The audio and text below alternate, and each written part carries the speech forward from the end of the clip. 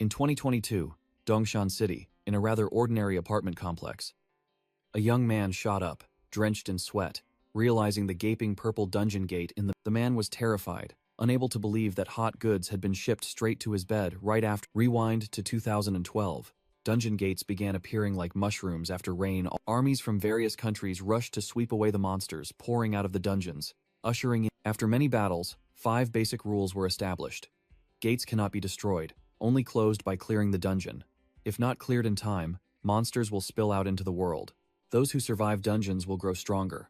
The harder the dungeon, the better the loot, and even nuclear bombs are no match for the final boss of the highest level dungeons.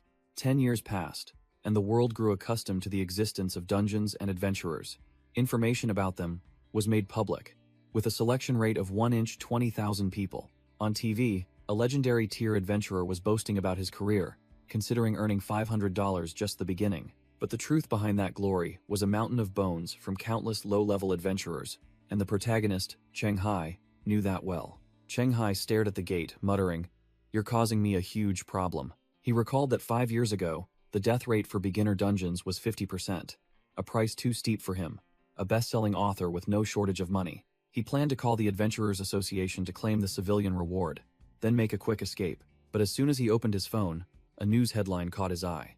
An association employee named Shanghai was arrested for murder and illegal dungeon gate trading. Shanghai was speechless, cold sweat pouring down as he realized even the safest path was fraught with risk. He told himself, if he encountered a greedy employee, it would be like a lamb walking into a tiger's mouth. Selling to companies wouldn't work either, because a new dungeon gate could only be used about 10 times. They would monitor and control him until they drained all its value. But if he left it alone, when the time ran out, the gate would expand, monsters would pour out, and he'd face 20 years in prison for endangering the community. After some deliberation, Cheng Hai decided to check the dungeon information himself first. If the death rate was high, he'd report it to the police and flee. If the survival rate was high, he'd handle it himself. He checked his phone and sighed in relief. Hunting Dungeon Level 2, 80% survival rate, beginner difficulty. 2 days later, a delivery person rang his doorbell. Cheng Hai opened the door. A delivery man was waiting. The delivery man set down a huge package and asked Cheng Hai to sign for it. The delivery man suddenly smirked, asking pointedly, "Hey, don't tell me you found an abandoned dungeon, did you? Why buy chainmail armor?" This left Cheng Hai speechless. To cover his tracks, Cheng Hai grabbed 2 cleavers and brandished them, boasting that he liked playing adventure games with friends, and his old gear was broken, so he bought new stuff. The delivery man just smiled and let it go. "It's nothing, I was just asking casually." Watching the delivery man's retreating back, Cheng Hai finally dared to breathe, sweat pouring off him like a shower. He thought to himself how terrifying it was to be seen through by someone. Slam. The door was immediately shut. Cheng Hai still hadn't recovered, his face pale from the sarcastic question. His everyday clothes were strewn on the floor. The transformation had begun. The package had been opened, wrapping paper discarded haphazardly. Cheng Hai was fully geared up. Chainmail, arm and leg guards, a helmet, and a hastily bought fire axe. He felt the armor was quite heavy and a bit tight around his chest. He tried moving and nodded in satisfaction. The armor didn't affect his flexibility. Through the visor of his helmet, Cheng Hai's eyes became sharp, filled with determination. He stood facing the swirling, dark, purple dungeon gate in the middle of the room. Gripping the axe handle tightly, sweat trickling down his temples, he made up his mind. Time to fight. His armored hand reached out, touching the chaotic energy surface of the gate. Without a moment's hesitation, Cheng Hai stepped straight inside. The scene inside was a forest.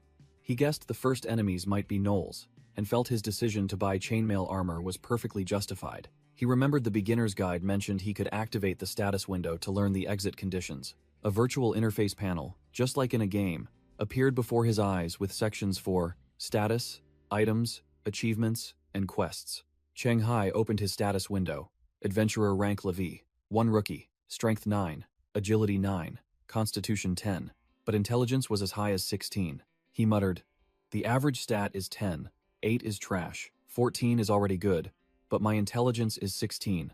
This is truly top tier." His face twisted into a smug grin, thinking that a trash stat like intelligence being so high at the start was extremely rare, because strength could be trained, but intelligence couldn't. He calmed himself down, telling himself to stop boasting, then opened the quest menu to check the conditions for exiting the dungeon. The quest appeared, Murloc Hunting Season, difficulty level 2. Completion condition, Eliminate a squad of tidal murlocs. Cheng Hai's face turned pale, sweat pouring down as he finished reading the quest. He yelled in the forest, "Why murlocs? I'm allergic to seafood. Can't I get a normal enemy?" Just then, a spear-wielding murloc scout slowly appeared on the path, while Cheng Hai was crouched down in the distance. The fish-like monster mumbled in its own language, then looked towards the dense bushes. In the darkness of the bushes, only Cheng Hai's murderous eyes were stalking his prey. He lunged from cover like a beast, eyes blazing, raising his axe to strike down the murloc. Suddenly, the small fry monster flinched and nimbly dodged, neatly evading Cheng Hai's devastating blow. Cheng Hai was stunned, unable to believe that a mere low-level mob could dodge his attack. The murloc bared its teeth and chuckled, muttering that, just as its leader had said, an adventurer had snuck into their forest. The forest scene suddenly became terrifying under the blazing red sunset. After the battle, Cheng Hai took off his helmet, panting beside the murloc's corpse, wondering if the dungeon's difficulty was bugged. He broke out in a cold sweat at the thought of facing an entire army like this. Then suddenly, a level-up notification appeared. Status window updated. Adventurer LV 2, along with a brand new title, Can Fight Murlocs. Cheng Hai was furious, thinking this title was clearly meant to insult him. Deciding to stop farming for the day, he picked up the murloc's spear and planned his retreat, intending to hire a trainer and return for revenge. A deep purple spatial gate opened wide in the modern living room, and Cheng Hai stepped out, officially logging out of the dungeon. As soon as he got home, Cheng Hai collapsed onto the sofa, out of breath. Damn, that was like half a year's worth of exercise. A virtual notification window appeared before him, and he muttered, "What is it now?" The Murloc hunting season quest window reported that the exit conditions were met, and the system began calculating rewards. He eagerly anticipated a good item. The calculation results appeared. Rank E. Can you be any more useless? Reward: a crappy thermos. Cheng Hai was boiling with rage, yelling, "So what if I'm weak? Everyone's trash before they get strong." He calmed himself, thinking it was better than nothing, then summoned the thermos to check its functions. Item information appeared. Can hold 500 milliliters of purified water. Upgradable. Who would want this piece of trash? Cheng Hai furiously threw the thermos onto the floor. Immediately after, Cheng Hai was at a luxurious gym and was warmly greeted by a female staff member. As he followed the staff member, he secretly thought, "I can't believe a small place like Dongshan has professional training services for adventurers," even though the annual cost would eat up all his new book royalties. He gritted his teeth and accepted. "If it helps me get stronger, this money is worth it." The staff member turned and asked, "Cheng Hai, have you ever had gym experience before?" He replied curtly, "No." The girl wondered why a newcomer would spend so much to hire trainer Anne, when a regular trainer would be enough to learn the basics. She narrowed her eyes, speculating, or perhaps this guy has become a rookie adventurer and urgently needs to improve his skills.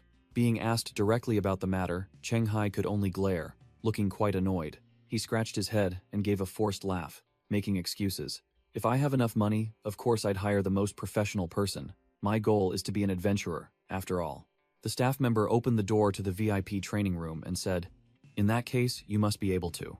About to meet the best trainer in Dongshan City, Cheng Hai broke out in a cold sweat, his heart pounding and legs trembling. The staff member cheerfully wished him good compatibility with trainer Anne. A blonde guy with a toned body was wiping sweat after his workout, a rather smug look on his face. Cheng Hai walked in, his face blank when he saw the blonde guy. "Huh? I thought it'd be some burly old man, but it's just a somewhat handsome guy." Just as he finished speaking, a towering giant appeared behind Cheng Hai, muttering, "My lessons are so expensive, yet someone still booked them." Wales Gym's AAA-rated trainer, Enran, asked directly, "So, you want to become an adventurer?" Cheng Hai could only force a smile. The first test, bench pressing 30 kilograms. It seemed like a real challenge for Cheng Hai. After only 5 reps, Cheng Hai was already out of breath, his limbs trembling, crying out, "Trainer, I can't hold on much longer." And Ran gently took the barbell, signaling him to stop. "All right, you did well." And Ran bluntly stated, "Bench pressing 30 kilograms 5 times. Your maximum weight is probably only 35 kilograms. For a beginner, this performance is considered BAD."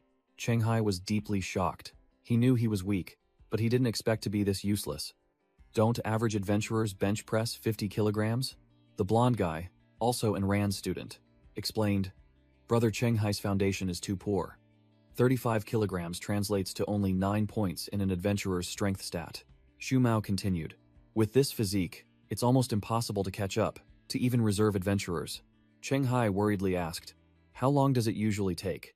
And Ron stated that if he trained every day, he would need a quarter to reach 11 points for the 3 basic stats, only slightly stronger than an average person. Cheng Hai wiped his sweat, nodding decisively. "All right, I understand." He sealed the deal right away. "So, let's train according to the 1/4 standard. What about the fees?" The three officially introduced themselves. The blonde guy's name was Shu Mao, and Cheng Hai was an author. After the workout, the two went for burgers. Shu Mao wondered why a rookie would splurge on hiring Trainer An, as his services were effective but also extremely expensive. Shu Mao advised that if he wasn't in a hurry, he could train himself or hire someone cheaper. Cheng Hai secretly thought, "I didn't sign a contract with the gym. I actually can't afford Trainer An's fees." But outwardly, Cheng Hai still acted like a big shot. "I'm not short on money. My books sell well. If I've set the goal of becoming an adventurer, I have to find the best person to build my foundation, right?" Shu Mao breathed a sigh of relief. "Ah, I see. I thought you had already discovered an unclaimed dungeon and become an adventurer." Shu Mao's gaze turned serious. As a senior, he decided to teach Cheng Hai some basic knowledge to avoid being scammed. Shu Mao explained, "When an adventurer enters a dungeon for the first time, a title is generated. Equipping it grants buffs, but also makes them easily noticed by those who specialize in hunting rookies." Shu Mao explained the rookie hunting mechanism. As long as the prey glances at the title, their behavior will be unusual, and the hunter will track down the entrance to the unclaimed dungeon. Shu Mao secretly assessed. No reaction, so he's probably not an adventurer, just a rich, weak writer, worthless. Meanwhile, Cheng Hai feigned ignorance.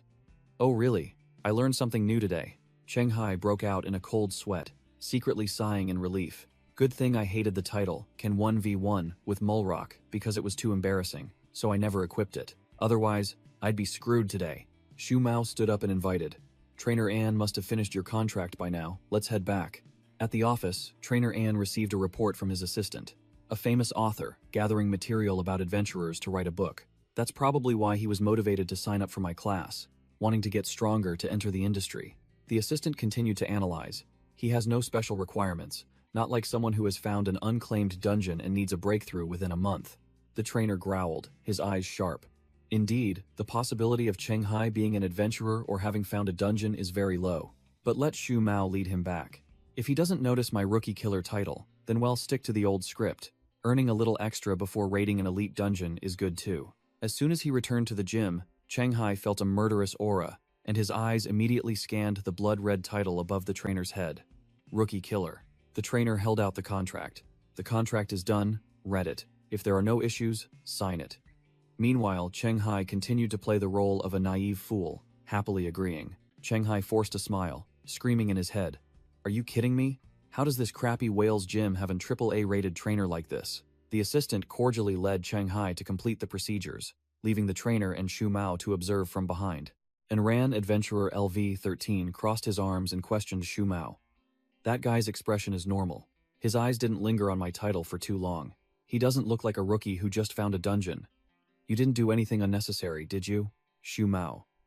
Adventurer LV-6 calmly replied, "How could I? I'm also an adventurer contracted with Wales Gym." Shu Mao turned his back and called out, "Then there's no need to pay attention to him anymore. Scribble." Cheng Hai put pen to paper, signing the contract, officially stepping into the trap.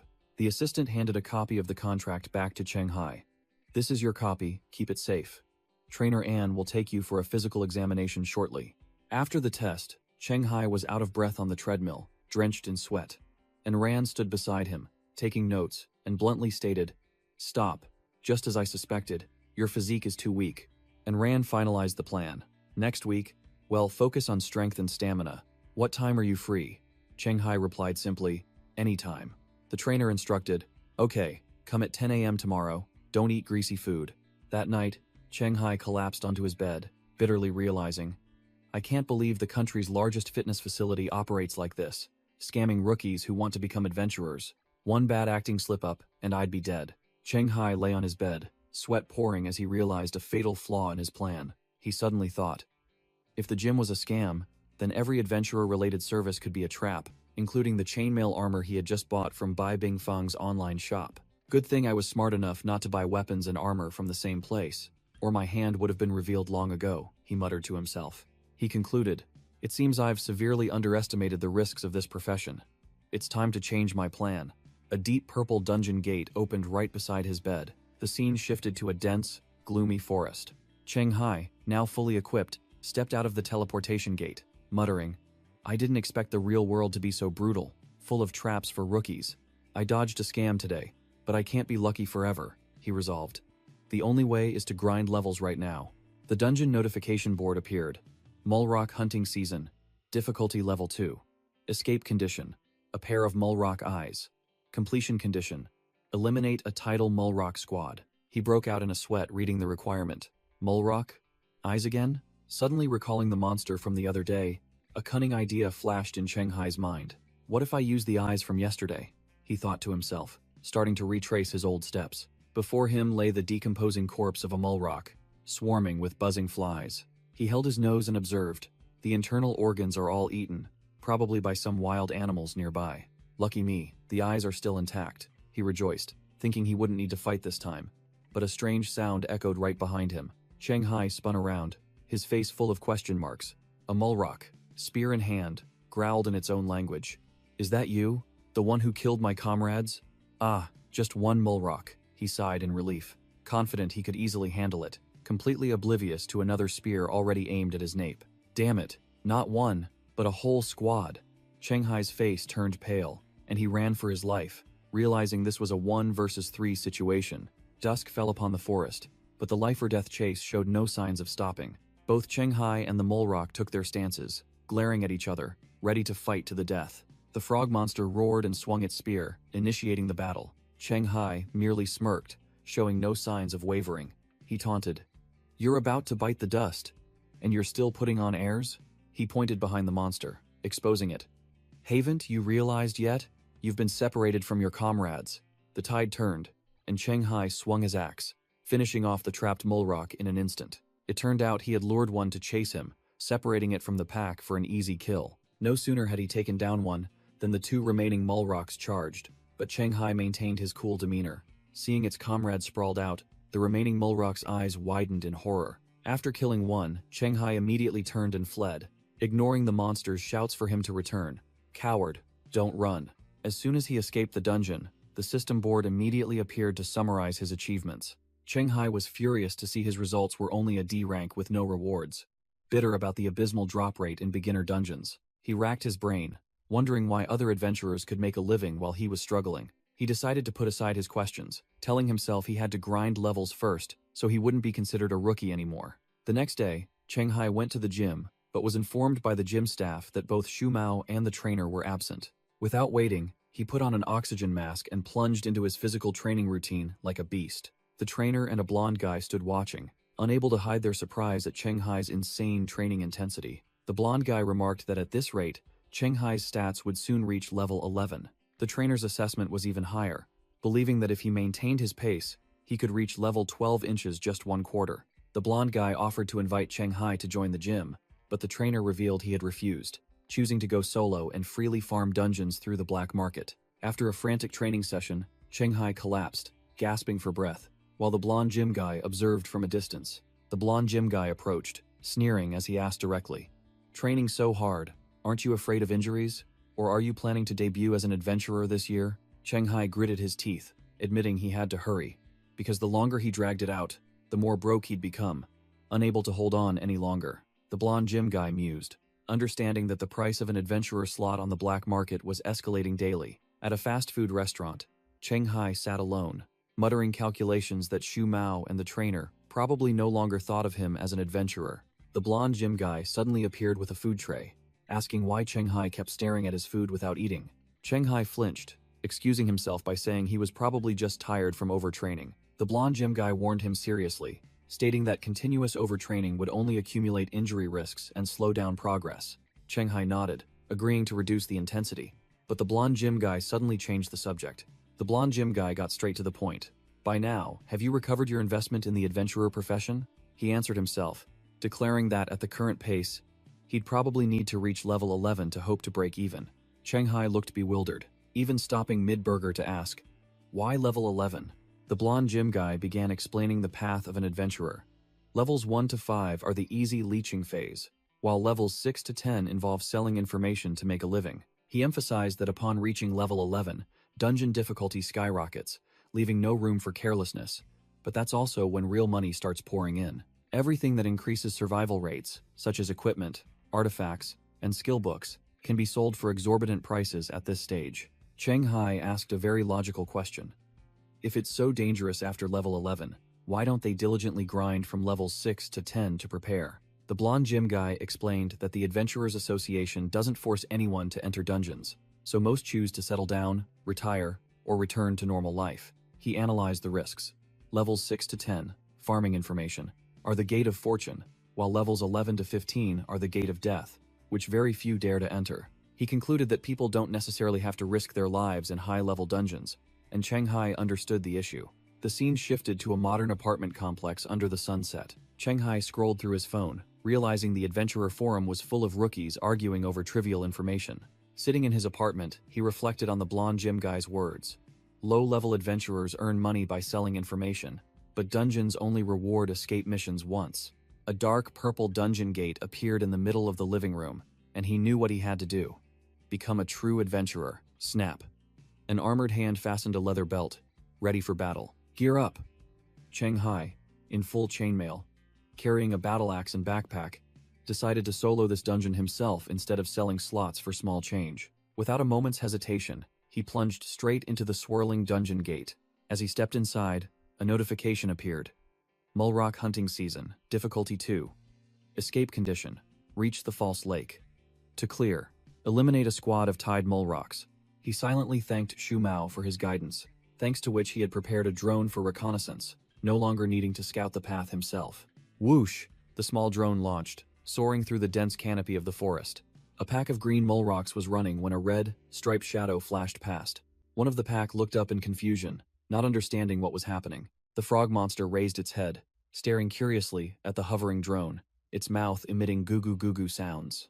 Cheng Hai flinched as he looked at the control screen. On the map, besides the green dots of the mulrocks, there was also a giant red scorpion icon.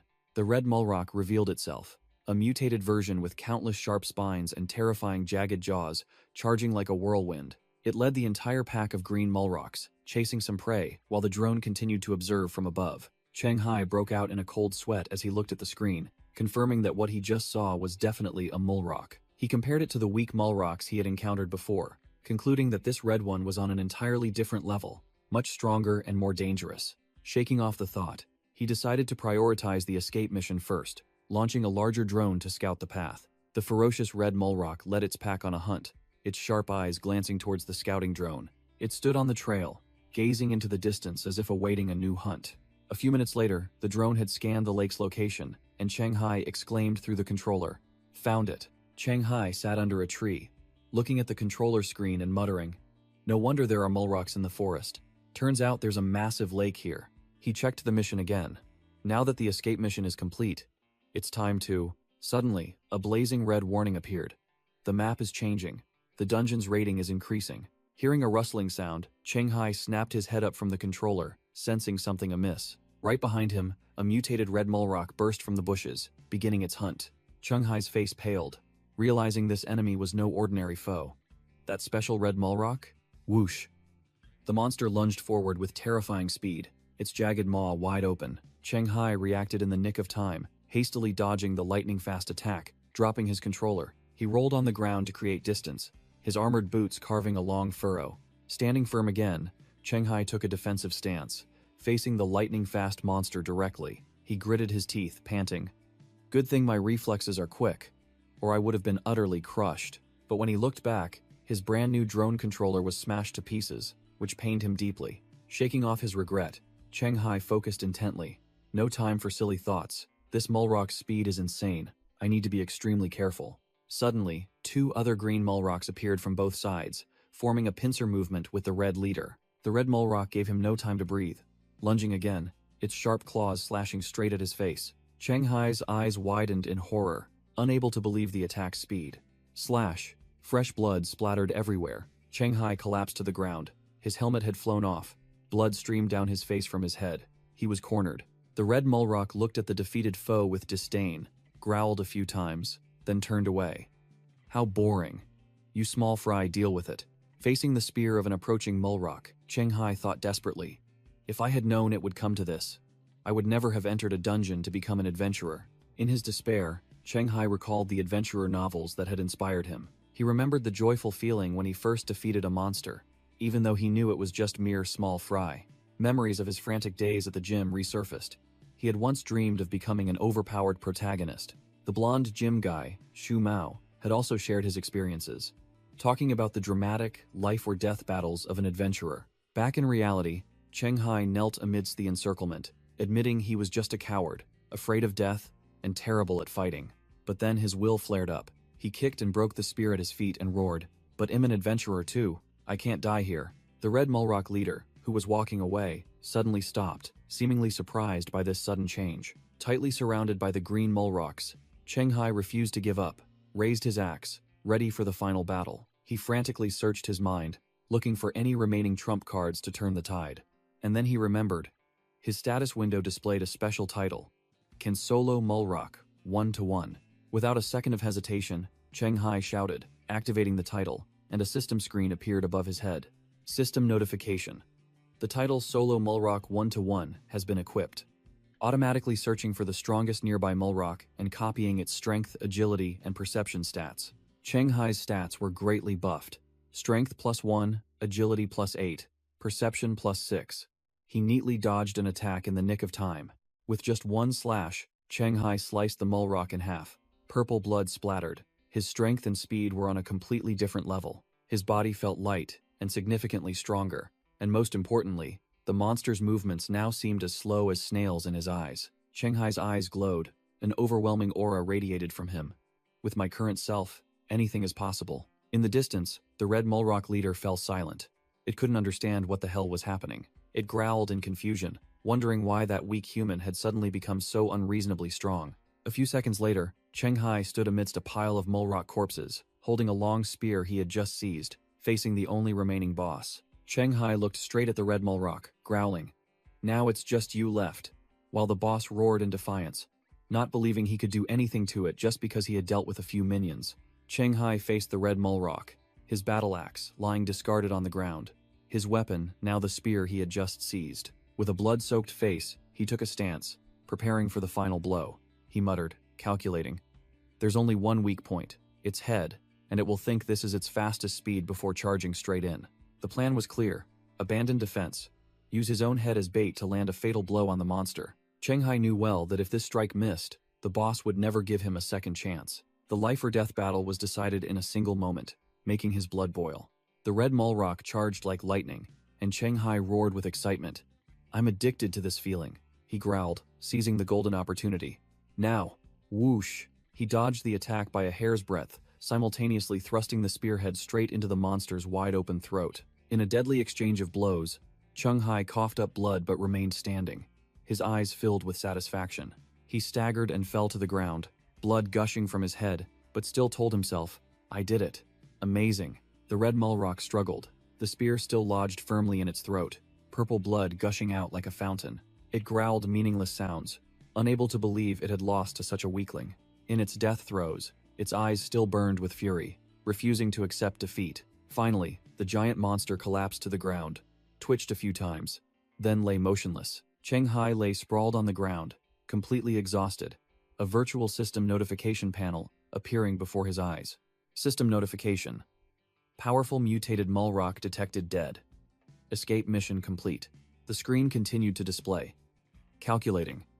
While Cheng Hai panted, waiting, the results appeared. S-rank evaluation. He received the new title, Survived Death, a hidden class transfer scroll for Deathwalker, and an item upgrade voucher. Cheng Hai muttered in confusion as he read the final hint. A normal thermos? The system screen appeared, and Cheng Hai's armored hand tapped directly on the normal thermos option. Lying flat on the ground, covered in blood, he decided to go big. Use the item upgrade voucher on the normal thermos. Whoosh! The thermos in his hand erupted in a dazzling white light. It's here! The crappy thermos transformed into a strange HP potion flask, its effect being to create a randomly flavored potion to heal injuries and restore stamina. Without thinking twice, Cheng Hai chugged the red liquid from the flask in one gulp. Miracles were real. The deep gashes on his neck healed instantly. He lay back on the ground, letting out a refreshed sigh. steam rising from his body. Ah, so refreshing. A few minutes passed, and the sky returned to its clear blue. Cheng Hai sat up, exhaled, and looked much more alert. He touched his neck, unable to believe he had fully recovered. I've recovered? Immediately, he called up his status panel to check. The stats panel appeared, and he was surprised to see his perception stat slightly increased, and the new title, Survived Death, added. Alright, let's see what the escape mission has changed into. He tapped on the mission tab. New mission. Mulrock hunting season. Difficulty. Requiring survival for 3 minutes against a super powerful mulrock or destruction of their spawning lake. Cheng Hai glanced towards the spawning lake, where several red mulrocks were circling on guard. He clicked his tongue, deciding not to take a foolish risk. Forget it. Then he picked up his spear. This cleanup mission is clearly not something I can handle right now. Goodbye. He turned his back and walked straight towards the teleportation gate. Zzz. A sudden surge of purple electricity enveloped Cheng Hai's body as he was about to leave. He turned back, bewildered, not understanding what the hell was happening. The dungeon gate began to swell abnormally, and he muttered, "Am I imagining things? Or did the dungeon gate just get bigger?" Cheng Hai's armored hand approached the purple energy vortex of the gate. Zap! A jolt of electricity struck Cheng Hai, pushing him back. The system coolly declared, "Insufficient level, unable to enter this dungeon," along with a notification that the gate would expand in 89 days. Kicked back home, Cheng Hai was stunned. Not strong enough? Has this dungeon been upgraded? He realized that the incredibly difficult escape mission was actually for a higher level dungeon. No wonder the reward was so good. Amidst the lingering purple energy, another notification panel unexpectedly appeared before him. The system detected he had no profession and suggested using the hidden profession transfer certificate, Deathwalker, a rare item that forum users praised endlessly. Without a second of hesitation, his armored finger pressed the accept button. The notification panel displayed, converting to Deathwalker profession. A surge of dark purple energy erupted, enveloping Cheng Hai's entire body during the conversion. A brand new status panel appeared. Profession, Deathwalker, new. All basic stats were also updated. The Deathwalker's effects were overwhelmingly powerful. A direct +5 to perception, and a significant increase in strength and agility when near death. Cheng Hai was overwhelmed by the new sensation. Is this what 16 perception points feel like? Now, even with his eyes closed, his brain could scan and recreate the entire living room in detail. He dared not imagine what the world would look like if his perception stat reached 20. Incidentally, he also checked the effects of the Survived Death title. It turned out to be a survival buff as well, adding 4 points to strength, agility, and perception when cornered, almost identical to the Deathwalker's effects. The scene shifted to the gym, where the blonde gym guy watched Cheng Hai train like a monster, his eyes wide.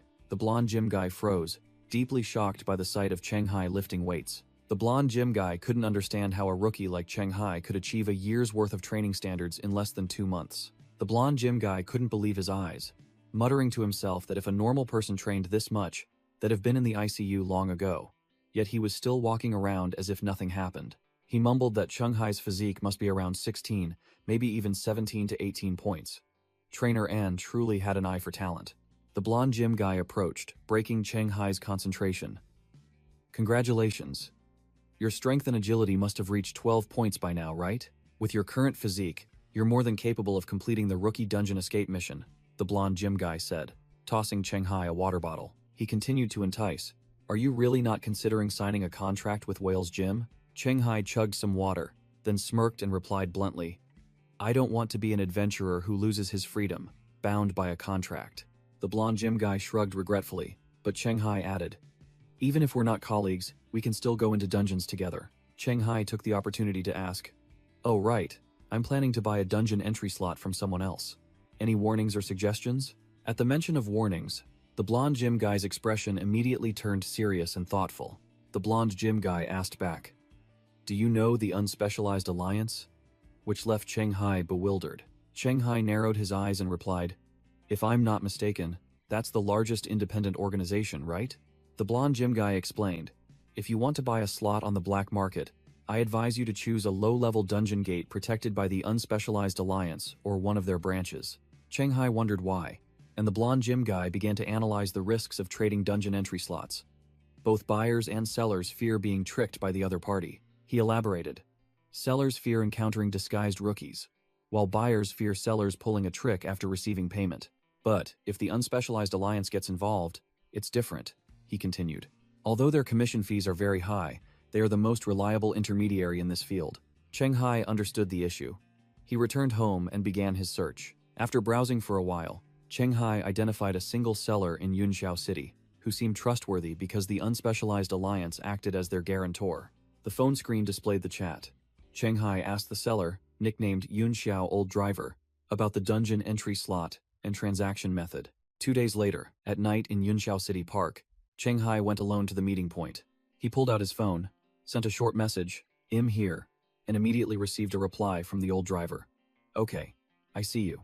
Cheng Hai glanced confidently, calling out, "Over here!" From a distance, a burly man ran over, waving, with an entire team waiting behind him. Cheng Hai maintained a cool expression, confirming with the other party over the phone, "Yun Xiao Old Driver?" The burly man confirmed he was Yun Xiao Old Driver, the one selling dungeon entry slots, and also recognized Cheng Hai. Cheng Hai offered a polite smile, greeting his business partner. Yun Xiao Old Driver urged, "We're just waiting for you. Hurry up and sign the contract, then the whole team can enter the dungeon." An alliance contractor in a purple vest from the Unspecialized Alliance appeared, skillfully wielding a quill over a parchment scroll to establish a magic contract. The alliance contractor clearly explained the rules. The buyer transfers money to an intermediary account, and after the job is done, the money will be transferred to the seller. He continued to outline the terms. Dangerous actions are prohibited. The seller must not abandon the buyer, and the dungeon's location is top secret.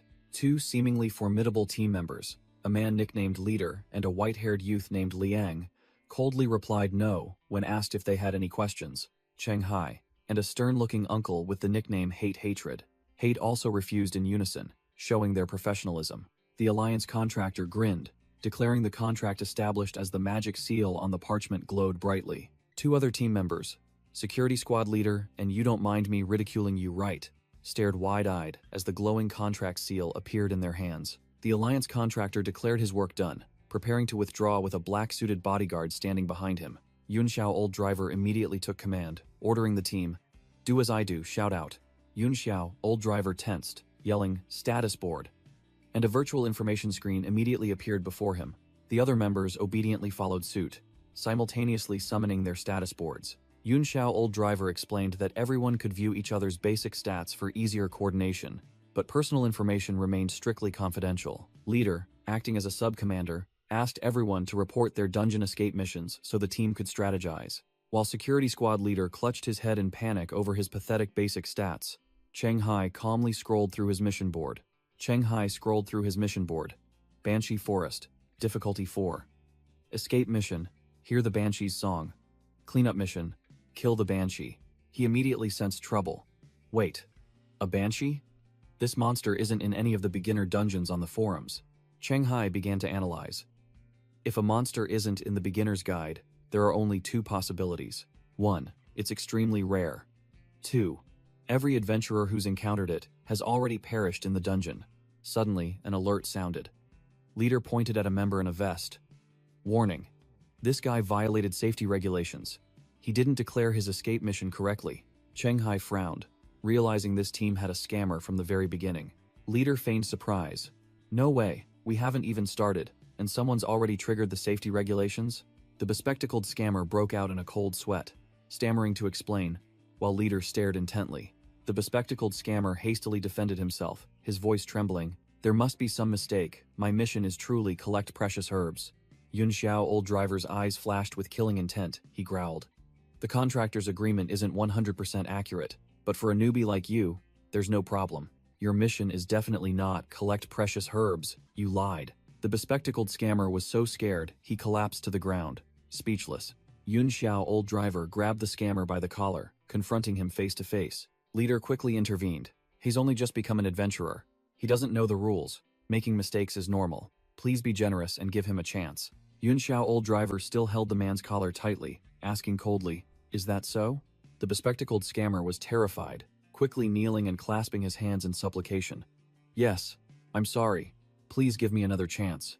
Yun Xiao Old Driver spared him, and then ordered the team to report their missions again. His was, find the Lake Banshee. Leader's was, hear the Banshee's song. Cheng Hai's was, observe the Banshee for 10 seconds, and Liang's was also, find the Banshee. Leader began to analyze. Find the Lake Banshee, observe the Banshee for 10 seconds, and hear the Banshee's song? Hate, hatred. Hate and Liang stood next to each other, one anxiously asking, "Are these missions dangerous?" Leader crossed his arms, acting like a professional. "It depends on the situation. If you're well prepared, these missions are actually quite easy." The silver-haired man looked at Leader, who was standing alone by the lake, then turned to Yun Xiao Old Driver, and asked, "What is he doing?" Yun Xiao Old Driver smirked knowingly. "The lake banshee is being summoned." The leader pulled out a harmonica and played an eerie tune. When asked how he knew this trick, he simply replied that it was a trade secret. The melody echoed across the lake, and a creature with silver hair and pointed ears slowly emerged from the water. Everyone stared in astonishment, and the security squad leader pointed and shouted, "The lake banshee is here." The mission notification boards for Yun Xiao Old Driver and the bespectacled scammer simultaneously lit up, indicating completion. Cheng Hai remained highly focused, muttering a countdown as he stared intently at the lake banshee. As soon as he counted to 10, Cheng Hai immediately called up his status window. A notification appeared right before him. Escape mission completed. Yun Xiao Old Driver ordered the team, "Everyone put on your earplugs. The lake banshee is about to sing." The security squad leader asked blankly, "What happens if we don't wear them?" Cheng Hai had only just caught a faint snippet of the melody, and blood was already gushing from his nose. He was horrified. "Am I bleeding?" He quickly covered his ears tightly, sweat pouring down. "Good thing I wore earplugs, otherwise I'd probably be dead. A dungeon not in the guidebooks is truly something else." The leader signaled to stop, and the lake banshee also ceased her singing. A massive column of water shot into the sky as the lake banshee dove back into the lake. The leader turned back and declared, "Everyone's mission is complete, right? Now, let's head back the way we came." He gestured for the team to leave quickly, but then paused when a voice called out from behind. "You don't mind me ridiculing you, right?" Spoke up mockingly. "You're in such a hurry to send us away. Is it because you want to monopolize all the precious plants and minerals here?" The leader turned back, glaring daggers at the one who had just spoken. The bespectacled scammer argued defiantly. "We paid, so why can't we pick some herbs to recoup our investment? The contract doesn't forbid it, does it?" While Yun Xiao Old Driver was already getting annoyed, he continued to be evasive with Yun Xiao Old Driver. "The contract also doesn't say we can't farm items after completing the mission, does it?" Cheng Hai turned to ask Liang, wondering why adventurers would collect resources. Liang explained nonchalantly, "You don't know? Most adventurers aren't skilled enough to clear dungeons, so farming resources is their main way to make a living." The leader sneered, seeing through their intentions. "So you guys think that once the mission is done, and you have a protection contract, I wouldn't dare touch you? And that's why you want to cause trouble?" The bespectacled scammer smirked defiantly, blood on his lips making him look even crazier.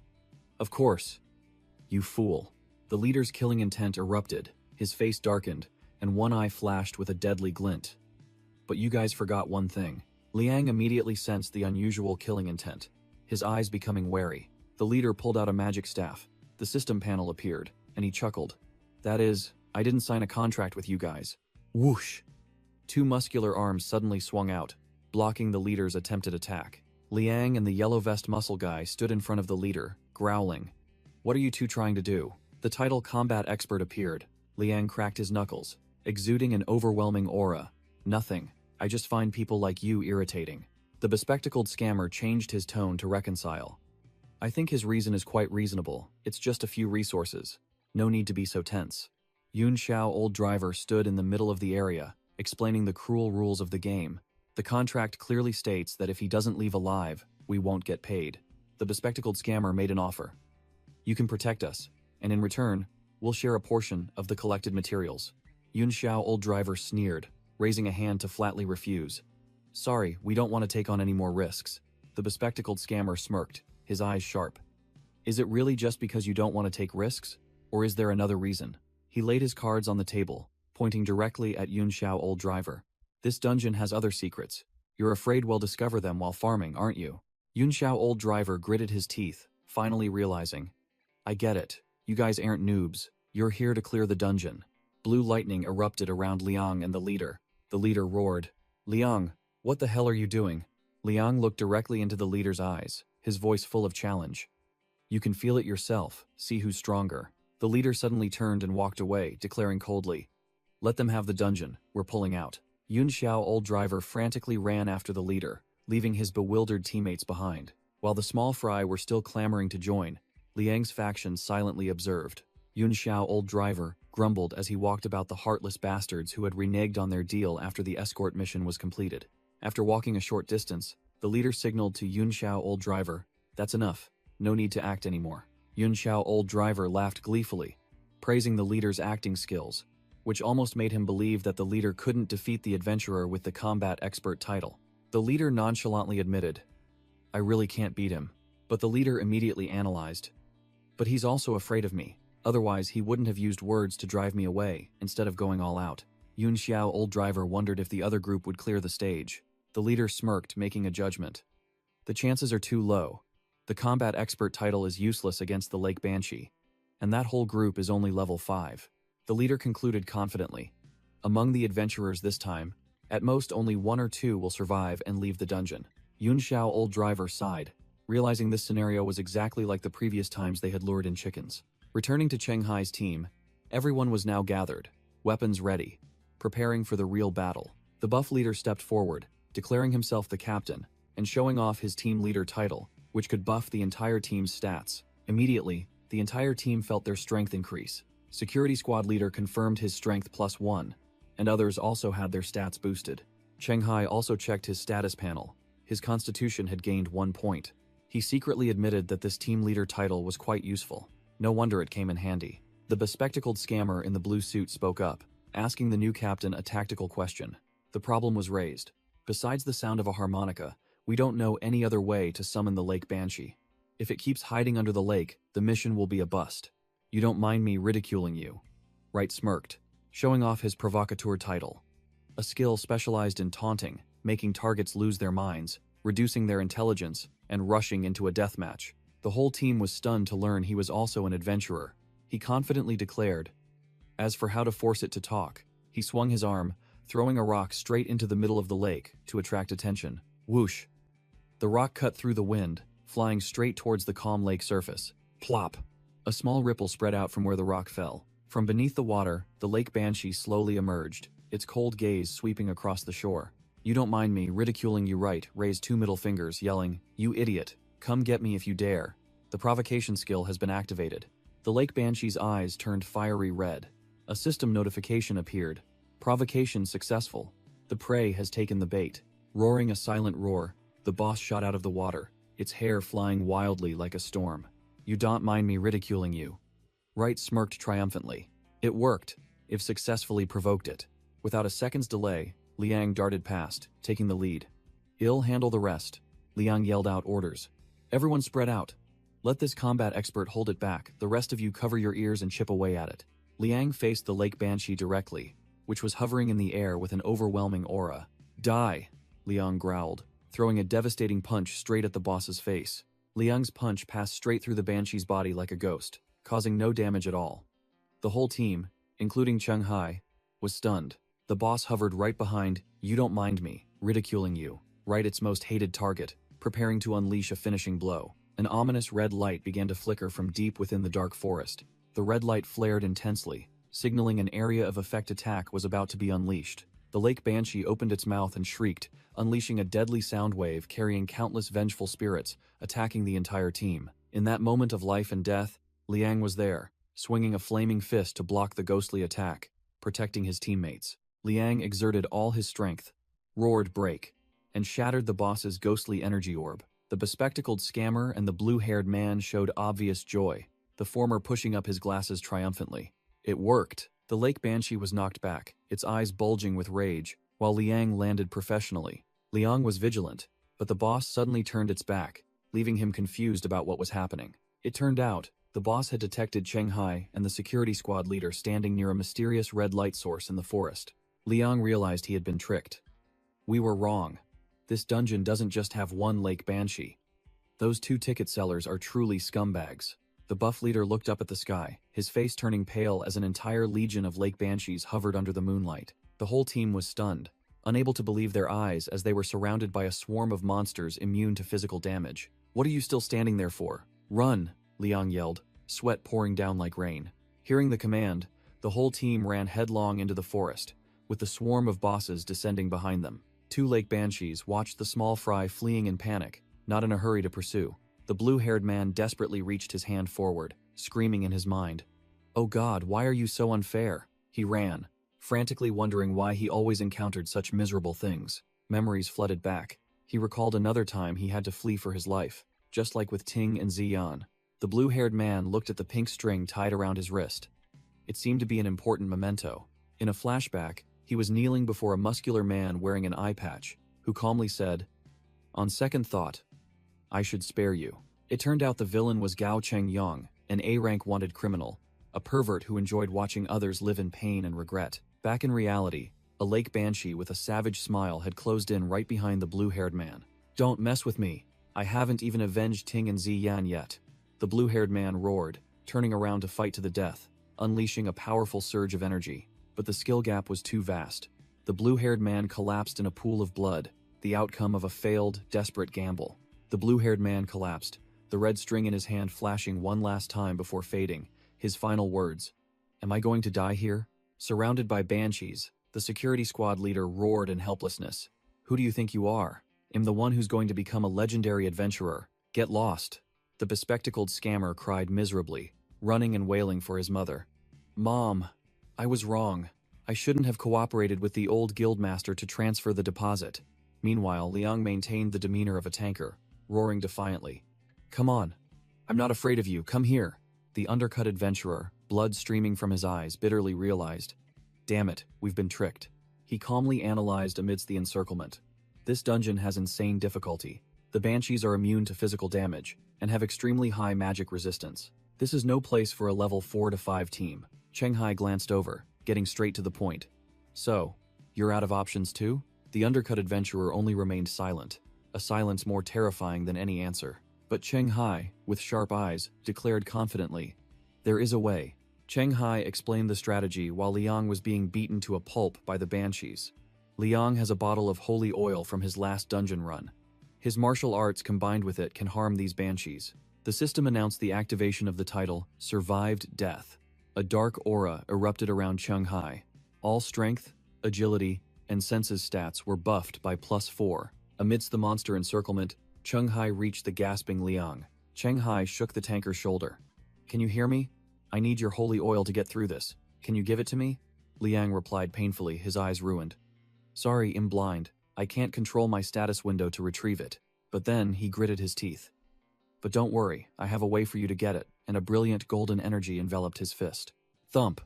Liang delivered a self-destructive punch to his own chest. A decisive and cruel act. Cheng Hai was stunned. Liang's blood splattered his face as the tanker whispered, "But the condition is that I have to die before the item drops." Liang lay dead on the ground. A pile of items dropped, including the holy oil, while Cheng Hai stood speechless. I have a feeling he misunderstood me," Cheng Hai thought to himself. With 20 agility points after the buff, he had more than enough to escape, but he just wanted to see if he could clear the dungeon. And besides, that tanker was dead for sure anyway. Without hesitation, Cheng Hai reached out and picked up the holy oil. The system confirmed the item had been collected. Without wasting a second, Cheng Hai poured the holy oil onto his longsword.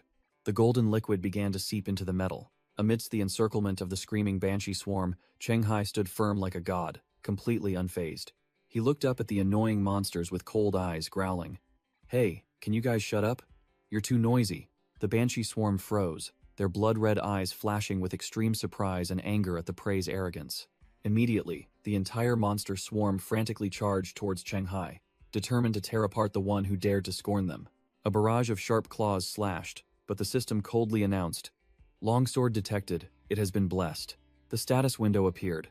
Longsword has been upgraded to Blessed Longsword, adding Holy Attribute, dealing an additional 2 damage to evil creatures. Cheng Hai smirked. Even though the added stats seemed like a joke, he still braced himself. An extra 2 damage to demons, huh? He swung his sword. A dazzling holy light swept horizontally, blowing away everything in its path.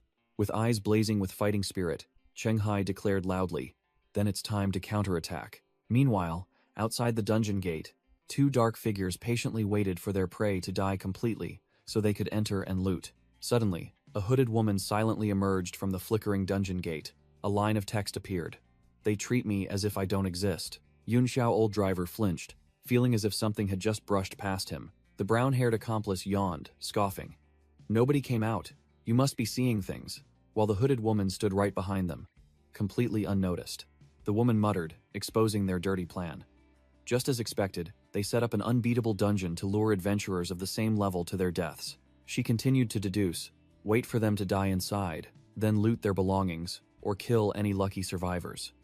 The son of my client surely died this way. On her phone screen, she messaged her client, the one who sold your son the slot is a vulture, and the system explained the term refers to those who specialize in tricking newcomers into deadly situations to loot their items. Back in battle, Cheng Hai unleashed a horizontal sword slash, holy light enveloping a banshee. The banshee shrieked and then disintegrated into dust under the holy power, proving that the +2 damage buff was real. The yellow vest muscle guy, who was thought to be dead, was sitting panting behind a rock, while Cheng Hai, full of vigor, asked, "How do you feel? Can you get up?" The yellow vest muscle guy braced himself, confessing that his internal organs had been shattered by the banshee's scream. Cheng Hai merely replied with a cold, emotionless, "Is that so?" The muscle guy slumped to the ground, asking in despair, "Are all the others dead?" Cheng Hai coldly confirmed, "Yes, the fat guy, the four-eyed guy, the old man, and your 2 lackeys are all gone." The muscle guy stared at Cheng Hai, realizing this young man was no ordinary adventurer. "This isn't your first time in a dungeon, is it? Otherwise, you must have an extremely powerful title or profession, or both." Cheng Hai scratched his cheek, looking slightly flustered. "I thought you wouldn't expose me." The muscle guy began to bargain. "Now it's just me. It doesn't matter if I say it. If I cooperate to keep your secret and give you all the rewards from here, will you spare me?" He pointed to a unilateral contract scroll that had fallen from a dead teammate, offering to use it to bind his promise. Cheng Hai pressed his sword to the man's throat, his logic icy. "But if you die, my secret is still kept, and I save that unilateral contract." The muscle guy broke out in a sweat, trying to salvage the situation. "But then you won't get the dungeon's quest rewards. Between a contract and the rewards of a nearly impossible dungeon, which is more valuable?" Cheng Hai remained silent, his sharp gaze clearly weighing the offer. The muscle guy played his last card, warning that Yun Xiao old driver and his accomplices were definitely waiting outside the gate, and those scavenger vultures were no pushovers in combat. Outside the dungeon, Yun Xiao old driver and his accomplice in the vest were impatiently waiting beside the spatial gate. The man in the vest mocked Yun Xiao old driver for being overly cautious, asserting that no one would come out. Suddenly, the dungeon gate cracked and collapsed as Cheng Hai helped the muscle guy out, making Yun Xiao old driver freeze.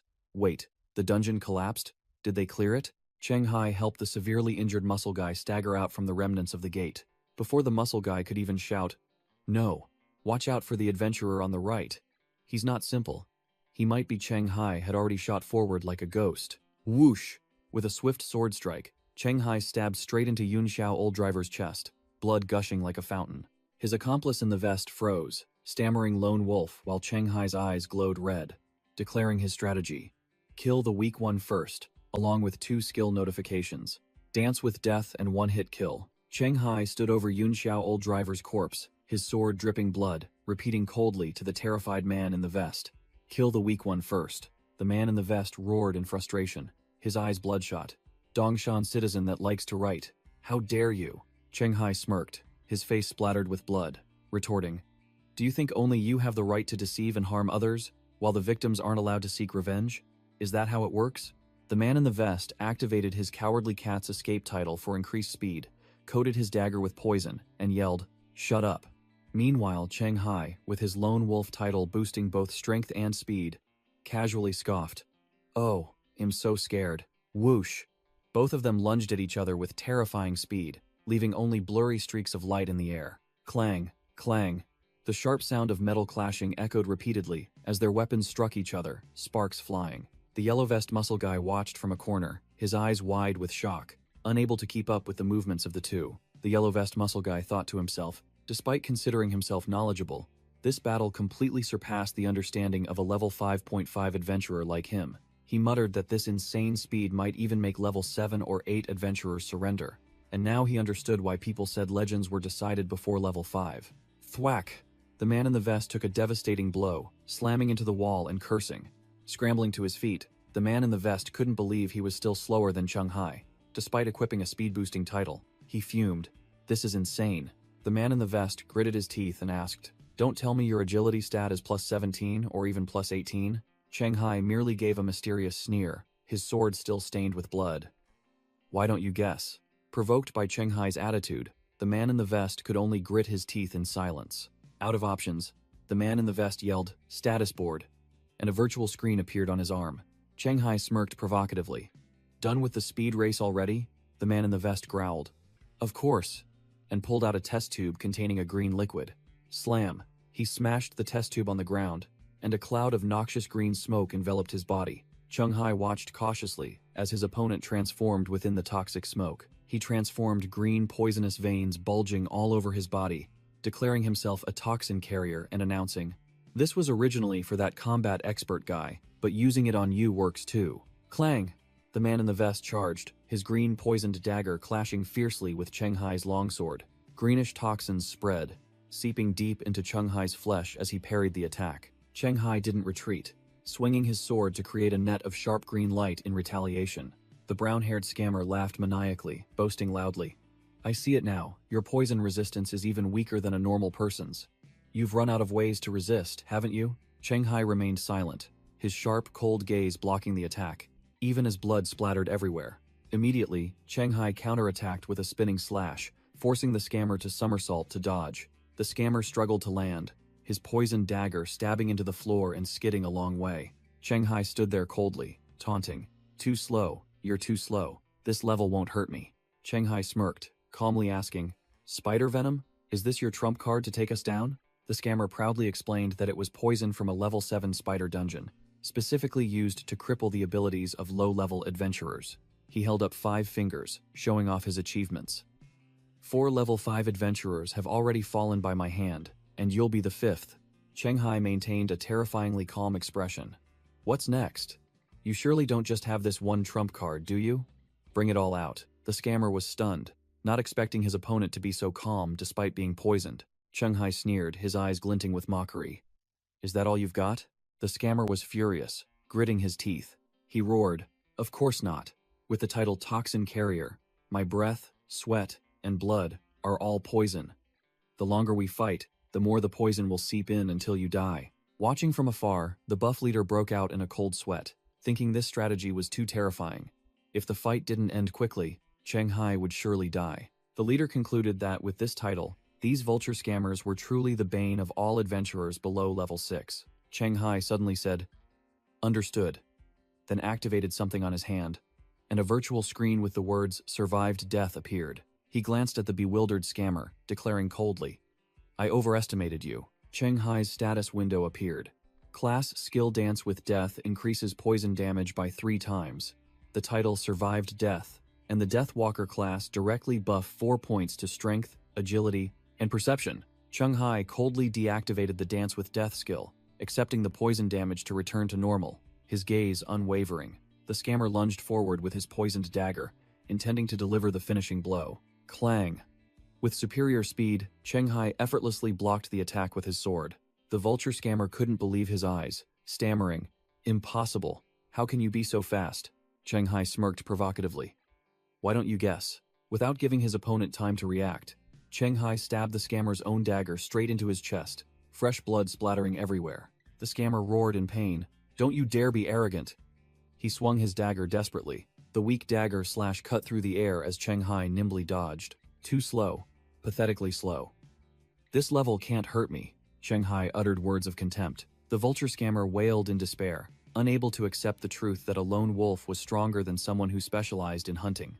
Level 5 adventurers like him. Cheng Hai delivered the finishing sword thrust to his throat, blood gushing out like a fountain. He leaned close to the dying man's ear, coldly explaining, "Nothing is impossible.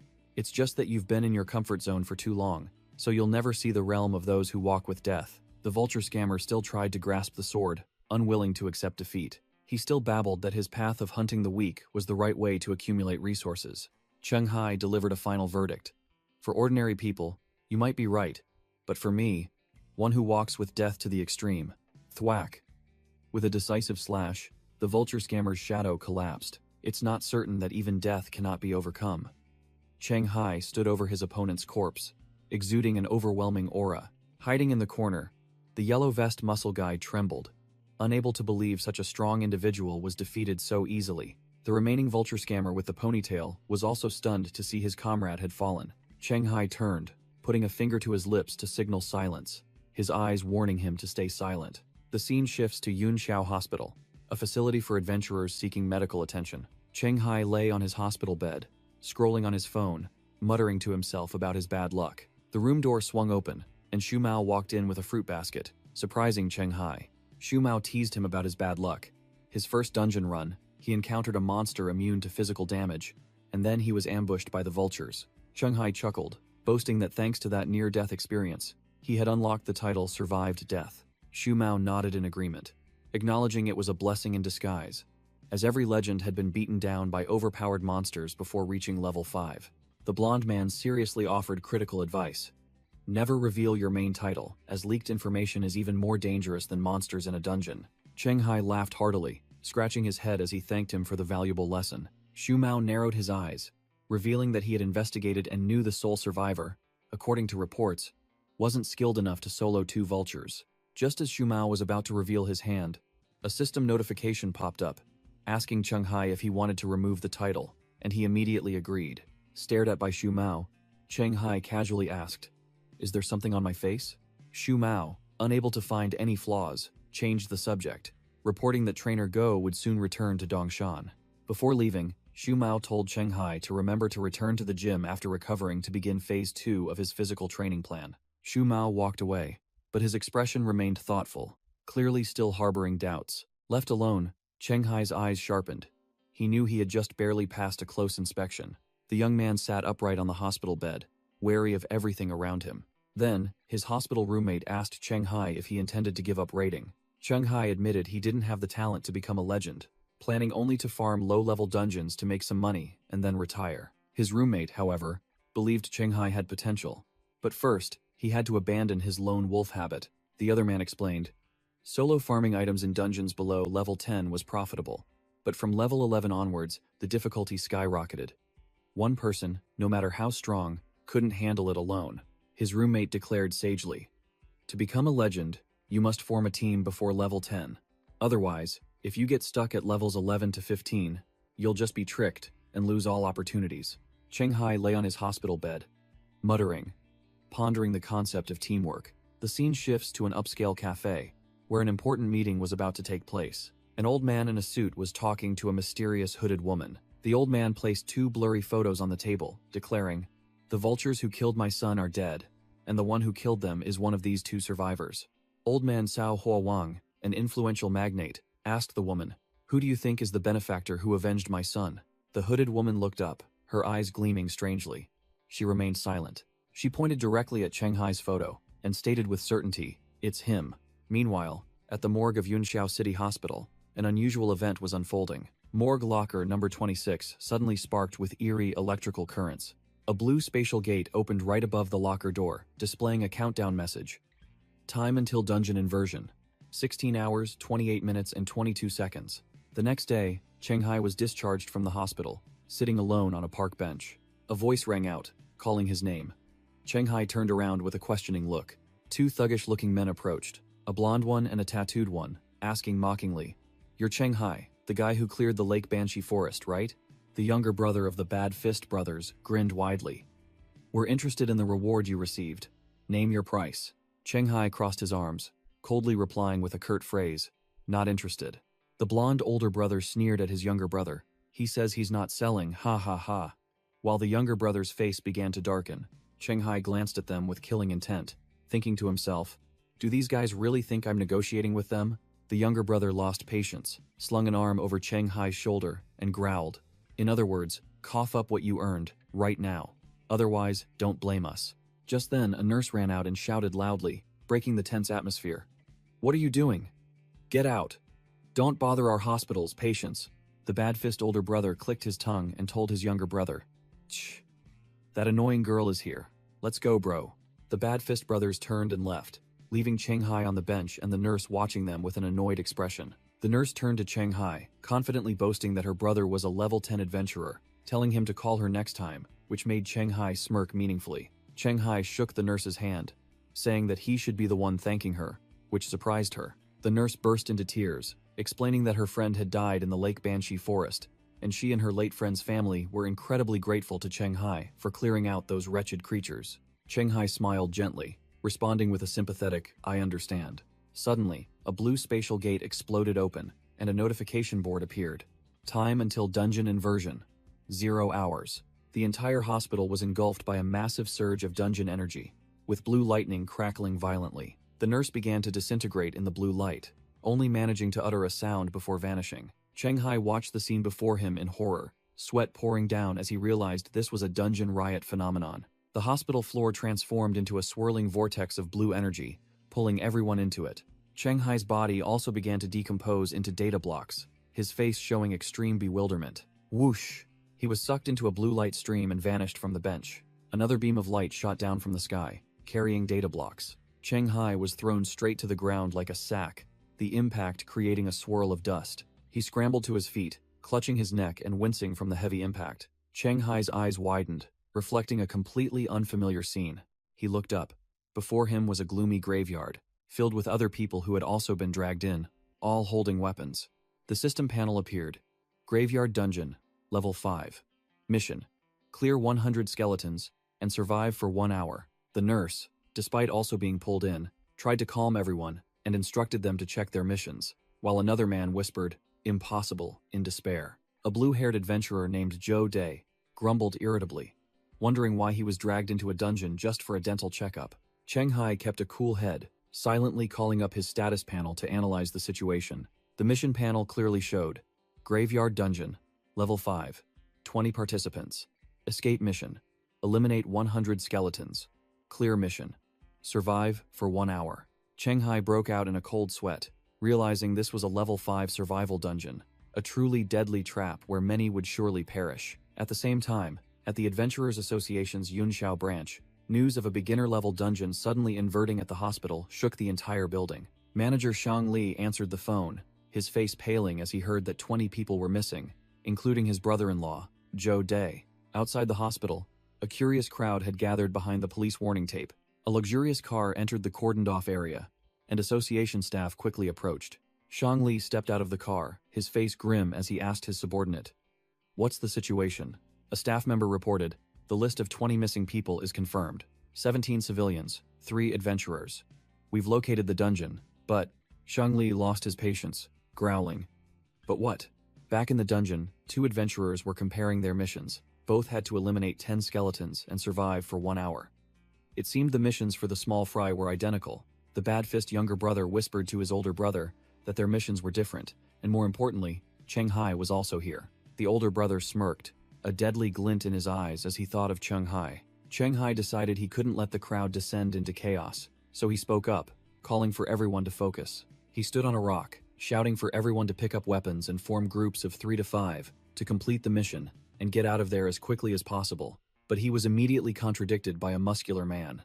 The muscular man crossed his arms and sneered, inciting the crowd.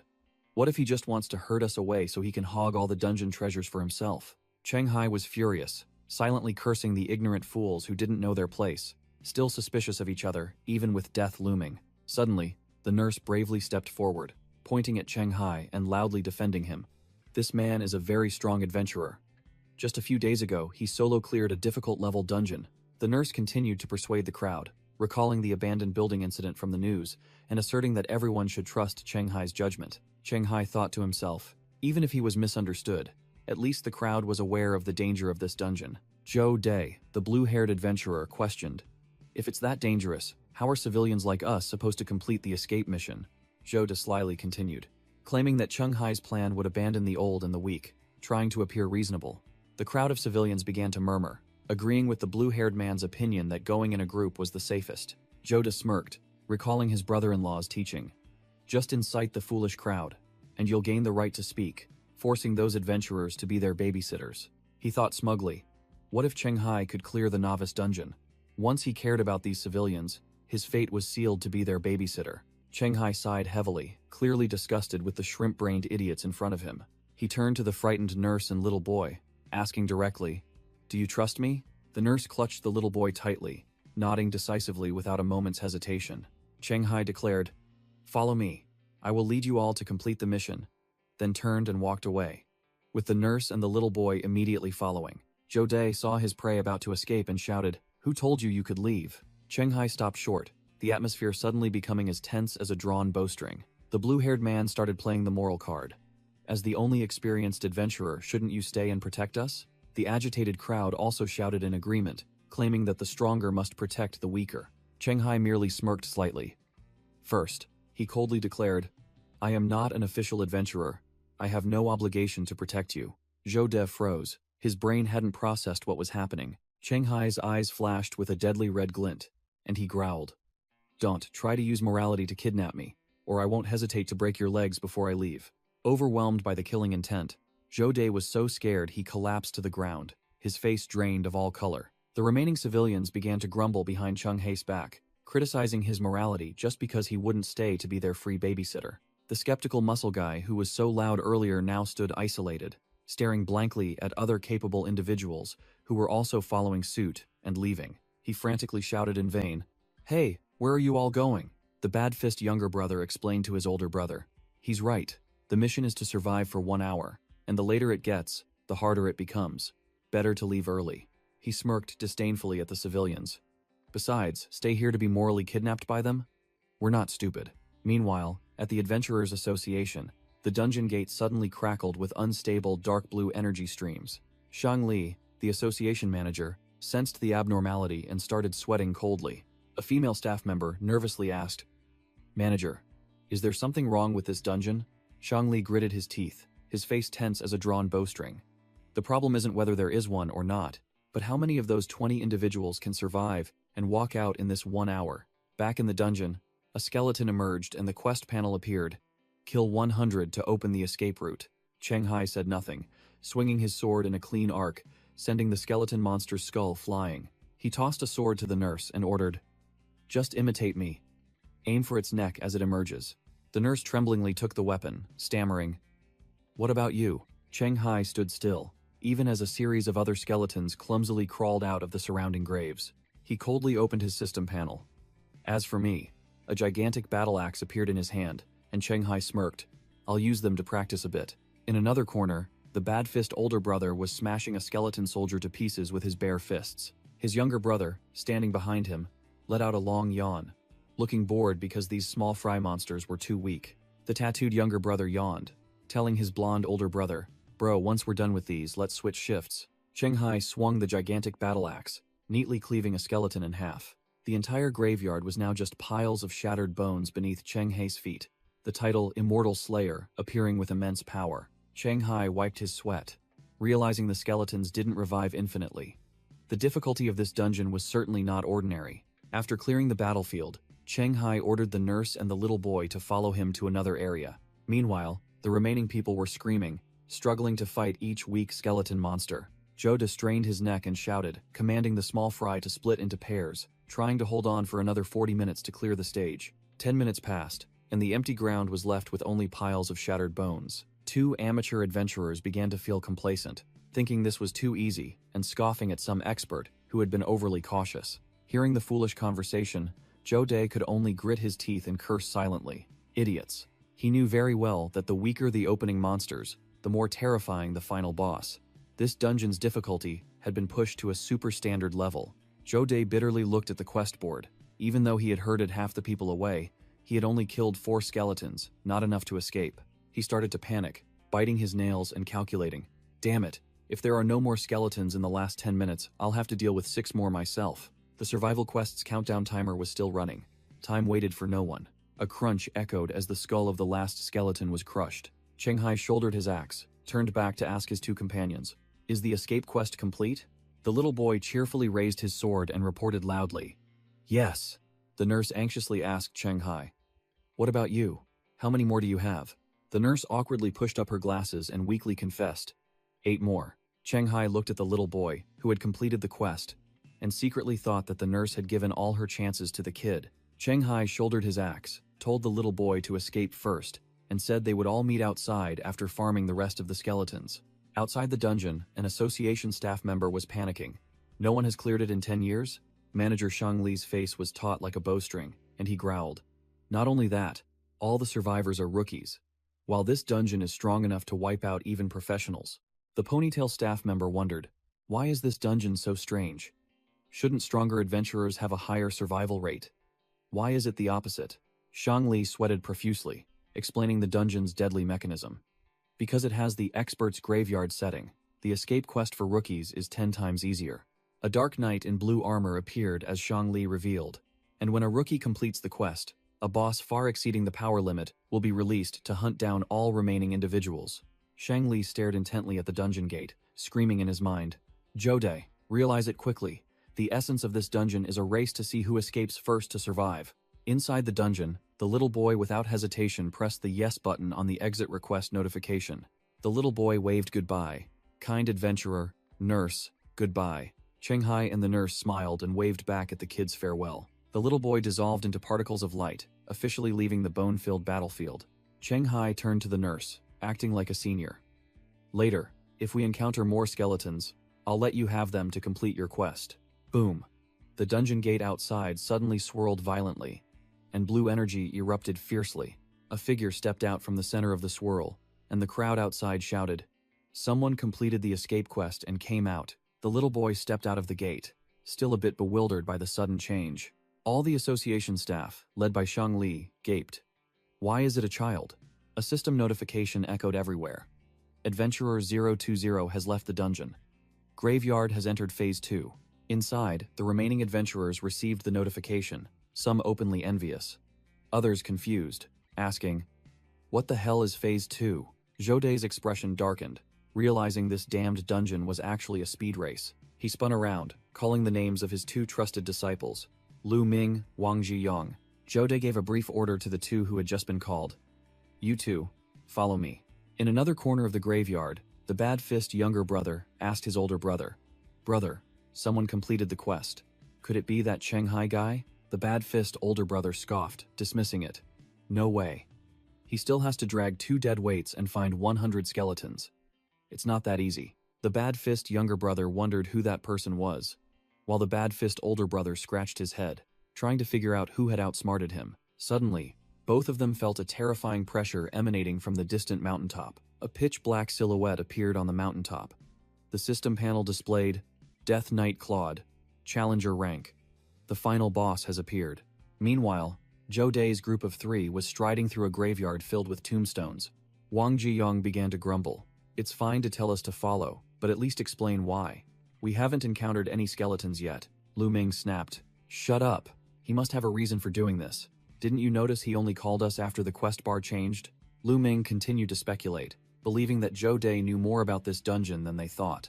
Jode suddenly stopped, causing the two behind him to halt in confusion. From behind Jode, an army of skeletons crawled out of the graves, ready for battle. All 3 immediately took their stances, energy surging around their weapons. Jode coldly ordered, "Prepare for battle." The leftover adventurers began to wail, regretting having driven away the expert and now feeling abandoned. A colossal black shadow enveloped them, the clatter of hooves echoing, signaling that death had come knocking. Another bald adventurer and his 2 followers also sensed the change, their faces filled with questions. The bald adventurer's eyes, along with those of the Bad Fist brothers, simultaneously sharpened. The real game had just begun. Death Knight Claude appeared majestically on his bone steed, the aura of a final boss blazing fiercely amidst the graveyard.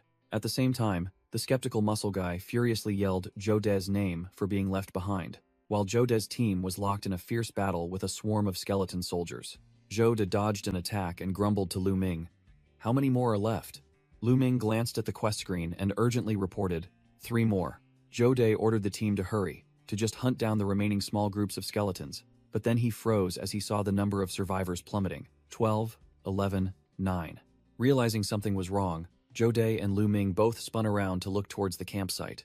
Lu Ming panicked. "What did you say?" Surrounded by skeletons, the nurse trembled and grabbed Cheng Hai, asking about Phase 2. Cheng Hai nonchalantly sliced a skeleton away, simply explaining that the monsters would get stronger, then got straight to the point. "How's your escape quest coming along?" The nurse quickly opened her status panel to check. Her eyes widened, and her mouth hung open in astonishment. The notification panel clearly showed only 4 over 19 survivors left. Her quest was to eliminate 10 skeleton soldiers, 8 completed. She shrieked, "Cheng Hai, something's wrong. Everyone's dead. There are only 4 of us left." The Death Knight stood tall amidst a pool of blood, surrounded by the corpses of the small fry adventurers who had been wiped out. Claude's eyes swept around, muttering as he located his targets. 2 on the left, 2 on the right. The spectral steed neighed, rearing up, ready to charge into the hunt. Claude tugged the reins, and the horse shot forward like a blue lightning bolt. He decided to deal with the targets on the left first. Jode broke into a sweat, explaining the tense situation. They say the dungeon boss has appeared. If we want to live, we have to go back and find the escape route near the boss. Lu Ming argued, his neck veins bulging. Don't joke around. How are we supposed to complete the quest amidst a swarm of skeletons? Even with Wang Jiyong here, we couldn't do it. Before he could finish, both saw the shadow of the Death Knight charging from afar. There was no more time to farm small fry soldiers. Whoosh! Claude closed in an instant. His sharp spearhead pointed directly at the two men, frozen in shock. Death Knight Claude smirked, muttering as he counted fates. 1 more, and 2 on the right. Zhou Dai only managed to utter a desperate plea for help before the spear of death swept past. Against a backdrop of blood red, the Death Knight's dark silhouette on horseback swept away the two adventurers in an instant. Cheng Hai, now clad in iron armor, sat down to rest and asked the nurse, who was finishing her quest, how she was doing. Thwack! The nurse's sword plunged straight into a skeleton's skull, cleanly finishing it off. The nurse sighed in relief upon completing her quest, while Cheng Hai stood up and stretched, preparing for the real battle. The nurse turned back, reporting loudly to Cheng Hai. I'm fine. Cheng Hai glanced at her, his voice calm but resolute. Leave the sword here. You go first. Suddenly, Cheng Hai's eyes flashed. A Deathwalker's senses signaled deadly danger approaching. Before the nurse could understand what was happening, Death Knight Claude appeared silently behind her, like a ghost. Cheng Hai roared, "Get down!" and lunged like an arrow. Activating his class skill, Dance with Death, Claude's spear thrust forward, mere centimeters from the nurse's face.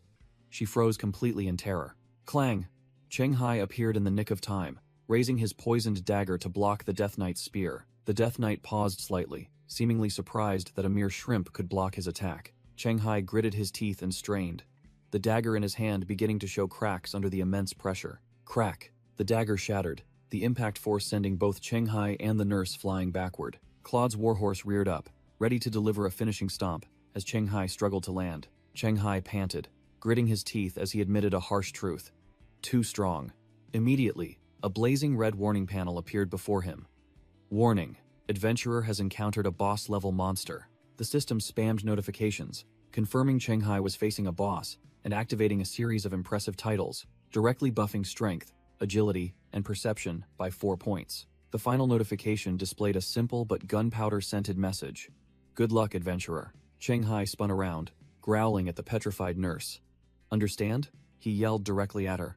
You'll only be in the way if you stay here. The nurse wasn't a damsel in distress. She yelled back, I know, and urged Cheng Hai to survive and return. With a whoosh, the nurse dashed out of the dungeon gate, surprising the association members waiting outside. The little boy who had escaped earlier cheered happily upon recognizing her. It's the nurse. A female association staff member quickly caught the staggering nurse, urgently asking, Is anyone else alive inside? The nurse could only gasp. Still, while manager Shang Li stood behind her, his expression grim.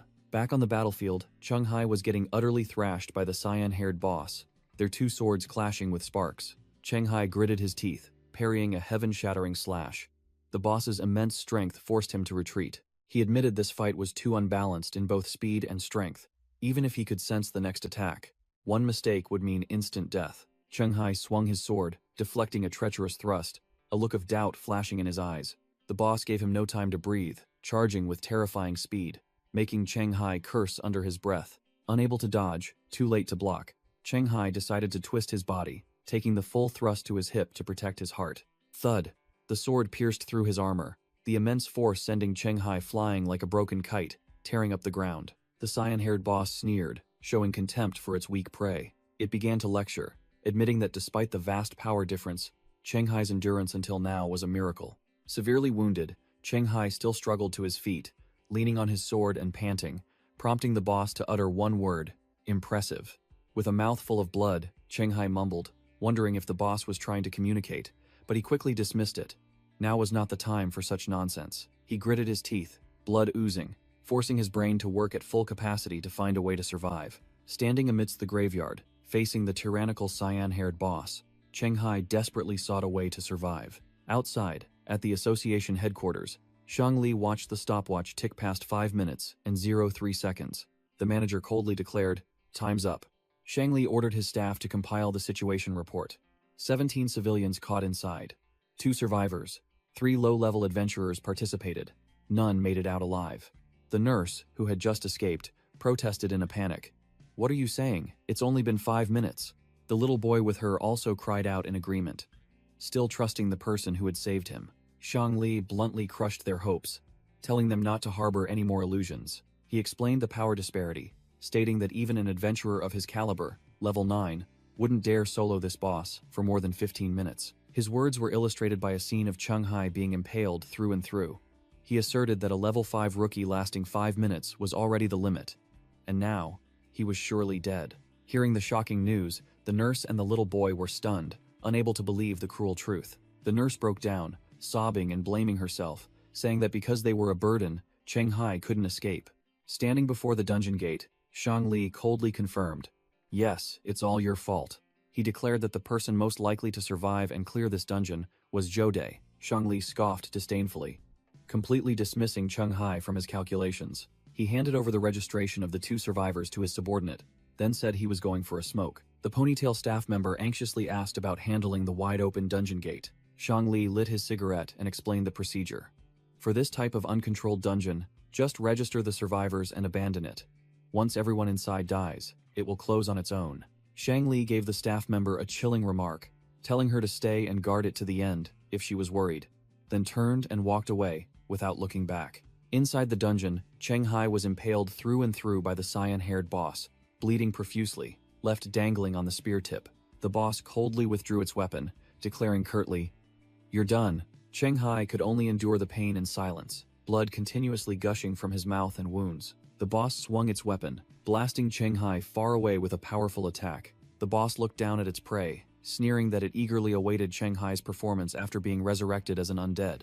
Without further ado, the boss began to gather a massive orb of dark energy in its hand. A surging wave of dark purple magic was unleashed, aimed directly at the motionless Cheng-Hai. The boss swung its greatsword, delivering a destructive slash towards Cheng-Hai. A colossal explosion of dark purple energy engulfed everything, its destructive power utterly terrifying. The boss stood there admiring its ultimate technique, surrounded by still seething dark energy. The entire graveyard battlefield was ravaged. Cheng-Hai lay gasping amidst the ruins. Lying on the brink of life and death, Cheng-Hai whispered in his consciousness, "I won the bet." He had calculated that for this boss, an intact corpse for resurrection was far more valuable. Cheng-Hai used his last shred of consciousness to activate something. System notification. The gift from the Death God's domain has been activated. Cheng-Hai has met the conditions for the gift. Not even undead can kill me. The next notification appeared. Initiating Death's salvation process. A healing light enveloped Cheng-Hai's body. The fatal wound on his chest began to miraculously heal. Cheng-Hai's entire body emitted a restorative light, signaling an unimaginable comeback about to unfold. The system announced a brand new chilling location. Dungeon level? Great Lord Skeleton's Undead Kingdom. A boss-like figure with cyan hair and spiky black armor appeared with his skeletal warhorse, his crimson eyes sweeping across the space. He waved his hand, and a dark energy orb was summoned, soaring away like a deadly shooting star. The dark energy struck the ground, summoning a shadow that rose from beneath the earth. A new figure appeared, Kurode, the Dark Knight Messenger, a level 16 legendary creature, questioning the cyan-haired boss. "Didn't the Great Lord Skeleton send you to recruit at the graveyard? Why are you back so soon?" The cyan-haired boss reported, "I found a rookie adventurer qualified to be a colleague. It would be a waste to make him a mere skeleton soldier, so I plan to ask the Great Lord Skeleton to make him a provisional Dark Knight." Kurode looked doubtful, scratching his head. "A colleague? The maximum entry level for the graveyard is only 5, isn't it? Those newbies haven't even found their professions yet.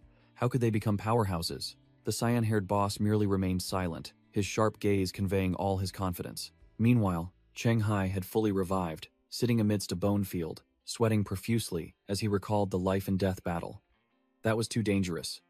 Even with another life, there was no chance of winning. He looked at the system panel displayed before his eyes. The notification panel confirmed. "The gift from the death domain, not even undead can kill me, has been used."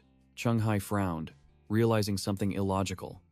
The quest was reported as complete, so why hasn't the exit option appeared yet?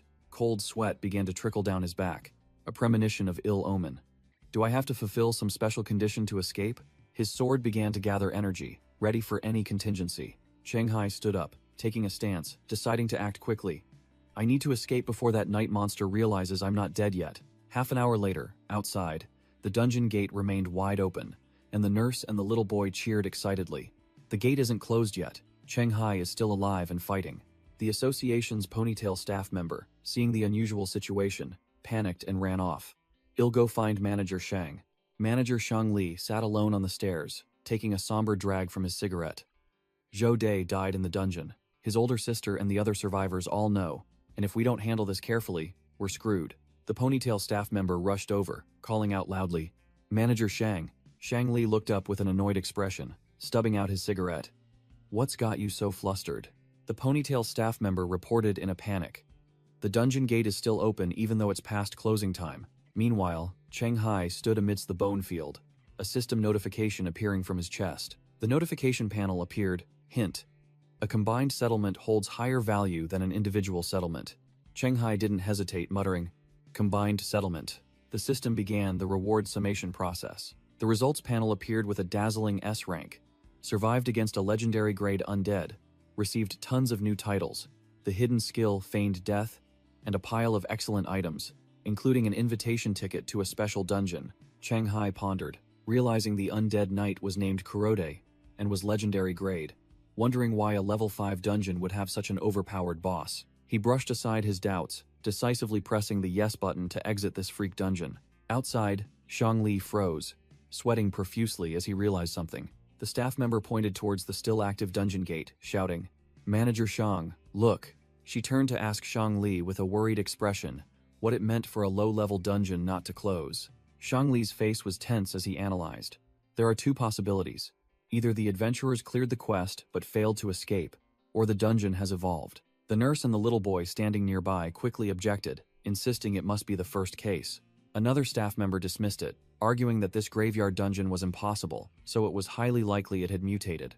Suddenly, the dungeon gate erupted with a fierce surge of green energy, and the little boy cheered. "Someone's coming out." Shanghai stepped out majestically from the energy vortex, looking battered but radiating an extraordinary aura. The nurse joyfully recognized him, while Shanghai looked at everyone and calmly said, "So, everyone's here." He even joked that he had been worried about everyone, leaving Shang Li stunned, unable to believe someone had conquered that damned dungeon. The scene shifted to a gloomy, eerie castle under the night sky. Great Lord Skeleton's castle. Inside the grand hall, the cyan-haired boss knelt before the throne, respectfully reporting, "My king." In the gloomy hall, the Great Lord Skeleton sat on his throne, speaking with authority. "This is the first time you've willingly visited me since you came to live in the graveyard, isn't it?" The final boss's portrait was revealed. Great Lord Skeleton. A skeleton wearing golden armor, eyes burning with fire, with power and level stats both marked with question marks. He called out to his subordinate, "Kurode." The scene shifts to a clean, modern interrogation room at the Adventurers Association. Shang Li, the association's manager, smiled meaningfully at Shanghai. "Do you know you've just become the first adventurer in the world to clear the graveyard dungeon?" Shanghai feigned surprise, pointing at himself.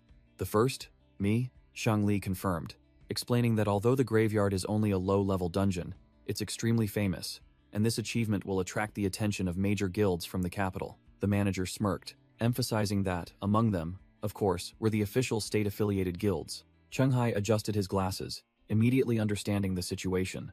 "So, it's the recruitment phase now." Shang Li slammed the table, asserting that Shanghai's performance had proven the potential of a super rookie, a rare commodity that Fujian province sees fewer than 10 of in a year. As the head of the underground dungeons in Yunxiao City, Shang Li firmly declared that he couldn't miss such a talent. Meanwhile, in the hallway outside, the little boy and the nurse were still anxiously waiting. The little boy wondered, why isn't Shanghai out yet? The little boy suddenly had a thought, turning to ask the nurse, "Nurse, do you think that Shang Li is trying to swallow Shanghai's reward?" The kid continued to speculate, believing that was the only reason for a private conversation. While the nurse hesitated, "I don't think so." The little boy angrily shouted, "I wouldn't be so shameless." As soon as the door opened, the little boy rushed forward and grabbed Shang Li's shirt, while the manager just puffed out his chest, disdainfully. "Furthermore, I'm not interested in loot from a level 5 dungeon, understand?"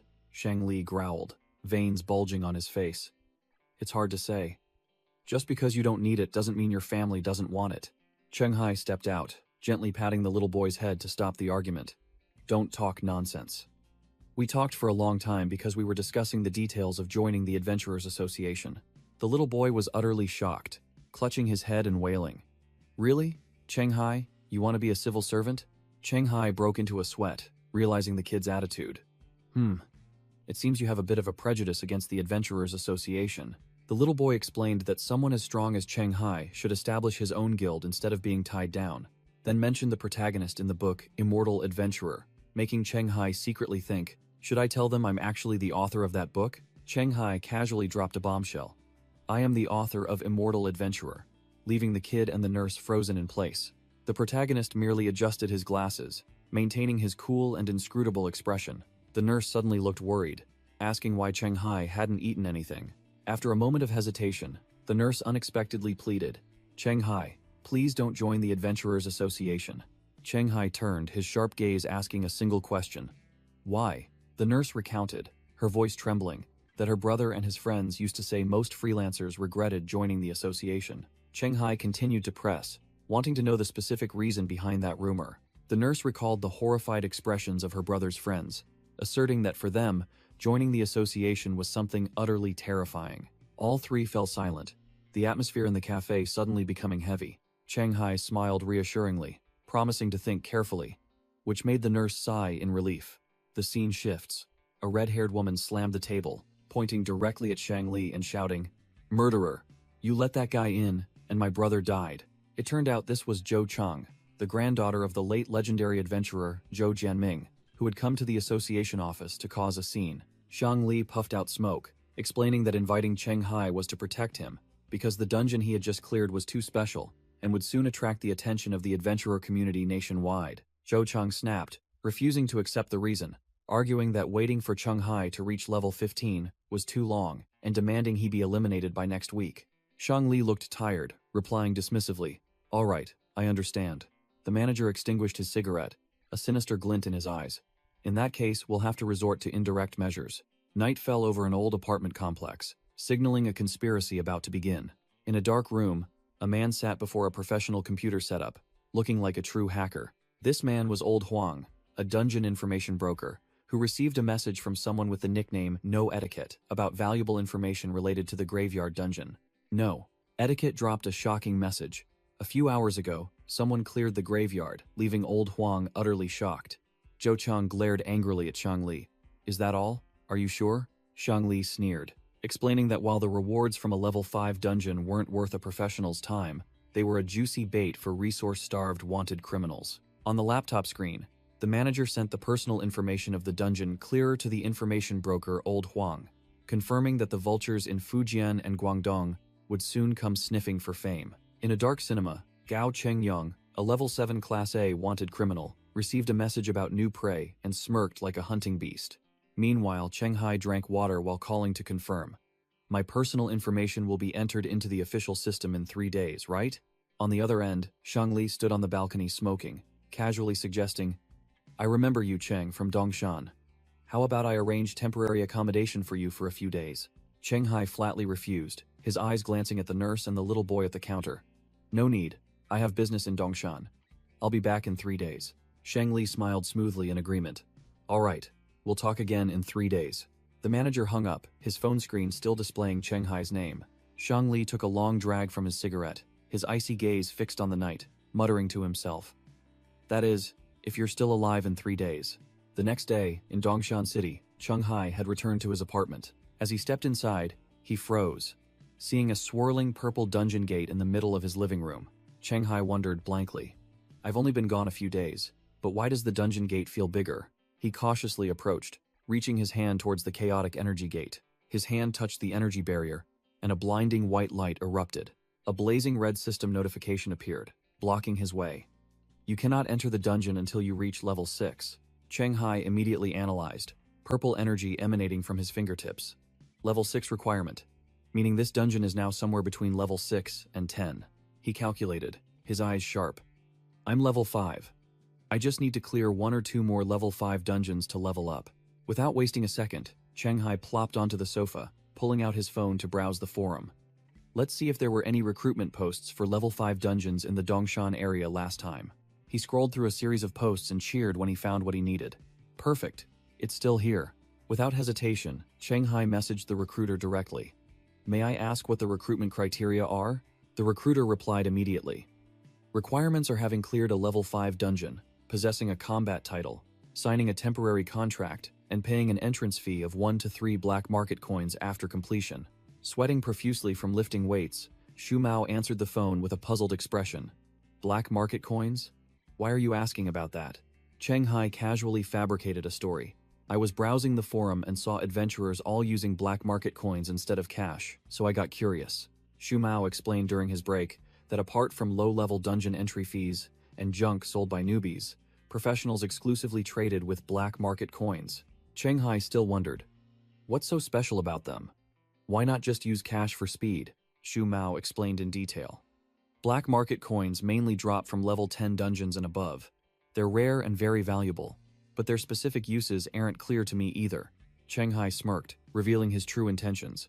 So how can someone like me, not yet level 10, earn some black market coins? Shu Mao enthusiastically offered a tip. Newbies can sell junk at the ghost market. Are you going tonight? I'll take you to the ghost market in Dongshan. Night fell, and the ghost market appeared with its cramped alleys, tangled wires, and people bustling like a shuttle. Shu Mao walked and introduced. The ghost market in Dongshan only opens from 2 to 4 a.m. on Mondays. The ratio of adventurers to ordinary people is only 1/10, or even less. The two walked past stalls displaying all sorts of bizarre bottles and jars. Shu Mao warned. The vendors here are all bait-and-switch artists. Newbies are easily scammed. Shanghai scratched his chin, making a simple comparison. Sounds like an antique market. Shu Mao patted his shoulder, advising Shanghai not to rush into selling but to scout prices first, then waved goodbye as he had personal business. Shanghai stood alone amidst the bustling crowd, beginning his journey to explore the treacherous night market. He thought to himself about Shu Mao, nodding. It's hard to say, but he seems like a good person, Shanghai told himself, his eyes filled with determination. All right, let's make the most of this time. Ghost market, here I come.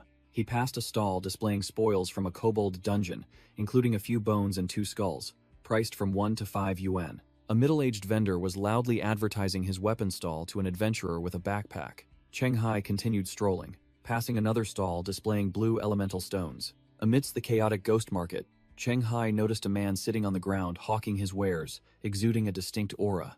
His sign clearly read, seeking drops from low-level succubus-themed dungeons, prioritizing summoning and counter items. Shanghai immediately calculated in his mind that this man was definitely targeting the succubus forest dungeon. He didn't hesitate to approach and ask directly, Hey friend, are you looking for something I have? In Shanghai's mind, 2 unique items appeared. A succubus summoning flute, and a sword anointed with holy oil. He crossed his arms, feigning a seasoned player's demeanor, and asked, Of course, how much are you offering? The man in the baseball cap smirked, seemingly having found the right person.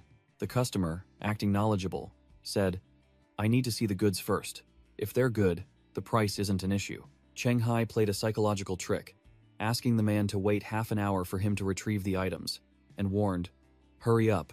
If someone else sells me what I want, I won't buy from you anymore. Half an hour later, under the moonlight, Shanghai returned and declared that he had the goods. He presented a harmonica flute and a short sword, exactly what the man needed. The customer picked up the flute, examined it, and then named his price. This flute can indeed attract succubi. I'll pay 6 black market coins. Shanghai remained calm, but the customer began scrutinizing the sword. He began his impressive sales pitch. It has the sanctified attribute, dealing an additional 2 damage to evil creatures, and grants immunity to physical damage from succubi. The customer showed extreme interest in the high-quality item. He immediately closed the deal. Then this sword is 8 coins. Let's exchange WeChat IDs, so we can trade conveniently if you have good items later. Shanghai agreed, and the two quickly exchanged contact information. The transaction complete, the customer waved goodbye. Safe travels. Shanghai left, clutching a heavy bag of coins, while the mysterious customer remained seated, watching his figure disappear into the crowd, and the man's true identity was revealed. Level 7 adventurer, Class A wanted criminal, Gao Chengyang. A motley crew gathered at the park, preparing for a new dungeon expedition, looking anything but a professional team. The blonde man introduced himself as C, the owner of the level 5 goblin dungeon entry slot, acting jovial after making everyone wait for nearly an hour. C introduced the female adventurer, Miss Lin, from the association, boasting that this expedition was officially registered to reassure everyone, ensuring no vultures would interfere. Next was a trio who appeared experienced, advertised by C as reliable teammates, though the headband veteran seemed displeased with the wait. The investor for the venture appeared, a pot-bellied boss named Mr. Wang from a real estate company, claiming he was just an ordinary person tagging along to observe. Finally, C introduced Cheng Hai and a lazy girl who was engrossed in her phone, asserting that both were above level 3, skilled enough to be support. Cheng Hai broke out in a cold sweat, a premonition telling him something was amiss, as he once again had to deal with a dungeon owner in a park. After the introductions, the entire team began to follow C to the location of the Goblin Dungeon. The group walked along a paved path, and C thoughtfully reminded everyone to prepare food and drinks because the journey was still long. From behind a tree, Gao Chengyong, in disguise, smirked sinisterly, muttering that he had guessed Cheng Hai didn't use the ghost market money but exchanged it for strategic tickets to low-level dungeons. The team's SUV rolled along the highway, heading straight for a secluded area. The group continued on foot down a forest trail deep into the woods. The atmosphere began to grow tense. Mr. Wang, drenched in sweat, panted as he asked C how much further they had to go, clearly unable to keep up with the stamina of an ordinary person. C turned back with a bright smile, reassuring them that the dungeon entrance was just ahead. The headband veteran looked suspicious, questioning C how he found a dungeon entrance in such a remote place.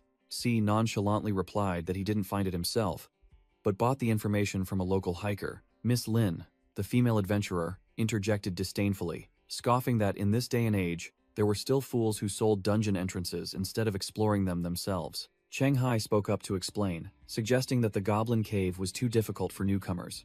A group of hikers had discovered it, but only one person ultimately returned alive. C chimed in, recounting that the survivor sold the information in exchange for items and shared the money with the families of the deceased, considering it a reasonable choice.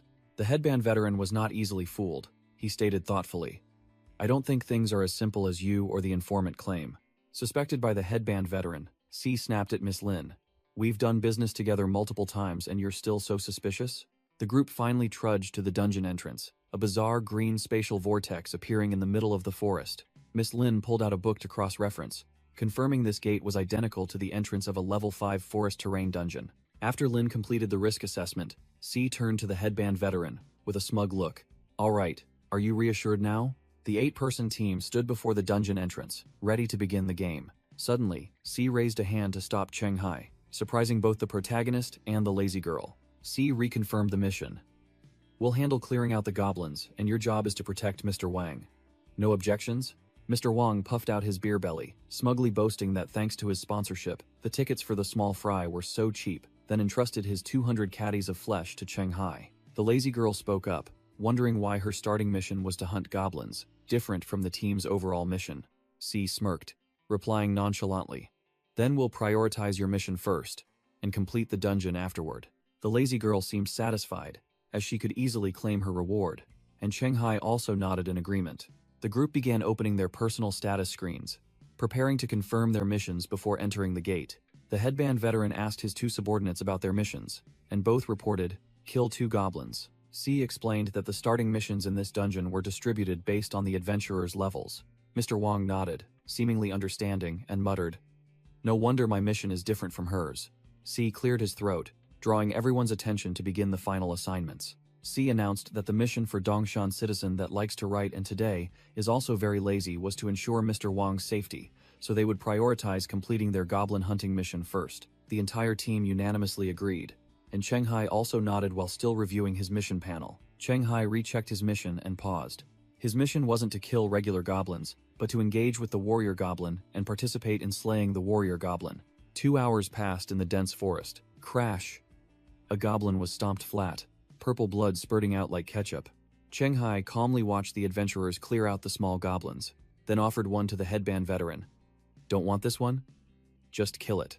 Mr. Wang wiped his sweat, putting on a superior air. "Level 5 dungeon monsters are only this much? They look so weak." The headband veteran scoffed, explaining that these were just the small fry. The real deal was deeper inside. He lit a cigarette, speaking like an expert. "Usually it takes 3 to 5 strong adventurers to take down a warrior goblin. These guys aren't even close." Mr. Wang's eyes lit up, as if he finally understood. The team arrived at the main lair entrance, and C explained that a goblin tribe usually only had one warrior, so there was nothing to worry about. Team leader C continued to reassure them. In this world, only one team has ever encountered two warrior goblins at once. The probability of that is almost zero. Hearing that, Mr. Wong breathed a sigh of relief. Then I'm at ease. No sooner had he finished speaking, two formidable creatures lumbered out of the shadows, a level 5 warrior goblin and another boss of level. Immediately after, an entire swarm of red-eyed goblins roared and charged out like a disturbed beehive. The headband veteran roared, ordering his subordinates, "Be quick and decisive. Don't let any of them escape to report back." The vanguard immediately rushed into combat, slashing down the goblins pouring out of the cave entrance. In the back, Miss Lin's face changed color, sensing trouble. We're in trouble. Meanwhile, C was still bewildered, not understanding what was happening. C turned to ask with a bewildered expression, "What do you mean?" She analyzed sharply, while the vanguard was still making short work of the goblins. "Since entering the dungeon, we've encountered 4 waves of monsters. This number is highly unusual." Her face paled, cold sweat beading. "We might have hit the jackpot." Meanwhile, Mr. Wong turned to strike up a conversation with the lazy girl. "You're already so rich, why do you still need to be an adventurer?" The masked girl glanced over, replying nonchalantly, "If you don't want to miss out on any dungeons, just invest in adventurers with potential." The fat man ridiculously puffed out his chest in pride. "Ironically, I became an adventurer to lose weight," leaving her speechless. Lazy girl broke out in a sweat, wondering, "Wait, what does losing weight have to do with being an adventurer?" Mr. Wong excitedly boasted, "It's amazing. There's a profession where you don't need to exercise, you just meditate to burn fat and increase strength." He continued smugly, "See, it's perfect for a rich but lazy person like me." This left lazy girl speechless, her face turning purple. She muttered with a bored expression, "Spending a fortune just to lose weight. The world of the rich is truly incomprehensible." Suddenly, a voice echoed from behind as a pair of iron-booted feet approached. "What are you all talking about?" Shanghai appeared in shining chainmail, grinning widely. "Can I join you?" Mr. Wong immediately gave a thumbs up, his eyes sparkling. "You even prepared chainmail? Chung Hai is truly a professional." Lazy girl turned to Cheng Hai and asked, "Were you wearing this armor when you entered the dungeon?" Cheng Hai stretched and replied casually, "Yeah, without it, it'd probably have been dead long ago." "On the contrary, I don't understand why you all aren't wearing armor." Thwack! A goblin was struck directly in the head by a spiked mace, purple blood splattering as it died on the spot. The headband veteran stood amidst a pile of goblin corpses, wiping sweat and signaling, "Okay, we're done." He turned to Miss Lin and C, ordering, "Shift change. You two handle the next wave of goblins." C enthusiastically clapped his hands, smiling confidently. "All right, leave the next part to us." Cheng Hai's jaw dropped, his mind short-circuiting as he overheard the conversation. "Ranking system?" Lazy girl explained. "You didn't know? The less external equipment you use in a dungeon, the higher the ranking you receive upon completing the mission." Cheng Hai broke out in a cold sweat, stammering, "I didn't know such a system existed." Lazy girl began her sharp analysis. "No wonder your mission didn't require killing goblins. It turns out you relied entirely on full armor to clear stages. I'm afraid you don't have any special titles or good equipment. Besides higher basic stats and level, you're probably not much better than a rookie." She muttered to herself, her face filled with worry. "This is tough. I didn't expect this ragtag team to be so weak, having to protect 2 rookies in an 8-person squad." The headband veteran suddenly cut in. "You 3, save your chatter for later." He pointed forward, declaring loudly, "The goblins blocking our path have been cleared. We can advance." 10 minutes later, the entire team froze before a deadly 3-way intersection in the cave. C began to complain. "Damn it, why are there 3 paths? Normal level 5 dungeons only have 2 turns, don't they?" Miss Lin coolly stated, "It seems my worries were justified. We've encountered a bug." Lin explained to the novices, "This is classified information. For every 50 low-level dungeons, 1 will be bugged, with a sudden spike in difficulty." She held up 3 fingers, analyzing clearly. "There are 3 types of bugs: increased number of small fry monsters, increased number of bosses, or stronger bosses. Our situation seems to be the first type."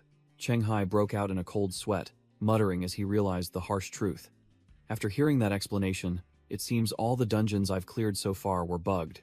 Mr. Wong frantically asked again, "So if we go deeper, we'll encounter even more goblins?"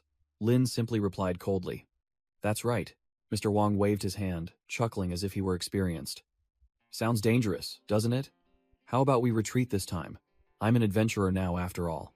A giant shadow blocked their path, a resolute voice echoing, "There's no turning back." C stepped forward to lecture the team, boldly declaring that the goal was to kill the boss, not clear trash, and that speed alone would allow them to clear the stage as usual. Lazy Girl immediately retorted, "That's just your speculation. What if the boss is also buffed? Well, all be dragged to our deaths in here." C snapped, calling Lazy Girl a coward who should switch to logistics, while she yelled back that entering an over-leveled dungeon without information was suicide. The headband veteran cut off the argument with a practical question. Do bugged dungeons offer more rewards upon completion? Lin confirmed immediately, stating that the higher the difficulty, the better the drop rate, enough to make level 14 to 15 adventurers envious. A hand was raised, stopping the heated argument between C and Lazy Girl. Cheng Hai stepped out, offering a quick solution. "Let's take a vote. Those who want to continue stay. Those who want to retreat, go back the old way." The headband veteran nodded in agreement at once. "That's a good idea, no time wasted." Cheng Hai stood in the middle, watching C and Lazy Girl glare daggers at each other, and asked again, "Flexible, right? Is everyone satisfied?" Lin didn't say much, starting immediately. "Now for the vote, raise your hand if you want to stay." Then she raised her hand first. Immediately, the headband veteran and his two lackeys also raised their hands in unison, the fight to the end faction gaining the upper hand. C raised his hand, a smug look on his face as if this was his playground, determined to stay until the end. Meanwhile, the plump Mr. Wong could only break out in a cold sweat, clearly on the side of fleeing immediately. Lazy Girl scoffed at Cheng Hai for being so weak yet daring to compete, but our main character enthusiastically raised his hand. "I still want to try." C declared that the stay and flee factions were clear, and he would return Mr. Wong's clearance fee later. Mr. Wong waved his hand, considering them friends, while Lazy Girl quietly turned and disappeared. Mr. Wong suddenly realized something, his face going blank.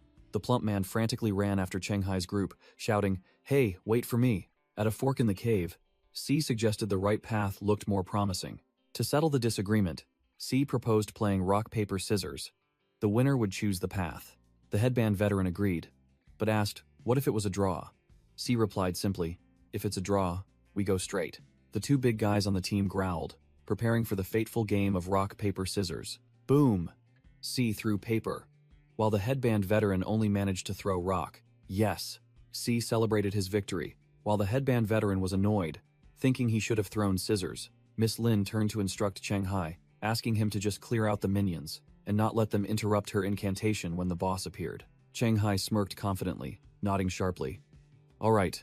Meanwhile, Mr. Wong and Lazy Girl had exited the dungeon and entered a forest. Mr. Wong called the girl back, seemingly curious about something. The plump man directly asked why she was so pessimistic about those people, and if this dungeon was truly dangerous. Lazy Girl turned back, her sharp eyes asking in return, "How do you know I'm not optimistic about them?" Mr. Wong chuckled, claiming to be a businessman with some skill in reading people. Lazy Girl calmly explained that the reason she fled quickly was because she possessed the title Danger Warning. Its effect was extremely simple.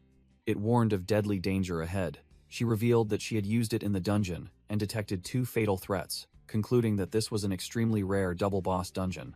With that ragtag team, she asserted that they definitely wouldn't stand a chance. Going in would only mean becoming fertilizer. Mr. Wong wiped his sweat, wondering why she hadn't warned the others. Lazy Girl smirked, saying that if she were to meddle, her personal information and this valuable title would be sold all over the black market tomorrow. Strangers, why should I sacrifice my personal interests to stop them from seeking death? The girl coldly turned and walked away, utterly pragmatic. Mr. Wong still didn't understand, asking why she bothered to explain in such detail to a stranger like him. The girl replied simply, "Because you're not an adventurer, and you have no reason to offend a potential adventurer like me just for a small information fee." Finishing her words, Lazy Girl suddenly froze, seemingly sensing something unusual. Mr. Wong asked blankly, completely unaware of what was happening. Lazy Girl's eyes widened, sweat pouring down her face, her intuition screaming extreme danger. The danger warning panel reappeared, and before them, a green smoke monster hovered, blocking their path. A shadowy figure with a sinister smile emerged from the darkness, a voice echoing, "There are far more deadly dangers outside." Meanwhile, inside the dungeon, C was charging left and right, striking down goblins with his batons without missing a single hit. Miss Lin stepped forward, raising her hand as a signal, preparing to unleash a skill to quickly clear the battlefield. Miss Lin's eyes sharpened, magical energy beginning to gather in her palm. signaling an impending area of effect skill. She roared, unleashing level 2 elemental magic. Fiery torrent, a colossal vortex of flames engulfing the entire horde of monsters. The minion goblins shrieked miserably and perished in the sea of fire. Unable to resist, C stood amidst the sea of fire completely unharmed, only then realizing that the elemental armor Miss Lin had given him was precisely to withstand this attack. The headband veteran broke out in a cold sweat, secretly acknowledging Miss Lin's true skill.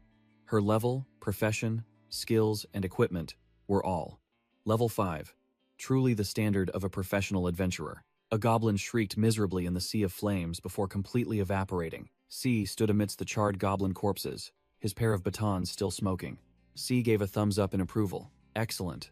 While Miss Lin looked exhausted, letting out a soft breath. Miss Lin dusted off her hands, checked her watch, and casually announced, "Shift change. The next wave of goblins is your turn," leaving the veterans stunned. From the shadows, a sinister grin, with jagged teeth belonging to a goblin shaman appeared. Cheng Hai stood in the cave, a blazing red system notification suddenly appearing before him. System warning. An unrecorded boss has appeared, increasing the dungeon's overall difficulty. A giant shadow suddenly enveloped the adventurers. C and his companions looked up in confusion. A swarm of goblins as numerous as ants poured out, led by a level 6 goblin shaman, making C wonder, is this the boss? The headband veteran frowned, analyzing. Doesn't look like it. It's too short, completely lacking the aura of a warrior goblin. Miss Lin suddenly paled, shouting, "Wait! Everyone!" She quickly warned the team. "Be careful. This is a goblin shaman, not a warrior goblin." The goblin shaman sneered savagely, signaling a far from simple battle. Whoosh!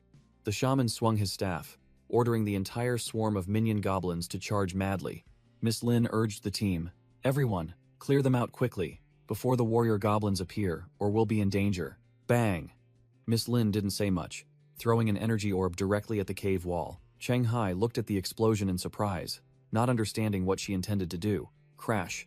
The entire cave wall collapsed, creating a landslide that blocked the path, separating the two. But the plan failed. A giant warrior goblin roared, smashing through the rubble and appearing right in front of Miss Lin. Miss Lin was stunned, unable to believe these puny goblins knew how to use tactics. Clang! She struggled to parry the warrior goblin's devastating slash. Just as Miss Lin was about to be defeated, Cheng Hai appeared like a god, blocking the boss's blade and shouting, "Retreat now! Leave it to me!" On the other side, the dungeon owner rushed. "Miss Lin is in danger. Send someone to help." But the headband veteran snapped. "Are you kidding? With goblins as numerous as ants, where would we get people?" Cheng Hai strained, pushing back the monster, and declared, "You go help them. I can handle this alone." Miss Lin was utterly speechless at the rookie's confidence. Cheng Hai roared, swinging his sword to create distance. "You'll only be in the way here. Go quickly." Miss Lin gritted her teeth, making a decision. She dashed off, putting everything on Cheng Hai. "I'll deal with the goblin shaman as fast as I can and come back to help you." Whoosh! The warrior goblin brought down a powerful slash where Miss Lin had just been, tearing up the ground. The boss growled, its bloodshot eyes filled with rage as its prey escaped. It stared blankly at its missed slash, not understanding why it had failed. Amidst the dust and smoke, Cheng Hai calmly muttered, "Now, no one will bother me." He slowly advanced towards the boss, his aura completely overwhelming. The system announced that the skills Dance with Death and One-Hit Kill were ready. Cheng Hai provoked, "Come at me."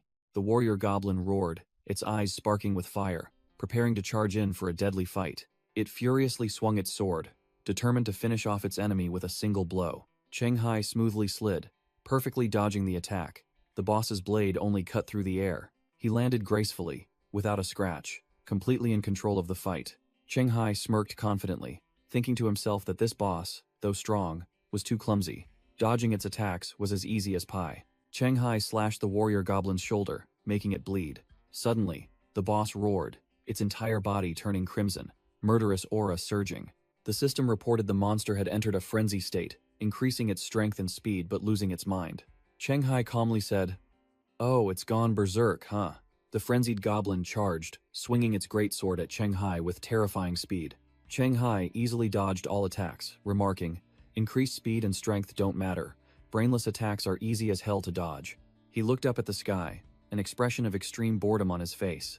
This is supposed to be the difficulty of a level 5 dungeon boss? His gaze sharpened, full of disdain. "To be honest, I am a little disappointed. Hai effortlessly parried the boss attack. The warrior goblin, its skin returned to green and bruised, trembled as it raised its hands in surrender. Hai stood there, his aura completely overwhelming the boss, which was cowering in fear. He uttered a contemptuous remark. "With your skill, you're not even worthy of being my appetizer." Hai's sword emitted a stream of dark energy, pointing directly at the terrified goblin. Overwhelmed with fear, the warrior goblin turned and fled for its life. Hai watched its retreating back, shaking his head in resignation. It doesn't even have the courage to fight to the end? He turned and walked away, concluding, "It seems I don't need to expect anything from these level 5 dungeons anymore." Meanwhile, in another area, Miss Lin was unleashing orbs of light, sweeping away a swarm of goblins. The headband veteran was struggling amidst a sea of goblins, shouting, "So many of them! We can't last much longer like this." Dungeon owner C frantically yelled, "Miss Lin, use fire magic again." Miss Lin snapped back while trying to cast a spell. "You think I don't want to?" She pointed out the culprit. A low-level goblin shaman kept using trash spells to disrupt her, preventing her from unleashing her skills. Dungeon owner C stared blankly at the notification board, not understanding what the hell was happening. The notification board confirmed the quest was complete, freezing both dungeon owner C and the headband veteran. The bald team member was trying to encourage the team, asserting that the Dongshan citizen that likes to write had dealt with the warrior goblin and would soon arrive to assist. The headband veteran, struggling to fend off the goblins, dismissed it. Delusional?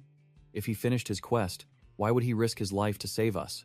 Miss Lin snapped, warning the team not to retreat because if they couldn't take down the goblin shaman, they would all be torn apart by it and its minions on the way back. Dungeon owner C yelled in despair, agreeing with Miss Lin that retreat was impossible, while the white-shirt swordsman and Miss Lin were also sweating profusely. The goblin shaman grinned sinisterly, firing a beam of trash magic towards the cliff face. Boom! A small explosion occurred, but the goblin shaman immediately realized something was wrong. Crash! The cliff face exploded, and Hai burst out like a whirlwind, leaving the headband veteran and Miss Lin gaping in astonishment. Dungeon owner C was also stunned speechless, seeing Hai charge alone with his sword straight at the goblin shaman boss. In a flash, the goblin shaman's head was severed from its neck, while Hai stood amidst a terrified swarm of its underlings. The remaining goblins were scared out of their wits, mouths agape in horror at Hai's absolute power. The headband veteran and dungeon owner C could only watch from afar, speechless as Hai single-handedly wiped out the remnants of the goblin army. The headband veteran turned to dungeon owner C in a panic. "Where did you pull this monster from?" He soloed a 2-boss dungeon. But the other man could only shake his head in denial. Hai turned to face the team, making everyone flinch and get into a defensive stance. Hai scratched his head and grinned, friendly, suggesting, "Please keep this a secret for me, okay?" Miss Lin seemed to understand, replying that a promising rookie like Hai could easily be targeted by those with ill intentions, so staying in the shadows before leveling up was advisable. Hai was dumbfounded, not expecting the other party to deduce such a logical reason on their own. The whole team looked at each other, then at the 2 retreating figures at the end of the tunnel, and the atmosphere grew awkward. Recalling earlier, Lazy Girl explained to Mr. Wang that they couldn't go outside because an even deadlier threat was waiting, manifesting as a green smoke monster. Lazy Girl confirmed with Mr. Wang, "That's right, there's an adventurer outside even more dangerous than both bosses in here. Going out means certain death."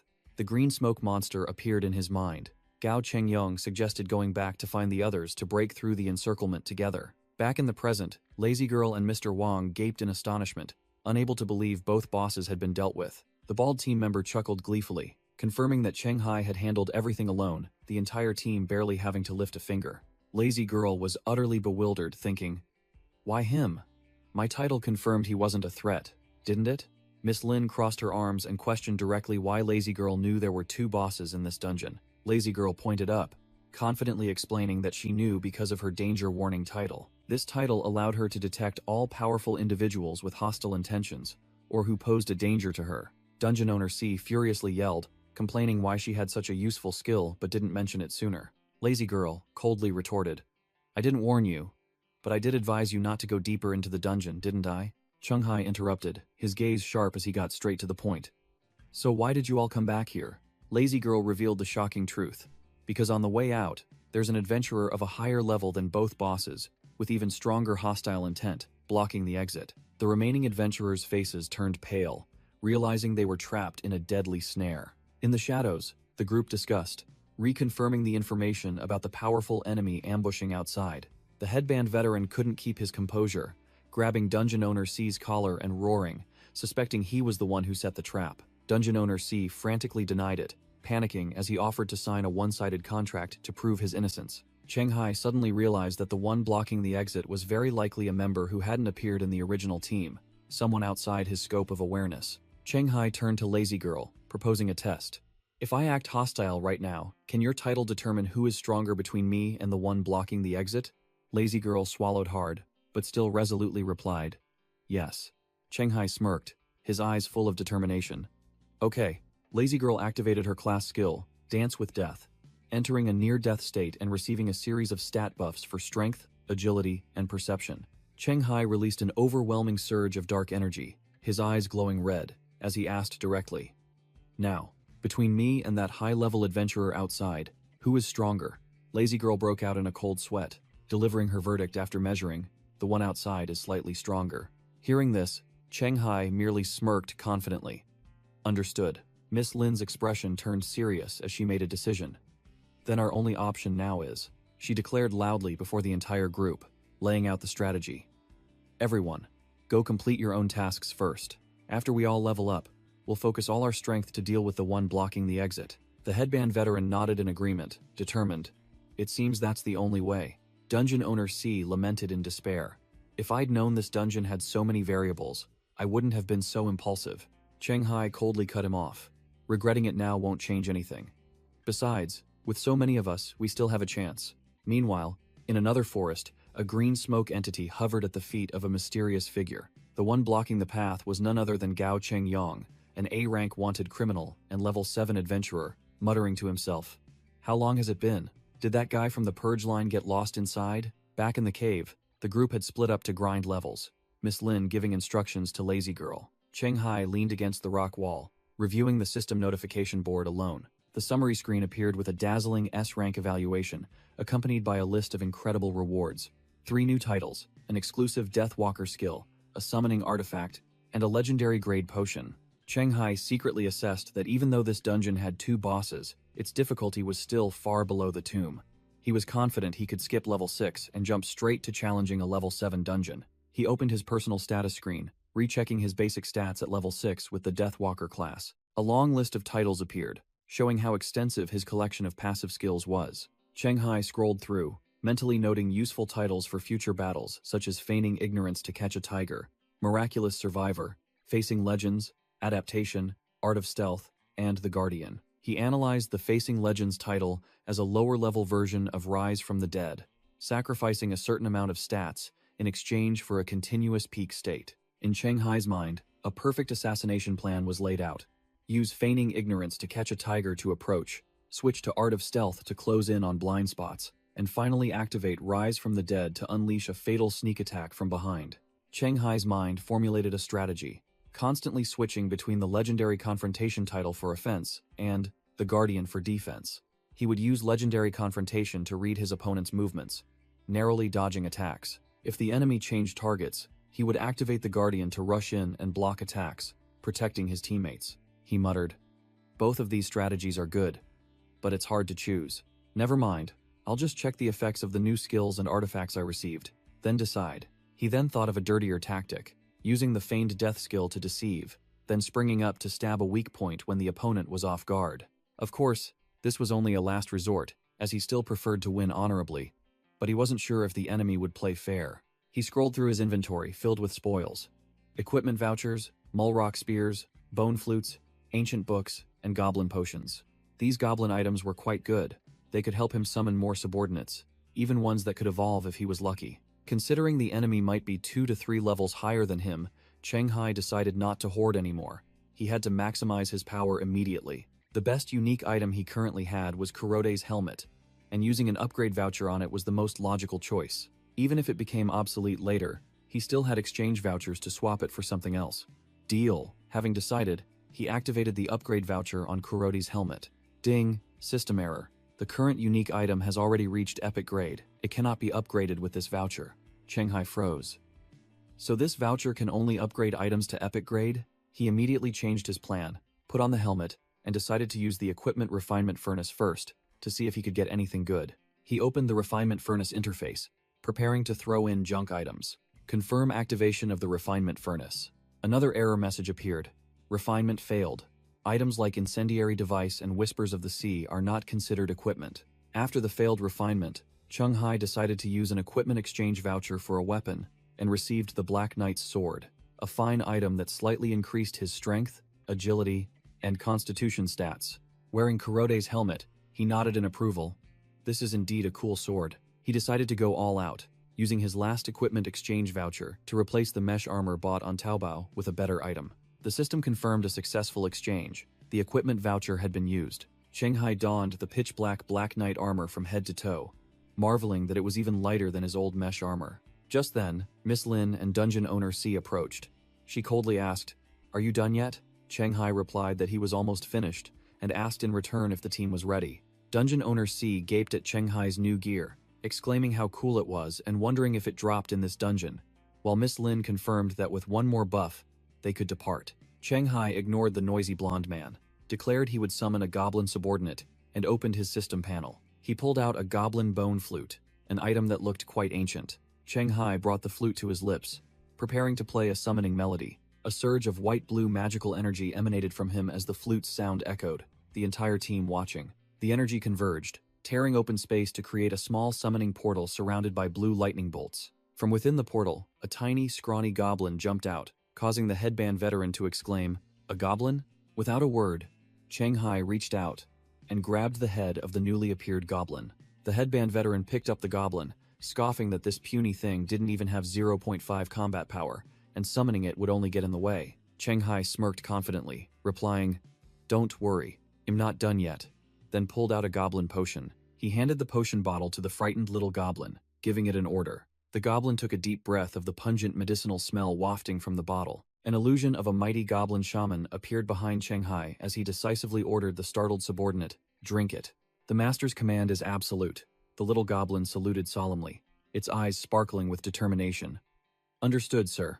It gulped down the goblin potion while the headband veteran stared, his face asking, "What is this guy doing?" Immediately, the goblin's biceps swelled, its muscle mass bulging grotesquely, as if about to explode. Its entire body became covered in hideous green lumps, making the headband veteran cry out in alarm. "Oh my!" The goblin swelled into a massive lump of flesh, making the adventurer turn pale, run away, and yell, "What the hell did you give it to drink?" The monster roared with an earth-shattering sound, its entire body enveloped in a dazzling light. Amidst the chaos, Shanghai stood still like a god, while the female mage and dungeon owner C gaped in astonishment. As the smoke cleared, a muscular goblin with bloodshot eyes and the aura of a boss emerged, making dungeon owner C exclaim, "Whoa! It turned into a boss?" Right after evolving, the newly evolved goblin flexed its muscles ridiculously, leaving Shanghai speechless. It turned to the team, its face nonchalant as it greeted, "Hello." Shanghai smirked, pointing towards the corpse of a warrior goblin. "Clothes and weapons that fit you are over there, help yourself." The giant goblin strode past the team, as massive as a moving mountain. The headband veteran worried. "Your follower won't lose control, will he?" Shanghai calmly replied, "Probably not." Shanghai turned to the lazy girl. "But you can use your title to see if this goblin has any ill will towards us." The lazy girl activated her danger warning skill, her eyes immediately glowing with a deadly red light. Her gaze swept towards the goblin, now clad in leather armor and wielding the great sword of the former boss. The goblin was clutching its new sword, its face blissfully happy like a child with a gift, and the lazy girl confirmed, "I've checked. It bears no ill will towards us." Miss Lin, the female mage, began chanting, forming professional hand seals, preparing to buff the entire team. She unleashed the attribute enhancement magic, Bear's Endurance. A stream of purple energy enveloped Shanghai and the others, readying them for battle. Shanghai checked his status panel after being buffed, exclaiming delightedly, "Amazing, it increased my physique by 2 points."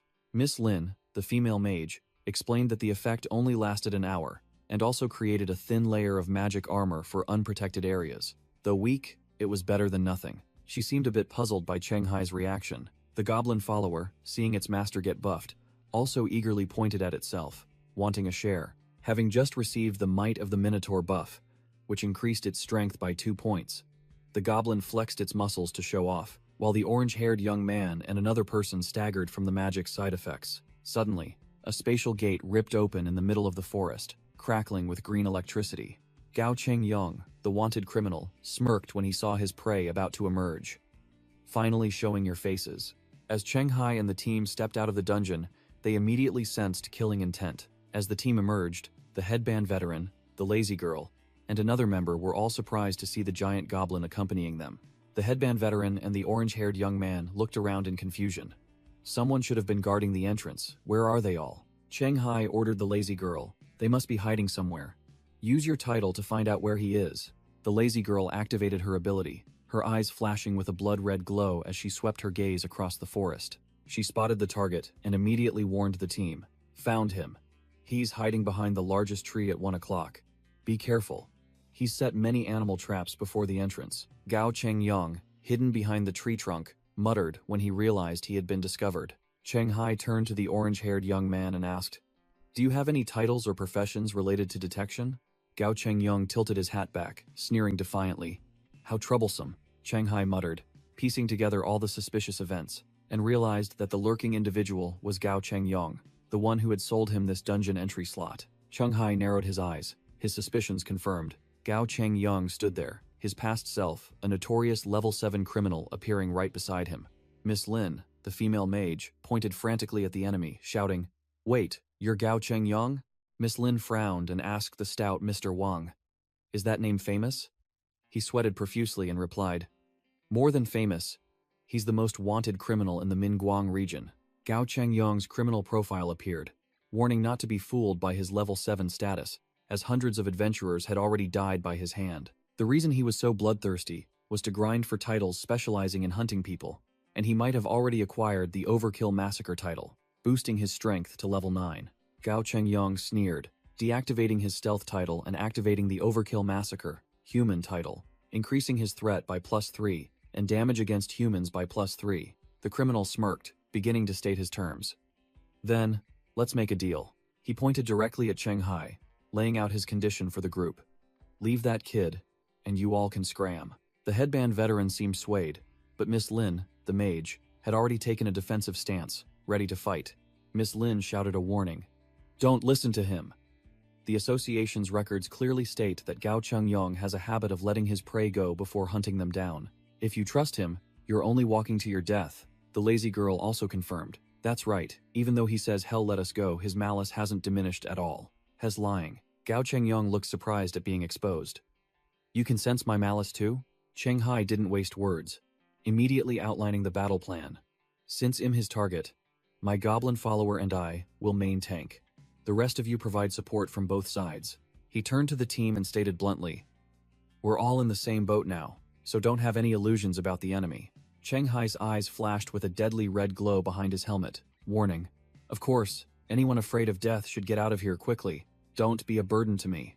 Miss Lin, the mage, and the headband veteran replied in unison, their faces resolute. "We will give our full support." Gao Chengyong watched the group planning, scoffing, "I didn't expect you to be such a good person. If it were me, I would have forced them to fight alongside me." Cheng Hai looked directly into the enemy's eyes, his voice low and confident. "But for you, just the two of us are enough to send you on your way." Gao Chengyong merely sneered contemptuously upon hearing this, showing he didn't care. He looked at Cheng Hai and his goblin follower, taunting, "I knew it. Lucky A-rank rookies always think they're hot stuff." Gao Chengyong pulled out several title cards, showing off, implying that rookies from level 1 to 5 couldn't possibly have a full set of good skills. He looked at Cheng Hai's gear and declared confidently, "With this fancy weapon and armor set, I bet the drops you got from the enchanted forest and graveyard were mostly equipment, right?" The A-rank criminal brandished his scythe, confidently declaring his skills were the bane of noobs like Cheng Hai. Without another word, Cheng Hai and his goblin follower roared and charged straight into combat. Gao Chengyong smirked, raising his hand to cast a spell. Slow charm. A magical light circle enveloped Cheng Hai and his follower, pinning them both down. Cheng Hai immediately felt his speed significantly reduced. Gao Chengyong sneered, explaining to his soon-to-be victim, "Idiot, a slow charm doesn't just reduce movement speed." He swung his scythe, confident that with his opponents debuffed, they wouldn't be able to react in time to his unpredictable attack trajectory. Cheng Hai saw through his bluff, his voice icy from behind his helmet. "You really think so?" Gao Chengyong's smile froze on his face. He was stunned. Clang. Cheng Hai effortlessly raised his sword, blocking the scythe. Behind him was the ethereal illusion of a mesmerizing cyan-haired boss. Cheng Hai smirked, growling, "If that's all you've got, then I'm sorry, but you've met your match today." At the same time, the goblin follower had circled behind, swinging its greatsword straight at Gao Chengyong's nape while he was still bewildered. Gao Chengyong clicked his tongue, his face clearly showing annoyance at being cornered. He hastily dodged the attack, and the goblin's greatsword slammed into the ground, shaking the entire area. The criminal leaped back, maintaining a safe distance from Cheng Hai and his follower. Gao Chengyong's face twisted in frustration. He couldn't believe his undefeated combo had been broken so easily by a rookie. He looked at Cheng Hai with deep suspicion, wondering if this was truly the skill level of a rookie who had only cleared 2 dungeons. Cheng Hai and his goblin follower formed a pincer, facing Gao Chengyong, who stood at a distance. The Bad Fist older brother yelled, thinking Gao Chengyong was nothing special. But the younger brother realized the problem. It wasn't that he was weak, but that Cheng Hai was too strong. The younger brother continued to analyze, concluding that Cheng Hai's skill level might even surpass the rising star the association was heavily investing in. Gao Chengyong stared at his 2 opponents, a status window appearing before his eyes. Suddenly, Gao Chengyong raised his hands in surrender, pulled out a cloak of invisibility, and pleaded, "I surrender. I don't need the scythe anymore. Can you spare me?" Cheng Hai, his face cold as ice, only replied with a meaningful question. "Why don't you try thinking from a different angle?" Gao Chengyong smirked confidently, replying simply, "All right."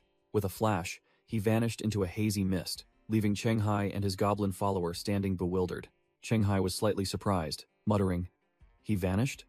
Is that the effect of that cloak?" The goblin follower was equally bewildered, turning this way and that, searching for the enemy. Gao Chengyong suddenly reappeared right behind the goblin, his voice full of self-satisfaction. "I never expected a superstar like you to fall into my hands today." He continued to lecture. "If you hadn't met a rookie hunter like me, perhaps you would have had the chance to become a legendary adventurer." Gao Chengyong's eyes sharpened, and he declared firmly, "Unfortunately, your legendary journey ends here." He drew a short sword, muttering, "Don't blame me. I already gave you a chance. It's because you chose to fight to the end." From afar, the lazy girl in pink sportswear shouted, "Cheng Hai, be careful. He hasn't gone anywhere. He's right behind you." Gao Chengyong lunged forward with a crazed expression, roaring, "You brat!"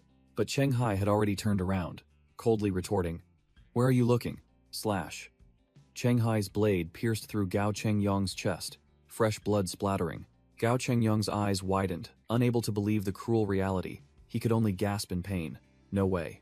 Collapsing to the ground, Gao Chengyong weakly asked Cheng Hai how on earth he knew he was there. Cheng Hai coldly replied, "Because my perception is 20. He casually declared that all of the criminal's actions were like an open book, easy to read. Gao Chengyong's eyes widened, realizing he had been completely outplayed by stats, not skill. Cheng Hai turned and ordered his goblin follower, "Deal with him." The muscular goblin hoisted its great axe onto its shoulder, advancing towards Gao Chengyong, who lay helpless. A spray of blood splattered, and Gao Chengyong officially met his end in utter injustice. The group of adventurers watching from afar, including Miss Lin and the headband veteran, were all wide-eyed with astonishment at the clean execution. Cheng Hai removed his helmet, faced Miss Lin, and directly asked about the association's joining procedures. He asked how long it would take for a solo adventurer to join and register their personal information.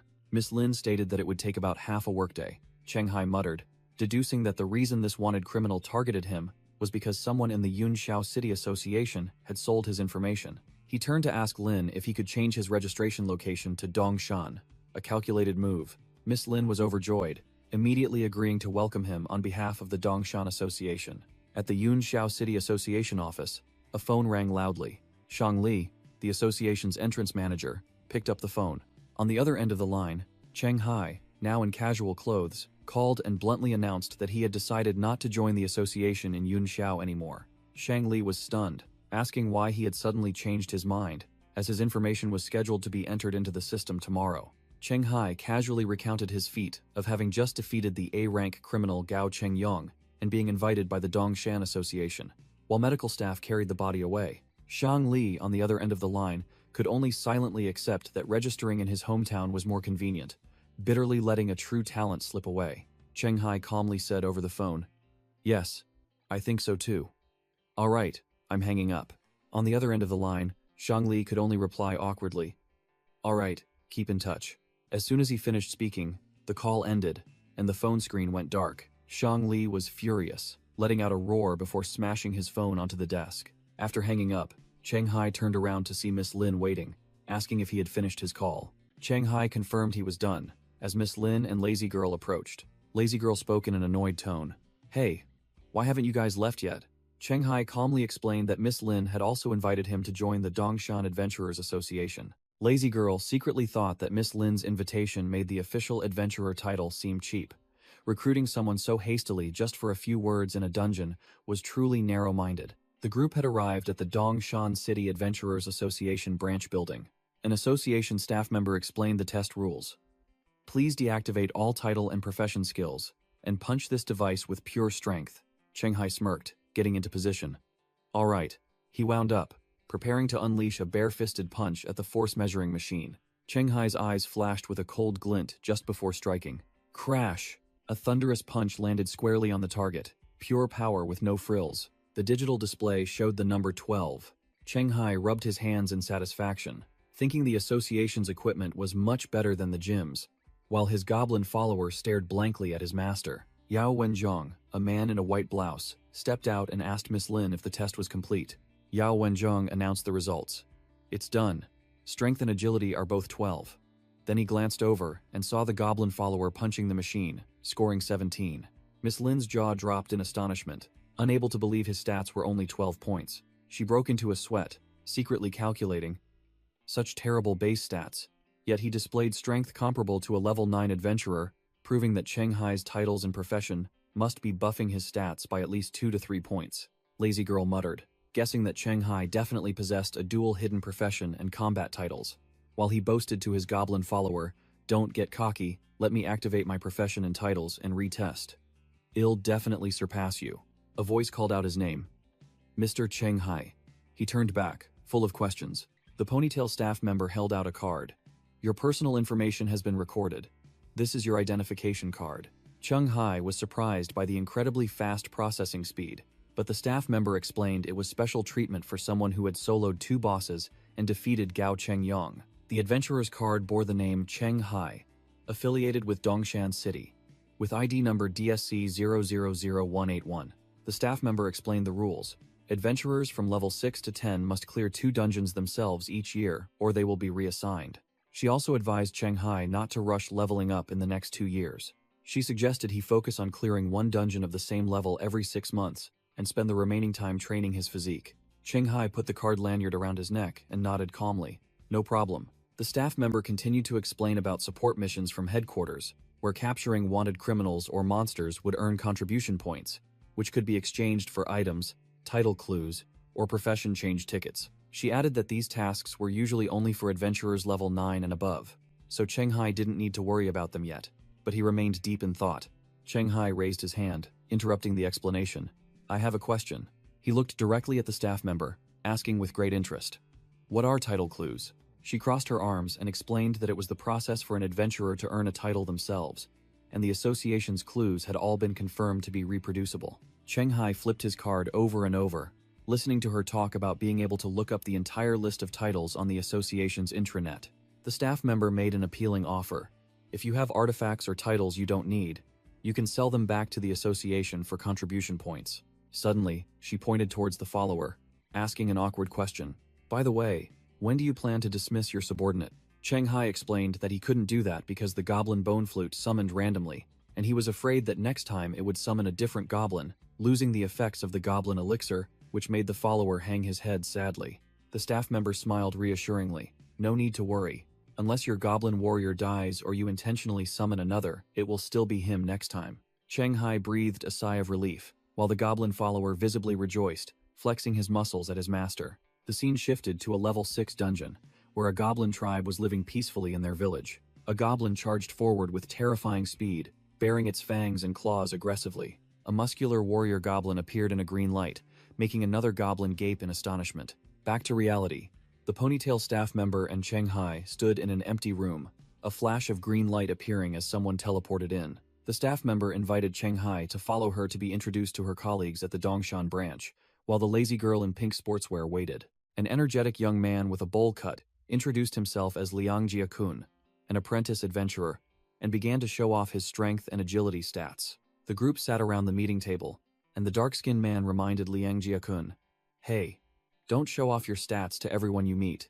It's like showing off your diploma." The dark-skinned man, Chang Jingchuan, a level 3 adventurer from the Dongshan branch, looked annoyed by the boasting. Liang Jiakun turned to the lazy girl and asked, "My stats can't possibly be higher than Cheng Hai's, right?" and received the blunt answer, "That's right." Cheng Hai turned to the man in the white lab coat and asked, "Are you the entrance manager for Dongshan?" The man, Yao Wenzhong, a level 8 adventurer, explained that his level wasn't high enough to be a manager until the expert-level dungeons were cleared. Cheng Hai smirked, guessing that the real manager was busy farming expert-level dungeons, and thus wasn't present. Yao Wenzhong denied it, revealing that the manager was busy dealing with the wanted criminals who had suddenly flooded into Dongshan since yesterday. It turned out these criminals were hunting for the person who had cleared the graveyard dungeon in the neighboring city, and Cheng Hai feigned ignorance, asking about that legendary dungeon. Liang Jiakun got excited again, proudly stating that Dongshan City now had Cheng Hai, who handled both dual bosses and A-rank criminals, and now someone else had cleared the graveyard. The entire meeting room fell silent, all eyes fixed on Liang Jiakun, who was still chattering away. Liang Jiakun blushed, asking in confusion, "Why is everyone looking at me like that? Did I say something wrong again?" The ponytail staff member chuckled, asking meaningfully, "You still haven't realized?"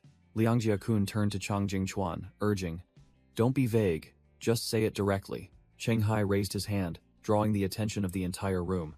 Cheng Hai calmly admitted, "I'm the one who cleared that graveyard." Completely shocking Liang Jiakun, the scene shifted to an apartment complex under the sunset, a voice echoing about having agreed with someone to reduce the frequency of dungeon runs.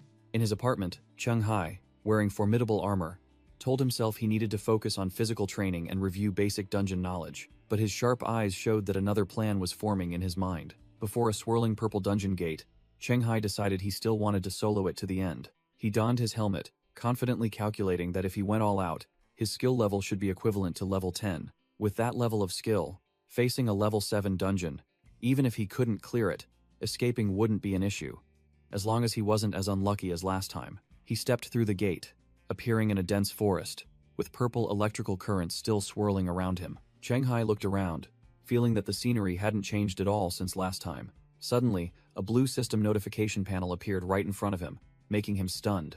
System notification. Newly evolved.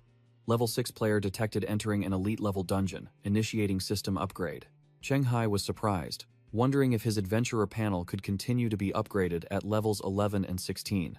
3 detailed notification panels appeared, explaining the new features, title summary, main subclass switching system, and taskbar upgrade. He muttered, feeling that after reaching level 6, the adventurer binding rules became even more numerous, and hoped level 16 wouldn't add any more trouble. However, he also noticed a plus point.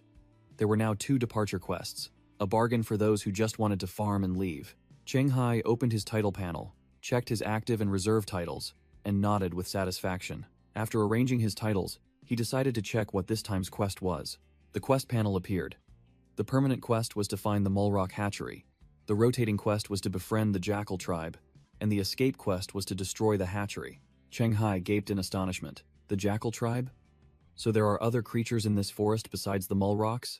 Meanwhile, in another level 6 dungeon, a village of tents appeared in the middle of the forest. A muscular warrior goblin was sitting and roasting meat with his lean goblin horde. Suddenly, 3 goblins simultaneously looked up sharply, letting out a loud alarm cry. The warrior goblin was meditating and grilling meat when it was startled. Not understanding what was happening, a magical vortex suddenly appeared, sucking away the grilled meat right before the astonished small goblins. With a whoosh, the vortex vanished, leaving behind an empty patch of ground and 3 bewildered goblins. The goblins wailed mournfully as they realized their tribe's lavish dinner had disappeared. It turned out the culprit was Cheng Hai, who was leisurely gnawing on the stolen meat and began to ask questions. A goblin guide appeared, chattering away as it explained to Cheng Hai that the Jackal tribe was a cunning bunch, specializing in bullying the weak. Cheng Hai listened, then coolly remarked, "So, they're just a bunch of forest bullies, right?" The goblin guide delightedly gave a thumbs up, confirming Cheng Hai's assessment was spot on. Cheng Hai decided to put aside the side quest involving the Jackal tribe, prioritizing finding the Mulrock's hatchery first. Done with that, he flat out dismissed the goblin guide, leaving it stunned in shock. Seeing its hesitation, Cheng Hai narrowed his eyes and asked softly, with a hint of danger, "You don't want to leave?" The goblin immediately drooped its face, looking pitiful as if about to cry. Cheng Hai sighed and let it stay. The goblin was overjoyed, shouting "Gob, gob, gob" to express its loyalty. Knowing this dungeon was level 7, Cheng Hai decided to proceed more cautiously, leading his newly acquired goblin followers deeper into the forest. A Jackal Scout, with a challenge level of merely 3, was hiding in the bushes, observing and wondering where this bizarre human-goblin team came from. The scene shifts to a luxurious sauna, a gathering place for big shots. Inside, 2 important figures were discussing matters while getting massages. One asked the other about daring to form a wild team for a level 5 dungeon.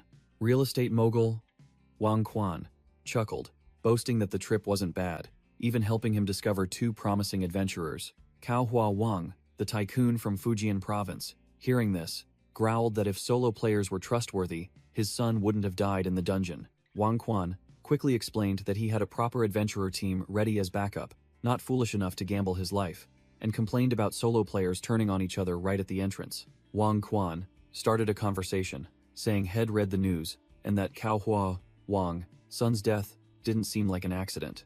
Cao Hua Wang snarled, asserting firmly, "Accident?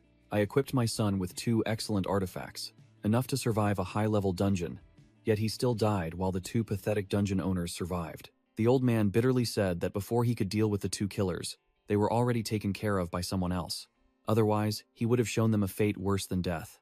Wang Quan, hearing this, promptly suggested rewarding the person who indirectly avenged the old man's son, then asked for that person's name. Cao Hua Wang revealed the benefactor's name was Cheng Hai, and he had come to Dongshan this time specifically to thank him, leaving Tom Wang Quan dumbfounded. Seeing his friend's shocked expression, Cao Hua Wang narrowed his eyes and asked, "What's wrong? Do you know him?" Wang Quan broke into a sweat, stammering that there was also a Cheng Hai in the temporary team he had formed, which left Cao Hua Wang bewildered as well. Back in the dungeon, a level 3 Mulrock patrol team was waddling along a dirt path. The Mulrock captain ordered the team to be vigilant, reminding them that jackal scouts might be hiding in the bushes somewhere. "A Mulrock," soldier replied to the captain, just as they approached a suspicious dark bush. From the shadows of the bush, 3 pairs of sharp eyes were silently observing their prey. Suddenly, Cheng Hai and his giant goblin follower leaped out from the bush, shouting "Charge," making the nearby Mulrock wet itself in fear. The poor Mulrock hadn't even recovered its senses before taking a devastating blow to the face, dazed to the point of seeing stars. In a flash, the entire Mulrock patrol team was subdued and tied up, lying silently before 2 colossal shadows. Cheng Hai asked his goblin follower if it understood the Mulrock's language, and it confidently replied, "Gob, gob, gob." Of course, the eager goblin asked its master if it needed help translating, its face full of pride. Cheng Hai coolly dismissed it. Not yet. He flashed a confident smile, saying he had a handy artifact for this situation, and opened his equipment panel. Cheng Hai pulled out a spiky seashell-shaped artifact called Sea's Whisper, which allowed the user to breathe, speak underwater, and communicate with marine creatures. Cheng Hai sat regally before the tied-up Mulrock captives, his aura completely overwhelming. Cheng Hai got straight to the point, his voice icy. "Where is your nest? Speak now." The Mulrock captain showed stubbornness, only mumbling a few meaningless sounds in response to Cheng Hai's offer to spare its life. It roared defiantly, cursing Cheng Hai as a stupid green-skinned minion and declaring it would never betray its kind. Faced with the monster's obstinacy, Cheng Hai could only cover his face in helplessness, while the goblin follower behind him was also speechless. Cheng Hai had clearly lost all patience with this straw hero act. Slash. The Mulrock captain was instantly cut down, its body cleaved in 2, terrifying the remaining ones. The remaining Mulrocks, though pale with fear, still tried to stand firm, threatening that their chieftain would avenge them. Well said. Another stubborn one met its end, its body also mercilessly cut in half. The psychological torture had worked. A terrified Mulrock spilled the location of the nest at the bottom of the lake, while the one next to it cursed it as a traitor. Cheng Hai said no more, swinging his sword to dispatch the loudmouth who dared call its comrade a traitor. After clearing out the trash, he declared he would tie the only remaining survivor to a tree and then proceed to the lake. Cheng Hai turned to see the goblin follower hiding behind a tree, clearly scared out of its wits by its master's brutality. The Mulrock informant hung upside down from a branch, still mumbling, while Cheng Hai gestured for them to get ready. The master and disciple continued straight ahead, leaving the dangling prey behind as a marker. Before the poor Mulrock could recover, it saw two large, shadowy figures with glowing eyes appear. Realizing that adventurer was terrifyingly strong, its eyes widened in horror as it recognized the identities of the newcomers. They turned out to be two members of the Jackal race, a Challenge Level 3 Jackal Scout, and a seasoned Challenge Level 8 warrior named Hog. The warrior Hog ordered the scout to report to the guerrilla squad, intending to use Cheng Hai as a pawn to lure the Mulrocks out of the lake so they could easily destroy the nest. Jackal warrior Hog approached the tied-up Mulrock, his cold eyes declaring, "As for you." The Mulrock only managed to mumble a few desperate sounds before it was swiftly executed, blood splattering everywhere. Meanwhile, Cheng Hai and the goblin follower had reached the lake shore. He marveled that the lake was even larger than it appeared when viewed by drone. He muttered about his battle plan. Find the underwater cave, swim a long distance to reach the hatchery. A challenge tough enough to eliminate 99% of clueless adventurers. An illustration showed this challenge level 7 dungeon was in an entirely different league. Even veteran teams had to grit their teeth and ally with the Jackal race to buy diving gear, hoping for a chance to clear the stage. But Cheng Hai had a solution. He pulled out the artifact Sea's Whisper, which allowed him to breathe underwater, combining it with the combat experience from Kurote's helmet to compensate for his poor swimming skills. The goblin follower saw its master preparing to enter the water and called out, "Gob gob." It turned out it couldn't swim, and tremblingly asked permission to return first, making Cheng Hai laugh. Cheng Hai nodded in agreement, opening his inventory and gesturing for it to return. The goblin follower vanished in a flash of light, leaving Cheng Hai alone by the lake shore.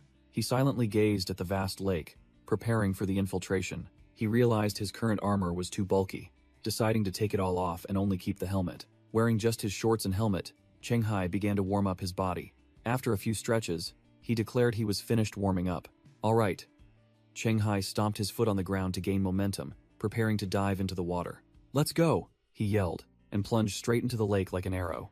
Underwater, Cheng Hai swam powerfully, cutting through the water amidst a school of fish. He silently acknowledged that the artifact and helmet combo was incredibly overpowered, allowing a non-swimmer like him to move freely underwater. Swimming deep to the bottom, Cheng Hai discovered a strange structure looming behind the seaweed, resembling a cave.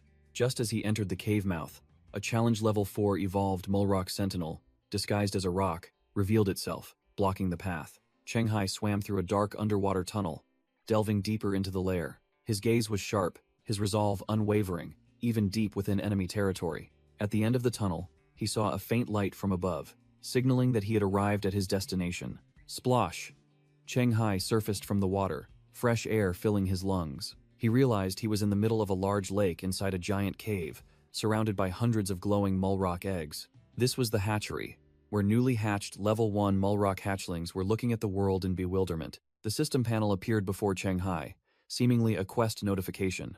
The permanent quest, Find the Mulrock Hatchery, was marked complete, confirming this was the objective. But Cheng Hai wondered why such an important place had no guards. He speculated that either the Mulrocks were overly confident in their secret location, or the lair guardians had temporarily left for some reason. He silently observed, carefully assessing the situation. Whatever the reason, Cheng Hai decided this was a golden opportunity. He stepped ashore, summoned his sword, and declared, "Now is the best time to clear this stage, that's for sure." But just as he stepped into the middle of the egg cluster, a series of shadowy figures emerged from the dark corners, surrounding him. The monsters, hidden on the cliffs and behind the giant eggs, all turned their pale eyes towards the intruder. The lair guardians revealed their true forms, a group of green-skinned monsters with fiery red spiky manes, weapons clutched in their hands. 4 lair guardians surrounded Cheng Hai, whispering to each other, "Only one guy?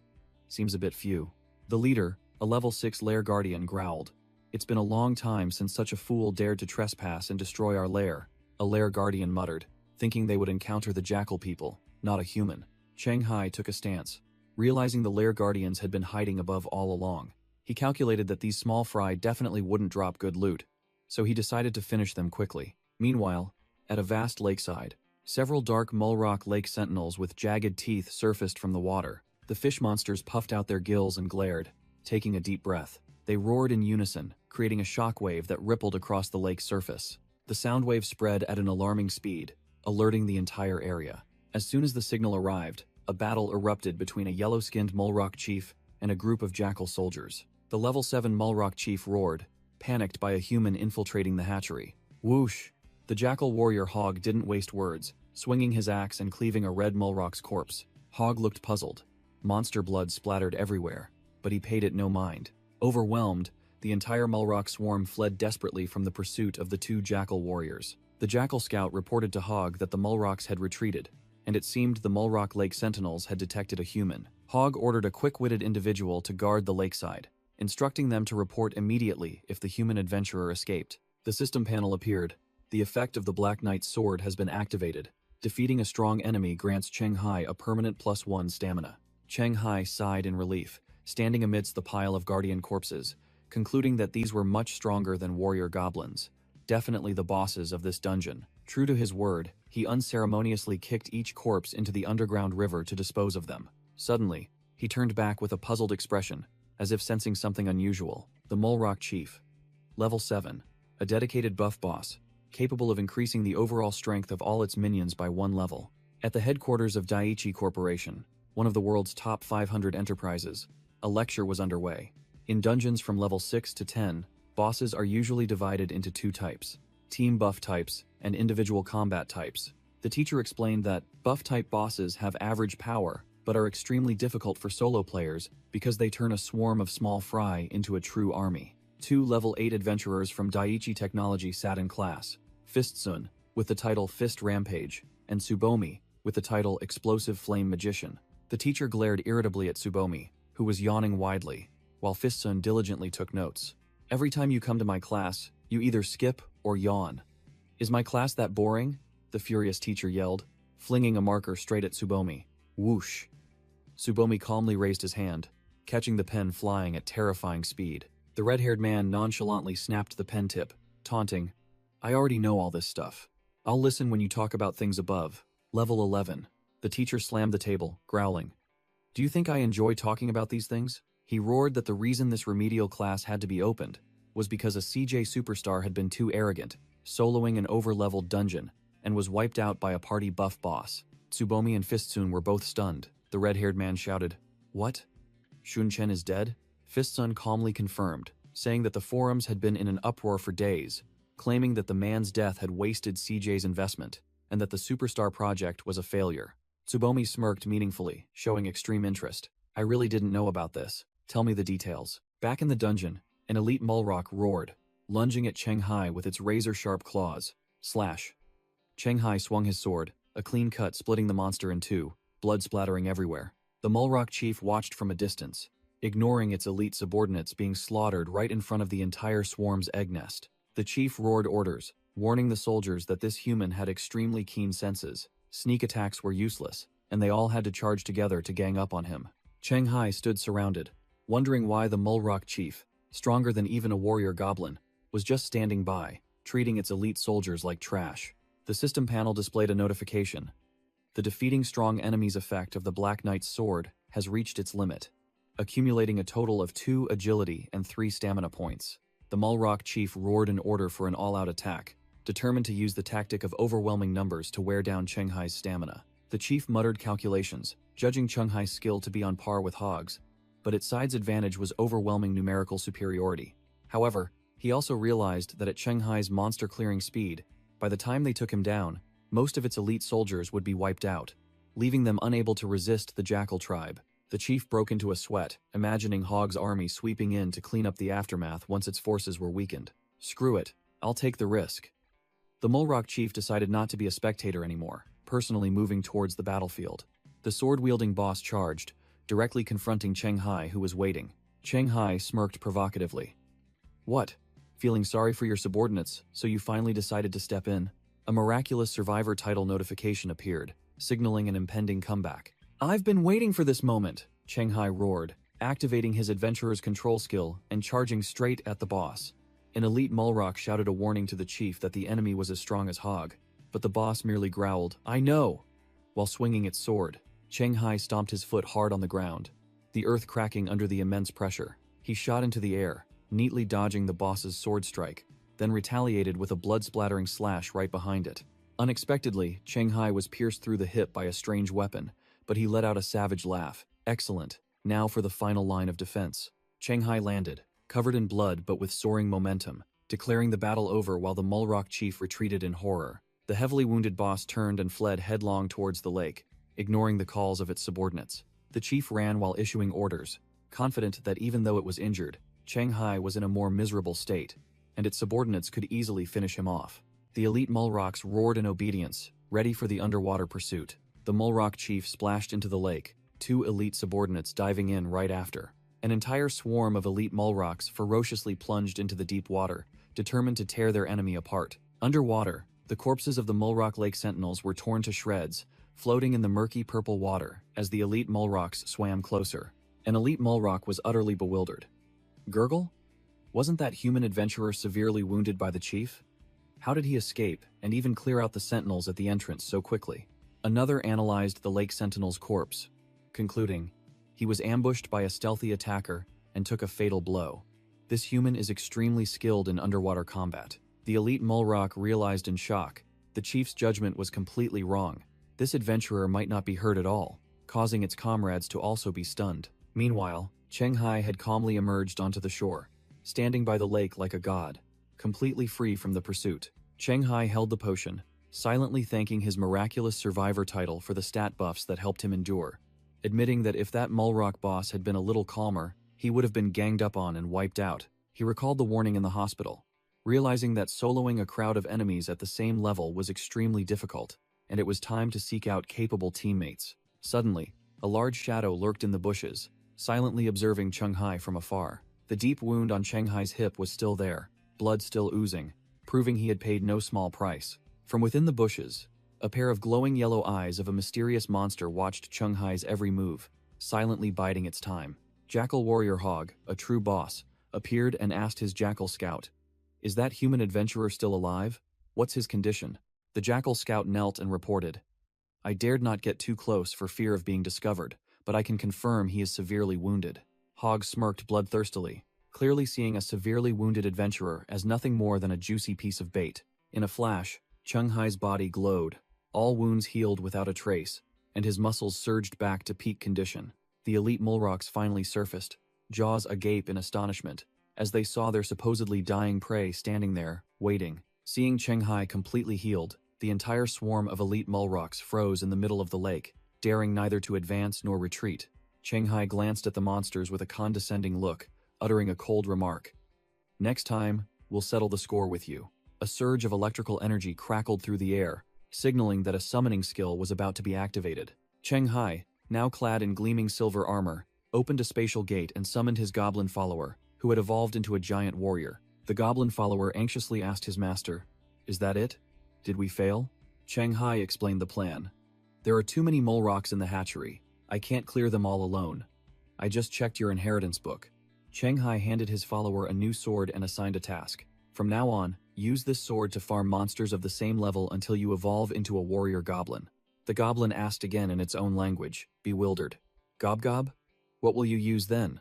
Shanghai summoned an incredibly cool high-tech scythe, hoisted it onto his shoulder, and declared, "I'll use this." He instructed his follower to practice diving next time they entered a dungeon, and it quickly replied, "Gob."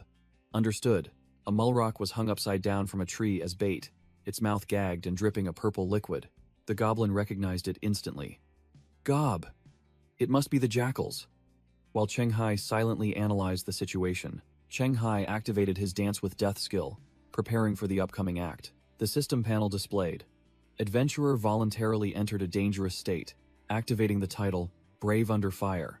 Perception stat surged by 4 points. From within the bushes, a giant battle axe suddenly swung out, aimed directly at Shanghai's blind spot. A muscular jackal berserker with glowing green eyes grinned savagely, certain his ambush would succeed. Thanks to his buffed perception stat, Shanghai immediately sensed the killing intent and spun around. "Huh?" The jackal roared. "A weakness!" Then lunged like a whirlwind, but Shanghai had already detected its presence. Clang! Shanghai used the shaft of his scythe to effortlessly block the jackal's devastating overhead strike. The jackal, now wearing a helmet, roared, "Slash!" in frustration as its surprise attack was nullified.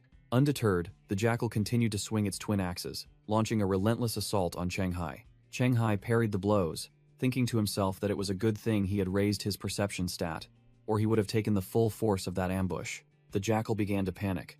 Wasn't this adventurer severely wounded? But his movements were nothing like someone on the verge of death. Could he be a shapeshifter? The jackal berserker was speechless, unable to believe its prey was so formidable. The goblin follower cried out in alarm. "Gob!" It ran away. As he saw the jackal turn and flee, Cheng Hai kept a cool head, analyzing. It might not be fleeing, it could be feigning weakness to lure me into a trap. The giant goblin scratched its head and asked again. "Gob? So, should we pursue, boss?" Cheng Hai glanced through the dark forest, realizing an entire pack of jackals was lurking in the shadows, ready for a coordinated attack. He decided on a tactical retreat. "No, don't pursue for now. Let's find some stronger teammates and prepare thoroughly before coming back to settle the score." Whoosh!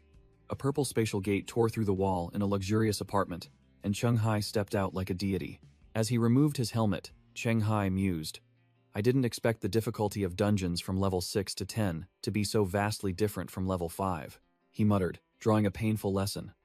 No wonder from level 6 onwards, adventurers have to form intelligence and tactical teams. Going in without information is truly suicide. A green system screen appeared before Cheng Hai, signaling it was time for the mission summary. The notification board clearly displayed. Main quest: find the Mulrock spawning grounds completed. But side quest: befriend the jackal tribe failed miserably. Cheng Hai confidently thought to himself, although I haven't cleared the dungeon this time, I should at least get an S rank for slaughtering so many Mulrocks and surviving the jackal's ambush. The settlement screen appeared with a sarcastic message. Surviving this dungeon is truly a miracle for someone with a seafood allergy like you, along with a reward of an infinite bag of animal feed. Cheng Hai exploded, veins bulging on his face. What's wrong with having a seafood allergy? Wait, how does the system know I have a seafood allergy? He continued to yell in despair. And I'm a human. What's the meaning of giving me a bag of animal feed? Even if I can't finish it, it tastes terrible. In another luxurious villa, a voice rang out in surprise. What? Has licensed by the Dongshan Adventurers Association? Shang Li trudged down the stairs, stopped by a red-haired woman who questioned him. Hey, didn't you confidently guarantee Head be eliminated earlier? Shang Li turned back, snapping with a helpless expression. Even Gao Chengyong died by his hand. What else do you want me to do? The woman, identified as Zhou Chang, Shang Li's wife and the granddaughter of a legendary adventurer, growled. From your tone, it seems you have no intention of avenging my brother. Shang Li's face darkened, and he growled at his wife over the phone. Do you think I'd dare risk the manager position your grandfather gave me to pick a fight with a superstar from the neighboring city? Zhou Chang scoffed in response. I misjudged you. If I had known, the resources Grandpa left behind should have been given to Zhou Dai instead. Shang Li froze, seeing his wife, Zhou Chang, standing on the stairs looking down with icy eyes. Zhou Chang snarled into the phone, declaring bluntly, You've always coveted my grandfather's relic, haven't you? If you don't avenge my brother, I'll let someone else do it. In another room, a hooded gamer girl sat in front of her computer screen, sipping water and browsing the web. She suddenly froze, her eyes wide with astonishment at the information that had just appeared on the screen. On the Black Market Forum, a bounty for Cheng Hai, level 6 adventurer, had been posted, with the reward being an epic-grade relic from the legendary Zhao Jianming. At Whale's Gym late at night, a muscular man was performing one-handed push-ups, counting to the 361st repetition. The strongman An Ran continued his push-ups, while the gym staff member sat squarely on his back, scrolling through her phone and counting to the 363rd repetition. The gym staff member called out to the muscular man, An Ran, there's a bounty on the black market you might be interested in. An Ran maintained his posture, replying curtly, Tell me about it. The staff member raised her phone and read the information. Someone has offered a legendary grade relic as a bounty for the life of a superstar in Dongshan City. An Ran stopped, drenched in sweat. This bounty seemed enticing enough to capture his attention. An Ran stood up and asked, Did Shu Mao provoke someone again? The staff member sneered, replying cryptically, Not Shu Mao, but someone we all know. Cheng Hai's phone vibrated wildly on the table, shattering the morning's tranquility. Cheng Hai, half asleep, answered the call with a groggy voice. Hello? On the other end of the line, a panicked assistant in a white uniform shouted in alarm. Cheng Hai, someone's targeting you. Cheng Hai yawned, replying nonchalantly. Didn't I tell you yesterday? It's already been resolved. The assistant frantically reported over the phone. This time it's different. Someone has put an extremely high bounty on your head, on the black market. She continued to warn Cheng Hai, her voice filled with worry. Don't underestimate it. The reward for this bounty is insane. My brother even said if you hadn't saved me, he might have been tempted himself. Cheng Hai remained calm on his bed, getting straight to the point. What exactly happened? Tell me the details. The screen displayed the bounty information. Bounty on Cheng Hai, level 6 adventurer of Dongshan City, with the reward being an epic-grade relic from the legendary Zhou Jianming, along with all his achievements and home address. In another room, the ponytail staff member was sweating profusely while looking at the screen, as Cheng Hai stood behind her, coolly remarking, "The bounty on me is quite something." Cheng Hai immediately asked, "Did you find out who posted it?" The association staff member analyzed quickly. No need to check. Based on the reward, the poster is almost certainly a direct descendant of the late legendary Zhou Jianming. She turned to question Cheng Hai. "Why did you make enemies with them?" "To make them bring out Zhou Jianming's relic, just to hunt a level 6 adventurer like you." Cheng Hai, looking dazed, let out a long yawn and replied casually, "I don't know. I've never heard of this person before." The association staff member decided to act, picking up her phone. "Let me contact the boss and ask them to persuade the other side to withdraw this bounty." Cheng Hai entrusted everything to her, while she didn't forget to remind him to stay put within the association, as this lucrative bounty would attract a swarm of reckless individuals. The scene at Cheng Hai's apartment. The balcony glass was shattered, fragments scattered all over the floor. A pair of military boots stepped into the scene, their owner muttering, "Is someone faster than us?" A blonde assassin named Wang Er stood in the living room, where a purple dungeon portal was wide open. He deduced, "No, the living room shows no signs of combat. That adventurer Cheng Hai must be farming in his private dungeon." Wang Er, a level 10 assassin, smirked, thinking Cheng Hai was both lucky and unlucky to have dodged the first attack by hiding in the dungeon. He casually walked towards the dungeon portal, confidently declaring, "But if he's stuck in the dungeon, there's no escape." The system info panel appeared. Mulrock Hatchery Dungeon. Difficulty level 7. Main objective is to destroy the hatchery. Wang Er checked the dungeon information, frowning when he discovered that besides the target, there were 4 other individuals inside. Unclear if they were allies or also bounty hunters. Inside the dungeon, a silver-armored knight lay flattened on the ground, gritting his teeth and cursing, "You scoundrel." Jackal warrior Hog swung his axe, finishing off the silver knight, roaring, "There are no rules in war, human." The battlefield was littered with corpses from both sides, indicating a bloody battle had just ended, and Hog had suffered heavy losses. Hog glared resentfully at his injured subordinates, muttering, "Is that adventurer crazy?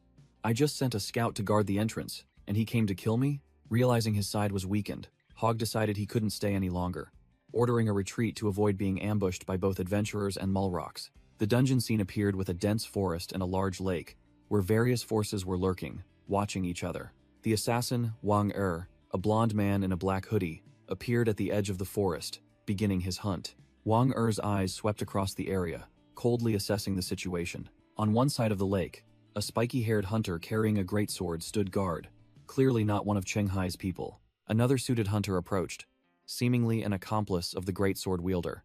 Wang Er observed from afar, calculating, 3 hunters, so the target must only have 1 ally. The scene shifted to the luxurious Whales gym, where a trap-setting phone call was being prepared. Shu Mao, the dashing blonde, walked in and called out, "Trainer on, did you need me for something?" And Ran, the muscular bald man, was bench-pressing while making a deal.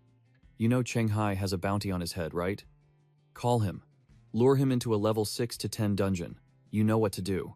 At the same time, Cheng Hai was at home, and his phone suddenly rang loudly. The phone screen displayed the name Shu Mao, a name that boded no good. Cheng Hai narrowed his eyes, pondering, is he calling to warn me, or to probe if I already know about the hunt? Deciding not to answer, Cheng Hai ignored it, knowing that the dungeon portal at his home must have already been exposed. Outside Cheng Hai's apartment, another group of hunters had just arrived. The trenchcoat hunter analyzed, "We're late. It seems Cheng Hai has already been lured into this dungeon." Without hesitation, the trenchcoat hunter decisively ordered, "Go." Inside the dungeon, the trenchcoat hunter and his female teammate were checking the system information. The dungeon notification panel for the tidal merman breeding season appeared, level 7, but the subquest to hunt 5 elite jackals was locked. Wang Er, the blonde assassin, also noticed something unusual. Why can't the alternative escape mission be completed? He narrowed his eyes, deducing that the elite jackals must have been wiped out by someone to the point where there weren't enough left. A silver-haired suited hunter suddenly appeared, blocking Wang Er's path along with 2 other muscular teammates. The silver-haired hunter suggested, "How about we have a quick meeting? That berserker warrior over there seems to want to talk." Wang Er glanced at the small fry with a bored expression, clearly not taking them seriously. 4 unfamiliar hunters had gathered by the lake, forming their own group. Wang Er directly questioned the spiky-haired greatsword wielder. "You guys were the first ones in here, right? Where's Cheng Hai?" Another muscular man in the group confirmed the entry order, proving they had been tracking other players. Wang Er continued to press.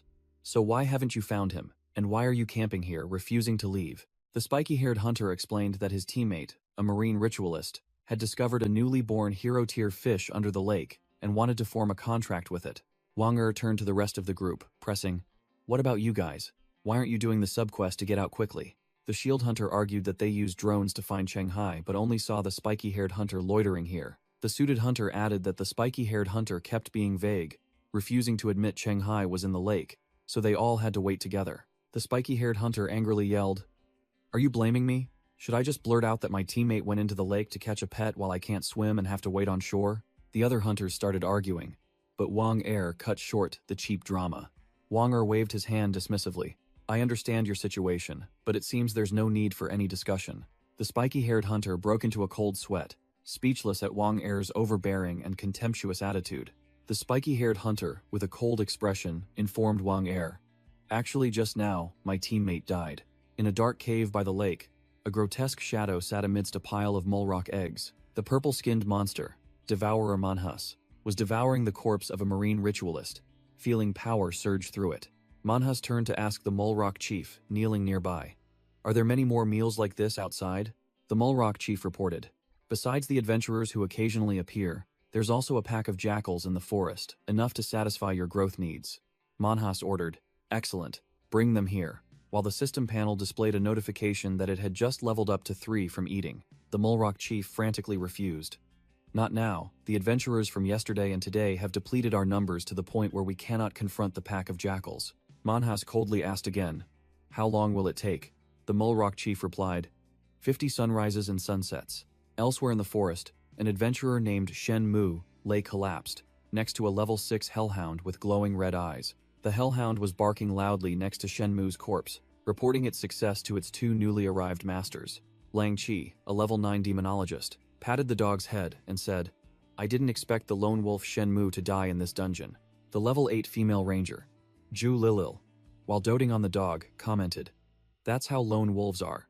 Even if they reach level 9, they'll die if they encounter a counter dungeon without anyone to cover them." Lang Chi smirked.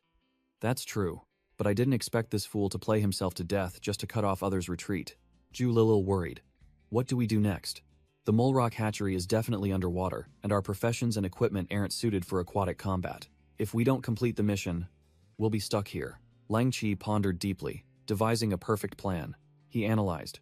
"This dungeon has a 15-person limit. Excluding us and that fool, there are 12 empty slots. As long as someone skilled in aquatic combat among the remaining 9 enters and helps us complete the mission, we can escape. Let's head back to the gate." From a distance, Lang Chi and Zhu Lilil spotted Wang Er's group of hunters loitering by the lake. The spiky-haired hunter was yelling in despair. "The marine ritualist has extremely powerful aquatic combat abilities. With her strength, there's no way she couldn't have escaped. This dungeon definitely has a problem." The spiky-haired hunter bitterly explained the situation. "The only way out is to dive underwater.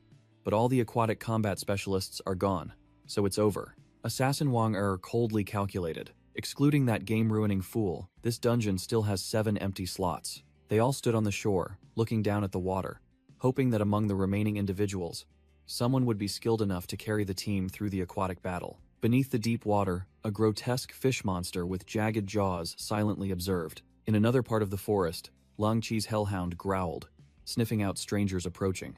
The hellhound barked loudly as it detected Wang Er's team slowly approaching, alerting its master.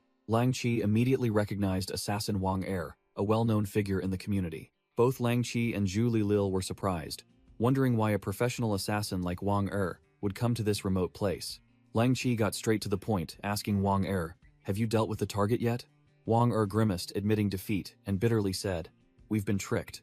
The target might not have even stepped into the dungeon." The scene shifted to the Adventurers Association cafeteria, where an apprentice named Liang Jiakun was excitedly chattering about a sweet deal. A bounty on a level 6 adventurer with an epic tier artifact as a reward.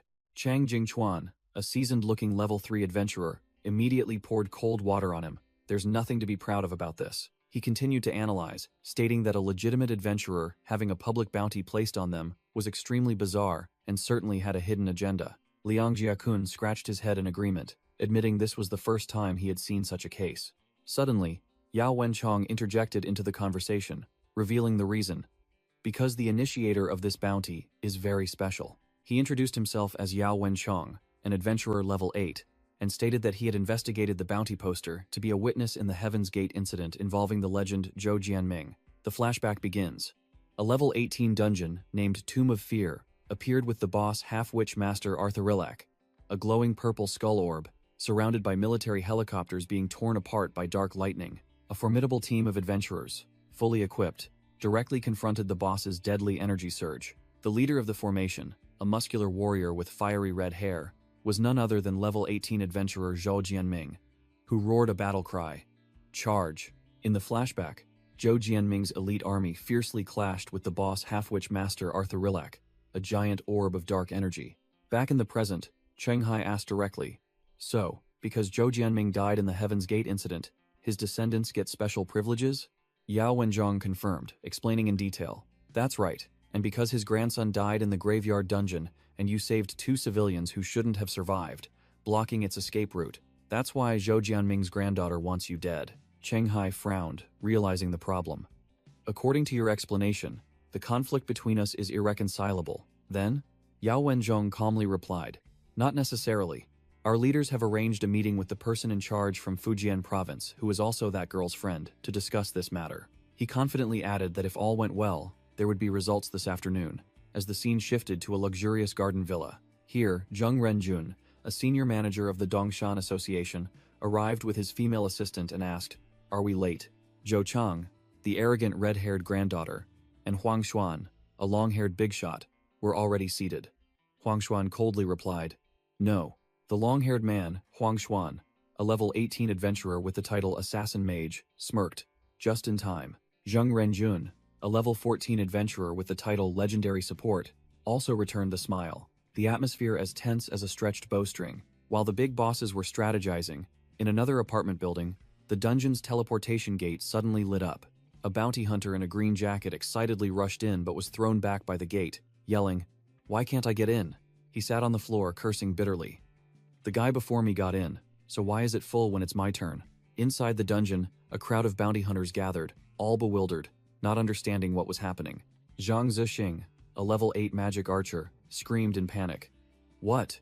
Cheng Hai isn't in this dungeon? We have to go underwater to complete the mission and leave.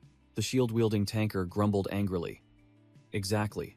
The mission originally didn't require going underwater, but that idiot Shen Mu ruined everything. Now we're stuck here waiting for the gate to reverse. The trenchcoat-wearing hunter pointed out the core problem.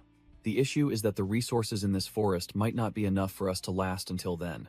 The crowd began to riot, some already contemplating killing each other for resources, while others shouted, offering high prices for food and water. Amidst the chaotic crowd, Qiao Luo, a level 8 adventurer with the shapeshifter profession, stroked his mustache with a sly smile, clearly having a trump card to handle the situation. Qiao Luo muttered to himself in the forest, admitting that he hadn't held much hope initially. He hadn't expected even a high-level assassin like Wang to be stuck in this dungeon. Blue energy began to envelop his body as he transformed, thinking, fewer competitors like this. Once I complete the mission, I might even snatch Zhou Jianming's epic artifact. Transformation complete.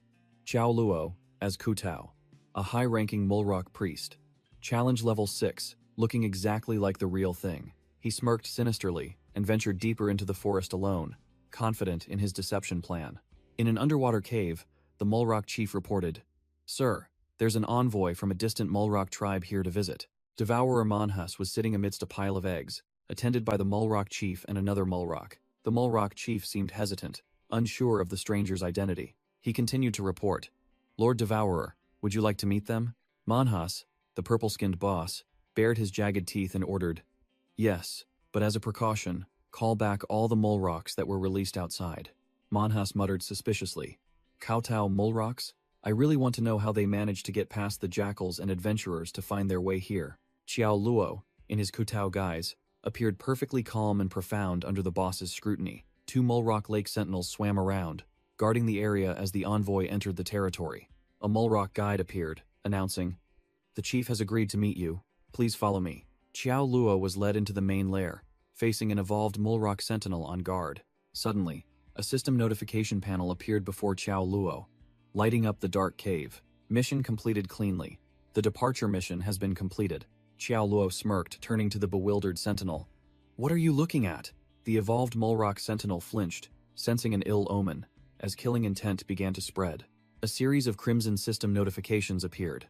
Warning: boss-level unit encountered. Warning: hero-level unit cannot be registered. Xiao Luo's face turned pale, and he frantically wondered, hero-level unit? How could a level 7 dungeon spawn something like this?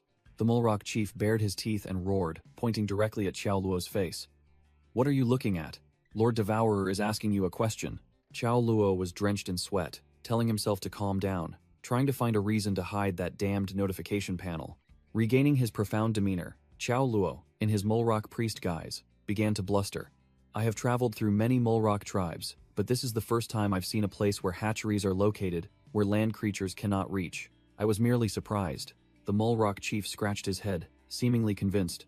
"Oh, I see. Then it's not your fault. Not every tribe can find such a valuable place." But the Mulrock chief suddenly paused, sensing something was off with this priest.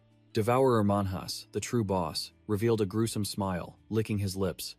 "My innate talent doesn't lie. From the moment he appeared, it screamed that eating him would help me level up again." Manhas concluded sharply, his eyes flashing with deadly intent. "But my innate talent has no effect on fellow Mulrocks. He is absolutely not a Mulrock." The scene shifts to a luxurious, quiet garden villa. Zhou Chong was yelling furiously at a man with a blonde ponytail. "My younger brother had a chance to escape. If it weren't for that damned Cheng Hai, he would have completed the departure mission." Another young man with spiky blonde hair, seemingly an official, read aloud from a handbook. Article 4 of the Official Adventurer's Emergency Handbook states that during a survival dungeon inversion event, priority must be given to assisting vulnerable groups in completing their missions. He stated firmly, Cheng Hai's actions were in full compliance with regulations. It was not his fault. Zhou Chong remained unconvinced, craning her neck to argue. But at that time, he wasn't even an official adventurer yet. The man with the blonde ponytail coldly interrupted. "Zhou Chong, be quiet. I have a question." The official with spiky blonde hair smirked. "Go ahead." The man called Uncle Huang asked a weighty question. "If everything goes smoothly, how far do you think Cheng Hai can develop? An outstanding pillar, a regional leader, or a legend?" The official leaned back, giving an assessment that couldn't be higher. Soloing from the start, reaching level 6 inches 1 month, and even solo killing the infamous rising star hunter Gao Cheng Yong. Cheng Hai, at the same stage, is even stronger than me. He has all the qualities to become a regional leader, and even has the potential to become a legend. Uncle Huang fell silent, his gaze deepening, seemingly pondering the words he had just heard.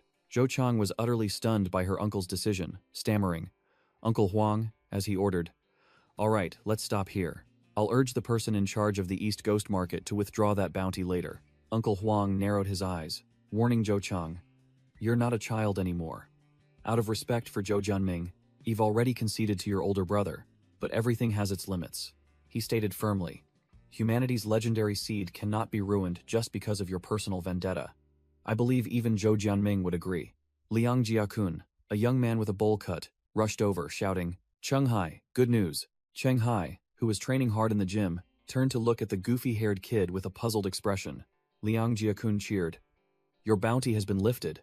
Cheng Hai smirked, a satisfied smile on his face.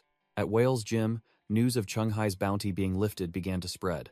In another office, Unran and Shu Mao also received the news. The gym staff member was astonished.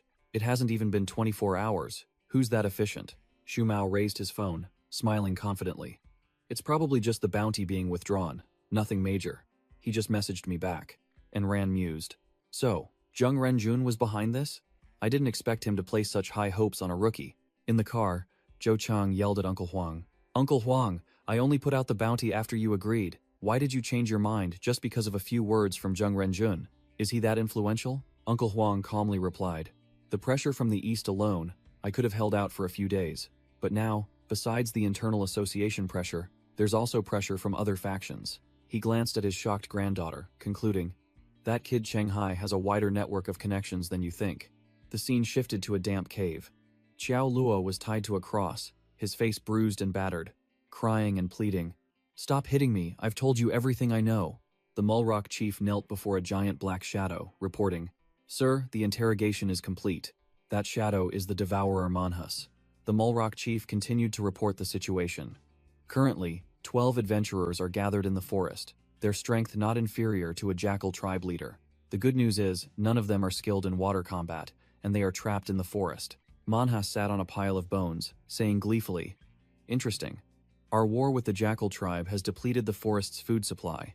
They won't last 50 days. Back at the Dongshan City Adventurers Association, Cheng Hai had arrived. Cheng Hai was introduced to Zheng Renjun, the entrance manager, who had also negotiated on his behalf. Cheng Hai bowed in thanks, while the other man coolly replied, "It's nothing."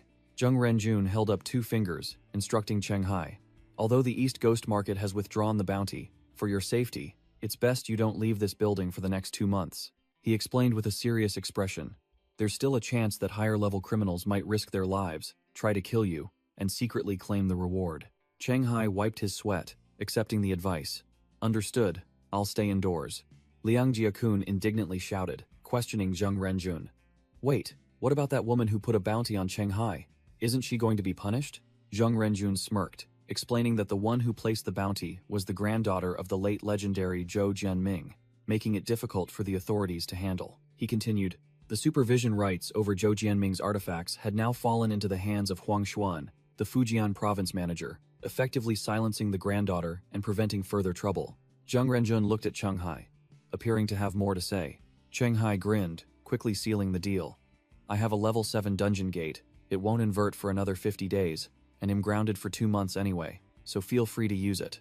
This left both Zheng Renjun and the staff member dumbfounded. The scene shifted to a modern apartment building, likely Cheng Hai's residence. Inside the apartment, Zheng Renjun and a pink-haired expert, Yao Wenzhong, stood before Cheng Hai's giant purple dungeon gate. Yao Wenchong extended his hand, beginning to analyze the dungeon gate that was emitting dark energy. A system notification appeared. "Dungeon challenge attempts have reached their limit. Entry is not possible." Yao Wenchong turned to report. "It is indeed a level 6 to 10 dungeon, and it's already full. No one else can enter." Zheng Renjun rubbed his chin, a calculating smile spreading across his face, clearly hatching some plan. He ordered Yao Wenchong, "Have the logistics team install some mini-cameras. Report anyone who exits this dungeon immediately." Yao Wenchong adjusted his glasses, asking about how to handle Cheng Hai's situation. Zheng Renjun sneered, acting like a boss. "Just follow the regulations in the Adventurer's Handbook." The association staff member, while taking notes, explained, "Although concealing a dungeon gate is a violation, since you've just joined, the penalty will be very light, just an additional routine mission upon reaching level 9. She looked up and asked directly, "Do you accept this penalty?" Cheng Hai was sweating. The deal was too good. Cheng Hai didn't hesitate, nodding repeatedly. "Yes." The staff member coldly noted down his agreement. She continued to announce, "Starting tomorrow, you will attend general dungeon knowledge classes with Cheng Jingchuan and Liang Jiakun at 8 a.m. Don't be late." Cheng Hai happily accepted the schedule. The scene shifts to the hospital area. A female doctor was scolding over the phone, unable to believe that Cheng Hai was also internally penalized. Cheng Hai calmly replied that the punishment was too light, and he was more worried about those reckless bounty hunters. He sneered, warning that his dungeon was quite tough, and if those weaklings underestimated it, they could get stuck and cause a gate reversal. The female doctor went crazy, thinking Cheng Hai was too kind to still worry about those who wanted to harm him, but he nonchalantly replied, "Wrong. I'm just afraid they'll implicate me." Cheng Hai changed the subject, asking about how her older brother's unspecialized alliance was also putting pressure to help him. She confirmed, revealing that the Fujian province tycoon, Cao Hua Wang, strongly opposed putting bounties on the descendants of legendary adventurers, as it would create a privileged class. She added that this matter had even alarmed the person in charge of the eastern region, which was why the bounty was removed in a flash. Cheng Hai thanked her older brother and promised a proper meal after everything settled down. He decisively hung up the phone. Standing alone in the hallway, Cheng Hai muttered the name Cao Hua Wang, clearly calculating something about this influential figure. On the other end of the line, the female doctor was clutching her phone, her face flushed, daydreaming about the dinner invitation. Behind her were 2 men, Wu Hu, a level 18 adventurer, and Wu Long, a level 10 adventurer. The older brother grumbled that his younger sister had wasted years of accumulated favors on some kid who appeared out of nowhere. Cheng Hai's phone rang again, annoying him slightly. He answered the phone with a, "Hello?" A powerful voice echoed from the other end. "This is Cao Hua Wang," which stunned Cheng Hai. Cao Hua Wang was sitting in his luxurious office, while Cheng Hai quickly replied that he had heard the man was putting pressure on the regional manager. The tycoon was slightly surprised. "You already know?" Cheng Hai didn't beat around the bush. "Then let's get straight to the point." Cao Hua Wang calmly explained. "My son died in the Labyrinth Forest dungeon, and I found out that the dungeon owner, named Vulture, died by your hand. Consider it revenge for my son. We are even." The old fox, Cao Hua Wang, changed his tone, declaring that he wasn't calling today to discuss old matters but to talk about a business deal. He got straight to the point. "Simply put, my friends and I highly value your future, and we intend to invest heavily in you. In return, when you become a candidate for regional leadership, please listen to our requests." Cheng Hai silently listened to the lucrative yet politically charged offer, his expression unchanged. The scene shifts. Cheng Hai was sitting in a mandatory class, and an elderly lecturer named Ju Wei smiled as he introduced himself. The lecturer began his lesson with a question. "Among the 6 basic stats, which one do you think is most important for rookies?" Liang Jiakun, the young man in the orange shirt, boldly declared, "No need to ask. It's definitely strength. If you're not tough enough, how can you complete monster hunting quests?" Chang Jingchuan, the dark-skinned, blue-haired man, sneered in rebuttal. "Even an idiot knows to prepare armor and weapons. With good gear, even a weakling can take down low-level monsters." He concluded that agility was what truly increased survival rates, leaving Liang Jiakun speechless. Lecturer Ju Wei nodded in agreement. "This student is right. Association data shows that agility has the biggest impact on the survival and success rates of low-level adventurers." Cheng Hai raised his hand, asking a sharp question. "Survival is easy to understand, but why does agility dominate even in internal conflicts among adventurers?" The lecturer explained that at low levels, equipment and professions are still mixed, not forming an effective offense and defense system. So whoever strikes first wins. Cheng Hai nodded, his mind racing as he recalled the wanted criminals he had encountered. Indeed, they were either extremely fast or had tactics to counter speed. The lecturer continued his lesson, warning that adventurers who specialize only in agility would face difficulties in the level 6 to level 10 stage, as solo adventuring would no longer be effective. Chang Jingchuan then asked, "So, in the level 6 to 10 stage, which stat provides the greatest benefit?" The lecturer replied that at this point, the issue wasn't which stat was best, but that adventurers needed to adjust their development path according to the team's needs. Cheng Hai still wasn't giving up, continuing to ask about the cost-effectiveness of investing points into different stats, such as between perception and strength. The lecturer smiled, projecting a shocking pie chart. Charisma takes the biggest slice, topping the value ranking. Cheng Hai's jaw dropped, unable to believe his eyes. "Charisma is the highest? Why?" The lecturer shrugged. "I'm not sure either, but this ranking is recognized by legends.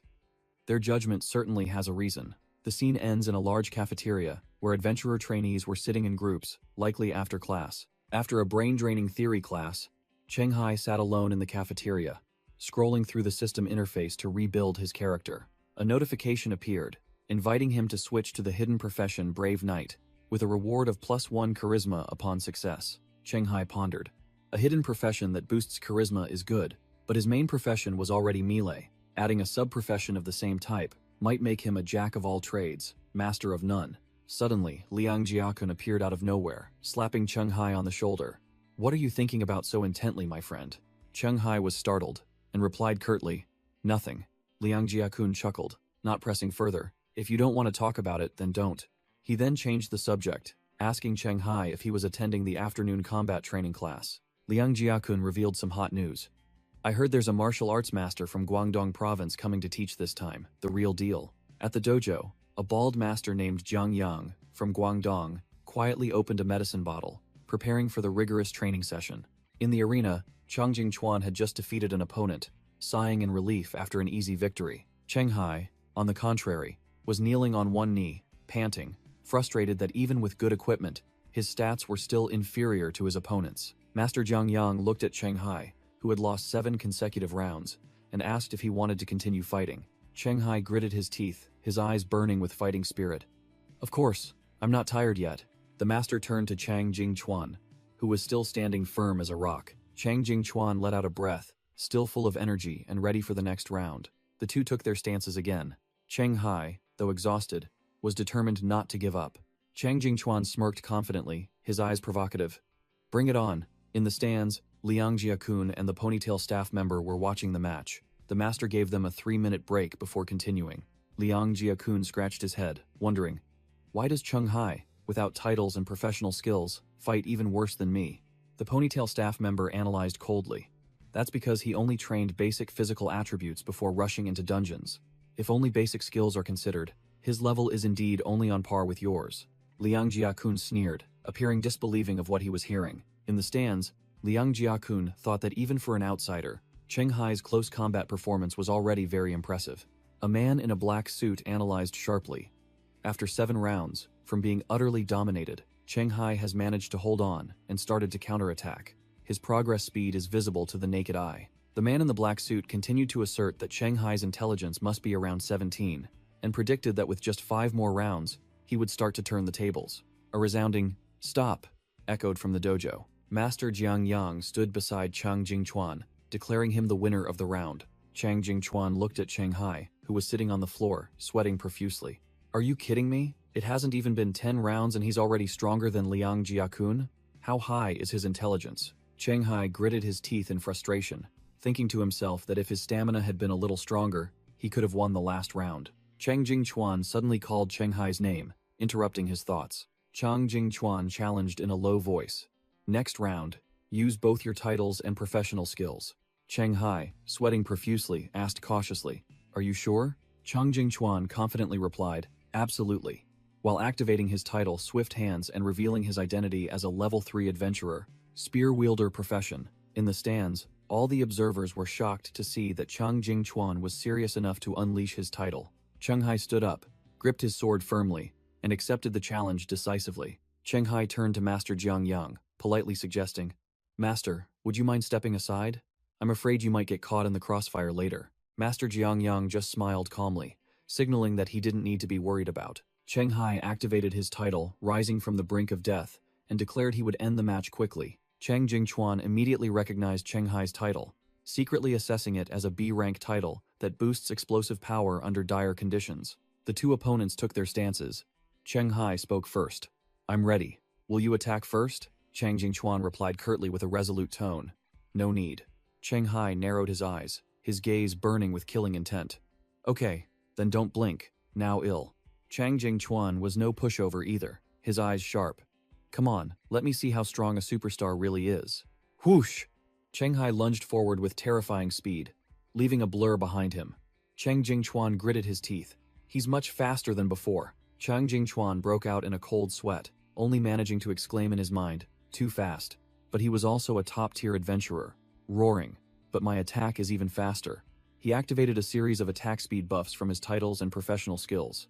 The spear in Chang Jingchuan's hand erupted with green energy, hurtling straight towards its target with wind-ripping speed, making him extremely confident. Chang Jingchuan's eyes widened, sweat pouring down him as his spear was dodged in an unbelievable manner. Boom! Chang Jingchuan used the shaft of his spear to knock Cheng Hai back, trying to create distance. Cheng Hai gracefully weaved to dodge the attack as if dancing, completely in control of the fight. A white streak of light flashed, too fast to be seen. Cheng Hai's sword tip was already pressed against Chang Jingchuan's throat, just a millimeter away from piercing it. Cheng Hai stood firm, coldly declaring the result. You lost. He retracted his sword, stating concisely, That's enough for today. Chang Jingchuan collapsed to the floor, utterly helpless and exhausted. He looked up, his eyes vacant, unable to believe what had just happened. Watching Cheng Hai retreating back, Chang Jingchuan bitterly questioned himself. I'm finished. The gap between him and me. Is it really that vast? Master Jiang Yang calmly walked over, praising, Actually, your spear technique is quite good. Even when I was young, that thrust would have been difficult to dodge. The master smiled kindly, reassuring him, Don't be discouraged. You merely encountered a special case who can read your next move. Chang Jingchuan was stunned, repeating in disbelief, Read my next move? Master Jiang Yang took a sip of water as he explained in detail. When a person attacks, that is also when they expose the most weaknesses. Whoever can seize that moment can use weakness to overcome strength, and formlessness to defeat form. And that kid can do it. Master Jiang Yang concluded. There aren't even 5 living martial artists in the entire martial arts world with his level of foresight, so don't blame yourself for losing. Liang Jiakun excitedly ran over and asked Cheng Hai, Cheng Hai, what was that move just now? It was incredibly cool. Master Jiang Yang thought to himself, an adventurer who has never practiced martial arts yet possesses this ultimate technique. This kid is no ordinary talent. After the match, Cheng Hai and Liang Jiakun sat eating in the cafeteria, with Liang Jiakun still chattering away. Liang Jiakun enthusiastically recounted, "Didn't you see? After losing to you, Chang Jingchuan's face was as black as a pot." Just as he was speaking, Chang Jingchuan suddenly appeared right behind him, making Liang Jiakun turn pale with fright. Chang Jingchuan carried his meal tray and politely asked, "May I sit here?" Cheng Hai casually agreed. Chang Jingchuan frankly admitted, "To be honest, I initially saw you as a rival." He acknowledged Cheng Hai's strength, believing that a stagnant pond like Dongshan couldn't hold him back, while Liang Jiakun chimed in, mentioning Cheng Hai's achievement of clearing a bug-level dungeon. The other two began betting on Cheng Hai's future, from becoming a manager to a legendary adventurer, completely ignoring the protagonist who was busy picking up food. The scene shifted to an office building, where Cheng Hai was asking about choosing a sub-profession. Cheng Hai reported to Yao Wenjong, "That's right, I've reached level 6. While exploring the dungeon at home, I noticed my adventurer panel had been upgraded, allowing me to activate a sub-profession." He chuckled, scratching his head. "But I don't know how to choose, so I came to ask you." Yao Wenchong adjusted his tie and began to explain. "This would normally be taught in the general knowledge class, but since you asked, I'll give you a brief overview." He explained that professions are divided into two types, common and hidden. If your main profession is a common type, you can just look online to find the optimal path. Cheng Hai got straight to the point. "So what if my main profession is a hidden one?" Yao Wenchong pushed up his glasses, his gaze sharpening. "That's right, you are a hidden profession user." He sighed, stating that due to the rarity of hidden professions, the association only knows the optimal path for a few of them. For the rest, one must rely on elimination and intuition. Cheng Hai asked anxiously, "If I choose incorrectly, will I be weaker in the later stages compared to following the optimal path of a common profession?" Yao Wenchong affirmed, "Not necessarily. Even if a common profession adventurer becomes a legend, their power would only be moderate. But if your main profession is a hidden one, that's a different story." Yao Wenjong continued to analyze. "As long as you are careful and don't choose a trashy sub-profession that drags down your main profession, your potential will not be limited." He smirked, revealing a shocking secret. Speaking of which, some hidden professions don't even need a sub-profession and can still climb to legendary ranks, or even higher tiers. Cheng Hai showed interest, his eyes sharpening, signaling for the other party to continue. Yao Wenjong pushed up his glasses, his voice full of mystery. "However, this type of profession is extremely rare. Some are unique, such as the 8 Virtues Knight." Back in his room, Cheng Hai sat on the bunk bed, starting to use his tablet to dig for information. The search results for the Deathwalker profession on the association's internal network were a perfect 0. There was absolutely no data. However, information about the Valor Knight was abundant. He realized the emblem he picked up was being hunted by the entire world. Cheng Hai skimmed through the forum, smirking as he saw the crowd discussing animatedly. Realizing that successfully changing professions would guarantee him a spot among the top legendary ranks, he scratched his head and chuckled gleefully, feeling like he had just won the lottery. Without further ado, Cheng Hai put his armor back on, firmly holding the Valor Knight's challenge emblem. He shouted, activating the item in his hand, and a fierce crimson energy surged from the emblem. A vaulted spatial gate, radiating a fierce crimson light, suddenly opened right in the middle of his bedroom. The system announced a new title, Risen from the Brink of Death. Cheng Hai, in his new armor, looked much cooler, ready to step into the challenge. He shouldered his scythe, decisively declaring, "Let's go." Then he walked straight into the gate. Cheng Hai was teleported to a magnificent hall with towering stone pillars, ethereal light, and at the end of the path, another fierce crimson gate. He stepped inside, facing a colossal knight in golden armor sitting on a throne, exuding an overwhelming aura. The golden knight stood up, and the system displayed information. Legendary Unit Valor. Living. Armor. Challenge. Level 19. Cheng Hai froze, a system screen appearing right before him. The profession change quest was clear. Gain recognition from Legendary Unit Valor, with a countdown of 10 minutes. The clock started ticking, with only 9 minutes and 59 seconds left to complete this tough mission. The Golden Knight Valor stood tall, exuding an overwhelming presence, weapon ready in hand. Cheng Hai read the quest and was bewildered. Gain recognition? Does that mean I have to last 10 minutes? Suddenly, his eyes twitched at an unexpected warning. The system blared. Warning. Encountering a high-level legendary. The title, Born in the Land of Death, has been activated. Stat buffs due to immense power difference, and the hidden skill, Stride and Kill, has also been unlocked. Without further ado, Valor swung his weapon, unleashing a ground-sweeping attack with a blinding white energy wave. Whoosh! Shanghai narrowly dodged, landing amidst the rubble, directly facing the formidable boss. He couldn't help but exclaim in admiration, "Wow! This guy." Shanghai compared them in his mind, wondering if this boss was even stronger than the Dark Knight messenger Kurode. He brushed aside his thoughts, deciding not to worry about it anymore, and just attack first. Valor also took a stance, muttering, "Let's see how you measure up against a legend." In a moment of contemplation, Shanghai envisioned himself bedridden, bandaged all over. He calculated bitterly, what lunatic could last 10 minutes against this monster? With this gear, it'd be lucky to hold out for 3 minutes. Below. Level 10. Don't even dream of passing this trial. He hesitated about changing titles to increase his survival chances, but then realized doing so would mean losing the insight skill, Stride and Kill. It was a true dilemma. Suddenly, Shanghai had a bold idea. He suddenly remembered he still had that. Clang. The red gate behind Valor slammed shut. The Golden Knight turned to look at the gate, realizing the challenger's escape route was sealed. He looked around the empty hall in confusion, wondering, where's the kid? From behind a pillar, Shanghai, in stealth mode, was secretly observing the massive boss. He smirked confidently, "Lucky me. This guy's weakness is perception. With a stealth cloak on, he's completely blind." Shanghai's smile suddenly vanished, his face filled with bewilderment. "Huh?" Valor suddenly raised his hand to the sky, and a dazzling orb of light formed. He wondered, what is that? The orb of light compressed tightly in Valor's armored fist, its energy converging to an extreme. Suddenly, Shanghai materialized right in front of him, his face contorted in a frustrated curse. Damn it! Valor merely glanced, completely unfazed by the enemy's appearance. The scene shifted to Shanghai lying flattened on a bed, his face swollen, bandaged all over, his eyes silent, his entire body aching. He lay sprawled out, muttering bitterly. How the hell can a unit have a skill that sees through stealth? Looking out at the building, Shanghai told himself he would try using the titles Facing a Legend, Adaptation, and Miraculous Survivor later, though he wasn't confident at all. In another scenario, Shanghai, with the title Adaptation, was confronting Valor directly, but the knight merely uttered dismissively, "Hey, hey." Valor threw a direct punch, not giving Shanghai a single chance to retaliate.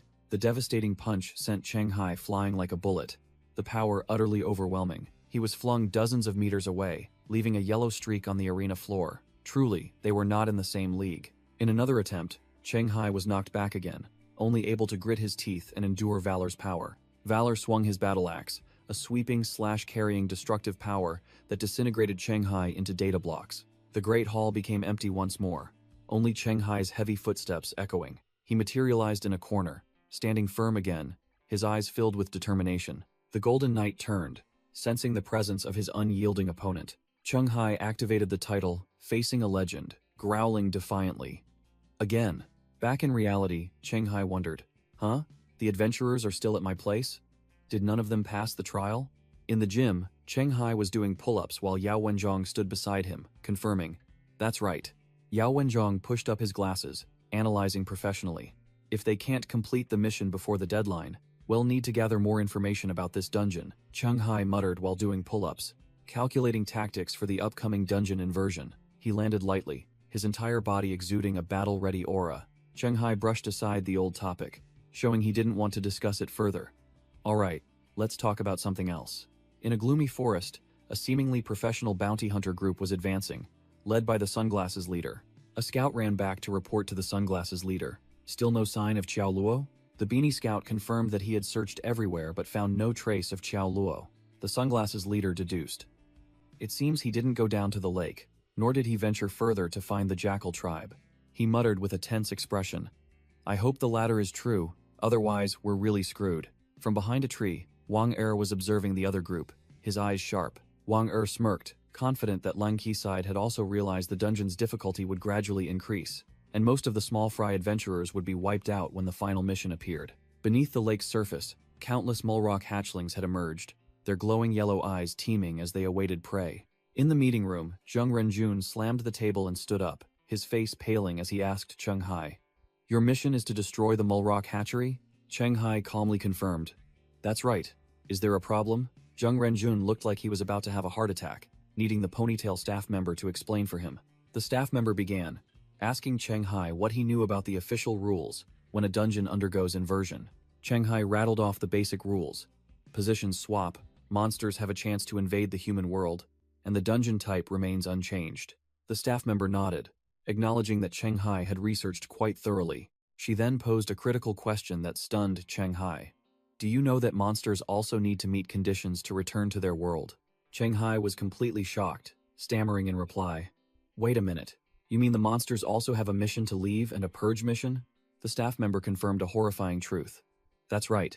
And the missions for both sides are often similar. For example, destroying the Mulrock hatchery here would be equivalent to destroying a vital human facility on the other side. Cheng Hai froze on the spot, his face pale at the shocking news, while the association staff member yelled, asking if he heard her, and Yao Wenzhong calmly remarked, "The kid is scared out of his wits."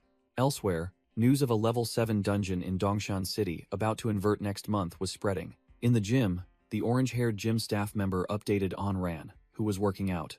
That's right, the natives in this dungeon are Mulrocks and the Jackal tribe. It's an exploration type, and the mission is to destroy the Mulrock hatchery. And Ran asked while doing one-handed push-ups. So they want to recruit our Shu Mao? The staff member confirmed the reward was a spot on a same-level dungeon expedition team roster controlled by the government, and Ran was silent, his face thoughtful. Back in the meeting room, Cheng Hai had recovered and started to sense something amiss. Wait, isn't Zheng Renjun a level 14 adventurer? Why would he need to recruit civilians to handle an inverted level 7 dungeon? Zheng Renjun, who was on the phone, turned to explain. Because after your gate is inverted, I won't be able to act freely. Cheng Hai looked bewildered, and Yao Wencheng continued, stating these were the unpublicized dungeon inversion rules. The scholar began to explain the hidden rules.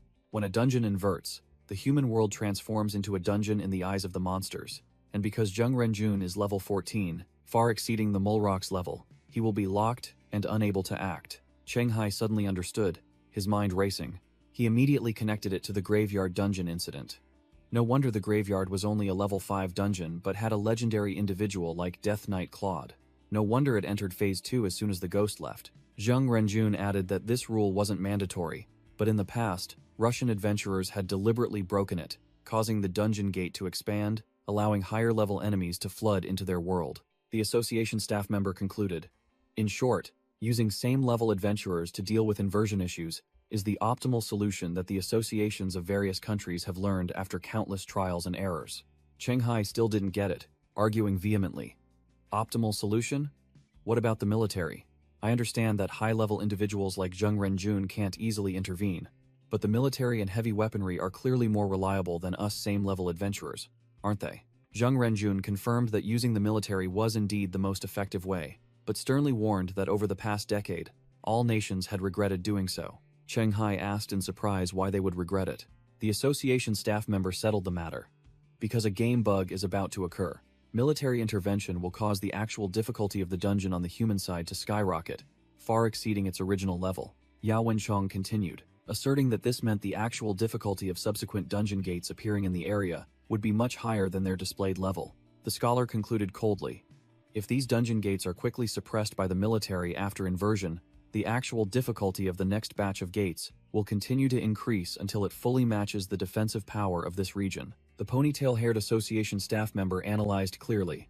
From dungeon level 11 onwards, firearms are useless, and from levels 16 to 20, you might even need nuclear bombs to stand a chance. Zheng Renjun summarized the problem. To put it bluntly, calling in the military is just a temporary fix. The problem remains and doesn't disappear. He continued to warn that if they kept relying on heavy weaponry, doom would come when they faced monsters capable of taking on an entire fighter jet squadron. Cheng Hai lay in the hospital bed, finally understanding why the military couldn't be called in to resolve the mess. He turned over, feeling the weight of responsibility and the exorbitant price for a densely populated country. There was no time for hesitation.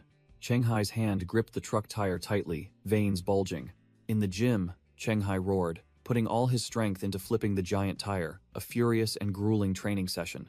Liang Jiakun and Chang Jingchuan sat observing nearby, the muscular man exclaiming, Cheng Hai trains incredibly hard. Liang Jiakun wiped his sweat, his face pale with worry. If he trains like this every day, how can his body endure it? Chang Jingchuan casually retorted, didn't Miss Lin tell you what happened?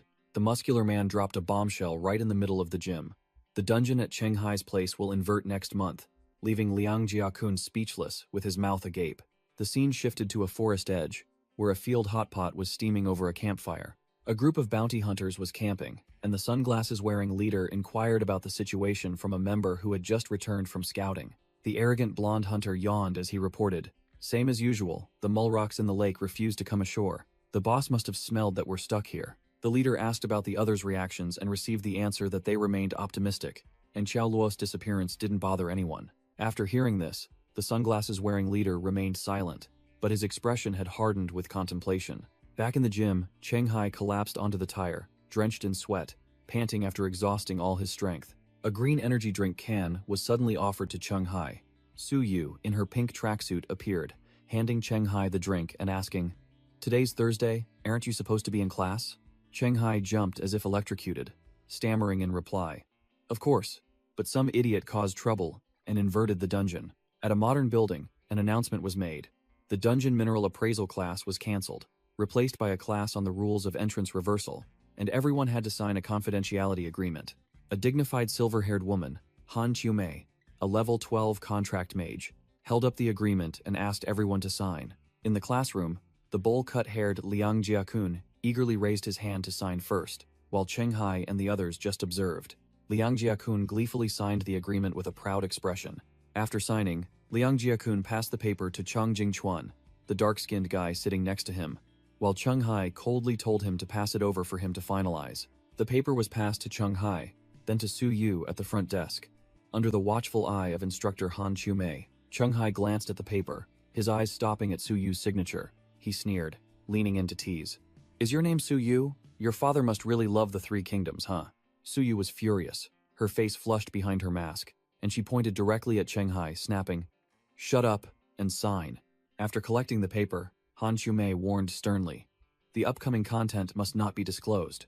Violators will be dealt with by the association's archivist and secret keeper." Hearing the threat, Cheng Hai, Liang Jiakun, and Su Yu all broke out in a cold sweat. Understanding that this was no joke, Han Chiu-mei smiled meaningfully, raised a finger, and announced, "Now, let the lesson begin." She began to explain the reversal phenomenon.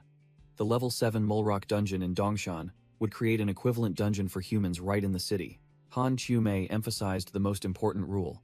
In this area, all adventurers would be unable to use their titles. Cheng Jingchuan immediately stood up, shouting in astonishment. "Why?" Han Chiu-mei calmly explained that this was a game balancing mechanism for the defending side, meaning humans. She analyzed. The Mulrocks are the attacking side, disadvantaged by terrain and logistics. If the defending side's power wasn't restricted, the battle would be too one-sided. Liang Jiakun raised his hand, interrupting the lecture. "I have a question." Cheng Hai also raised his hand, his eyes sharp, and asked directly. "Still using the Mulrock dungeon as an example, if they enter our world, will their power increase?" Instructor Han Chiu-mei explained. "Their power won't suddenly increase until they complete their initial mission." Cheng Hai immediately analyzed, his mind racing. This mechanism means the Mulrocks will be more motivated to complete their mission due to the dropped rewards. Su Yu, wearing a mask, raised her hand and asked a practical question. "Why not just use guns to finish it quickly?" Han Chiu-mei dismissed the idea, warning that using guns would cause the difficulty of future dungeons in Dongshan to skyrocket, which would be self-sabotage. Liang Jiakun cheerfully proposed a naive plan. "How about finding 2 level 9 to 10 experts to block the entrance, each killing one? And it's done, right?" The instructor revealed a brutal game mechanism. Right at the dungeon gate, there was an absolute advantage zone, where defenders not only had their titles locked, but also lost all stat bonuses from their professions. Cheng Jingchuan still hadn't given up, continuing to propose a human wave tactic, then call for more people. 5. Level 9 pros blocking the entrance would surely work, right? Han Chiu-mei admitted that method had been tried and was effective, but there was always a price to pay for dirty play. She explained the macro mirror rule. If the defending side played too easily, the system would rebalance itself by spawning super difficult survival-type dungeons elsewhere in the world. Now that the mechanism was understood, our country tried to avoid such dirty play. Han Chiu-mei concluded with a serious expression. Liang Jiakun clutched his head in panic. "So we can only face wave after wave of monsters emerging from underground? That's disgusting." Han Chiu-mei smirked mysteriously, announcing that they had found a quick and easy solution to this reversal event. Cheng Hai immediately asked directly, his eyes sharp. What is it? The instructor revealed their trump card. Just capture a monster alive. Keep it from dying until the dungeon gate closes, and there would be no more invasions. Scene change. A seasoned bounty hunter group had gathered in a forest, every one of them looking like a big shot. The sunglasses leader spoke up, summoning everyone to discuss safety for the next few days. An arrogant blonde hunter scoffed, claiming this level 7 dungeon's only annoying aspect was its mechanism. If his profession wasn't unsuitable for underwater combat, the Russians would have taken it long ago. A muscular man in a red vest roared, glaring at the blonde hunter. Shut up and listen if you can't keep up. This underground city isn't simple. The blonde hunter, not one to be outdone, challenged with a smirk. Huh, as if you know everything. If you know, then just say it. I'm listening. The muscular man in the red vest snapped, yelling directly at the blonde hunter that the dungeon name Mulrock modding season and the quest Destroy the Hatchery were already clear enough hints. He continued to analyze. If they left it alone, in the last few days the Mulrocks would be as numerous as ants, and if their boss was a party buff type, those who went alone would surely die. The ID, spiky, blonde, hunter, crossed his arms and asked decisively, "So you called us here to discuss how to defend ourselves when the ID, Mulrocks, swarm ashore in the final days, right?" ID, Wang, the blonde-haired ponytail assassin smirked and confirmed, "That's right." ID, Wang, began to reveal confidential information he'd gathered while assisting the association in Zhanjiang. Last month, I learned some unreleased information. The ID, Bounty, Hunter, Group, listened in silence, as ID, Wang, explained a rule favoring the attacking side in the dungeon inversion event. Within a certain range around the gate, the defensive side's combat power will be severely weakened. He asserted that based on the principle of reflection, this underground city must also have a similar mechanism. The ID, arrogant, blonde, hunter, immediately pressed. Specifically, how much is it weakened? ID, Wang, explained in detail.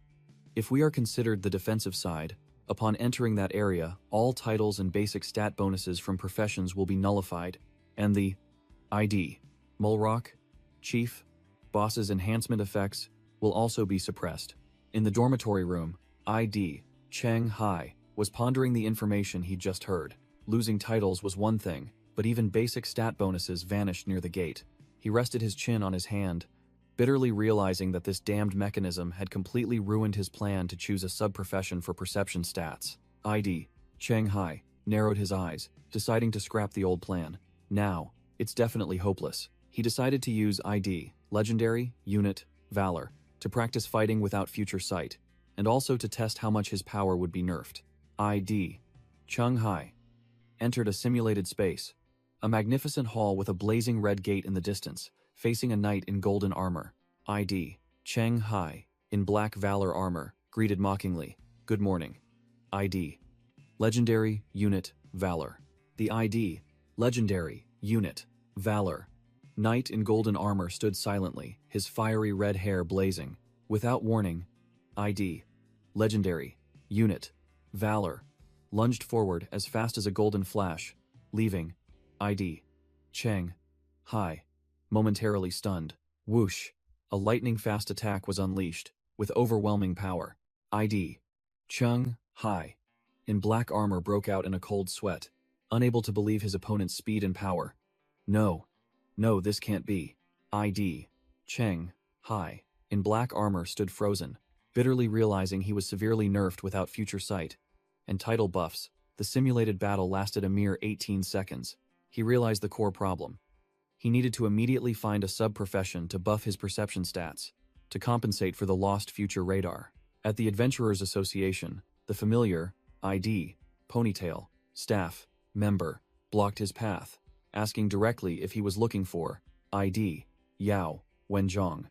ID, Cheng Hai, now in casual clothes, confirmed his objective, to find a sub-profession that grants 2 perception points, and needed ID, Yao Wenzong's recommendation. The staff member warned that the contribution points required to exchange for profession change items related to intelligence and perception were extremely high, and the spoils from ID, Gao, Cheng, Yong would definitely not be enough. ID, Cheng Hai, smirked confidently, revealing his trump card. He possessed 2 exclusive titles, not yet in the guidebooks, and could sell the information to farm contribution points. The staff member nodded, agreeing to ask ID Yao Wenshong to handle the matter for him. A blonde-haired man with glasses approached, asking ID Cheng Hai if he intended to choose a sub-profession right away. This man was ED Yao Wenchong, who advised ED Cheng Hai to wait, as there were still 6 months until he was forced into a dungeon, and perhaps a more optimal path would emerge. ID Cheng Hai scratched his head and explained that due to the dungeon inversion, his core skill now required an additional 2 perception points to activate without title buffs. ID Yao Wenchong adjusted his glasses, accepting ID Cheng Hai's valid reason. ID Yao Wenchong handed ID Cheng Hai a stack of documents listing all the sub-professions held by the association that could grant at least 2 perception points. ID Cheng Hai focused on flipping through the list, his sharp eyes searching for the most suitable option. The document page clearly displayed information about profession #37, ID Seeker, a direct buff of 3 perception and 3 intelligence points upon activation. ID Yao Wenzhong asked one last time to be sure. Are you certain you want this one? No change of mind? ID Cheng Hai chuckled, waving his hand and replying concisely.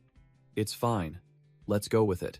ID Yao Wenzhong finalized the order, announcing that he would contact the Adventurers Association in Fuzhou to send an appraiser to Dongshan to assess the value of ID Cheng Hai's titles. ID Yao Wenzhong added that if the value of those titles was higher than the ID Seeker profession certificate, he would submit an application to the main headquarters, and ID Cheng Hai would simply have to thank him. The next day, a level 11 adventurer with purple hair named ID Kai Ji appeared, introducing himself as an appraiser and ready to begin his work. ID Cheng Hai shook hands with the purple-haired appraiser, his attitude extremely confident. All right, the two sat opposite each other in the meeting room, the appraiser beginning his work on a laptop. ID Kai Ji reported, "The appraisal is complete. Your 2 titles have excellent effects, but their activation conditions are too strict, so their value is suppressed compared to titles of the same level." ID Cheng Hai cut straight to the chase. How suppressed? KG smiled brightly, reassuring him. Don't worry, you still have more than enough power to exchange for the Seeker Profession certificate. A few days later, the ponytail staff member pointed at the strength measuring machine. Just like last time, without using titles or skills, punch this machine. Cheng Hai gave a curt nod, getting into a ready stance. He took a deep breath, his eyes sharp, focusing all his basic strength. Wham! Cheng Hai unleashed a thunderous punch directly at the red target. The immense force of the punch seemed to tear through the air. The screen displayed a cold number, 13. The rookie Liang Jiakun, watching, gaped. Cheng Hai's base strength is only 13? I thought it would be at least 14. Chang Jingchuan, the dark-skinned man accompanying him, smirked. Don't judge by the number 13. When the Mulrock dungeon reverses, hell definitely reach 14, maybe even 15. Liang Jiakun remained skeptical, believing that increasing from 13 to 14 was a grueling process of hard work, not something that could happen so quickly. Meanwhile, Cheng Hai turned to tease the staff member. Honestly, I'm quite envious of your expert bands. If you don't need them anymore, could you sell them back to our Dongshan Association at a reasonable price? Cheng Hai sneered, flexing his muscles. Of course, but only after my strength and agility both reach 16. A voice rang out from behind. Oh, so you're testing your strength. No wonder I couldn't find you. Cheng Hai and the ponytail staff member simultaneously turned to look at the newcomer. Yao Wenzhong appeared, holding a stack of documents, and announced, Cheng Hai, your sub-profession transfer certificate has arrived. As soon as he returned to his room, the system panel popped up directly, asking, Sub-profession not detected. Do you want to use the Seeker certificate? Cheng Hai sat on the bed, smirked, and then pressed yes without hesitation, sealing the deal immediately. The system began loading the progress bar, officially changing his sub-profession to Seeker. The process completed, and the system announced that because his main profession was Deathwalker, the special effects of Seeker had been unlocked. Cheng Hai froze, unable to believe his eyes. No way, no way. The system reconfirmed. The effects of Deathwalker were also unlocked, and Cheng Hai was overjoyed, realizing he had bet on the right horse. The Deathwalker's effect panel appeared. +5. Perception. Increased strength and agility when near death. An activation of the 8 challenges of the Deathwalker. Cheng Hai grinned sinisterly. realizing that the third challenge was the real deal. The initial buffs were just appetizers. He calculated. The strength and agility limit for ordinary people is 16 to 17. If I max out my stats before doing these challenges, I'll be able to break through the limit. Cheng Hai sprang to his feet, full of vigor. That's right. Time to hit the gym. From now on, I'll train until I drop. Scene change. A manager stood outside a villa, yelling into his phone. What did I do wrong? The Yunxiao manager said bitterly. Why do I have to be involved in this damn dungeon reversal event in Dongshan City? On the other end of the line, a purple-haired schemer calmly replied. Because your wife's favor with the government has run out, and next month, you'll be out of your manager position anyway. Cornered, the manager could only grit his teeth, sweat pouring down his face. Meanwhile, Cheng Hai was already at the gym, beginning his physical training with jump rope. He trained like a monster, drenched in sweat, but a smirk still played on his lips as he counted past 11,000. Night fell. In another area, lights shone from a modern building. In a nearby forest, a bounty hunter group was gathered, all looking tired after a long day. The sunglasses leader spoke up, encouraging them. Hang in there, everyone, today's the last day. If we can hold out, we can go home. In a dark lair, the Mulrock chief stood before his dense Mulrock army, ready for battle. A subordinate reported the situation. Lord Manhas, there are currently 24 lair guardians, 69 elite Mulrocks, and a total of 800 troops in the lair. The level 7 team buffing boss nodded. On a throne of bones, Devourer Manhas, a level 4 purple-skinned monster, smirked with delight.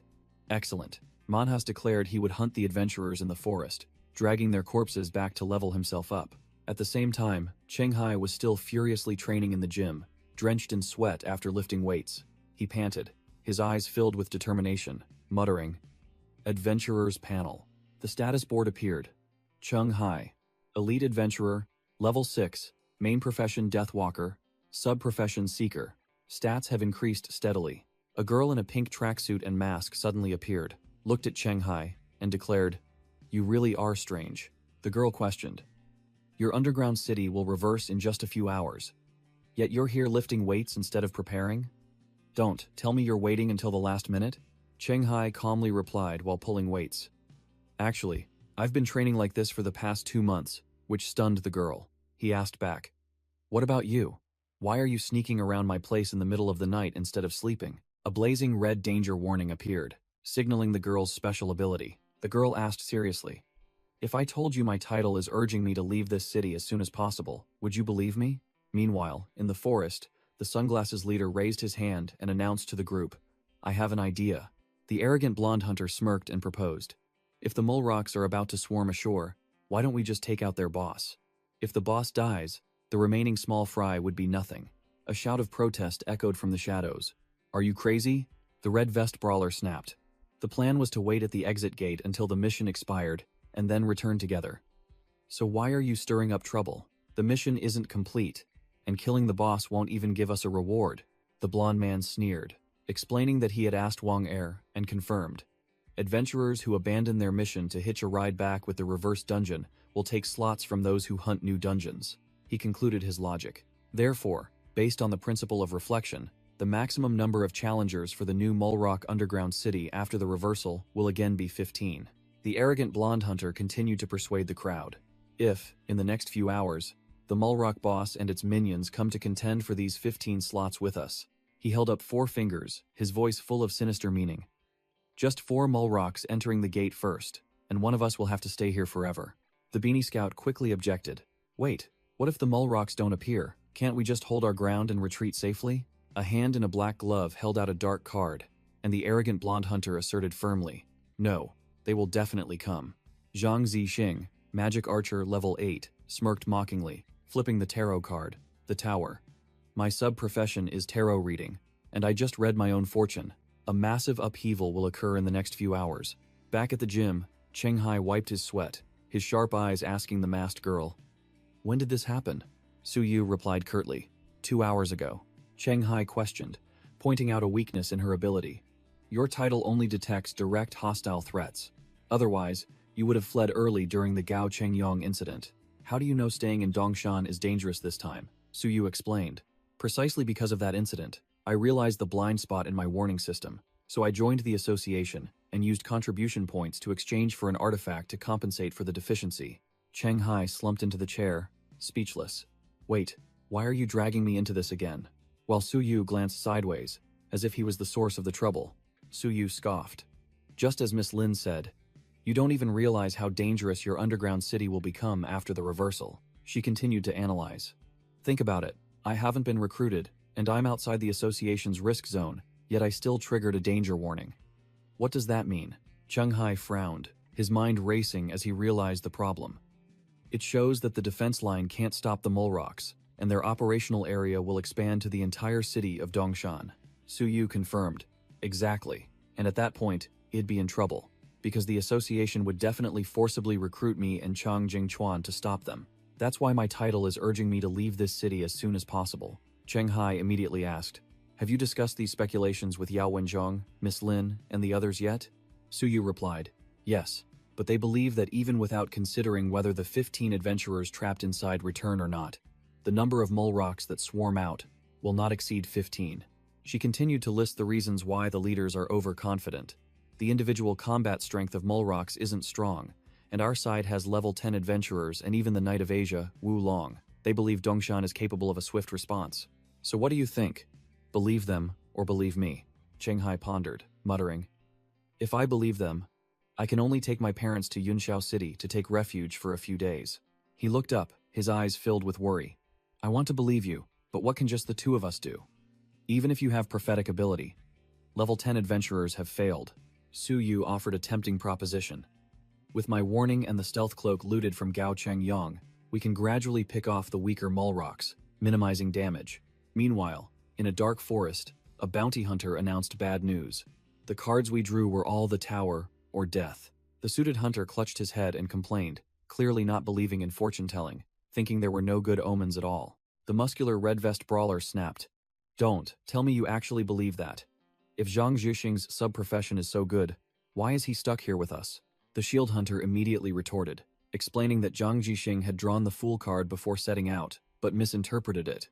Otherwise, he would have avoided this trap. He continued to analyze. Look at the big shots in our group. Wang and Lang Qi both drew good cards like the Empress and the World. Signaling success, Zhang Zixing held up the Tower card, a symbol of sudden collapse and disaster, proving the bad luck clinging to the entire team. The arrogant blonde man growled, ordering Zhang Zixing to shut up, clearly not wanting to hear any more bad news. Zhang Zixing squatted down, looking directly at the arrogant blonde hunter, and said, the card I drew is exactly like yours, meaning if I stay here, my fate will be as tragic as yours, right? The amateur fortune teller grinned wryly, bitterly confirming, that's right. It's highly likely we won't be able to leave this underground city. The arrogant blonde hunter decisively proposed. Then let me draw another card. If everyone cooperates with my plan to kill the boss and herd the remaining mole rocks back into the lake, will my luck improve? Just as the arrogant blonde hunter was about to draw again, a cold voice rang out from behind, ordering the divination to stop. A cool sunglasses leader appeared with Wang dousing them with cold water. Your plan still has flaws. The mole rocks could have multiplied by hundreds, even thousands.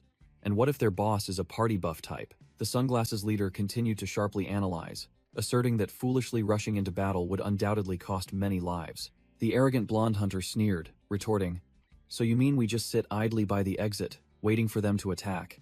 After all, both of your cards were safe ones. The sunglasses leader denied. No, you've misunderstood. My point is to prepare a plan corresponding to the boss type. If it's a buff boss, we need to use bait to draw out some of its soldiers, then concentrate our elite forces to assassinate it. Wang the professional assassin, immediately volunteered. Leave the scouting to me, I have stealth skills. The sunglasses leader finalized the plan, and the whole group agreed, as it was far more systematic and reliable than the arrogant blonde hunter's reckless approach. Zhang Zixing turned to ask the arrogant blonde hunter, so, should we divine according to his suggestion? And received a reluctant agreement. Cheng Hai no longer wanted to be involved in trivial matters. He planned to persuade a character named Yao Wenchong and needed Su Yu's cooperation. He suggested Su Yu come to his house to use her danger warning title to thoroughly check the source of the threat. She nodded immediately. No problem. In a dark forest, a pair of adventurers rested on a fallen tree. The atmosphere seemed subdued. The blue jacket hunter and the shield hunter stood nearby, discussing how that girl had drawn the death card again, surely doomed in the underground city. A hand held up the Fool Tarot card, signaling a risky and naive beginning. The Bad-Fist older brother held out a card and asked Zhang Zixing, "How do you interpret the Thinker card?" Zhang Zixing explained clearly that the card meant he would use his own strength and those around him to achieve his goals. Hearing goals, the Bad-Fist older brother flashed a meaningful smile, clearly plotting something sinister. The spiky hair leader concluded, "The divination results are in. The team's overall luck has increased, proving that acting now will bring positive change." He continued, his voice calculating. "As for those unlucky ones who drew the Death and Tower cards, everyone around them should keep a close eye on them." The leader called Wang Er by name, officially assigning him the scouting mission. Wang Er crossed his arms and replied concisely and professionally, "Understood. I'm going now." The leader announced the battle plan. "If the boss is a team buffing type, we need to sacrifice half our numbers as bait to create an opportunity for the assassination squad. Any volunteers?" Wang Er had swiftly climbed a tall tree, using binoculars to scout the enemy situation from afar. Through the binoculars, a formidable sight appeared. A Mulrock chief, escorted by a swarm of large, fierce elite Mulrocks. Wang Er muttered to himself, confirming that the team's previous predictions were entirely accurate. He stated with certainty, "Sitting in the rear, escorted by elite soldiers of its own kind, with weaker individual strength than a boss of the same level. Damn, it's definitely a team-buffing boss." Without a moment's hesitation, Wang Er pulled out a flare gun, preparing to signal the entire team. Whoosh! A brilliant red flare shot into the sky. The leader, the Mulrock chief, the Bad-Fist older brother, and the shield hunter all looked up simultaneously, knowing the battle was about to begin. Another hunter in the tree also saw the signal, and Zhang Zixing informed the group, "The team-buffing boss has arrived." The spiky hair leader loudly commanded, "Bait team, get into position. Once you've lured enough Mulrocks, we'll make our move." Perched on a branch, he called down, "Hold your ground until you see our success flare." The leader shouted his final encouragement, wishing the entire team to sweep away the enemies and return safely. The three-person bait team arrived at the rendezvous point, and one of them asked, "Is this the place?" Receiving an affirmative answer, the shield hunter raised the flare gun and asked for permission. "So, should I fire the signal?" And was given permission by the cold silver hair hunter. Zhang Zixing unexpectedly cut in, raising his hand to signal, "Wait, I have something to discuss with you all." He grinned, summoned his magic bow, and explained, "My main profession is marksman. I'm pretty useless in close combat, so can I hide in a tree?" The shield hunter's eyes widened, and he snapped, "Wait, if you're a ranged class, what the hell are you doing on the bait team?" Zhang Zixing calmly explained that due to overlapping professions and the inability to put everyone who drew bad cards on the bait team, he was assigned here. The silver hair hunter waved his hand. "All right, go on over." Zhang Zixing grinned his thanks and disappeared. While the other two fumbled with the flare gun, the magic archer flashed a sinister smile, thinking, in truth, Zhang Zixing had lied. The truth was revealed. His sub-profession wasn't tarot reading, but an impersonator who could copy others' sub-professions. He exploited this ability to switch between sub-professions, staging divination sessions to force others to draw dangerous cards like the Tower and Death. The purpose of this deception was to change his own fate, as he had drawn the Death card himself during a self-divination. After herding 11 adventurers to be sacrificial lambs, Zhang Zixing calmly returned to the entrance, waiting for the dungeon reversal to slip away quietly. He muttered about the leader's schemes but then shrugged it off. "Screw them, it's none of my business." A brass flare casing lay abandoned on the ground, emitting a faint gleam. A webbed, green-skinned hand of a Mulrock picked up the flare casing. A large Mulrock holding a spear stared at the casing and ordered the tiny scout soldiers. "It seems to be a strange phenomenon. Lead the troops to investigate." The Mulrock chief, with extensive experience, immediately realized that red object is clearly a signal from the adventurers' sentries, informing their comrades that they have come ashore. A Mulrock soldier frantically reported to the Mulrock chief, "Sir, do you see the sky up there?" The monsters all looked up. 2 green flares were tearing through the night sky, clearly human signals. The Mulrock chief bared its teeth in a sneer, intelligent enough to recognize the hunter's ploy. "So this is the predetermined battlefield you've set up, humans?" In another cave, Devourer Manhwa sat on a pile of human bones, clicking its tongue in annoyance. Manhwa growled at its subordinate. "It's been so long, why haven't any adventurer corpses been brought back yet?" The Mulrock soldier quickly tried to appease the hungry boss. "It's probably because the adventurers are hiding too well. Please be patient a little longer, my lord." Manhwa snarled, completely out of patience.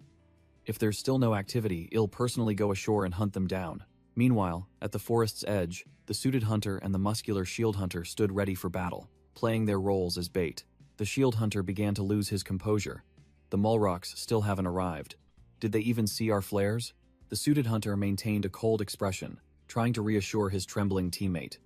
They definitely did, right?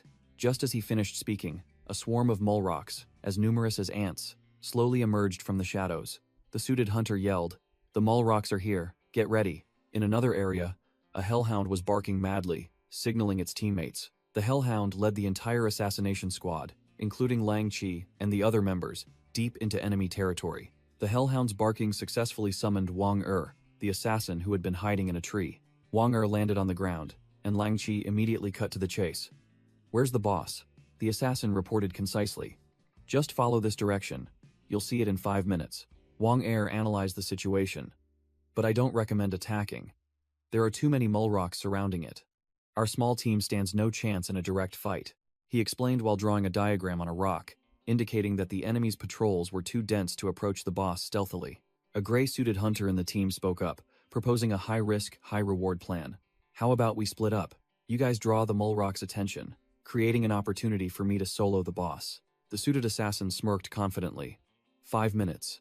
If you can hold them off for just 5 minutes, I can take down that buffed boss." Lang Chi, the sunglasses-wearing leader, pondered the cost of those 5 minutes of life and death. He turned to ask the team for their opinions on the suited assassin's high-risk plan. The bob-cut hunter coldly agreed, while the red-vest brawler also nodded. "Let's go all out." Lang Chi concluded. "Okay, well, follow your plan, but you only have 5 minutes. If you go over, you're on your own."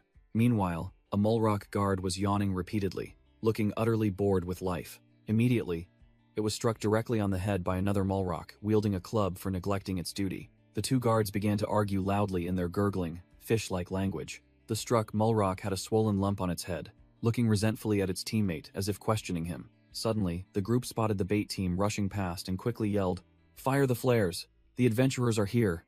A column of signal smoke rose into the sky. The Mulrock chief saw everything from afar. The chief smirked, muttering that these humans intended to use weaklings as bait to weaken his forces.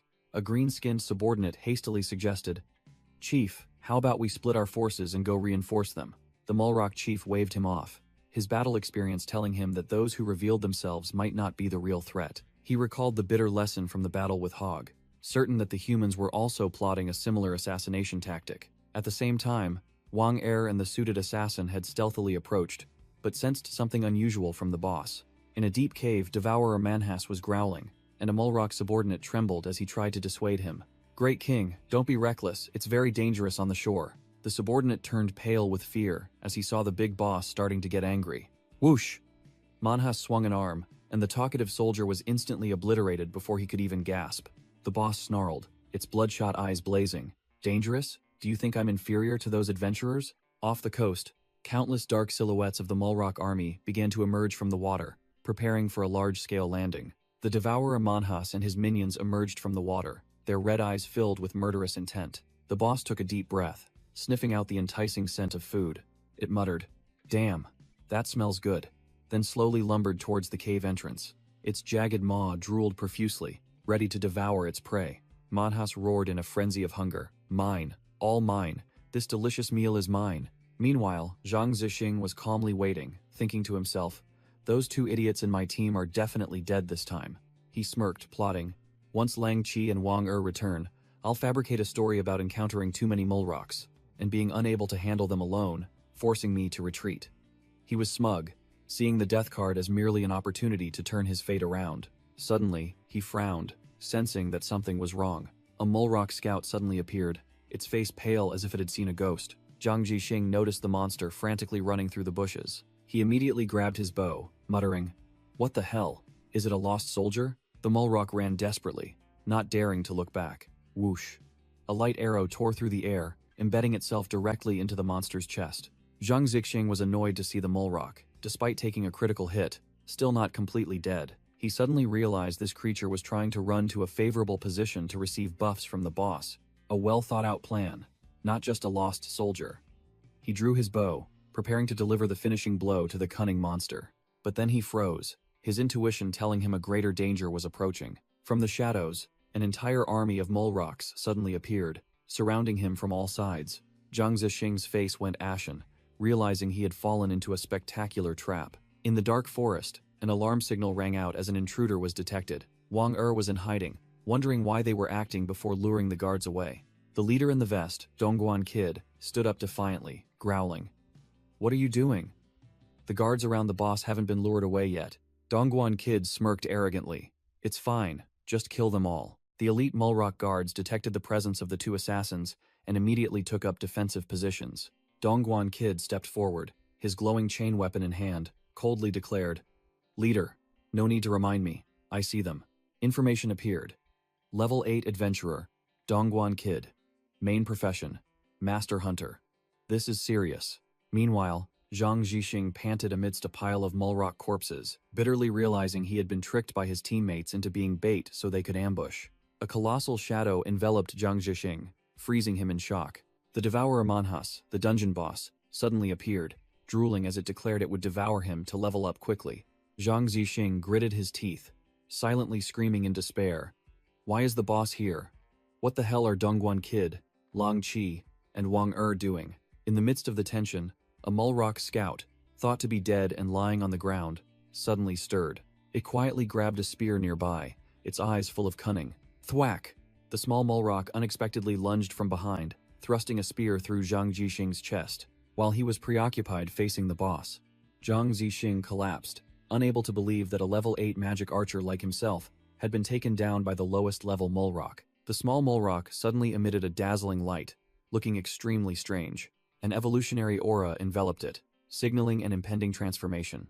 Manhas, the boss, also gaped in astonishment. Wow, can this really happen? As the light faded, the weak Mulrock had transformed into a level 7 Mulrock assassin, evolving by feigning death and ambushing a stronger enemy. Manhas looked at his newly transformed subordinate and let out a roar, calling, "Kid."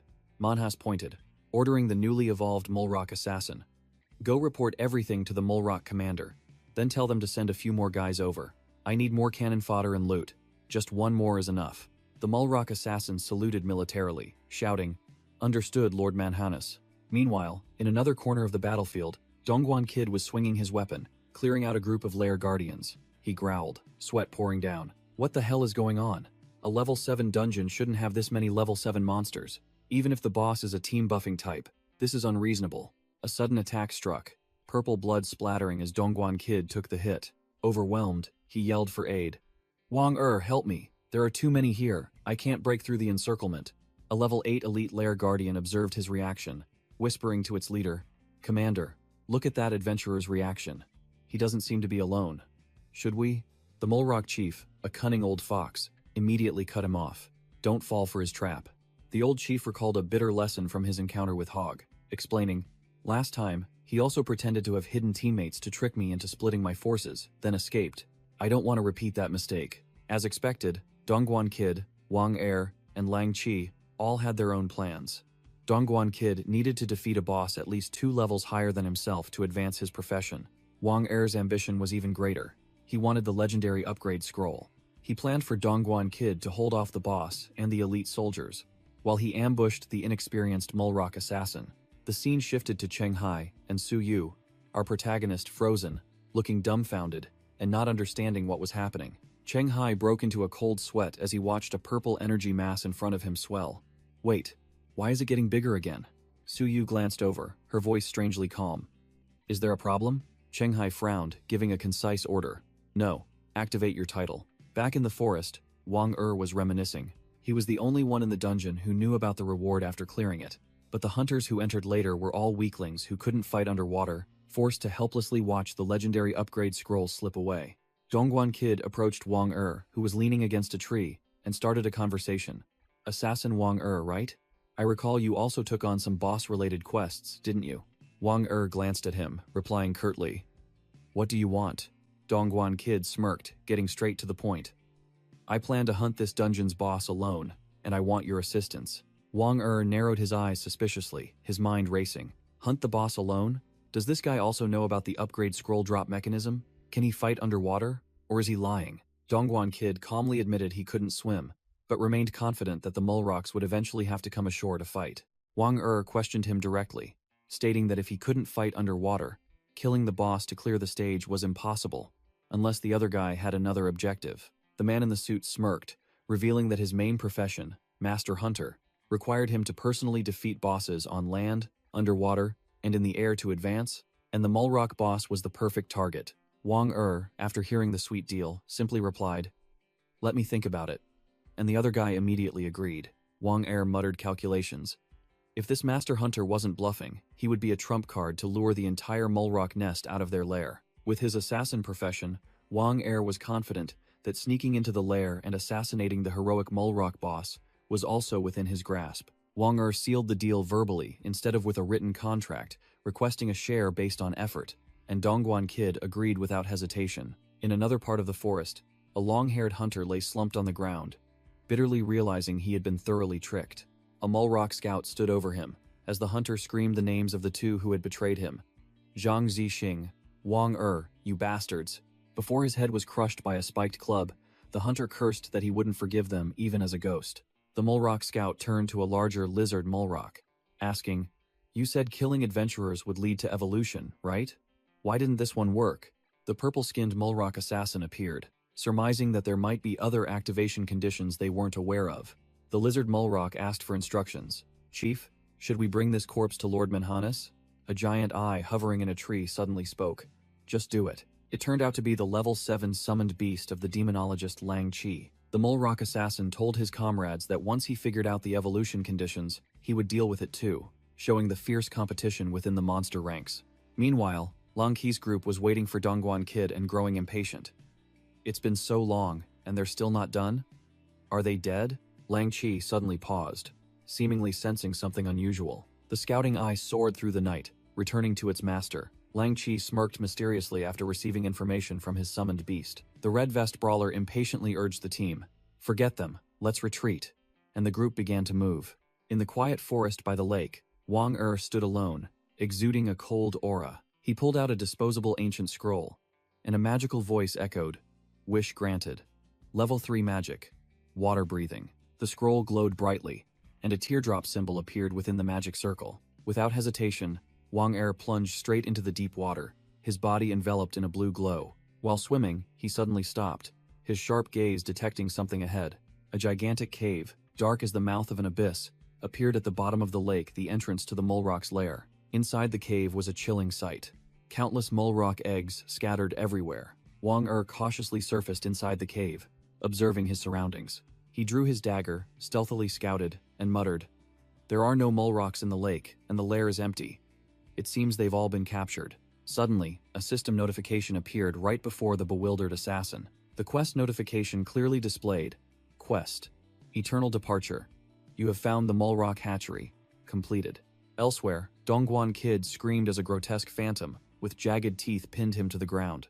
A green-skinned Mulrock subordinate bowed before the devourer Manhus, respectfully calling, "Lord Manhanis." The subordinate pointed at Dongguan Kid's corpse, reporting, "This is the body you requested." Manhus, his mouth still stained with fresh blood, growled, "All right, but where are the small fries I asked for?" Its status showed its challenge level just jumped from 4 to 5.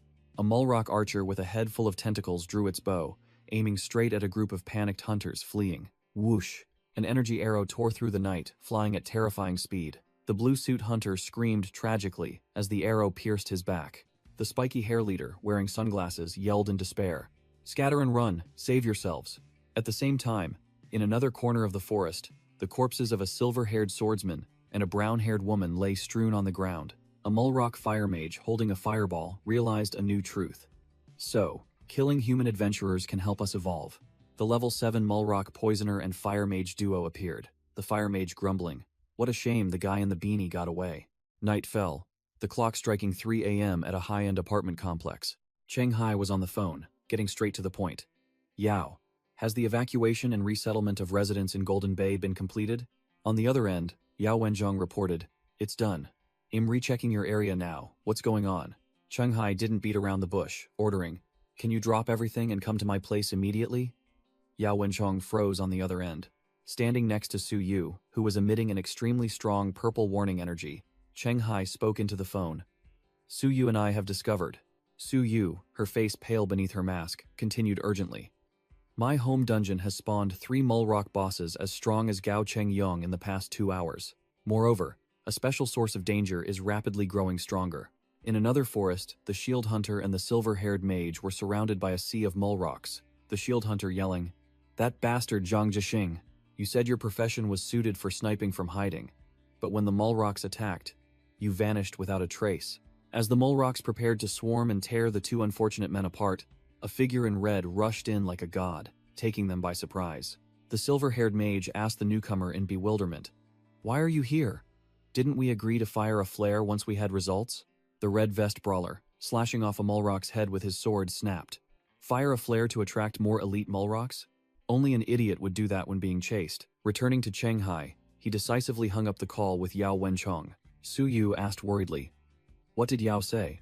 Cheng Hai replied curtly, "He said he and official level 10 adventurer Chen Huagong from Longwen District have arrived and told us to come down immediately." Hearing about the high-level reinforcements, Su Yu finally breathed a sigh of relief. Cheng Hai turned and laid down a condition.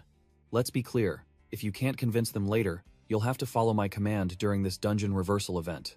Su Yu nodded in agreement. Both of them stepped out of the apartment together, preparing to face the situation below. Meanwhile, in another corner, the remnants of another hunter team were in internal disarray. The beanie scout grabbing the spiky hair leader by the collar and yelling, "These were all your damn ideas. Now the boss isn't down, and only 3 of us are left." The spiky hair leader yelled, denying responsibility. "It's not my fault. Dongguan Kid suggested fighting the boss. I just optimized the plan. Didn't you all agree back then?" From the shadows, the mole rock assassin and a green-skinned mole rock observed the arguing humans. One commented, "They're bickering." The other snapped, "Why do you keep paying attention to such trivial matters?" The mole rock assassin pointed to a purple spatial gate, deeming it far more worthy of attention than the squabbling of those worthless adventurers. Suddenly, the mole rock assassin swung his arm, decapitating a nearby mole rock scout, which even surprised himself. A newly evolved mole rock poisoner, carrying a human corpse, ran back to report to Lord Manhanus, pointing towards the mole rock assassin. The mole rock poisoner threw the corpses of 2 unfortunate adventurers onto the ground and respectfully reported, "My lord, these are the corpses Lord Manhanus requested." From the shadows, Lord Manhanus questioned the newly evolved mole rocks. "What kind were you before evolving? What new abilities do you have now?" A mole rock fire mage in a red robe showed off a fireball, smugly saying, "I was an elite mole rock before, now I can use fire magic." The mole rock poisoner also showed off, secreting poison from his finger. "I used to be a mole rock captain. Now I can secrete various toxins." A green-skinned lair guardian scratched his head, wondering to the green-skinned mole rock, "Why haven't I, a stronger lair guardian, evolved even after killing 4 adventurers?" The green-skinned mole rock narrowed his eyes, a spark of realization flashing in his mind when he heard the word strongest. The mole rock chief pointed at the mole rock assassin's face, ordering, "Go find a mole rock lake sentinel and bring him here." Annoyed at being ordered around, the mole rock assassin showed his displeasure, but the chief roared, "What are you laughing at? I told you to go, so hurry up." The 2 mole rock leaders looked at each other, seemingly understanding each other's intentions. The green-skinned mole rock pointed at a dark mole rock lake sentinel, ordering, "Go and kill that adventurer." The ordered sentinel advanced towards an adventurer lying slumped on the ground, guarded by 2 evolved mole rocks. Spear in hand, the sentinel approached his prey, preparing to finish him off. The mole rock assassin watched with folded arms, muttering, "So, the chief wants to witness the evolution process firsthand." Lord Manhanus snapped from the shadows, "He's testing the evolution threshold, you idiot." Thud. The sentinel, without hesitation, plunged his spear through the adventurer, fresh blood splattering everywhere. Immediately after finishing off his prey, the sentinel's body erupted in a golden light, signaling the start of the evolution process. The light flashed, and the mere sentinel transformed into a level 7 mole rock master. The mole rock chief looked at the result, finally realizing, "So, the condition for evolution is a level difference?" He bitterly recalled. No wonder he and the lair guardians couldn't level up after killing a few weaklings. With the secret in hand, the chief bared his fangs in a sinister grin. He turned to order a messenger.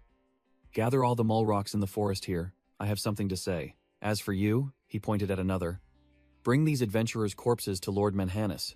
In another corner of the dungeon, Wang was venturing deep into the enemy lair alone, a torch in his hand. He clicked his tongue in regret. If a heroic mole rock were here, a bugged quest and boss kill combo might even drop epic grade items. Suddenly, a system notification panel appeared right before him. Notification. Dungeon difficulty has skyrocketed. Switching to survival mode. Quests have been readjusted. Wang cursed, The quest he had just completed was completely reset, and the difficulty jumped straight to level 9. "Are you kidding me?" he muttered, analyzing. "A level 9 dungeon must surely have a level 9 boss." The assassin couldn't help but wonder where these mulrocks got such a terrifying growth rate. The new quest panel clearly displayed the final objective: defeat heroic Manhanus, the Man-Eater. In another area, a group of bounty hunters also received the notification. The beanie scout yelled, "Heroic Mulrock?" The scout broke into a cold sweat, mentally calculating the boss's power could reach level 11 to 12. No wonder Dongguan Kid and Wang Er both failed. The female ranger in the team looked around, noticing something unusual. The scout panicked when he saw someone had disappeared, but leader Lang Chi coldly said, "Don't worry about him." Lang Chi smirked, looking mysterious. What a coincidence. What we're about to do shouldn't be seen by other adventurers. Snap! He flicked his fingers, preparing to execute his own plan. Lang Chi and the female ranger Zhu Li Liel appeared in a surge of eerie energy, looking as cool as secret agents. From within the purple smoke, 2 giant eye-tentacle monsters were summoned, ready to receive orders. Lang Chi, the occultist, commanded his minions, "Retrieve the souls and items of the fallen adventurers in this dungeon." The 2 Eye of the Pearls silently flew into the deep forest, beginning their hunt for spoils for their master. Meanwhile, another bounty hunter team, consisting of a red-haired swordsman, a tanker guy, and a silver-haired leader, were rechecking their newly updated mission information. The tanker guy cursed. Didn't Wang Er say the growth rate of the heroic Mulrocks was very slow? What the hell is this new contact mission? The red-haired swordsman pondered, while the silver-haired leader muttered. No wonder he advised us to keep the existence of the heroic Mulrocks a secret. The red-haired swordsman analyzed. Do you think the confidential information he knew included details about the items dropped after defeating a heroic Mulrock? The tanker guy nodded, shouting, "Absolutely possible." The silver-haired leader concluded. If so, he definitely held back information. Perhaps some artifacts that helped him escape smoothly, or complete the mission. The red-haired swordsman continued, exposing Wang Er's plan. He intended to take advantage of us and Dongguan Kid's team being busy with the old boss, to sneak into the Mulrock lair and sweep it clean. The whole team looked at each other, realizing Wang Er's plan had fallen apart because the heroic Mulrock developed too quickly, causing the entire dungeon to be upgraded, and the mission reset. The silver-haired leader sneered. Moreover, the Devourer Manhas becoming the final boss of a level 9 survival dungeon isn't something Wang Er could handle alone. The team decided to ignore the schemes of other teams. Now that the mission was reset, they would go their own way. At the lair, an army of Mulrocks, as numerous as ants, had gathered, from common soldiers to the red-skinned elite Mulrocks, all brimming with fighting spirit. A Mulrock lieutenant reported to the chief. "All the chiefs have gathered." The Mulrock chief cleared his throat, preparing to deliver an important message to all the soldiers. Standing before the entire army, the Mulrock chief declared grandly, "Just now, Mother of the Sea Brilbutup has once again bestowed her grace upon us." He pointed to the lieutenant beside him, announcing, "A new chief-level Mulrock has appeared in our tribe, and not long ago, it was just one of you." The Mulrock chief growled, revealing a new, extremely brutal evolution rule. No longer are impossible conditions needed as before. You only need to find and tear apart the human adventurers in this forest, and that will be enough. The Mulrock chief roared, inciting the low-level soldiers. "Kill all the humans, and you will rise to the ranks of chiefs like us. Furthermore, we have found the entrance to their world." He continued his distant speech. "In that world, there are surely prey worthy enough for us to evolve again. But first, sweep this forest clean of humans for me." Hearing the command, the entire Mulrock Legion roared wildly, charging forward like a flood, led by the bloodthirsty red-skinned elite Mulrocks. Suddenly, a deep voice interrupted. "Wait a moment." The Mulrock chief and the lieutenant startled and turned around as a giant shadow appeared. The Mulrock chief paled as he recognized that the Devourer Manhas had arrived, accompanied by his high-ranking subordinates. He stammered a report. Lord Manhanus. There are still 6 adventurers in the forest." The Devourer Manhas, a level 9 boss, revealed himself with deadly red eyes, growling. "If you want to hunt humans to evolve," Manhas pointed, giving orders, his tone unexpectedly calm. "Then you should start with those who are alone in that direction." The Mulrock chief froze, unable to believe that a bloodthirsty individual like Manhas could be so composed. The Mulrock chief teared up, thinking to himself that if Lord Manhanus could maintain this demeanor, the entire exiled Mulrock tribe might soon return to their kingdom. Manhas coldly asked, "Why are you crying?" The chief quickly wiped his tears, making an excuse. "It's nothing, just the strong wind blowing dust into my eyes." The subordinates behind him were speechless. Scene change. Cheng Hai, Lazy Girl, Yao Wenchong, and Chang Jingchuan had gathered outside, preparing to discuss their battle plan. Cheng Hai made a sharp deduction. I suspect that before the dungeon collapses, more Mulrocks will evolve into bosses. Yao Wenchong wondered. Are those Mulrocks exploiting the rules by killing others? A third-person shadow appeared among them. Chang Jingchuan crossed his arms and explained. This is a rather hidden rule that Zheng Renjun probably hasn't told you about. He revealed the dungeon's mechanism. The weak who kill someone much stronger than themselves will receive special rewards. For monsters, it's evolution. For us, it's stat points, rare titles, and rare items. Yao Wenchong nodded, assuming that the 3 Mulrock bosses were just lucky survivors of a massacre, and their strength was probably only on par with this dungeon's level. Lazy Girl asked worriedly. But aren't there 15 adventurers trapped? What if the Mulrocks evolve en masse? Will we have to face 15 bosses at once? Cheng Jingchuan sneered, reassuring her. That won't happen. The trapped adventurers aren't fools. They're top tier, not easily wiped out by a level 7 dungeon. Seeing that she was still worried, Chang Jingchuan activated a series of skills in his hand. Of course, if you're still worried. He summoned reinforcements. A burly man in heavy armor descended from the sky with an overwhelming aura. Official adventurer of Zhangzhou City, Chen Huagong, the Great Axe Warrior, level 10, has arrived. Chen Huagong tensed, his energy exploding, his eyes flashing with a deadly light, ready to activate his skills to hunt bosses. Chen Huagong roared, activating his strength enhancement skill, his entire body erupting in a crimson electrical current. Cheng Hai crossed his arms, his face impassive as he watched the display, while Su Yu standing beside him seemed a little dazed. Cheng Hai silently analyzed. This guy's physique was indeed monstrous, but he found it strange that the effects were so flashy when the basic stat limit plus profession was only 20 points. Chen Huagong flexed his muscles, turning to ask Su Yu smugly, So, who's stronger now, me or those 3 Mulrock bosses? Su Yu replied seriously, admitting, You're stronger, much stronger. Chang Jingchuan explained to Cheng Hai that Dongshan City still had other adventurers even tougher than this muscular guy. Chang Jingchuan confidently declared that even if 15 Mulrock bosses crawled out of the dungeon, they could still handle each one perfectly. Cheng Hai and Su Yu listened in silence, while Yao Wenchong stood with his arms crossed, observing calmly from a distance. Cheng Hai smirked, giving a concise and decisive reply. All right. Elsewhere, the spoils from a hunt were laid out.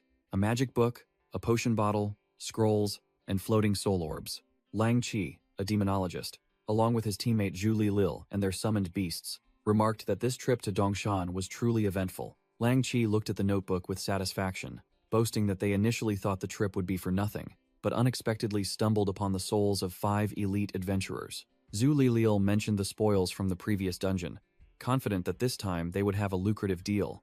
While the hellhound beside her looked puzzled, the hellhound suddenly bared its fangs and growled, its red eyes flaring with vigilance, signaling trouble. The hound spun around, barking loudly towards the deep forest, making Lang Qi ask what was wrong. From the forest, a group of Mulrocks led by the Devourer Manhas was charging at terrifying speed, their target already in sight. The Devourer Manhas thought to itself, if it could just devour one more adventurer of a level no lower than its own, it would officially evolve. The hellhound growled fiercely, warning its master about the strongest Mulrock approaching with several subordinates. Lang Qi gritted his teeth, realizing the enemy was the Devourer Manhas, the infamous boss mentioned in the dungeon clearing quest. Zhu Lilil broke into a sweat, her voice trembling. What do we do now? We definitely can't win against this boss, especially when it's bringing a whole horde of minions. Lang Qi's face was cold as stone. He calmly declared. Now, we can only focus on survival. A gigantic purple octopus monster appeared, its info panel clearly showing. The Messenger of the Eye Devil, challenge level 14. A formidable foe has entered the arena. The smaller guiding eyes offered the newly harvested souls to the octopus boss. The Messenger of the Eye Devil scrutinized the spoils, remarking, These souls are quite high quality. The monster turned to Lang Qi, making an offer. I can provide summoning slots for 4 Guiding Eyes units and 1 Overseer Eye unit. Lang Qi waved it off. Hold on. I'm not planning to expand my summoning roster this time. The Messenger of the Eye Devil narrowed its gigantic eye, asking directly, So, what do you want?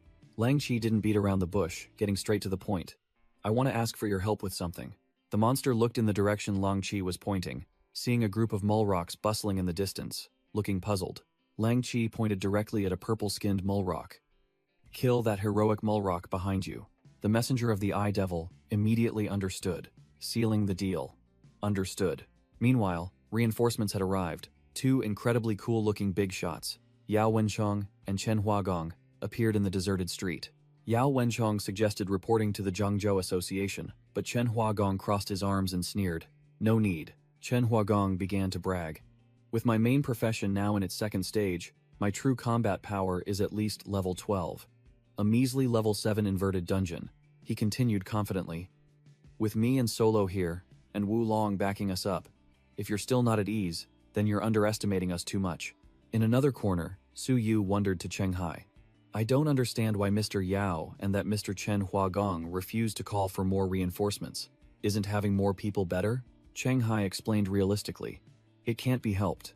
Other places also have inverted dungeons. If we send everyone here, other places will fall apart. Su Yu was still a bit hesitant, but Cheng Hai suddenly stopped, looking at his phone. Wait a moment, I have a call. Cheng Hai put the phone to his ear, answering coldly. Hello? On the other end was Shu Mao, who asked directly. It's me, Shu Mao. Are you participating in the upcoming inverted dungeon? Cheng Hai rubs his forehead, replying wearily. Probably. They said they'd call if they needed me. Shu Mao smiles faintly, sealing the deal. Okay, so we'll meet up after this dungeon is cleared? Haven't seen you in a while?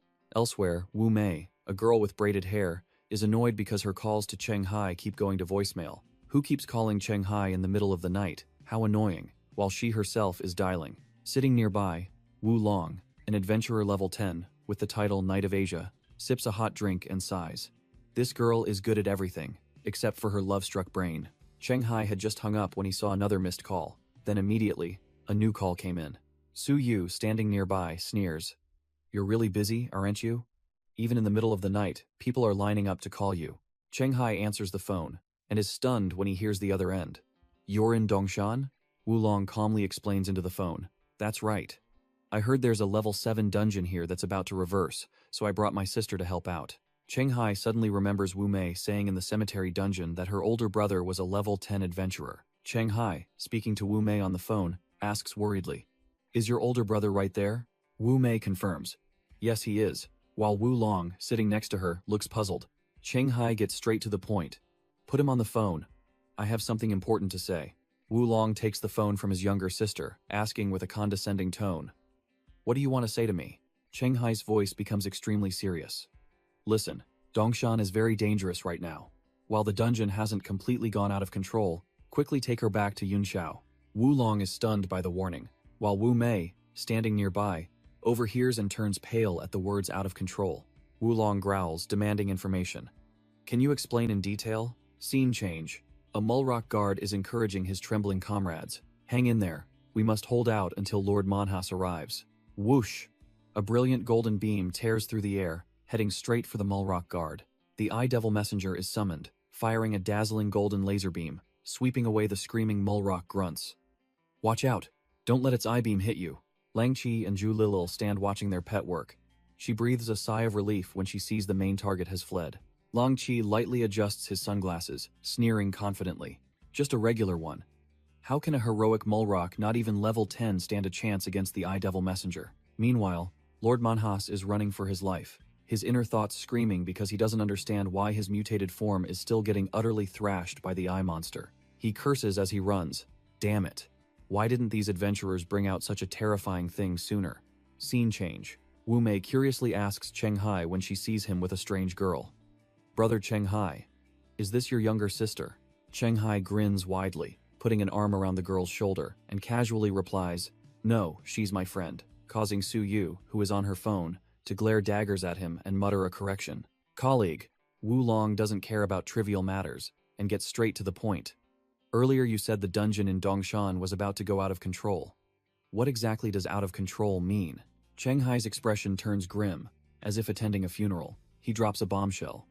The worst-case scenario is 15 Mulrock bosses will invade our world in the next few hours. Back in the dungeon battlefield, the souls of the unfortunate adventurers rise from their corpses like ghostly blue flames.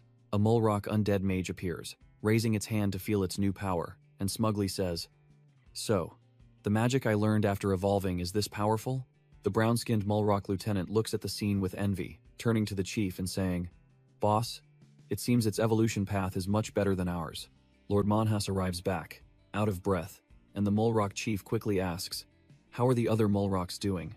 The brown-skinned lieutenant immediately recognizes the big boss, quickly exclaiming, "Lord Manhwas," while the undead mage, who had just finished evolving, looks bewildered, not understanding who this guy is. The Mole Rock chief reports, "The assassin, poisoner, and fire mage squads have already led their troops to hunt down the 3 fleeing adventurers." Manhwas dismisses him, giving a decisive order, "Forget about them. All surviving Mole Rocks, retreat with me. The adventurers at the gate have summoned an eye monster much stronger than me. We must avoid it and retreat to the lake." The 2 subordinate chiefs are dumbfounded after hearing this, unable to believe their ears. What? Stronger than even Lord Manhwas? As the group is in a panic, the undead mage steps out from the shadows, coldly declaring, "Then I will stay." It stands amidst an undead army just summoned from the corpses of adventurers, confidently saying, "I can command this horde of undead to hold back that eye monster and buy everyone time." The Devourer. Manhwas smirks, his red eyes filled with killing intent, agreeing to his subordinate's plan. Very well. Meanwhile, the Eye Devil messenger glides swiftly through the forest, its giant eye constantly scanning to search for targets. An undead horde dimly appears among the trees, brandishing weapons, ready to tear apart anyone who enters their sight. The undead horde surrounded the Eye Devil messenger.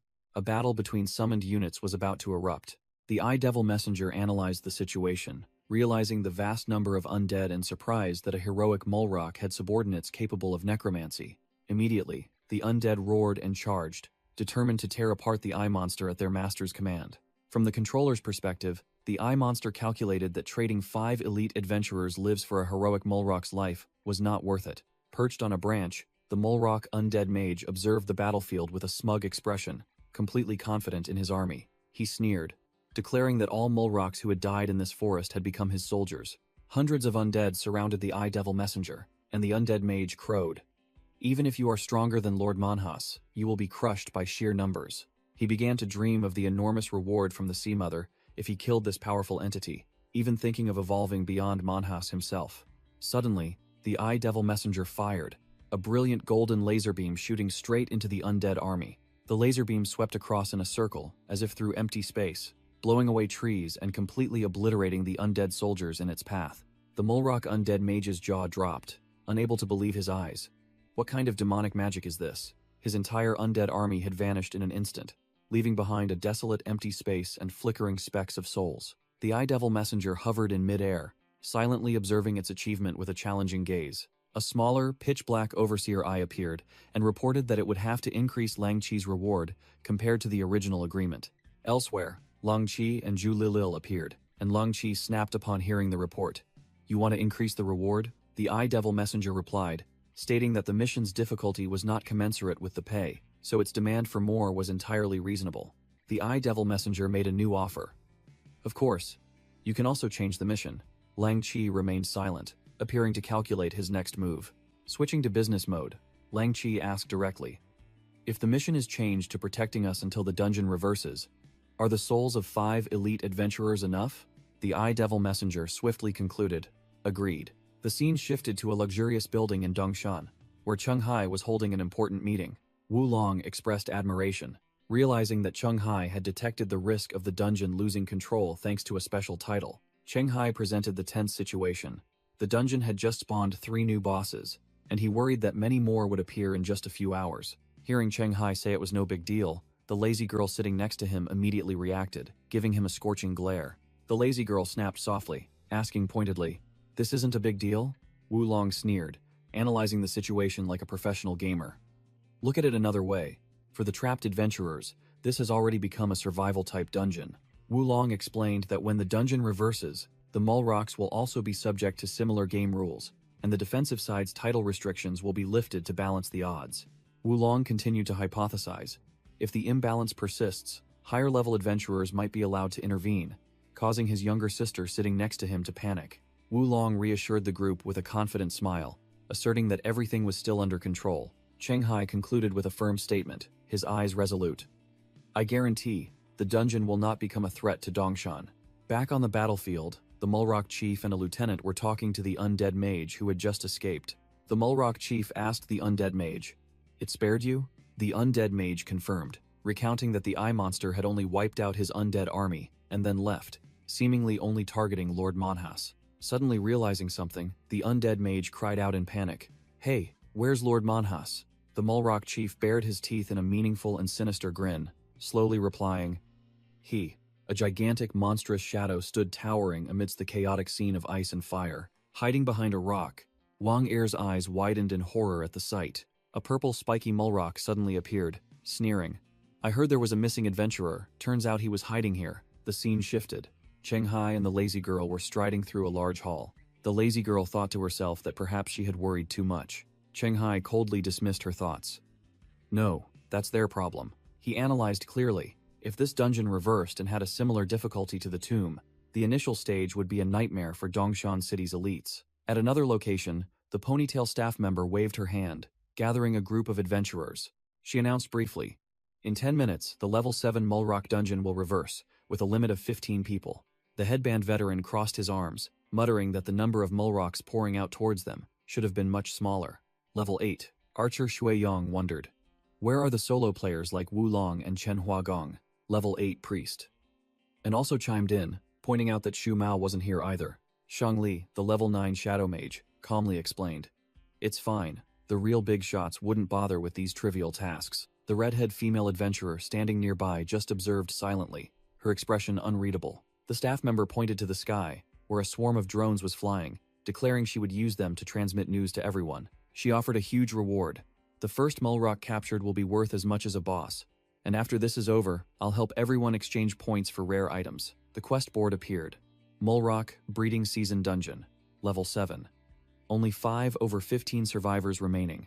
The main objective is to eliminate the heroic Mulrock, the Devourer Manhas. 2 mysterious agents monitored through the screen, the man concluded. So, in the end, only 5 people survived? The two turned to thank a giant pink octopus entity for its assistance, and the monster replied politely. The male and female observers, wearing long coats and black sunglasses, stood stone-faced in the middle of the night. The pink octopus entity commanded, "Run," and the 2 agents immediately dissolved into data blocks to escape. A purple spatial gate tore through the living room wall, and 2 agents stepped out, facing the 3 surviving adventurers. The red vest brawler crossed his arms and asked, "Why are you guys here?" While the system displayed the professions of all 3, rational transformation, guardian, and ice magic. The silver-haired mage smirked smugly. "We survived until the very end, surprised?" The male agent adjusted his glasses. "No, I just didn't expect Wang Er to be eliminated." The shield-wielding guardian furiously yelled, "Wang Er is dead? Impossible." With his stealth skills, A flashback showed Wang Er collapsed in a pool of blood, but the guardian still didn't believe it. Even if the heroic Mulrock caught him, he should have been able to escape. Meanwhile, the Devourer Manhas was roaring wildly as its power surged, the status board confirming its evolution to level 10. The Guardian questioned the 2 agents. "You clearly escaped, so why are you still blocking the exit? Don't tell me you plan to let the Mulrocks flood the world?" The muscular man in the red vest explained. "No, after returning, we found that our titles were still usable, contrary to what Wang Er said." The Ice Mage continued, his eyes sharp.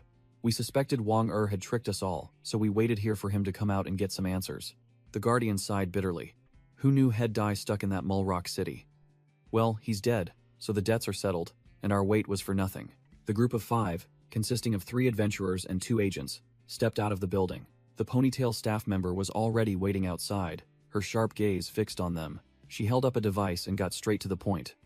"Are you the only survivors?" The male agent, representing the group, confirmed decisively. "Yes, only us." The staff member ordered, "Understood. Follow me," then turned and led the way. The Guardian was sweating profusely, muttering, "I knew doing dirty work like this was risky as hell," while the Ice Mage coldly reminded him, "Just be careful." The spiky hair leader spoke up, stopping the staff member. "Wait." He began to prevaricate, claiming he was just a tourist who accidentally wandered into Shanghai's underground city while bounty hunting, and had never interacted with the owner. He continued to cite regulations, arguing that this was a private dispute in a private dungeon without association staff, so the local association had no right to intervene. The ponytail staff member brushed him off, coldly quoting Article 14 of the Dungeon Reversal Defense Act, declaring the temporary requisition of the entire group to handle the incident. Knowing he couldn't argue further, the spiky hair leader reluctantly accepted. "All right, well, cooperate." The red vest brawler also grumbled his agreement. his expression far from pleased. The Guardian looked visibly panicked, while the silver-haired mage remained calm, reluctantly agreeing to cooperate. The staff member got straight to the point, asking the group to synchronize information about the monster composition and the boss in that level 7 dungeon. Suddenly, a Mulrock scout emerged from a spatial rift right in the middle of a modern room. The pink-purple spatial gate opened wide in the living room, and the Mulrock looked around in confusion. On the other side of the gate was a gloomy forest, where an army of Mulrocks of various shapes and colors was gathering, ready for invasion. Above the gate, an energy panel displayed strange characters and the number 9/10. A green Mulrock commander analyzed. It was 10 earlier, and now it's 9 after one Mulrock entered. Is this the number of available slots? The small red-hooded Mulrock worried, fearing that if there was a limit, they would get stuck just like the human adventurers. The entire horde of Mulrocks flinched when an extremely dangerous-looking monster appeared from the shadows. The spiky, purple-skinned, spiky Mulrock leader growled, declaring that human adventurers were just trash, as long as they didn't summon the eye monsters again. Back to the present, the Guardian's face was drained of color as he reported, "Level 9 dungeon, heroic Mulrocks." The muscular red vest brawler continued, his voice filled with dread. Not only that, it's also turned into a survival type with the highest death rate. The silver-haired mage confirmed. "We can attest to it. We all paid a heavy price to escape that heroic Mulrock, and the assassin Wang wasn't so lucky." The headband veteran adventurer frowned upon hearing the news. Assassin Wang is dead too? If even he was wiped out, then the difficulty of this dungeon. The pink-haired adventurer Yao Wenzhong and the muscle-bound blue-haired Chang Jingchuan were also discussing the hot news. A survival-type dungeon, heroic Mulrocks? Chang Jingchuan smirked with interest, clearly someone who enjoyed a tough challenge. That's exciting. The Dongshan City Adventurers Association headquarters was lit up in the middle of the night, signaling an ongoing crisis. Inside, manager Zheng Renjun was shouting into the phone. "Huh? There are heroic Mulrocks in Shanghai's underground city?" Not only that, the dungeon was also changed to a level 9 survival type? On the other end of the line, Yao Wenzhong calmly analyzed. That's right. According to the conversion formula, the actual difficulty of a heroic level individual must add 2 to 3 levels compared to the boss level. Zheng Renjun broke out in a sweat, realizing the situation was far beyond expectations. "I think this dungeon reversal incident is about to get out of control." He outlined Plan B, deploying elite forces. To balance things, the title limit will be removed, allowing Chen Huagong and Wulong to intervene and deal with the heroic Mulrock. Zheng Renjun confidently declared the final solution. "If they fail, Anran and I will directly intervene to force it to retreat." Yao Wenchong on the other end briefly confirmed. "Understood." The call ended, and Yao Wenchong hung up. Zheng Renjun gritted his teeth in frustration, blaming the protagonist for everything. Why does everything turn out like this whenever Cheng Hai is involved? Is that guy a walking jinx? In a dark room, the Mulrock undead mage was casting a spell, summoning 2 warrior souls hovering in a stream of purple energy. The room was packed with various elite Mulrocks, from chiefs, poisoners, and archers, to other types of sentinels, all standing solemnly awaiting orders. The Mulrock chief bowed, reporting to a giant shadow. "Everyone is present, Lord Manhanus." Suddenly, the spiky, purple-skinned spiky Mulrock leader received a system notification that appeared before it. The yellow-green-skinned Mulrock chief also received a similar notification, and a green light enveloped it. The Mulrock undead mage was no exception. A mission information panel appeared right before it. The mission panel clearly displayed the new rules. Survive the day, or kill an adventurer with a recommendation letter, or kill an adventurer 2 levels higher to escape, and kill an adventurer 3 levels higher to evolve. In the quiet night park, Cheng Hai stood tall in his Deathwalker armor, while the lazy girl Su Yu watched from afar. Cheng Hai raised a gleaming golden horn, a fancy-looking item with digital effects, preparing to summon his minion. A horn blast echoed, blue lightning exploded, and summoning energy enveloped the entire area. From within the lightning, a ghost of a goblin shaman appeared, fawning. "Gob, shaman, did you call me?" Cheng Hai confirmed. "That's right."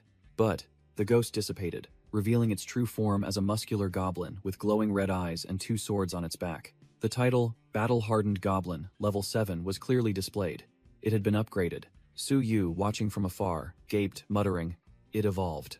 She pulled down her mask, her profound knowledge spilling out.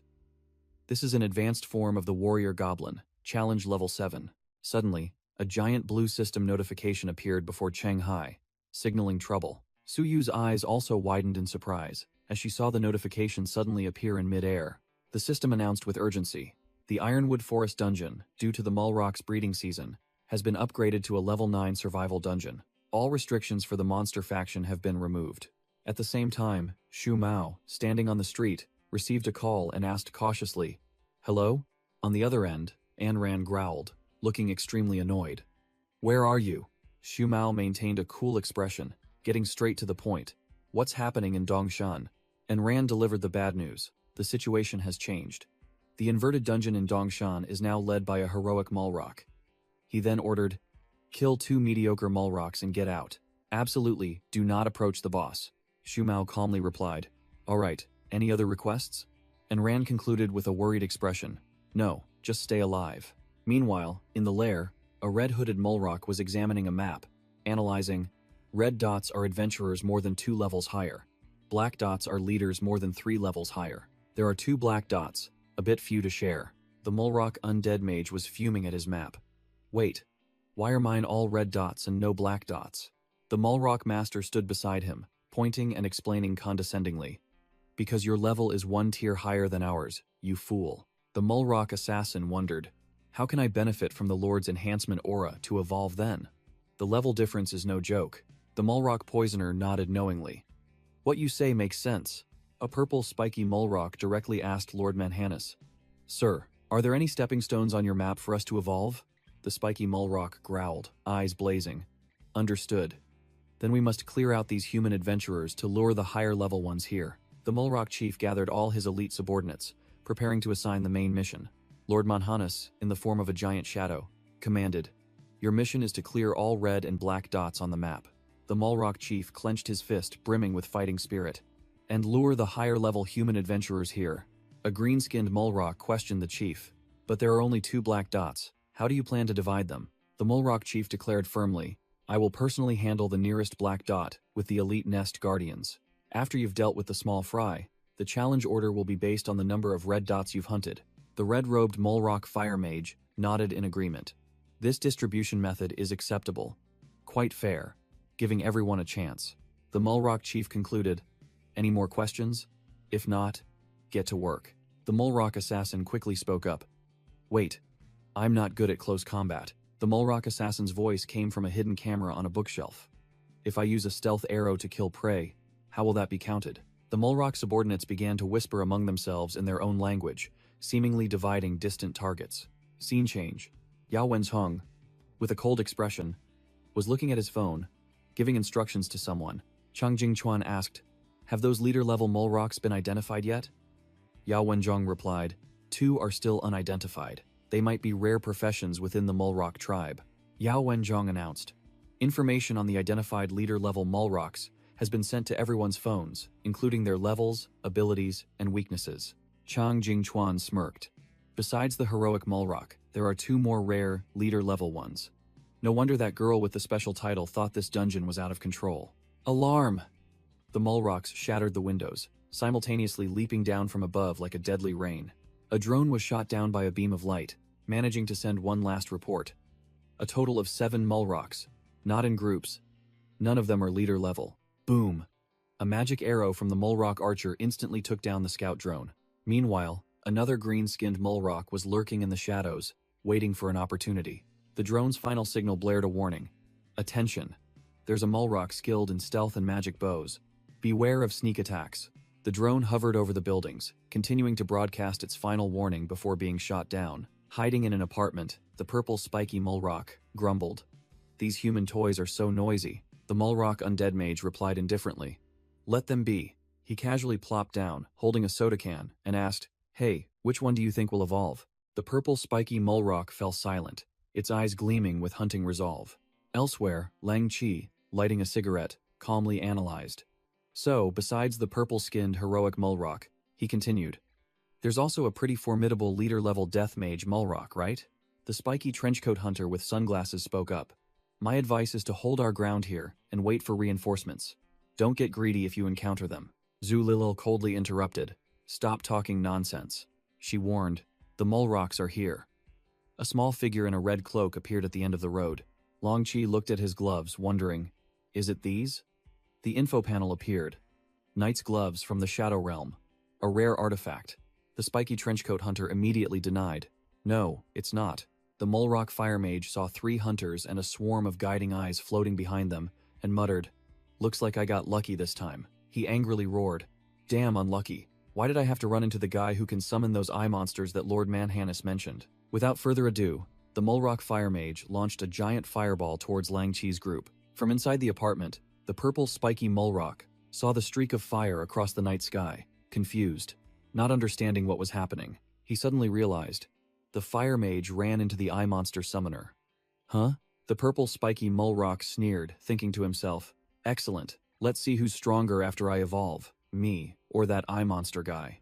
An urgent announcement blared as a heroic Mulrock streaked across the rooftops like a green phantom. The purple spiky Mulrock was being closely followed by a drone and bolted frantically towards the west gate. The Mulrock Fire Mage faced the group of hunters and the Hellhound, roaring, "This leader-level Mulrock is weak.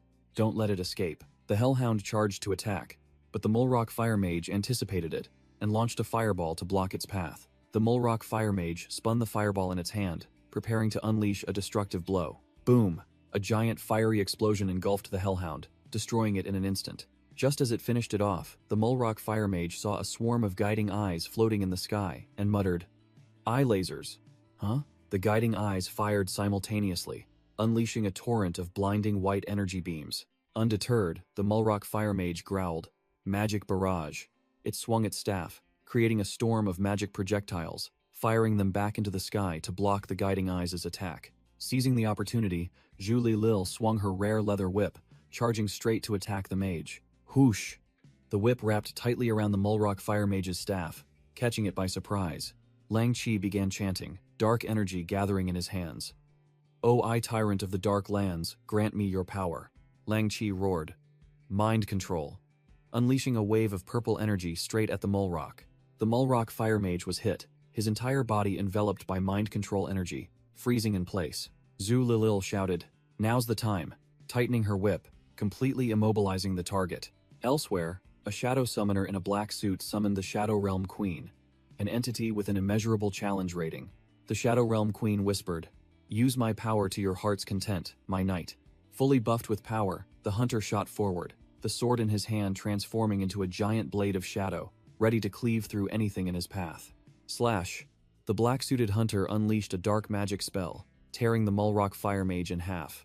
"Killing a Mulrock captain. We can report this now," the black-suited hunter declared, looking down at the 2 monster corpses. Suddenly, a drone flew in, issuing an urgent warning. "Adventurers in the West Gate area, attention. A heroic Mulrock is moving towards this location." Thud. A giant black shadow landed right in front of the group of hunters, the ground cracking under its weight. The spiky purple-skinned monster roared, its red eyes full of aggression. "A heroic Mulrock? How did it get here so fast?" The female hunter, sweating, asked the leader with a trembling voice, "What should we do? Fight or flee?" The spiky brown-haired leader was speechless, only able to silently stare at the monster before them. The heroic Mulrock observed the hunters and the hovering eye orbs, muttering, "Huh? They didn't summon that big eye monster this time? Do they think it's unnecessary?" It bared its teeth in a sinister grin. Or perhaps they can't summon it anymore? In another corner, a Mulrock archer was lurking, spotting Chenghai and Su Yu sitting on a bench. "Found them," the archer assessed. "That green-skinned guy standing guard looks even stronger." "All right, kill him first," the archer decided, raising its bow, and a glowing golden energy arrow materialized. Just as it was about to fire, the archer suddenly flinched, sensing a murderous aura. A black shadow lunged forward with terrifying speed, blocking the arrow's trajectory. The goblin follower appeared, shielding its master. Surprising the archer, "Gob?" Chenghai casually held the magic bow he had just confiscated, turning to ask Su Yu, "I got this magic bow. Do you want it?" Su Yu glanced at the bow, then pouted. "No, the design is too ugly." Chenghai could only give a forced laugh. "Is that so?" Chenghai returned to the main topic. "By the way, these Mulrocks are weaker than I expected. I plan to actively hunt down the stragglers.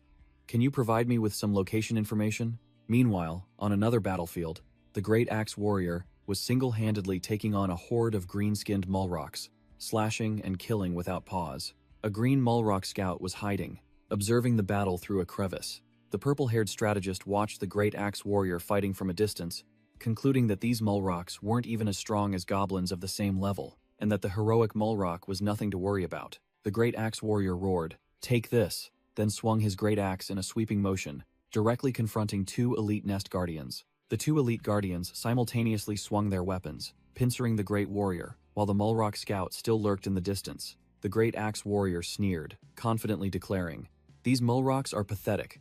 I can handle them all myself. Go help someone else." The purple-haired strategist calmly pushed up his glasses, replying curtly, "All right." No sooner had he spoken than the great axe warrior suddenly froze, realizing he had been surrounded by two giant black shadows. The two elite guardians roared, their eyes flashing green, their bodies emitting poisonous smoke as the system announced they had been buffed to level 9 by the Mulrock poisoner's venom. The great axe warrior smirked with interest. "Oh, so you guys can get even stronger?" Scene change. The Mulrock undead mage and his undead minions were rummaging through a refrigerator in a civilian's house. He pulled out a can of soda, thinking to himself, "I hope these human adventurers can put up a decent fight, otherwise this trip will be a waste." While chilling, he was suddenly startled when he saw the refrigerator shaking violently and leaking water onto the floor. He curiously looked under the refrigerator, not understanding what the hell was happening. He opened the freezer compartment and found a hiding Mulrock huddled inside, whimpering, "It's freezing in here. Couldn't you find somewhere else to hide?" On another front, a level 9 Mulrock Chi Master, buffed by its chief in venom, was confronting a group of adventurers. The Chi Master gathered a dazzling energy orb in its palm, preparing to unleash a terrifying palm strike. A young mage in the group shouted a warning, "Be careful, it's taken a power-up potion. My elemental armor might not withstand its chi attack." The red vest brawler in the team clenched his fist, growling in response. "Understood." The headband veteran rallied his comrades to charge with the slogan, "United we stand, invincible we are." The whole team responded in unison. The Chi Master's attack was so powerful, it shattered a large, exquisite-grade shield. The headband veteran's team was struggling to hold on, activating the effect of an ancient shield fragment, temporarily upgrading it to rare. Dungeon Owner C, the young man with orange-blonde hair and sportswear, gracefully dodged the energy beams shooting up from the ground. The Mulrock Master smirked contemptuously, raising a provocative finger, signaling "You're still too green." Dungeon Owner C looked bewildered, not understanding why he still felt uneasy even after dodging. An unexpected energy beam shot through Dungeon Owner C, making him spit out a mouthful of blood and scream in pain. His black-haired teammate cried out in alarm. "C." The headband veteran also yelled in panic. "Brick Boy." The Mulrock Master triumphantly looked towards a mysterious figure, a customization expert who had just appeared. From the shadows, Shu Mao stepped out, with blue energy radiating from his hand, and coldly asked the monster, "What are you so proud of?" With that, Shu Mao used a combination of seal art and teleportation, instantly freezing the Mulrock Master in a giant block of ice. Elsewhere, a spiky purple-skinned monster was tightly bound at the wrist by a black whip. Two female bounty hunters strained to pull the whip, muttering prayers for strength from the eye devil of the Shadow Realm. The spiky trenchcoat hunter, his brown hair spiked and wearing sunglasses, unleashed his mind control skill, purple energy enveloping his hand. The purple-skinned monster struggled, its red eyes flaring, and shattered the hunter's control art. The brown-haired woman was astonished, unable to believe the monster could resist. The spiky trenchcoat hunter was also stunned. The team's plan had completely fallen apart. The purple-skinned monster grabbed the whip, saying in a mocking tone, "Had enough fun?" It swept away the minion eye monsters, then looked at a shadowy figure, growling in challenge. "Bring out that eye monster, I want to take it down." The brown-haired woman turned to call Lang Chi in desperation, but he could only stammer that he had asked but received no response. Lang Chi yelled for help. "Shangli, come help quickly. I know you still have a trump card." The shadow summoner coldly replied to Lang Chi's plea. "No, I refuse." He stood on the rooftop, calmly declaring that this heroic Mulrock was their target, and since their control skills were useless now, they shouldn't even think about relying on him. Lang Chi was fuming with rage, only able to grit his teeth as he watched that bastard jump away. Too bad. The Mulrock assassin suddenly appeared right behind them, making the spiky trenchcoat hunter and his female teammate freeze. The monster showed regret. "Looks like you can't summon it anymore. I was planning to devour it for my second stage evolution." The brown-haired woman turned her head to look at Lang Chi, her eyes desperate, only managing to utter his name. The Mulrock assassin raised its razor-sharp hand and declared chillingly, "You're useless now." Slash! A spray of blood erupted, and Lang Chi's glasses shattered, signaling his defeat. Elsewhere, Dungeon Owner C, the orange blonde-haired adventurer, was also down, being carried away on a stretcher by medical staff. The headband veteran was also struggling to carry a frozen teammate in a large block of ice, urgently yelling for everyone to be careful. The ponytail staff member explained to Shu Mao that the first conquest points would be calculated based on the boss's strength after the dungeon ends. She added, "At that time, we will open the special item exchange window for title clues, intelligence, and class change items." Shumao crossed his arms and smirked confidently. "I'm really looking forward to it." Suddenly, 2 blue system notification panels appeared in mid-air, interrupting their conversation. The notification read, "Hint, Mulrock 009 has completed the exit conditions. Ironwood Forest has now entered Phase 2. The scene shifted to a luxurious gym named Wales. The skeptical muscle guy stood in the changing room, arrogantly declaring, "Now it's our turn." Inside the gym, Anne Ran, a level 14 adventurer with the title King of Brute Force of Wales, was lifting weights like a monster. Meanwhile, a Mulrock scout was fleeing headlong, muttering, "I was too careless." It was sweating profusely, thinking, "I was prepared to deal with a level 10 human adventurer, but I never expected a level 9 elite nest guardian to be taken down so quickly." The green Mulrock scout ran for its life, thinking, "This high-level adventurer is completely different from the small fry in the forest. Am I really about to be wiped out?" Boom! A giant red wyvern landed in the middle of the city, crushing the ground with an earth-shattering roar. The dragon knight in cool red armor revealed himself. Wu Long, a level 10 adventurer, coldly declared, "One down." The great axe warrior was stunned, recognizing the newcomer. "Wu Long?"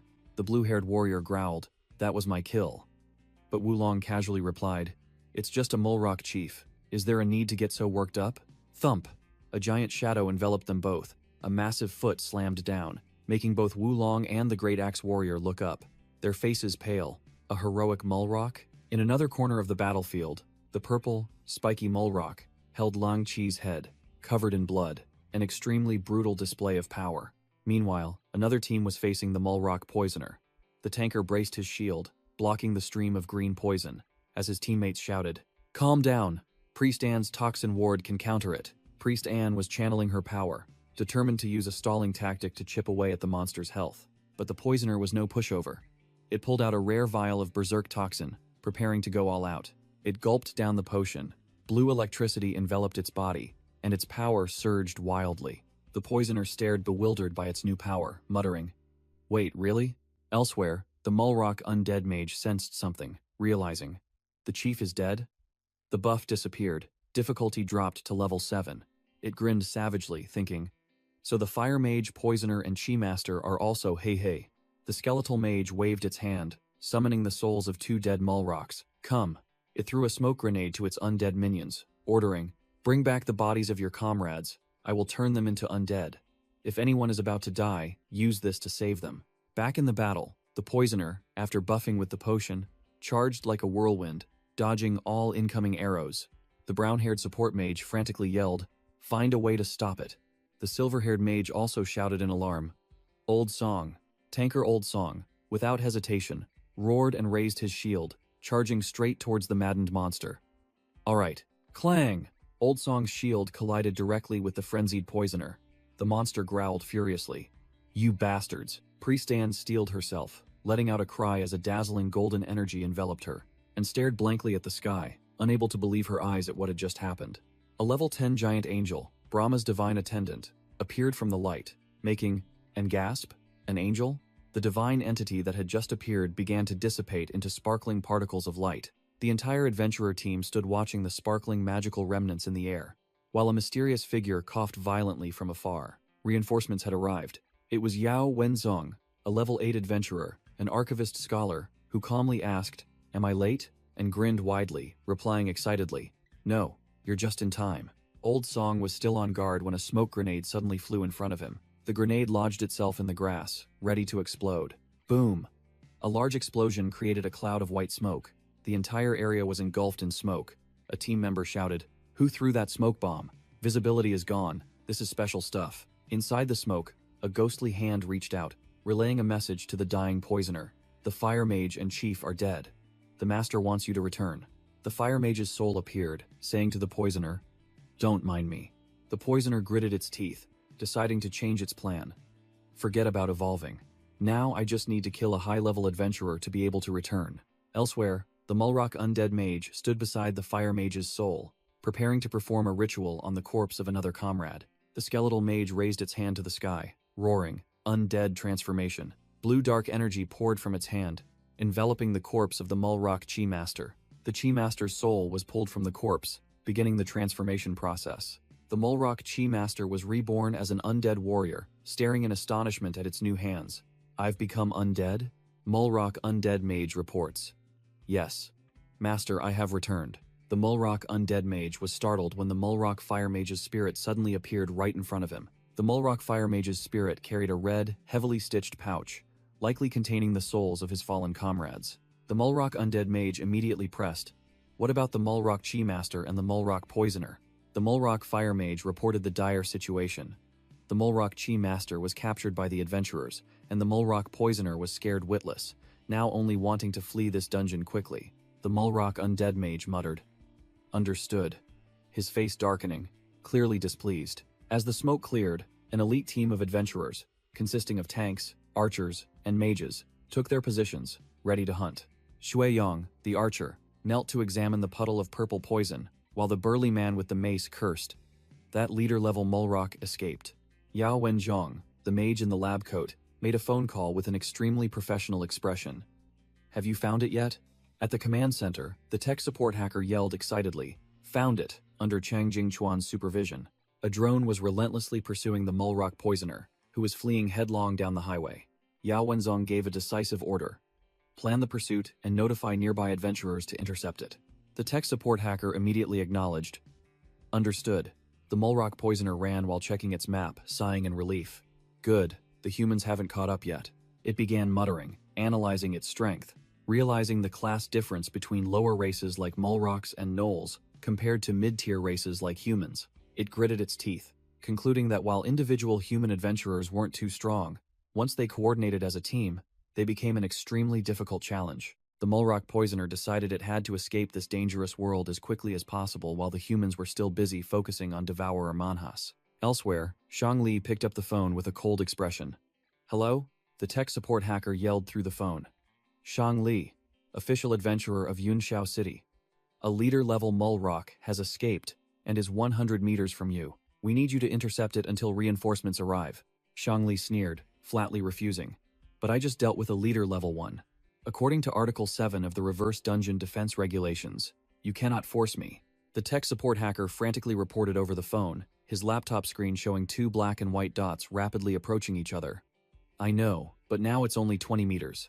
10 meters. Shang Li was still bantering on the phone when the tech support hacker screamed, warning that the Mulrock Poisoner was right behind him. The Mulrock Poisoner clicked its tongue, annoyed at being discovered while attempting a sneak attack. Shang Li gritted his teeth, his face scrunched up in annoyance at being caught in trouble again, his hand swiping through the system interface to prepare for battle. The Mulrock Poisoner pulled out a vial of poison, confidently declaring that even as a low-level leader, it wouldn't lose to an elite. A giant black and red blade slashed through the air, signaling another battle unfolding nearby. Chen Huagong, the great axe warrior, was fighting fiercely with a purple spiky Mulrock, their weapons clashing and sparking. Chen Huagong, the great axe warrior, strained with all his might, gritting his teeth to block the monster's attack. He roared, ordering someone, "Get out of the way," his face clearly showing surprise. A giant red wyvern swooped down from the sky, and Chen Huagong, the great axe warrior, could only look up in astonishment. Boom! The red wyvern landed, creating an earth-shattering explosion, with Wu Long, the Knight of Asia, and Chen Huagong, the great axe warrior, standing on either side, and the purple spiky Mulrock sent flying. The purple spiky Mulrock stared blankly at its frozen arm, not understanding what had just happened. A water map appeared. Alarming. Higher-level adventurers detected. Mulrocks have not met the escape conditions. Hurry. Chen Huagong, the great axe warrior, turned and snapped at Wu Long, the Knight of Asia, for stealing his kill. "You can't even manage a sneak attack? Why did you yell just now?" Wu Long, the Knight of Asia, retorted coldly. "Idiot. I was saving you from trouble." The purple spiky Mulrock looked at the water map, saw two black dots moving at terrifying speed, and realized it was too late. A giant black greatsword plunged into the ground, cracking the pavement, signaling another dominant presence. Both Wu Long, the Knight of Asia, and Chen Huagong, the great axe warrior, startled and turned around, sensing the new surge of power. The two looked towards the glowing red orb in the distance. Wu Long, the Knight of Asia, exclaimed in horror. "Evolution light? Wait, can this heroic Mulrock still evolve? Isn't this a level 6 to 10 dungeon?" An arm, enveloped in red evolutionary energy, signaled the imminent birth of an even more terrifying boss. The monster's arm was enveloped in red evolutionary energy, its claws sharpening, its feet also transformed, touching the water's surface and radiating ripples of energy. A blazing red energy explosion erupted, blowing away everything around it, forcing both the Knight of Asia and the Great Axe Warrior to retreat. The new boss's bloodshot eyes flashed with a deadly glint, signaling an entirely different level of power. Devourer Manhwas had finished evolving. Now, with long red hair and bulging muscles, it let out a cold snort as its status window appeared. Challenge, Level 13. Meanwhile, a black car was speeding down the highway in the night. Inside the car, the goblin follower impatiently urged Cheng Hai, who was driving, "Master, can you go faster?"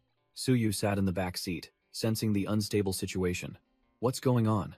A moment ago, there were only a few mole rocks left, so why are there 2 more sources of danger now? Why did the mole rock chief suddenly get so much stronger? Cheng Hai glanced in the rearview mirror, seeing Suyu's serious expression, and knowing the situation ahead was far from simple. In another corner of the street, Lang Chi was expelling a cloud of green, poisonous smoke from his body. He gritted his teeth, annoyed that he had stalled for too long.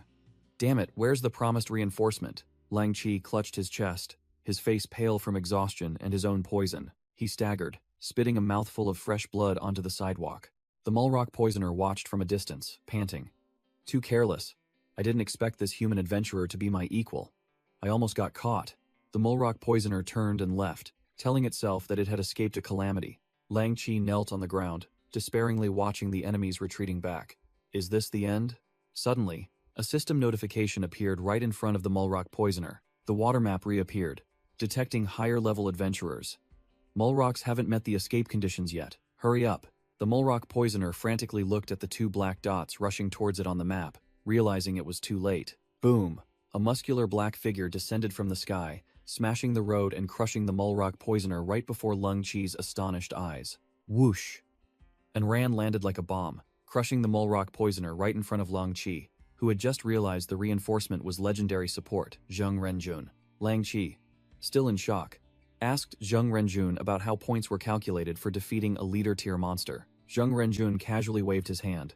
Special cases are handled specially. Just evaluate it according to the criteria of a chaotic dungeon. At the same time, elsewhere, Chen Huagong and Wu Long, riding on a wyvern, recalled the prophecy of an out-of-control dungeon, and now it had come true. Chen Huagong smirked, thinking to himself that a level 7 dungeon mutating into a level 9 survival dungeon, and even having a self-evolving heroic tier boss, was unprecedented. Scene change. Devourer Manhwas faced Zheng Renjun, lamenting his bad luck at encountering this dead end. Wulong called out Chen Huagong's name, his face full of tension. He seemed pessimistic. With this situation, I doubt even Zheng Renjun can handle this out-of-control dungeon. Manhwas unexpectedly suggested, how about we retreat? To which Chen Huagong replied, if it lets us go. The boss turned and asked directly, Zheng Renjun? Is he your leader? Wulong froze, cold sweat pouring down. Chen Huagong was equally shocked, roaring in his mind. What the hell? How can Mulrocks understand human language? Manhwas ignored him, pointing towards the building. I sense 2 powerful auras approaching. It continued to ask, is Zheng Renjun whom you just mentioned among them? If so, allow us to ask, is Zheng Renjun considered a legend now? Chen Huagong smirked, replying curtly. No comment. Manhwas nodded, concluding coldly. It seems not yet. Then there's nothing to worry about. Manhwas growled, his entire body erupting with a surge of dark purple energy. Wulong shouted a warning. Be careful, it's getting serious. Manhwas shot forward like a bolt of lightning, his greatsword ready to cleave through anything in his path. Its speed was so great that Wulong could only watch in horror as a blur tore through the air. Slash! The dark blade of Devourer Manhwas slashed into the red wyvern's wing. Wulong cried out in despair. Stop the summoning! Manhwas delivered a devastating slash, tearing the dragon's wing apart, while Wulong could only watch helplessly from its back. The boss clicked its tongue in annoyance, its body slightly affected by the ongoing summoning skill. In a nearby apartment, the Mulrock undead mage and its spirit minions were assessing the situation. Finally, the black dot has appeared, the mage muttered as he looked at the mission map. He calculated. To be safe, I'll take care of 1 red dot to fulfill the retreat condition first. Outside, Lang Chi recognized a familiar figure who had just arrived at the scene. He squinted, looking, feeling something was off. Lang Chi asked Yao Wenchong directly. Weren't you chasing the Mulrock poisoner? Why are you back here? Yao Wenchong casually replied, that leader-level boss has already been dealt with by Zheng Renjun and his companions. He looked at the gathering, adventurers, then asked, why is everyone here? Have all the Mulrocks in this area been taken care of? A ponytail adventurer reported, most are done, except for a few heroic Mulrocks that Wulong and Chen Huagong are handling. Now there are only the Mulrock scouts, the undead mage, and its minions left. An archer added, pointing towards the building. But they're holed up in there. Our numerical advantage indoors is useless. This terrain is clearly the undead's home turf.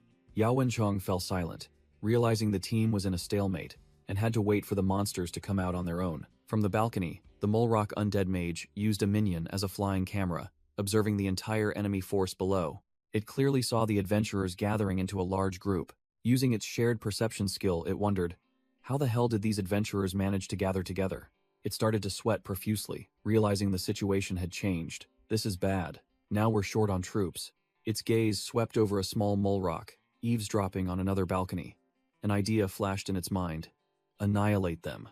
From the rooftop, Cheng Hai, in his Deathwalker armor, raised his hand and flicked. Whoosh! A brilliant golden energy arrow shot forth at terrifying speed, piercing through the buildings. Smack! The Mulrock undead mage's flying camera minion was scouting when it took a direct hit and exploded into smithereens. The undead mage jumped in fright, screaming in panic.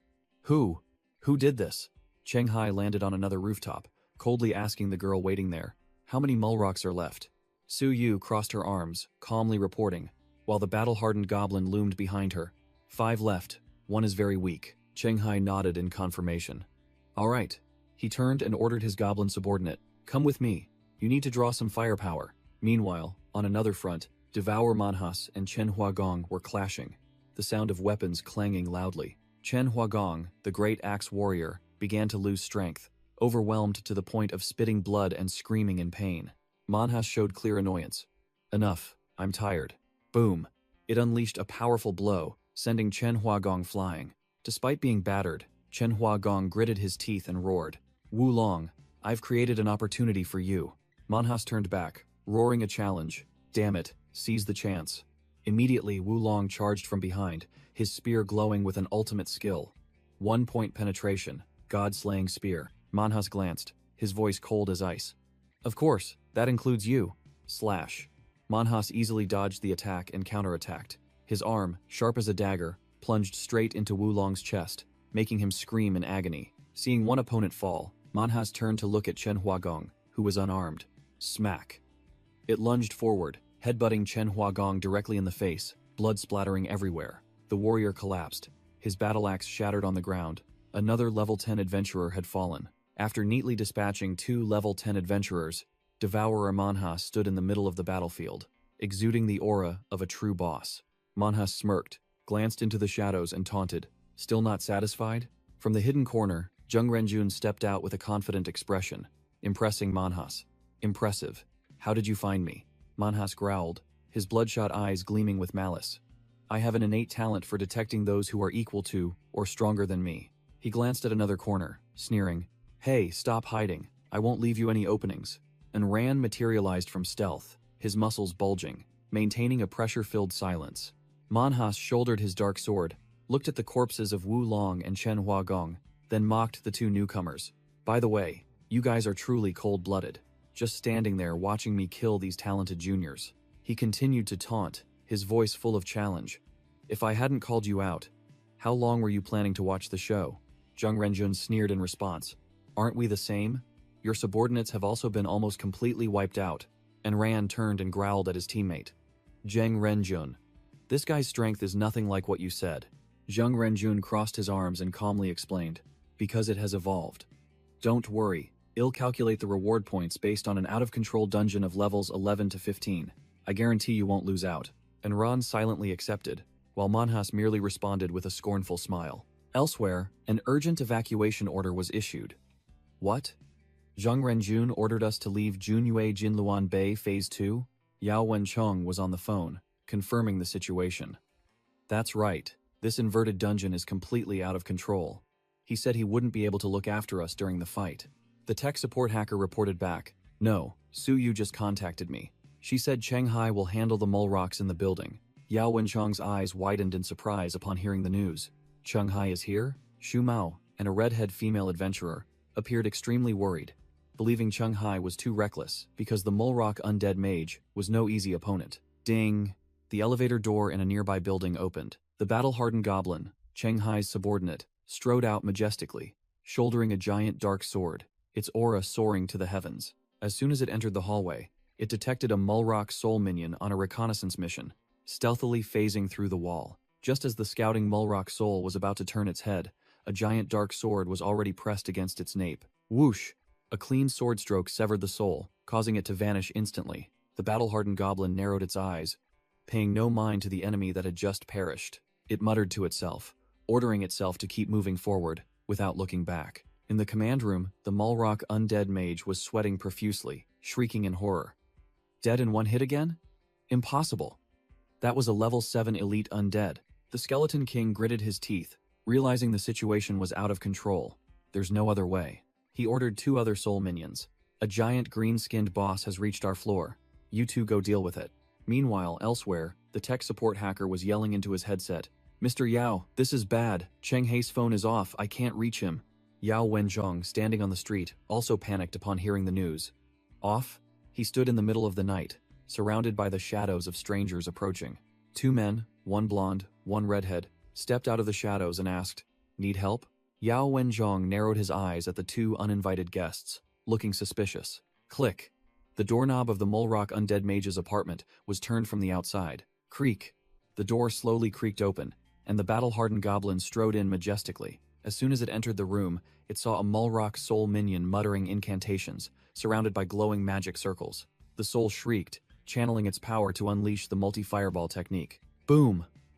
A fireball slammed directly into the goblin's head, but it seemed to have no effect. The soul mage signaled, "Now's the time." Another Mulrock soul minion with sharp pincers emerged from the floor, preparing to ambush. Whoosh! The warrior soul charged straight ahead, aiming for the battle-hardened goblin's back. Thwack! The sneak attack from the Mulrock spirit warrior was easily blocked by Cheng Hai. The spirit mage yelled out orders, looking quite panicked. The spirit warrior glided at terrifying speed, circling behind Cheng Hai to deliver a finishing blow. But Cheng Hai was already standing at the room's entrance, facing the battle-hardened goblin acting as a guard. Before the goblin guard could even comprehend what was happening, Cheng Hai pointed his helmet directly at its face. Activating the survival at all costs title, Cheng Hai stomped his foot for momentum, charging straight into the undead horde. The spirit mage frantically unleashed skills, creating a series of attacking magic circles. Cheng Hai simultaneously activated 1 step, 1 kill, and revival from dead ground, neatly dodging the undead's attacks. He glided past the spirit mage effortlessly, paying it no mind. A notification popped up. Overkill damage, undead, confirming the minions were wiped out. Cheng Hai then glided past the spirit warrior, sending it to its demise without any difficulty. Wisps of blue smoke from the dissipating spirits clung to Cheng Hai, looking incredibly cool. After clearing out the minions, he swung his scythe, standing in the empty room. Cheng Hai scanned the room, wondering, where's the Mulrock mage? He decided not to search further and activated retrospective view to pinpoint its location and test his new ability. The skill recreated all enemies as projections, and Cheng Hai ordered, "A green-skinned giant boss has reached our floor. Everyone go deal with it." The projection of an undead immediately moved towards the balcony, where Cheng Hai suspected the boss had escaped. He narrowed his eyes, deducing, did it escape through the balcony? Suddenly, Cheng Hai spun around, realizing a strange noise was coming from another corner of the room. He opened a freezer and found the Mulrock mage huddled inside, trembling with fear. Cheng Hai grimaced in disgust when facing the Mulrock mage. It seemed he had a severe seafood allergy. Meanwhile, Yao Wenchong and 2 teammates, Shu Mao and an orange-haired companion, were arriving by elevator. Cheng Hai grabbed a Mulrock scout by the neck, reporting to Yao Wenchong over the phone that he'd caught a scout. Yao Wenchong brushed that aside, asking Cheng Hai where he was, and received a nonchalant reply. At home, of course. One of Cheng Hai's undead minions was rapidly moving through the night, carrying a note. Hearing his name called, Cheng Hai, who was leisurely sipping a soft drink, turned around with a puzzled expression. The door opened, and Yao Wenchong, Shu Mao, and the orange-haired companion had arrived. Shu Mao even waved a friendly greeting. Cheng Hai smirked, recognizing Shu Mao, and asking why he was there. Shu Mao explained that he was late and only managed to catch a Mulrock captain nearby, and hearing there was another one here, he came to try his luck. Cheng Hai announced that the big fish had gotten away, while also boasting that he had cleared out its undead minions along with his goblin followers. The goblin follower was immediately summoned, flexing its muscles to show off, while the recently defrosted Mulrock scout trembled on the table. The accompanying orange-haired companion showed extreme interest, his sharp eyes fixed on the goblin follower's gigantic black sword. Yao Wenchong suddenly interrupted, his face serious as he announced, "That can wait, we need to retreat." Cheng Hai asked in surprise about going to help Wu Long and Chen Huagong, but Yao Wenchong coldly replied that it was already too late. The scene shifted elsewhere. Devourer Manhas was single-handedly taking on two, completely overwhelming Wu Long and Chen Huagong. From a distance, Zheng Renjun, a level 14 adventurer with the Echo Knight profession, observed with folded arms, admitting that he had revealed all his trump cards. Zheng Renjun ordered and ran, "If your killer punch doesn't kill this monster, then we're finished today," while Manhas sneered. Without hesitation, Manhas shot forward like an arrow, the black sword in his hand ready to cleave through everything. Zheng Renjun calmly activated a skill, and an energy echo manifestation appeared right beside him, ready for battle. Zheng Renjun's echo manifestation charged forward to meet the attack, swinging its sword to directly confront Devourer Manhas. Clang! Zheng Renjun's echoing manifestation blocked the Devourer Manhas' black sword, and the two glared at each other, sparks flying. Manhas gritted his teeth in frustration, silently cursing that this human's profession was too annoying. Could he really summon clones without paying any price? Seizing the opportunity, Enran rushed in from behind, growling. Finally, the time has come. Manhas was startled, only managing to sense a wave of killing intent closing in. Smack! Enran landed a devastating punch straight to Manhas's stomach, roaring, "Die!" Boom! The terrifying force of the punch sent the boss flying like a bullet, crashing into the building behind. Manhas scrambled to his feet from the rubble. Enran cracked his knuckles, admitting that this guy was not only tough, but also agile and perceptive. Enran turned to Zheng Renjun, saying this boss was too tough to handle, and demanded that contribution points be calculated according to the standards of a level 15 reverse dungeon boss. Zheng Renjun smirked confidently, replying simply, "All right," and Ran instructed him to continue, saying he would look for an opportunity to jump in, while activating his hold breath skill to move silently. Manhas stood up, dusting himself off and muttered, "Damn it, I underestimated them." He looked at his two enemies with a contemptuous gaze, growling, "You're just two small fries. Do you think some crappy profession bonuses can take me down?" Manhas roared, delusion, releasing all his pressure, making Zheng Renjun and Anran wary. He realized he was forced to choose between the present and the future. "I will choose a profession," Manhas declared, as a watery system interface appeared before him. The system announced that, thanks to his heroic trait, he could choose one of the professions he had previously devoured, and a long list appeared. Manhas ordered to filter out all professions with long-range attack capabilities, clearly wanting a close-quarters, bloody battle. The list was narrowed down to 3 options: Magic Archer, Martial Artist, Chi Master, and Elemental Mage, Fire. The system then displayed a warning, stating that these 3 professions were much weaker than Sea Beast, Monk, and Druid, asking if he wanted to reselect. "Enough, I choose number 2. Manhas roared impatiently, deciding to choose the Martial Artist profession. The system sent a sarcastic message to the Devourer Manhas. "Good luck, you short-sighted fool." At a high-end apartment complex, Miss Lin's support team was preparing to withdraw after completing their mission. The headband veteran waved goodbye, announcing that they would go first. Miss Lin instructed her teammates to be careful and to call her if anything happened. Just as she turned to leave, Miss Lin's phone unexpectedly rang. Miss Lin answered with her usual professional expression. On the other end, the hacker support urgently reported, "Miss Lin, the Mulrock undead mage, has been beaten back by Cheng Hai. I'll send you its escape route." Meanwhile, a stranger in a red suit perched high above, sneering upon seeing Zheng Renjun personally intervene, believing this reverse dungeon was nearing its end. A pair of monsters' bare feet landed on the road. The Mulrock undead mage was fleeing for his life. He panted heavily. A system notification appeared, warning that a higher-level adventurer was pursuing him. As night fell, a thought emerged, beginning a flashback. When did it all begin? Shang Li, in a pathetic state, his face covered in blood, looked up at the sky and thought in despair, "My life has reached a dead end." The flashback returned to a luxurious cafe, where it all began. A young Shang Li was waiting when an elderly silver-haired man approached to greet him. Shang Li politely greeted the man as Uncle Li. Uncle Li introduced the red-haired girl with him as Zhou Chang, the granddaughter of the legendary adventurer Zhou Jianming, and simultaneously flattered Shang Li as a rising star favored by the Shadow Realm Queen. Zhao Chang looked at Shang Li, greeting him with great interest. Shang Li recalled that moment, when he also greeted her back with confidence and a hint of flirtation. The final scene of the flashback was Xiang Li and Zhou Cheng's wedding, and he wondered, so when did my adventurer career officially end? Back in the flashback, at a party, the blue-haired Chen Huagong was having a blast while Xiang Li stood beside him with a calm expression. The scene shifted to a level 8 dungeon, where Xiang Li was directly confronting a massive cursed giant. Chen Huagong yelled, asking if the female mage Jin Chen was ready, because Xiang Li couldn't hold on much longer. Smack! Xiang Li's sword was easily knocked out of his hand by the monster. The cursed giant bared its jagged teeth and laughed gleefully, completely disregarding its opponent. Whoosh! It swung its gigantic club, sending Xiang Li flying backward. Xiang Li fell sprawling, sweat pouring off him, despairingly thinking it was all over. Just then, Jin Chen finished casting her spell, unleashing 5-ring magic, flesh monster technique. Duong! A massive purple energy enveloped the monster, freezing it in place. The cursed giant took the hit, its entire body stiffening in a state of paralysis. Seizing the opportunity, Chen Huagong charged forward with his gigantic battle axe, roaring, "My turn." He swung his axe, radiating a crimson killing intent, aiming straight for the neck of the immobilized boss. A critical hit.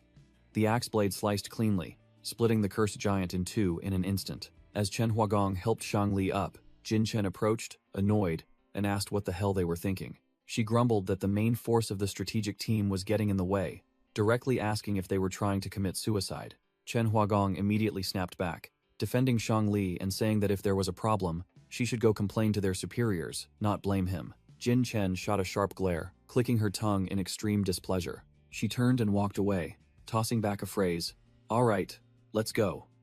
Ignoring Chen Huagong, who watched her with a dejected expression, Xiang Li placed a hand on his friend's shoulder, his voice full of remorse.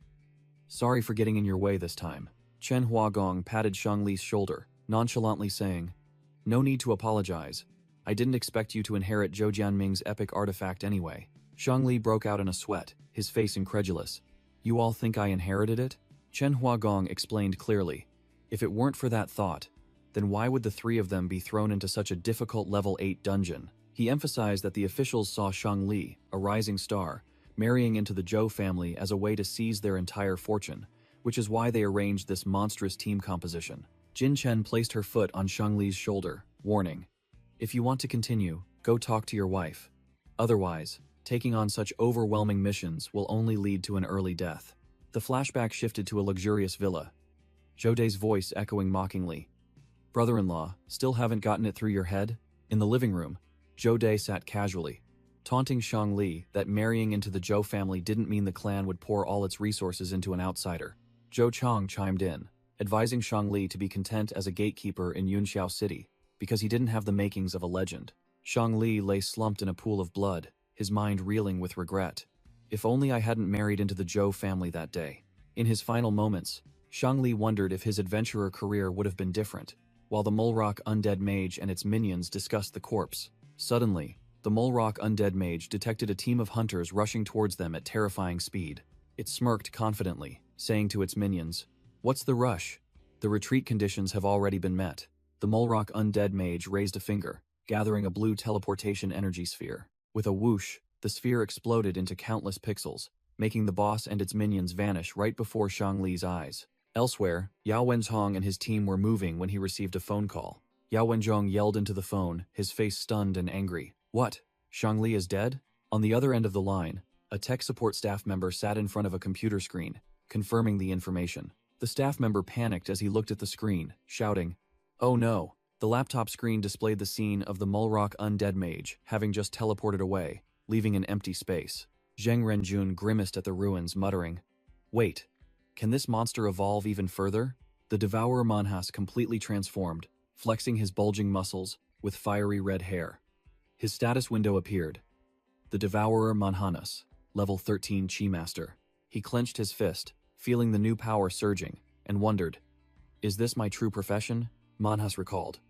And Ran's punch, wondering why a weaker opponent could still damage him, and Ran took a stance, his sharp eyes declaring, "This ends here." Manhas sneered, channeling energy into his hand before unleashing a palm strike. Mulrock style, shockwave. A luminous green energy blast shattered the wall behind them, and Ran was engulfed by the light. But immediately after, Zheng Renjun's echo body suddenly appeared in the muscular man's position. taking his place. Zheng Renjun smirked, briefly explaining his trick, teleportation, and ran, having narrowly escaped death, looked at his teammate and admitted, "I owe you my life." Zheng Renjun waved his hand, saying it wasn't the time to talk about debts, his echo body standing beside him. The devourer Manhas bared his teeth and grinned, recognizing his opponent's trump card. He understood. So your echo body can also swap positions with others. Zheng Renjun confidently replied, "That's right, it's quite convenient."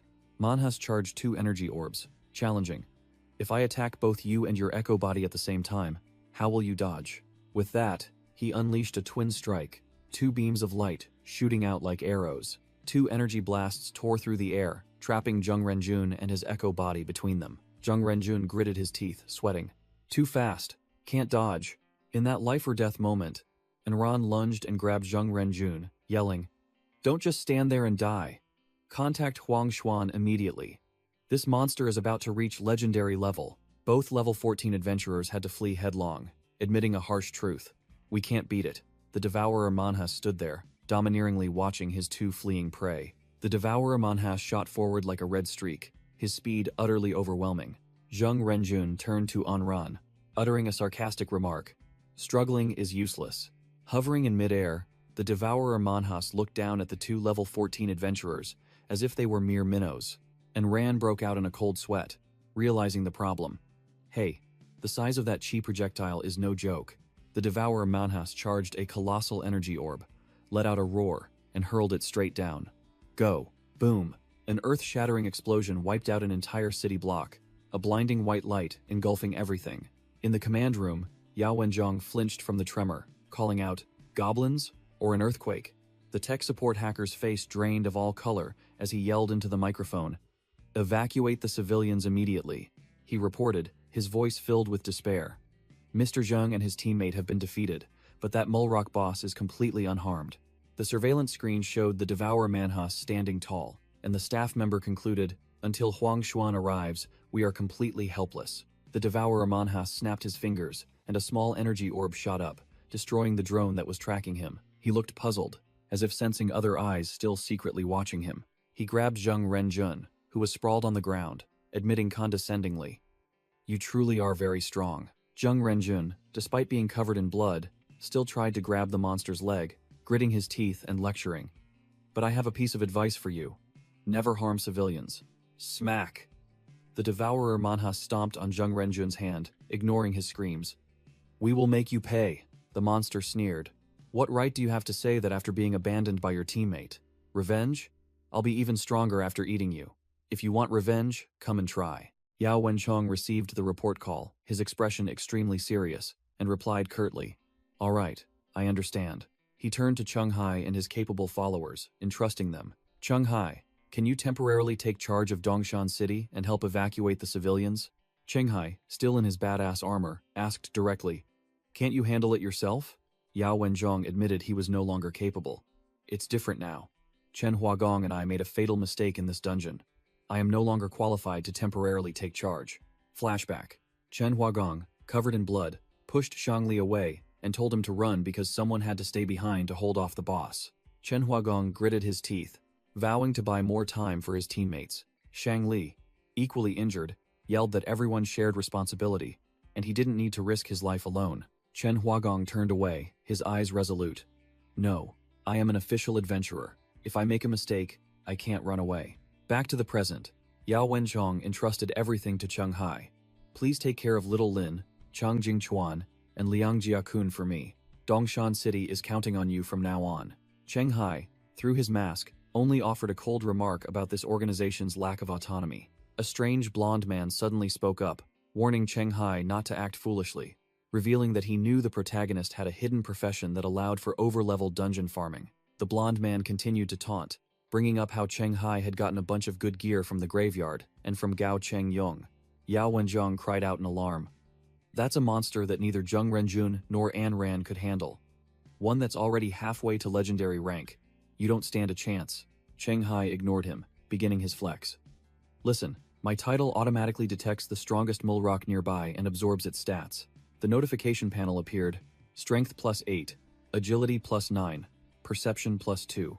Yao Wenjiang still tried to argue, Even if your base stats are the same, there's still an unbridgeable gap in combat power. Cheng Hai sneered, pointing at his helmet. And with this epic item, the helmet of the legendary undead Kurode, I gain his instincts and combat experience. He gestured with his chin towards his subordinate. Plus, that other epic item, the knight's black sword. His goblin follower stood there with a massive, cool-looking sword. The orange-haired female adventurer accompanying the team could only widen her eyes. 2 epic items? The blonde man was also speechless, his face showing, "Oh my, Coach Ann, you misjudged this one." Cheng Hai concluded. And with my Deathwalker profession, I've gone all out against 2 genuine legendary bosses. Even facing a level 19 legend, I'm confident I can hold out for 3 minutes. Yao Wenzhong, the blonde man, and the orange-haired girl were all stunned, speechless at such an overwhelming display. Cheng Hai looked directly at Yao Wenzhong, his voice full of determination. Now I want to contribute as a citizen, an adventurer of Dongshan City. Please don't refuse. Yao Wenzhong smiled, completely convinced. If you've said that much, how can I refuse? Cheng Hai patted Yao Wenzhong's shoulder, declaring firmly, "Good, it's settled. I'll be the main tank, you handle support." Cheng Hai, in his Deathwalker armor, turned to ask Shu Mao, "What about you, Shu Mao? Are you in?" Shu Mao smirked, crossed his arms and flatly refused. "I'll pass." Elsewhere, the devourer Manhwa stood on the rubble, declaring to his flattened prey, "After I devour you, I'll go catch that human who ran away." He glanced at Zheng Renjun, who was gasping for breath, and growled, "By then, I'll probably be strong enough to solo your legends." Manhwa stood tall, his red hair flowing, and continued confidently, "If I defeat your legends..." Even while dying, Zheng Renjun still smirked defiantly, "Unless the sun rises in the west." Hearing the taunt, Manhwa's face twitched with rage, veins bulging. He roared, lunging like a whirlwind. "You still have the nerve to talk big. Clearly, you don't want a quick death." Just then, a voice rang out. "Hey, fish face!" Manhwa froze just before striking, whipping around to look at the one who spoke. Chen Huagong, the great axe warrior, with his battle axe slung over his shoulder, grinned. "I'm ready for round 2. Manhwa glared at him, his voice full of contempt. "I mercifully spared your life," he roared, charging towards Chen Huagong. "Why are you foolishly coming back to throw your life away? Don't you cherish the life you were just given back?" A notification panel appeared, explaining Chen Huagong's title. "Glory to the one who fights to the death, increasing stamina to its limit. But if one cowardly flees, stamina is halved." Manhwa furiously swung his weapon, unleashing a barrage of dark slashes, roaring, "Then die, die, die!" Boom, boom. Chen Huagong braced himself, using his axe handle to block the blows, sparks flying from the impacts, the ground shaking. Crack. The axe handle began to show cracks under Manhwa's terrifying power. Shatter! The axe handle couldn't withstand it, breaking into pieces. Thwack! Fragments of the weapon flew straight into Chen Huagong's face, dazing him. Manhwa let out a final roar, swinging his weapon directly at his opponent's head. Die! Whoosh! Just before the attack landed, Zheng Renjun used teleportation, swapping places with Chen Huagong to take the full blow for his teammate. The devourer Manhwa roared, frustrated that the finishing blow had missed. He glared at Zheng Renjun and Chen Huagong, the two who had just played a life-swapping trick right under his nose. Chen Huagong, drenched in sweat, turned to his teammate. "My weapon is broken. Do you have any other heavy-duty toys?" Zheng Renjun nodded firmly. The effect of his increased range title lit up, signaling that something big was about to arrive. Manhwa stood tall amidst the rubble, growling. "Still struggling, are we?" The monster's crimson eyes blazed with fire, overflowing with killing intent. Thump! A shadow figure in full armor landed on the battlefield, drawing Manhwa's attention. "What are you guys discussing?" Cheng Hai, in his Deathwalker armor, raised his head and declared his entry. "Count me in." Zheng Renjun and Chen Huagong stared wide-eyed and open-mouthed. "Cheng Hai? What the hell is a level 6 kid doing here?" Manhwa narrowed his eyes, sensing a formidable surge of power from the newcomer. Cheng Hai stood still, his overwhelming aura making the boss wary. This human is extremely powerful. Meanwhile, on a deserted road, an orange-haired girl and Shu Mao were running for their lives. The orange-haired girl looked puzzled. "That's a bit surprising," she questioned Shu Mao. With his base stats, the experience of a legendary boss, and skills from his hidden profession, Cheng Hai has a great chance to turn the tables. Why refuse such a good opportunity to earn points? Shu Mao sneered, retorted, "So, where are you going?" The orange-haired girl fell silent, her eyes sharpened. A shadow blocked their path. A powerful voice spoke. I told you to just kill 2 Mulrocks and leave. Why are you two still here? And ran, covered in injuries, clutched his shoulder and warned. Forget it. That's not important. Come with me. The reverse dungeon has gone out of control. Dongshan City is no longer safe. Back on the battlefield, Manhwas realized, thanks to his Chi Master senses, this newcomer's power was almost on par with his own. Manhwas analyzed. This guy is extremely strong. But strangely, his instincts told him that devouring him wouldn't help him level up. Clearly the opponent's level wasn't 13. Manhwas confronted Chenghai directly, acknowledging the enemy was a special individual like himself, and asked directly, Hey human, what level are you? Chenghai looked up, his voice casual. Me? His status window appeared. Chenghai confirmed nonchalantly. Level 6. Why? The devourer Manhwas roared in disbelief. Do you think I'm stupid? Even with king tier potential, a level 6 punk can't have power equal to mine. Chenghai smirked. That's because but Manhwas snarled, cutting him off. Enough. I don't care if you're bluffing or playing mind games, I'll crush you with my full power. Chenghai maintained his challenging smile. I'd love to see you try. Manhwas let out a roar then charged straight in, determined to fight to the death, while Chenghai calmly observed. A direct fight, huh? Then I'll indulge you, Chenghai muttered, getting into a stance, ready for battle. Suddenly, a flash of light enveloped Chenghai, making even him momentarily stunned. Manhwas unleashed a fatal blow, but the target had vanished, replaced by Zheng Renjun and Chen Huagong, who had just appeared from thin air. Chen Huagong yelled at Chenghai. A position swap? Zheng Renjun, was that you? If you're so brave, ask him. If Zheng Renjun hadn't intervened, you'd be dead for sure. Manhwas glared at Zheng Renjun, immediately recognizing the threat. In a balanced fight, someone who can summon clones and swap positions is extremely dangerous. I must prioritize eliminating him first. Chenghai turned to Zheng Renjun and said decisively, Zheng Renjun, trust me this time. If I wasn't confident in soloing this Mulrock, I wouldn't be here. Zheng Renjun still hesitated, warning. Are you sure? Its strength, agility, and perception are all above 20 points, even if you've cleared high-risk dungeons. Chenghai cut him off with a confident smile. I'm sure. Zheng Renjun sighed in acceptance. All right, you go first. I'll provide support. Chen Huagong, standing nearby, protested loudly. What? You believe what he says? Has only level 6. Manhwas ignored the squabbling of the small fry. It darted forward with a dangerous slash. Manhwas's target was clear. Kill one first. He aimed straight for Chen Huagong, who was still grumbling. Zheng Renjun yelled, realizing the boss's intention. Teleport. Chen Huagong frantically yelled a warning. Zheng Renjun, be careful. Manhwas swung his attack towards Zheng Renjun, roaring. You're the target. Die, you troublesome bug. Zheng Renjun broke out in a cold sweat, realizing he wasn't fast enough to use his teleportation skill. Devourer Manhwas grinned sinisterly, growling. I've got you. Just as the boss's claws were about to strike, Chenghai shot out like lightning, his sword blocking the attack. Clang! Chenghai looked up, his voice full of sarcasm. Didn't you say you'd go all out against me? What's the meaning of attacking my teammate?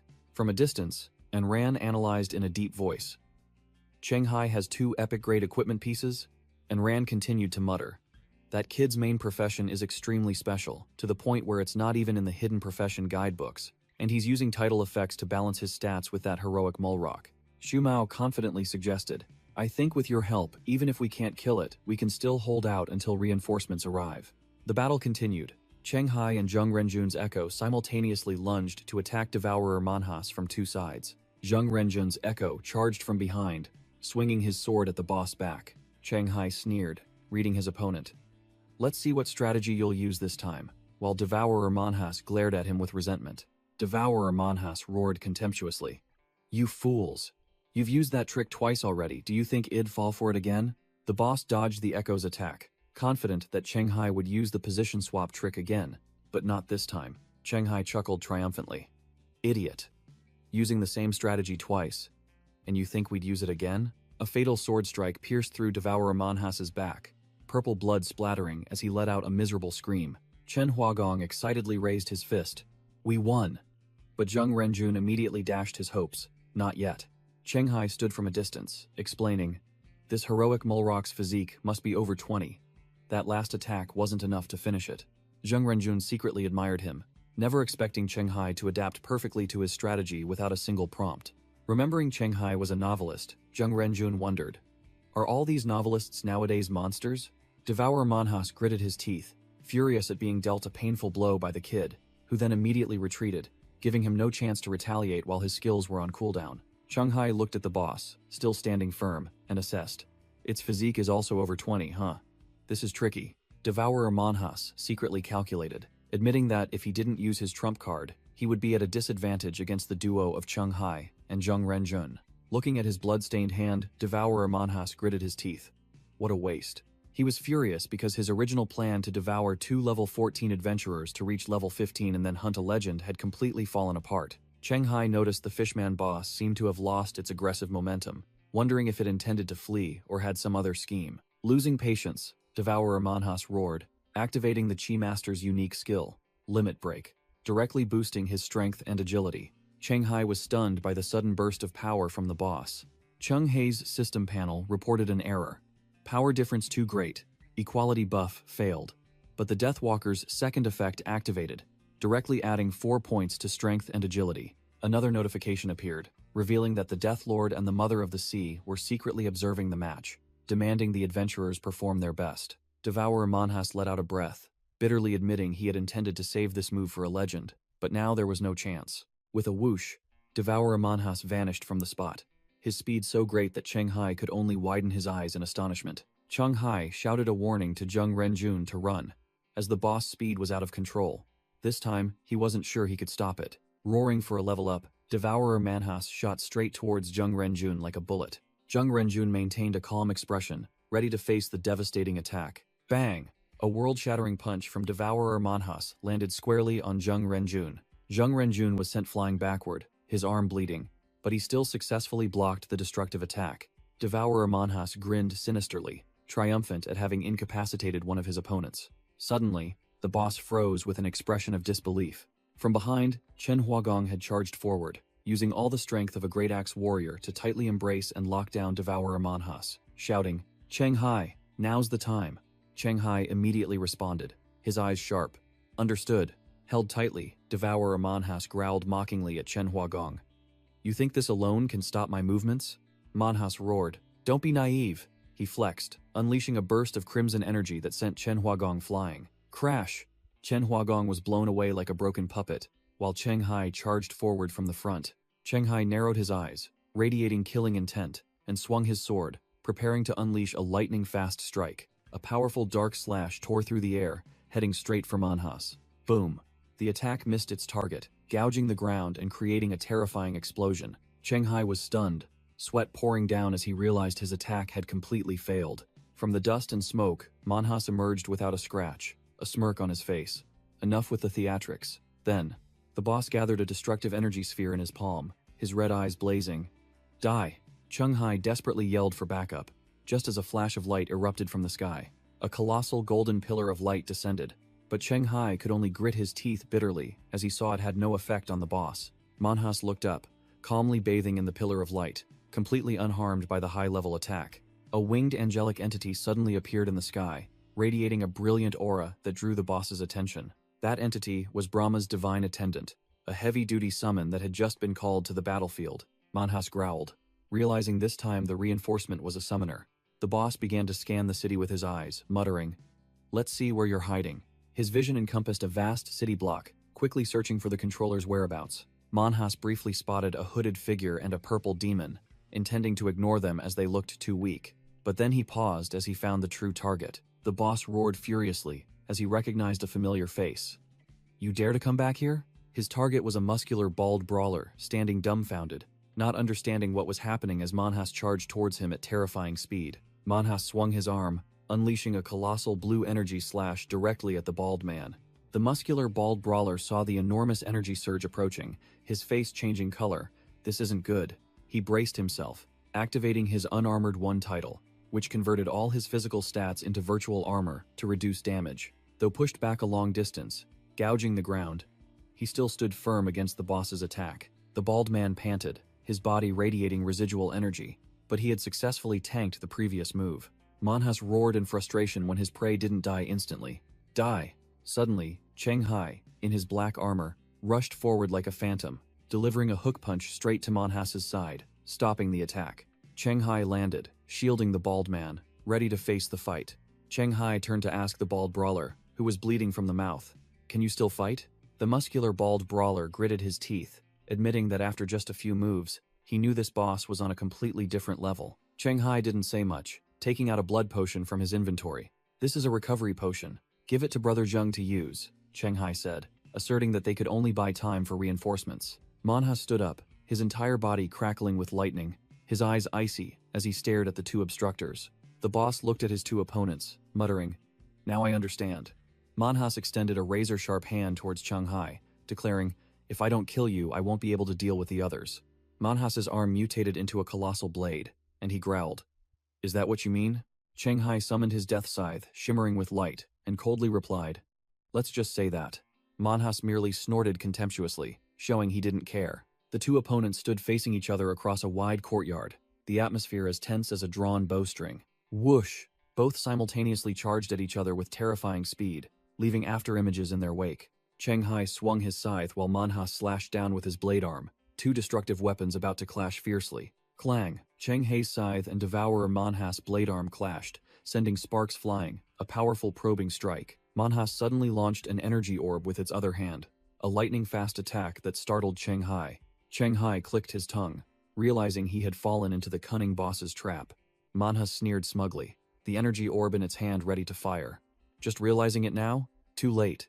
Without a moment's hesitation, Cheng Hai spun his scythe in an impossible arc to parry the attack. The sharp tip of the scythe grazed the energy orb, deflecting it by a hair's breadth, stunning Manhwa. Manhwa's attack missed its target, tearing up the ground right next to Cheng Hai. Manhwa retreated, its hand still gathering energy, muttering an acknowledgement that Cheng Hai's weapon was too strange, capable of attacking from unpredictable angles. Cheng Hai was also analyzing the situation. He knew this boss was extremely intelligent and would soon figure out his scythe if the battle dragged on, forcing him to change tactics. At the same time, elsewhere, Zheng Renjun was struggling to bandage his own wounds. Enran approached, handed him a red recovery potion and said, "Use this." Enran further explained, advising Zheng Renjun not to drink too much. A small sip would be enough to heal the wounds. Zheng Renjun took the potion, scoffing, "Whales, since when did you become so generous? A Class A third-rate coach like you has recovery potions? I thought you'd be at a master level." Enran calmly replied that Cheng Hai was the one who gave it to them, and perhaps he didn't even realize its value. Zheng Renjun thoughtfully looked at the potion, secretly wondering how much effort a level 6 adventurer like Cheng Hai must have put in to acquire equipment and relics of this caliber.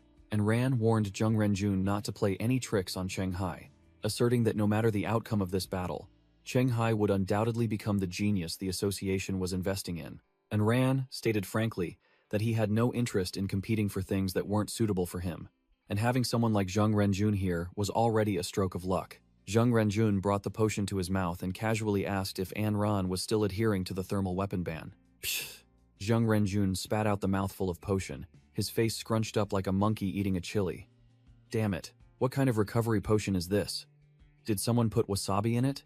A panoramic view of the battle zone. Red and black energy currents still swirled violently between the buildings, signaling that the battle was still fiercely raging. Devourer Manhwa crowed. "Are you trying to stall by making me chase you?" It roared, "No," then swung its weapon and charged forward like a storm. Cheng Hai was startled by the boss's terrifying speed. Boom! A devastating overhead strike came down. Cheng Hai barely managed to raise his weapon to block it. The power difference was too great. Cheng Hai was sent flying like a broken puppet. Manhwa gave no second to breathe. It charged straight to finish off its sprawled prey. Suddenly, Cheng Hai's leg flashed with a strange energy, causing him to halt. Seeing its opponent stand still, Manhwa sneered. "Why aren't you running anymore? Out of tricks." Cheng Hai broke out in a cold sweat, bitterly cursing under his breath. "Damn it, why a cramp now of all times?" Manhwa laughed gleefully, declaring the execution hour had arrived, and swung its weapon, preparing for the finishing blow. Clang!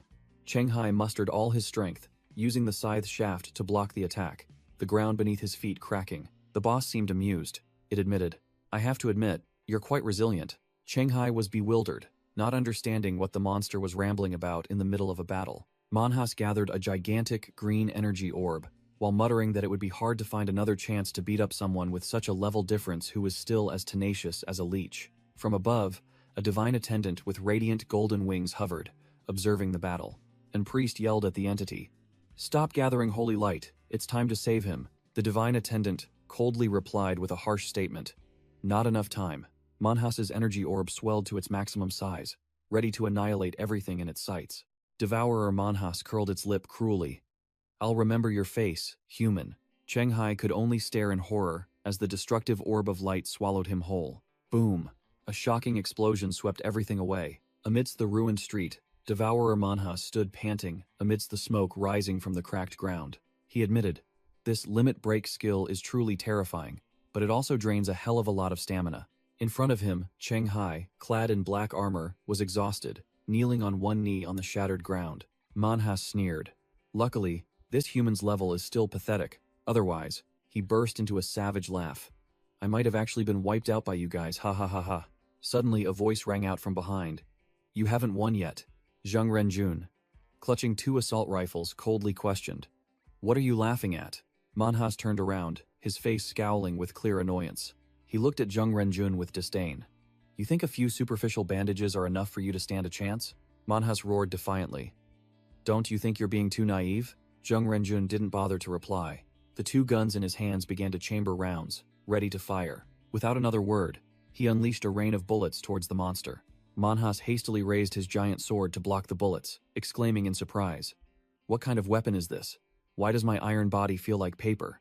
He glanced into the distance, shouting to Zheng Renjun's teammate, "Enran, are you done yet?" From behind, Enran had grabbed Chenghai's helmet, confirming with a concise, "Done." Taking advantage of Manhas's momentary distraction, a bullet pierced his shoulder. Zheng Renjun smirked, the muzzles of his 2 guns flashing. "Then I have nothing left to worry about now." Just then, a surge of blue energy enveloped Manhas, stopping the barrage of bullets. A system notification appeared. "Warning. The Mother of the Sea, Blibdul Pulp, has violated the agreement and interfered in the battle. Adventurer Zheng Renjun's rifles will malfunction in 1 second." Clang! Zheng Renjun's gun suddenly jammed, signaling an untimely malfunction. He frantically checked his firearms, yelling in despair. "Why are both guns jammed at the same time?" Devourer Manhas sneered, seeing his opponent helpless. "Jammed? Are you kidding me?" Seizing the opportunity, Manhas stomped the ground and shot forward like a red flash. He closed in on Zheng Renjun, his voice full of sarcasm.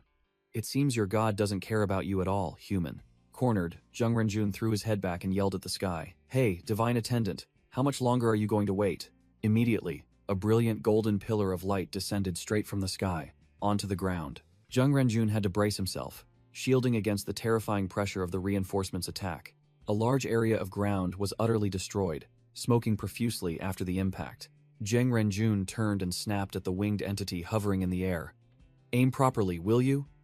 "I almost got wiped out," the blonde angel replied coldly, full of confidence. "No, you won't. I know what I'm doing." With that, the angel charged straight towards Manhas, feathers scattering through the air. Manhas was enveloped by a surge of blue energy, but a system notification appeared, stating that he would not die thanks to the Mother of the Sea's intervention, leaving Zheng Renjun stunned. The angel also couldn't believe it, muttering that his holy baptism could incinerate anything below legendary rank, and this monster clearly wasn't strong enough to resist it. Manhas smirked, growling. "Of course, because the Mother of the Sea is always watching over me." He burst into maniacal laughter, his silhouette growing colossal and overwhelming under the moonlight. Zheng Renjun clicked his tongue, his echo avatar appearing behind him, ready for a tough battle. He gritted his teeth bitterly, realizing that the plan to limit firearms to preserve the city's rank had completely failed against an immortal boss. Manhas spread his arms wide, boasting loudly, "Keep going, you insects. Just a little more effort and you can defeat me." A mysterious shadow observed from afar, hearing Manhas' provocation. "If you lose to the insects you've always despised, then..." Enran roared, activating his professional unarmed assassin title to double his damage, declaring this would be the greatest humiliation for his opponent. Manhas bellowed contemptuously, unable to believe his opponent dared to duel him one-on-one. Boom! 2 fists collided fiercely, a true battle to the death between 2 muscular men. Manhas's punch was blocked, and he stared in disbelief. Enran coldly declared that the monster's body had reached its limit after a series of battles and would never withstand his punch. "Think about your last words.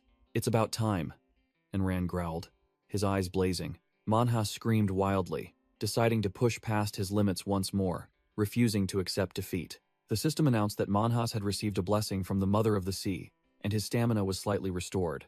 Hacking the game again, but immediately after, an error message appeared, indicating that another force was displeased with this unfair buff. A new warning appeared. The anonymous Death Lord decided to support the defending side. Our side has backup too. Yao Wenzhong was helping Chenghai up, carefully giving him a red recovery potion. Yao Wenzhong confirmed that Chenghai's breathing had stabilized, with the goblin disciple standing guard beside him. The bespectacled man was surprised when a strange system panel appeared before him. The notification stated that the anonymous Death Lord had modified Claude's helmet, adding the recruitment ground and temporary guardianship effects. Yao Wenchong was still wondering why Chenghai's information panel automatically appeared while he was unconscious, when Chenghai's eyes suddenly snapped open. Chenghai found himself standing in a gloomy cemetery full of crosses, completely bewildered as to what was happening. A voice echoed from behind, questioning Chenghai why he hadn't used the trial emblem. Chenghai spun around, utterly shocked to see Death Knight Claude standing tall on his skeletal warhorse. Claude coldly explained that if Chenghai had used the Brave Knight's trial emblem, he would have dodged the merman's attack. Chenghai was speechless, sweat pouring down, knowing he had been overconfident and made a fatal mistake. Chenghai took a stance, growling at the figure before him. "Wait, you're not Claude. He couldn't have known about that merman. Who are you and where is this?" The blue-haired knight haughtily replied, "Calm down, you're right. I'm not Claude. I am the consciousness born from his legendary helmet, just activated." He gestured across the cemetery. "And this is the training ground, a new effect of mine, the recruitment ground." Chenghai frowned, still processing the situation. "Activated? Since when?" Helmet Consciousness explained concisely. "Your battle with the merman attracted 2 gods. One interfered 3 times, annoying the other. So I was switched on." The blue-haired knight returned to the main topic, his red eyes filled with judgment. "Back to the point. Why didn't you use the trial emblem to nullify that attack? You should have thought of that." Chenghai rested his chin on his hand, explaining his plan. "Because I intended to use Miraculous Survivor to tank the blow, then use Deathwalker's feigned death to trick the merman, looking for an opportunity to finish it in one strike." He forced a smile, sweat dripping. "But I didn't expect that attack to be so terrifying. I almost really died." Helmet Consciousness asked a single cold word. "Why?" Chenghai turned, bewildered. "Huh, why what?" The knight snapped. "Why play such a risky gamble? The level difference between you two was already too great. Dragging out the fight that long was already impressive. No one would have blamed you for giving up midway." Chenghai replied, his voice lowering. "Perhaps because I was the one who caused this dungeon to go out of control." He recalled his amateur past, muttering, "If I had chosen to report this dungeon instead of clearing it myself, things wouldn't have come to this." Helmet Consciousness retorted, "But are you sure the official adventurers were skilled enough to clear it? And haven't you helped many people after becoming an adventurer?" Chenghai waved his hand, not wanting to argue. "Those are 2 different matters. Don't lump them together." He looked directly at the knight, appearing anxious.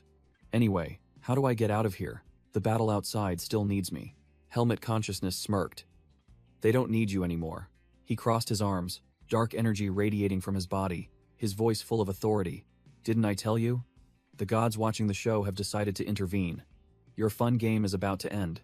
Back in the real world, Chenghai's body in Claude's black armor suddenly stood up, startling Yao Wenchong and the goblin disciple. "He's awake?" The armored hand clenched, and an unfamiliar voice echoed from inside the helmet. "Such a fragile body." Inside the armor, Helmet Consciousness smirked, ordering the adventurer menu to open. Yao Wenchong froze, staring at the stranger, who muttered, "There are still a few titles I can use." Scene change. A red-haired book user was using a book that emitted a strange light. Helmet Consciousness raised Chenghai's status screen, warning the sweating Yao Wenchong. "Don't act rashly, human," he sneered, explaining. "I'm just borrowing your friend's body to teach these players who don't know the rules a lesson. This dungeon will end in 10 minutes. Yao Wenchong gritted his teeth, sweat pouring down, clearly not believing a word from the body possessor. Yao Wenchong questioned him directly. "You possessed Chenghai's body without a single warning. How can you expect us to believe you have no ill intentions?" Helmet Consciousness casually admitted, a condescending smile on his face. "Indeed, from your perspective, I'm extremely suspicious." He raised a finger, as if bestowing a favor. "How about this?"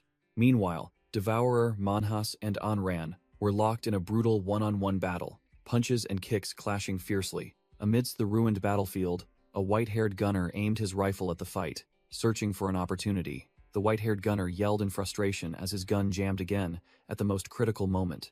Manhas roared, "Die!" while gathering a deadly pink energy orb as Enran took a defensive stance. Whoosh! The energy orb exploded, its shockwave sending Enran flying. But Enran was no pushover. He twisted in midair, growling back. "You're the one who's about to die." He unleashed his ultimate technique, Super Shadow Assassination Fist. A brilliant golden punch shot forth with terrifying speed. Another bald brawler victim screamed tragically as he took a devastating blow, blood splattering everywhere. It turned out Manhas had switched targets, smashing the poor bald man's face with a brutal hook. Enran was also sent flying, carving a long furrow on the cracked ground, while the white-haired gunner frantically screamed his name. Standing over Enran's motionless body, Manhas snarled. "After being tricked by you guys time and again, even a fool would know how to deal with it." Suddenly, a surge of dark energy swirled, and a gigantic demonic hand appeared above Manhas, signaling a new enemy had entered the fray. Manhas snapped his head up, roaring a wary challenge. "Who's there?" From the shadows, a figure in full armor, holding a halberd, slowly advanced, exuding an overwhelming killing intent. The stranger revealed himself, a knight in pitch-black armor with a horned helmet, his crimson eyes gleaming with deadly confidence.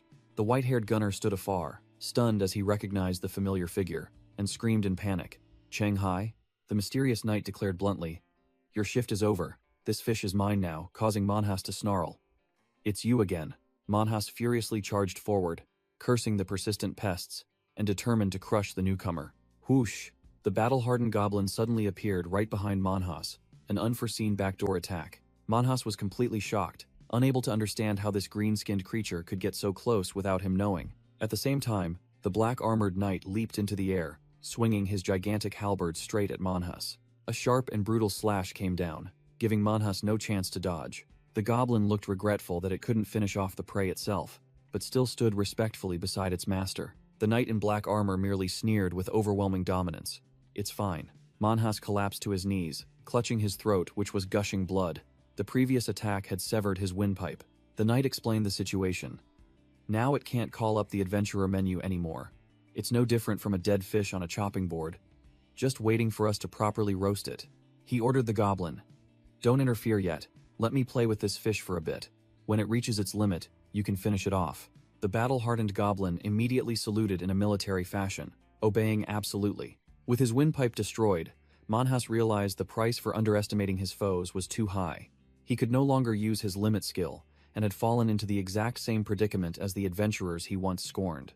For the first time in his life, Devourer Manhas knew what regret was, vowing that if he had a second chance, he would never toy with human adventurers again. Meanwhile, Helmet Consciousness casually strolled forward, whistling as if taking a leisurely walk. His eyes showed disdain, treating the boss before him as nothing more than a plaything.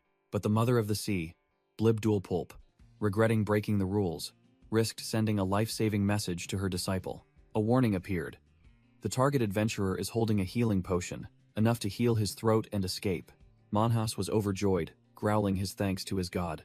Whoosh! The knight gave his prey no time to breathe, dashing away like a ghost. The terrifying speed made Manhas only able to widen his eyes as he watched the dark figure rush towards him. The knight sneered, mocking.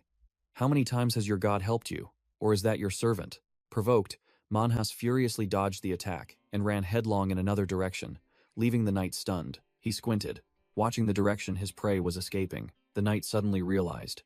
"Is it trying to steal the healing potion from that guy?" He muttered. If he let it heal its wounds and escape, the face of a god like him would be slapped, swollen by Blibdoolpulp's disciple. Without hesitation, he pulled out the Nightmare Flute, a branded item capable of summoning nightmares to the battlefield. The knight roared in frustration, summoning his legendary blue flame-clad skeletal warhorse. Meanwhile, Manhas had reached his target, only to find the adventurer Yao Wencheng lying unconscious on the ground. He wondered in surprise who had defeated Yao Wencheng, the level 8 scholar. Screw whoever did it. Manhas immediately snatched the potion, believing this was a god-given opportunity to save time. He grinned sinisterly, declaring, "Once my throat heals, I'll come back for you. How dare you insult my god, you armored brat." Just as the devourer Manhas was about to gulp down the healing potion, a mysterious dark figure appeared. Suddenly, Manhas's body exploded from within, purple blood splattering everywhere, leaving him bewildered. He didn't understand what the hell just happened, only that his body was falling apart. From afar, Helmet Consciousness, possessing Cheng Hai's body, sat atop the skeletal warhorse, coldly looking down at the dying Manhas. He spoke, his voice full of superiority. I just came down to play for a bit, and the fun has already been ruined by you and your god bitch." He continued to berate, his red eyes blazing with killing intent. "What's more, the infinite healing potion I prepared for my disciple is also gone because of you. How do you plan to compensate me, you piece of trash?" The strange knight glanced at the sword in his hand, and a system notification suddenly appeared. The system reported, "The Mother of the Sea, Blibdul Pulp, is begging for your mercy. She is willing to pay any price to ensure her subordinate lives." He smirked, replying bluntly, "A price can be paid, but this fishman must die." The notification reappeared, repeating the god's plea. The knight looked annoyed, reluctantly accepting, "Fine." The system notified, "The Mother of the Sea, Blibdul Pulp, is confused. She doesn't understand." The knight declared his rules. "Don't lump me in with you, a servant trying to revive her decaying race. If my disciple cannot grow strong enough to wipe out those fish people before you open the dungeon," he pointed, his voice full of authority, "then he doesn't deserve to be my disciple." Upon hearing the stern declaration, the system immediately notified, "The Mother of the Sea, Blibdul Pulp, has gone completely mad." Just then, the goblin follower had evolved into a muscular warrior, rushing to his master's position. Helmet Consciousness glanced at the goblin, then turned to the flattened manhas. "If you had arrived 1 minute later, this fishman would have been gone." The goblin follower scratched his head, smiling confidently, as if he had arrived just in time. Helmet Consciousness turned to the goblin, questioning, "By the way, I don't think you know how to fully utilize this Dark Knight's blade yet, do you?" Helmet Consciousness tossed the Dark Knight's blade to the goblin follower, ordering curtly, "Use it to finish him off." Manhas lay flattened on the ground, despairingly realizing he was about to die. The goblin raised the great blade high, preparing to deliver the finishing blow, while Manhas still screamed in his mind that he could fight. Facing the blade of death, Manhas looked up at the sky, praying in vain. Slash! The blade plunged into Manhas's chest, silencing his last plea for a chance with a pool of blood. System notification. The warrior goblin has activated the hidden evolution, Path of Heroes, after slaying the heroic Mulrock Manhas. A dazzling light enveloped the goblin. The transformation began under the indifferent gaze of the Helmet Consciousness. As the light faded, a level 10 Grand Goblin stood tall, bulging with muscles, looking bewildered by its new, formidable form. The Helmet Consciousness briefly explained, "You have activated the hidden evolution of the goblin species." It continued to lay out the rules. Slay elite heroes many levels above you, awaken your talents in true name, and you will become a true heroic goblin. Hearing this, the Grand Goblin was overjoyed, clenching its fists, its eyes burning with excitement. "Don't celebrate too soon," the Helmet Consciousness sneered, pouring cold water on its enthusiasm. Suddenly, the Grand Goblin took a stance, spun around, and roared. "Who's there?" 2 high-level figures appeared. Huangshuan spoke first, demanding the mysterious entity return Cheng-Hai's body. The Helmet Consciousness sneered mockingly. "Kicking me out as soon as the job is done? Is this how you humans treat your guests?" Huangshuan, a level 18 adventurer with the title Assassin Mage, politely replied that they would be very grateful if it would accept their gift and then leave. Huangshuan glanced up at the night sky. A giant red wyvern was descending. Reinforcements had arrived. On the wyvern's back, Woohoo's sister looked wary, asking her brother if he was sure he wanted to confront someone who had just soloed a semi-legendary foe. Woohoo, the level 18 Tiger of the East, growled, cutting off his sister. "If you don't want our youngest sister to stop talking to you, then shut your mouth." The Helmet Consciousness sneered, mocking Huangshuan's group for calling reinforcements, declared it wasn't worth its time, and prepared to leave. As it finished speaking, its spirit exited Cheng-Hai's body, causing Cheng-Hai to collapse to the ground right in front of the goblin. Huangshuan and Woohoo breathed a sigh of relief. It was fortunate that formidable entity knew its place and left on its own, or things would have gotten troublesome. Ambulance sirens wailed loudly, speeding through the streets to rescue the hero. Inside the ambulance, a nurse was weeping profusely beside the unconscious Cheng-Hai, while a red brown-haired official looked annoyed. Cheng-Hai suddenly opened his eyes, calmly telling the nurse to stop crying because he was still very much alive and wouldn't die so easily. The nurse burst into tears of joy, overwhelmed with happiness to see her hero awaken. Still wearing his heavy armor, Cheng-Hai sat up abruptly, rubbing his head and asking how long he had been unconscious. The red brown-haired official coldly replied, "About 20 minutes. A white-coat doctor announced they were en route to Dongshan City Hospital for examination, and Huangshuan would conduct a safety analysis." Upon hearing this, Cheng-Hai immediately questioned what a safety analysis entailed. The official began to explain, announcing that the dungeon invasion was over, and Cheng-Hai himself had cleared it. He emphasized that during the 20 minutes Cheng Hai was unconscious, a strange entity had possessed his body and effortlessly dealt with the level 13 boss. Huang Xuan placed a hand on Cheng Hai's shoulder, while the official continued to pose the question.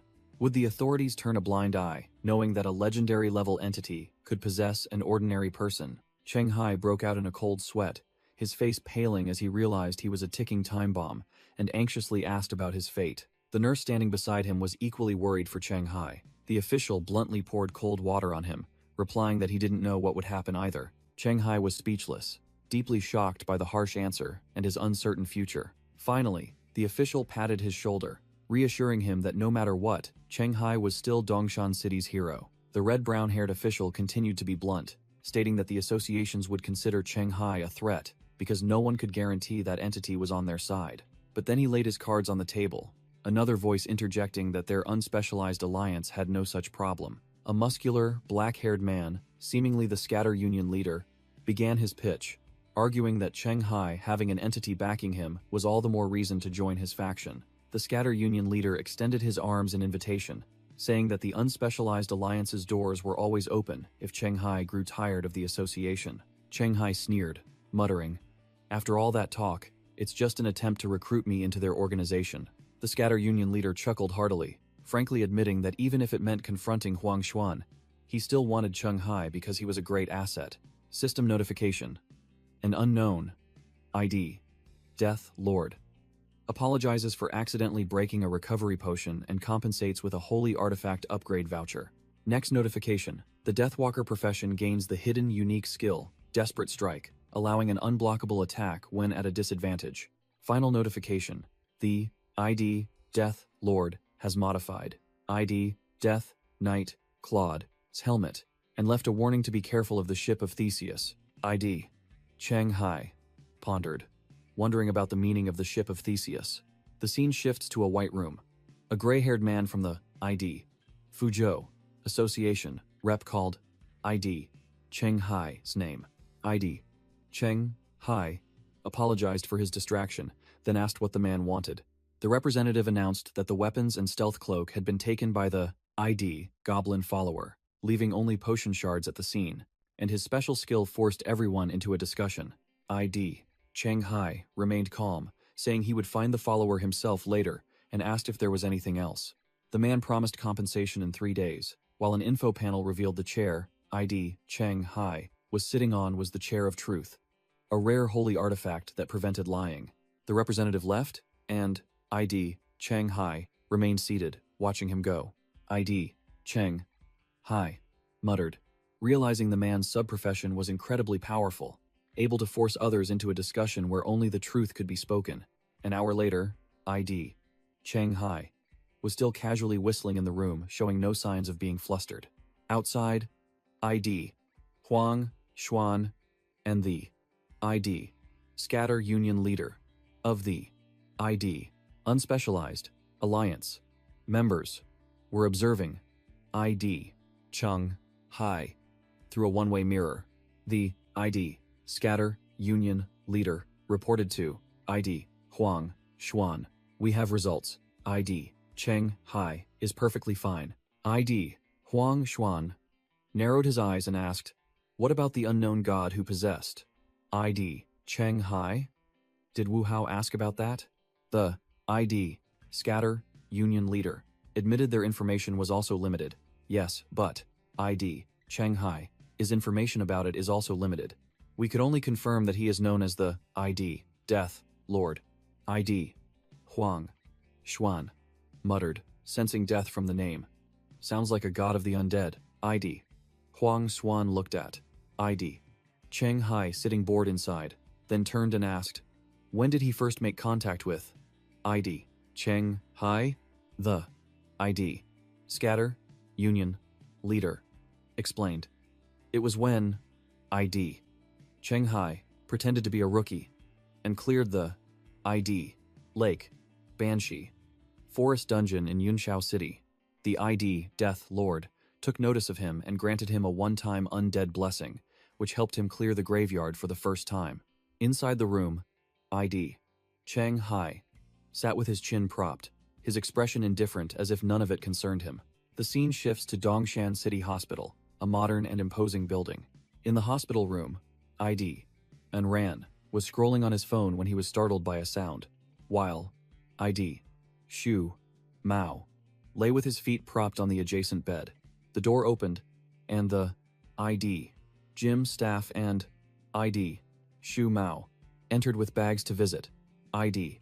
Enran, coach, we're here to see you. Id.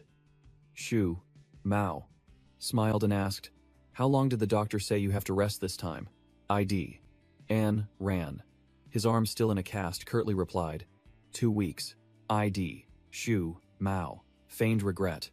Then won't you miss the 3rd expert-level dungeon reconnaissance in Zhangzhou? ID. An ran, snapped. You don't need to tell me that. ID. Shu Mao continued to prod. Why don't you demand more compensation from ID. Zheng Renjun? He almost got you killed in the Dongshan City dungeon. ID. An ran gritted his teeth, his eyes flashing with fire.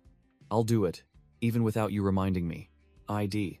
An ran suddenly changed the subject, wondering, by the way, why isn't ID. Cheng Hai in the same room as us? The ID. Gym staff explained. ID. And ran. Coach, many factions are trying to approach him, so he's currently under the association's protection. ID. An ran was dumbfounded, unable to believe his ears. On the computer screen, the Adventurer Forum was exploding with comments. Congratulations, Dongshan Adventurers Association. A new chosen one has emerged. Nonsense. There are only a few dozen chosen ones in the whole world. Shut up, Brother Tiger is the ID. Scatter Union leader of the ID.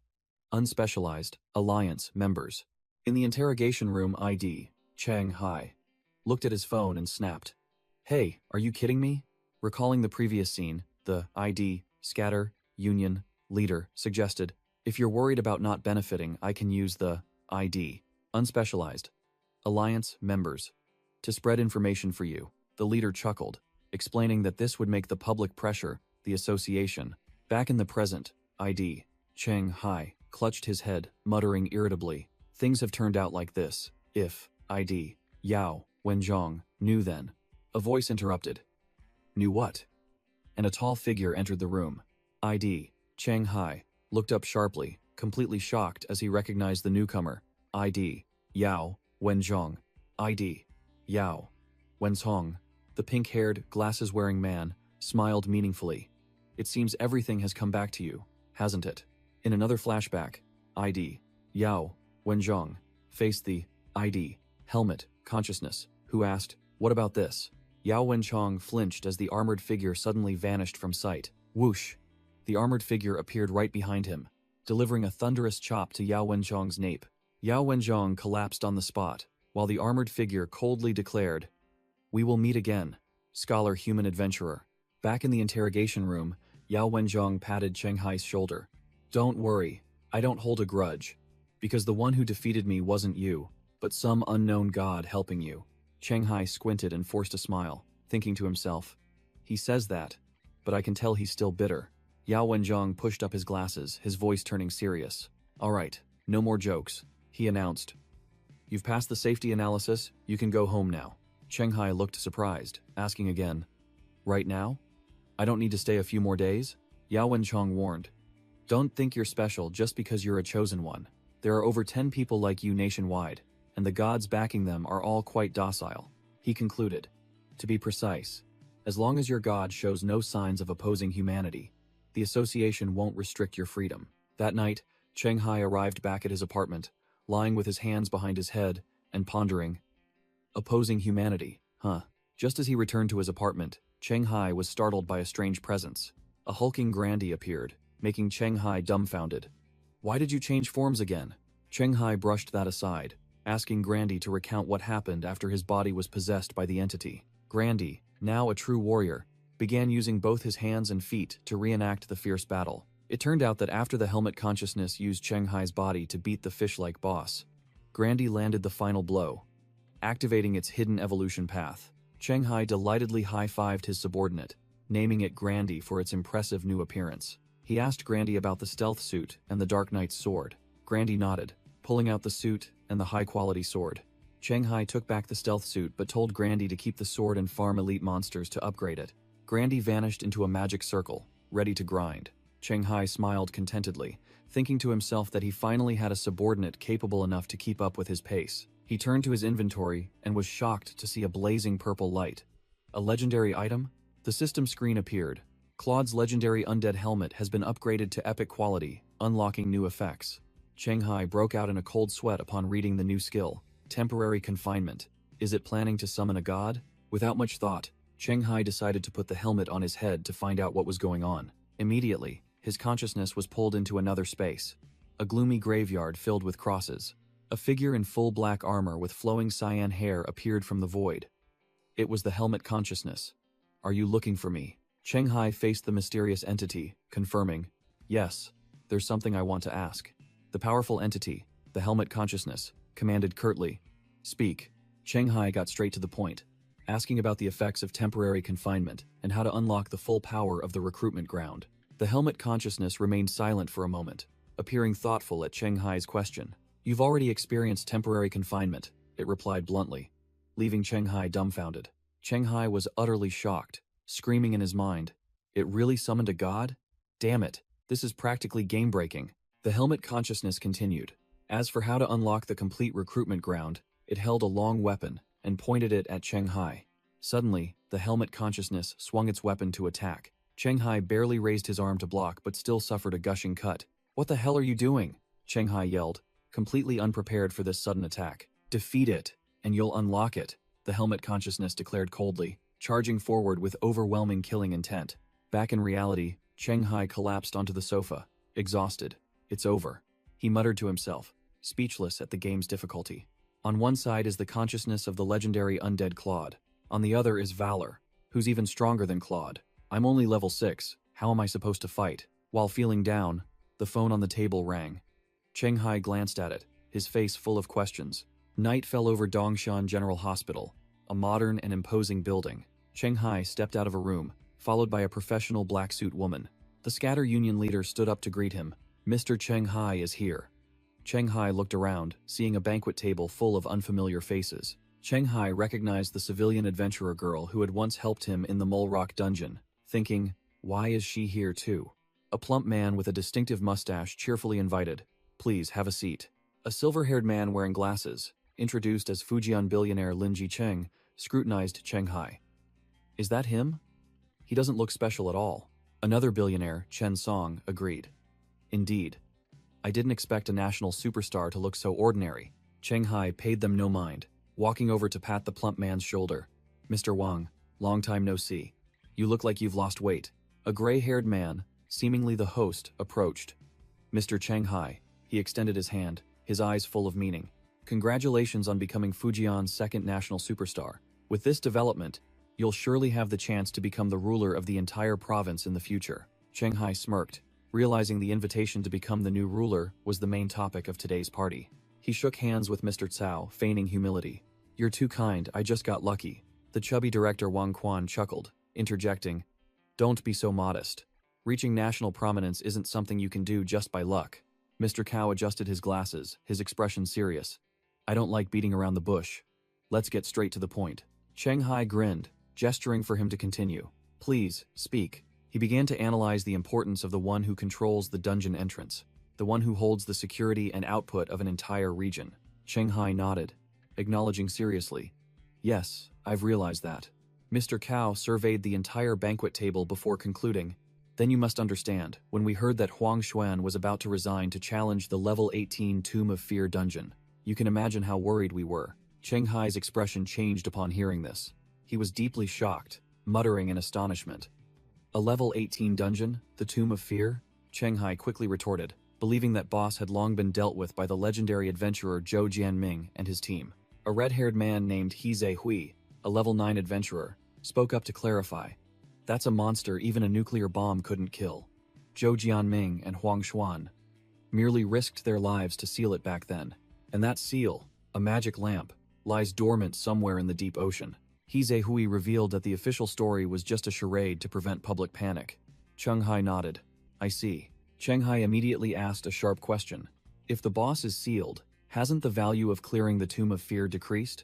Why would Huang Xuan give up power just to enter such a dungeon? He narrowed his eyes, speculating. Or is there something special about this Tomb of Fear? He Zehui explained that Huang Xuan was a survivor of the catastrophic battle with the dungeon's Lich Master, and now its weakness had been discovered. Cheng Hai pondered, realizing this was a once-in-a-millennium chance for revenge, and thought to himself, no way he'd just sit still. Cheng Hai played dumb again, scratching his head with a forced smile. But I'm only level 6. I probably can't help much, can I? The Scatter Union leader stood up abruptly, crossing his arms and looking straight at Cheng Hai, his voice full of hidden meaning. Why say you can't help? Old Sao offered a tempting deal. Based on your potential and growth rate, with a suitable team and our full support, 1 year is more than enough for you to become the ruler of Fujian province. Cheng Hai remained silent, his mind starting to race. Not naive at all, Cheng Hai cut straight to the main point. But what's the price? He analyzed sharply. The resources you plan to invest. I bet even legendary adventurers would be interested, wouldn't they? A man in a gray suit interjected, confident that the future ruler of Fujian wouldn't refuse to help them with a few trivial matters. Cheng Hai stared intently at the group, his voice hardening. So, what exactly do you want me to do? Old Sao quickly explained. Mr. Cheng, you misunderstand. Our investment has no grand purpose. On the contrary, the reason we're doing this is to prevent someone from becoming an overlord. Cheng Hai immediately caught the key word. Someone? The red tie executive began to reveal. Before you were discovered, Fujian only had one national superstar. If nothing unexpected happened, he would be Huang Xuan's successor. He continued to expose his rival. This person has a wild personality, sacrificing many adventurers and civilians as resources to level himself up. Old Cow concluded. We suspect he will exploit us even further once he's in power. Compared to what he would demand, our investment in you is nothing. Cheng Hai slammed the table, flatly refusing and stunning the entire group. In that case, I refuse. He explained his logic straightforwardly. It's true. I'm interested in the investment, but if it means confronting a powerful senior with a terrible personality, then no matter how I look at it, I'd lose out. My apologies. The redhead strategist spoke up, throwing out a critical question. Have you ever considered the possibility that you're already a threat to him? Cheng Hai spun around, his eyes full of inquiry. What do you mean? The redhead strategist analyzed. Fujian once only had one superstar, so all resources for development were poured into him. But with your appearance, he's thinking he'll have to share that pie. Cheng Hai gritted his teeth, finally understanding. So what do you think he thinks of me? Scene shifts to Jeju International Airport. Someone is on the phone, his tone dismissive. It's a small matter. A flamboyant character appeared. Tang Dai, a level 12 adventurer, a national superstar nicknamed Great Firebird, was boastfully declaring over the phone. When I get back, I'll find a way to deal with him. In the waiting lounge, another muscular, red-haired man, Quan Chong, Korea's level 10 Tyrant Fist, looked at Tang Dai's style with disdain. Look at that flashy style. You'd think some pop singer was holding a concert on Jeju Island. Bu Ziming, a level 10 Korean bookworm, warned his muscular friend not to speak carelessly, as the superstar was rumored to have a terrible personality. Tang Dai shot a sidelong glance at the two Koreans, thinking disdainfully, Do you think I don't understand what you're muttering about? He told himself that if he weren't in a hurry to grind for legendary rank to replace Huang Xuan, he would have taught those two small fries a lesson. Bu Ziming waved a welcome sign at Tang Dai in a friendly manner, while Quan Chong stood with his arms crossed, acting like he owned the place. Tang Dai stepped inside, waving back at the two brothers from Korea, with a polite yet condescending smile. Bu Ziming introduced himself and Quan Chong as national superstars from Korea, being as polite as possible. Tang Dai shook hands with Quan Chong, introducing himself as Great Firebird. But the muscular Korean taunted, Just call me Big Bird. After just a few steps, Tang Dai got straight to the point. When are we heading to the expert-level dungeon on Jeju Island? The scene shifted to a luxurious gym, where Cheng Hai was being asked about Tang Dai by an acquaintance. Cheng Hai confirmed that there was indeed another superstar in Fujian, and that guy was extremely unpleasant. The blonde man exhaled after finishing a heavy set of weights. The blonde man asked Cheng Hai if the Unspecialized Alliance had told him, but Cheng Hai gave a wry smile, saying it was best not to ask. The blonde man wiped his sweat, admitting that Cheng Hai's information was correct, even asserting, in reality, that guy is even worse than the rumors say. Cheng Hai raised a finger, revealing his bitter title, stood by and did nothing, proof of his feud with that superstar. He recounted bitterly. Seriously, if I hadn't joined Wales afterward, I would have died in some dungeon or been chased out of Fujian by his people. The blonde man reassured Cheng Hai not to worry too much, as he and Tongde weren't on the same level yet, so they weren't direct rivals. Cheng Hai forced a smile, hoping things were truly, as he said. The blonde man suddenly asked Cheng Hai about his dungeon quota for the year, then revealed he was heading to Jiangpu soon to clear the level 10 giant on the hill dungeon. The blonde man looked at Cheng Hai with a meaningful gaze, inviting him. We've known each other for so long, yet we've never teamed up. How about we form a party? Cheng Hai seemed to be considering the offer. While outside, the Adventurers Association building loomed majestically. Cheng Hai sat opposite Zheng Renjun, frankly admitting, "That's right. I feel that regular training has reached its limit, so I plan to find 2 suitable dungeons to gain practical combat experience." Zheng Renjun rubbed his chin, a thoughtful expression on his face as he heard about suitable dungeons. Seeing the other party seem troubled, Cheng Hai chuckled. "Are my requirements too high? Then I'll lower my standards a bit." Zheng Renjun interrupted, typing away on his keyboard. "Not necessarily. In a few days, a medium difficulty level 10 dungeon will open in Xiangcheng. I'll inform them to add your name." Cheng Hai's eyes lit up, his joy evident. "Thank you, Senior Zheng." Zheng Renjun waved his hand, chuckling. "No need to be so formal. By the way, they've finalized the compensation plan for your potion. Whenever you're free, go find Yao Wenzhong. You can then use the merit points you've earned to exchange for some relics," Zheng Renjun instructed. And Cheng Hai immediately agreed. In another meeting room, Yao Wenzhong explained to Cheng Hai, "Your infinite healing potion is considered an extremely rare healing relic. We scoured all of Jiangpu and couldn't find a second one." Yao Wenzhong, holding a tablet, made an offer. "What we can compensate you with now is either a healing relic of similar rarity or a relic upgrade ticket. You can choose one of the two." Cheng Hai didn't rush his decision, asking directly, "Can I see the effects of that healing relic?" "Of course," Yao Wenzhong replied concisely, handing the tablet to Cheng Hai. Cheng Hai focused on the information on the screen. The compensation item was the emergency teleportation card, Traveling Mage. Effect: once an adventurer is eliminated from a mission, this card can be used to forcibly exit the current dungeon. Cheng Hai smirked, realizing how overpowered this item was. What a powerful effect. No combat restrictions means it can be used to escape directly from an unbeatable boss. Yao Wenzhong pushed up his glasses, offering professional advice.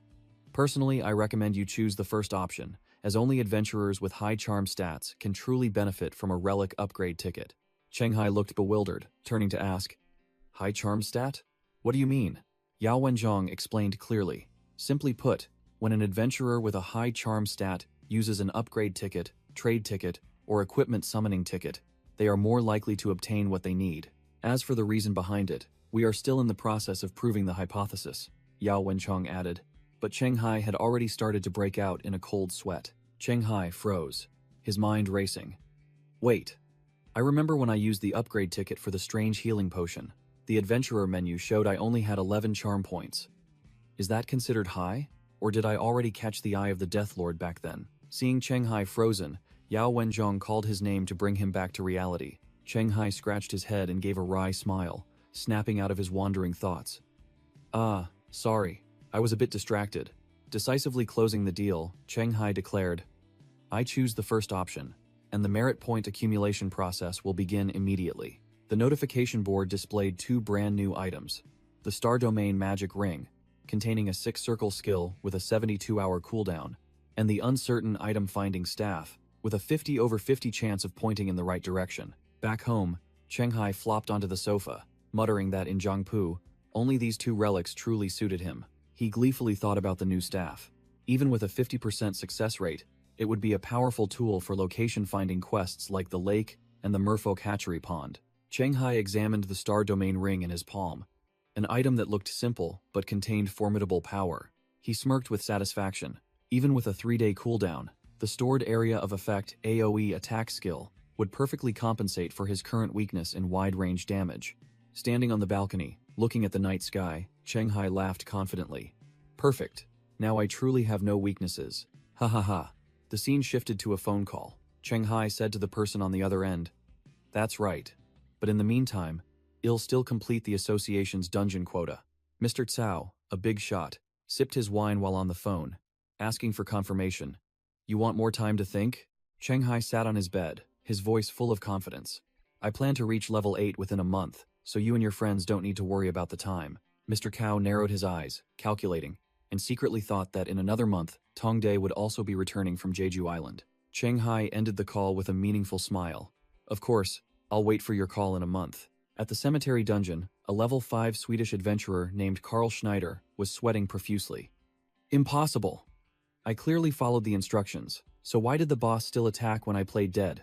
The Swedish thief clutched his injured shoulder, terrified as he looked up at the hilltop, where a figure stood tall under the moonlight. The cyan-haired boss revealed itself, its red eyes filled with killing intent, carrying a massive, pitch-black greatsword on its shoulder. The boss raised its weapon high, preparing to unleash a devastating blow. Whoosh! A gigantic slash was swung from the hilltop, tearing through the air. The pitch-black blade descended at terrifying speed, carrying destructive power. Karl Schneider could only run for his life as the colossal slash struck right behind him, obliterating a large area of land. The Swedish thief spun around, sensing trouble when he heard a strange sound behind him. Before he could react, a pitch-black blade pierced straight through Karl Schneider's chest, blood splattering everywhere. He only managed a desperate scream before taking his last breath. The cemetery dungeon's notification board appeared coldly. Current survivors, 0/20. The entire team has been wiped out. The cyan-haired boss stood amidst the graveyard, questioning its subordinate. Why did you kill all of them this time? Kurode explained that if this happened 3 times in a row, the dungeon's difficulty would definitely be re-evaluated by the system. The boss growled, asserting that something was different this time. Not a single adventurer had their original intentions when entering here. Kurode was dumbfounded, not understanding what his boss meant. Kurode suddenly realized, speculating. Wait, could it be that the rookie who escaped last time went around spreading the playing dead experience, and now these noobs think that's how to clear this dungeon? A few days later, at a construction site in Xiangcheng District, Zhangzhou City, a group of adventurers had gathered on an unfinished floor, seemingly the rendezvous point for a raid. Chen Huagong, a muscular man with long blue hair tied in a ponytail, stepped forward and confidently asked, "Didn't I say to gather at 3 p.m.? Why is everyone here so early?" Chen Huagong looked towards the stairs, where Cheng Hai and Yao Wencheng had just appeared. The scene showed 2 groups of adventurers meeting, preparing for a joint mission. Yao Wencheng stood next to Cheng Hai, asking, "How many people are in this raid team?"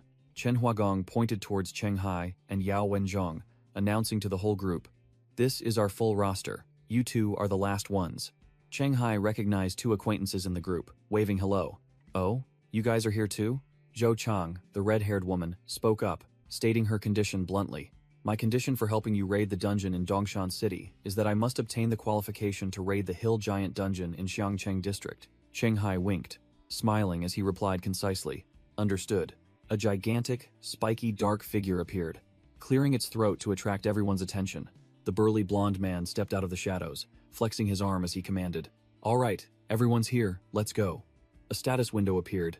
Yang Gongzang, level 10, Barbarian. The blue-haired man opened the teleportation gate with a burst of golden lightning, and Cheng Hai and Yao Wencheng calmly followed. As soon as they landed in the desert wasteland, Yang Gongzang and the blue-haired man were already standing on a rocky outcrop observing the situation. In a nearby cave, a pack of Cyclops were having a BBQ party, butchering a Tyrannosaurus that they had just defeated. Seeing the column of smoke rising from afar, the blue-haired man wondered, "How did that Tyrannosaurus die?" He smirked, showing clear regret. "Damn it, I was planning to tame it as a mount." As soon as he arrived, Cheng Hai, without delay, immediately opened his quest panel to check. The information panel appeared. Hill Giant Dungeon, level 10, with quests to hunt dinosaurs and reduce the Cyclops population. Cheng Hai frowned, muttering, "Wait a minute, this is supposed to be a dungeon about giants, right?" He was completely bewildered. Where did these dinosaurs come from? Dungeons have dinosaurs too? Yao Wencheng calmly explained. Not just dinosaurs, some dungeons even have humans and kingdoms. Cheng Hai deduced. So the quest to kill Cyclops for ecological balance means Cyclops here specialize in hunting dinosaurs? Yao Wencheng adjusted his glasses. Not exactly. According to intelligence, the T-Rex is the final boss here. Occasionally, it hunts giants. Yang Gongzang waved his hand, interrupting the discussion. That's old news. That Tyrannosaurus is already dead. Both Cheng Hai and Yao Wencheng were stunned. Yao Wencheng exclaimed in surprise. "It's dead?" Yang Gongzang hypothesized.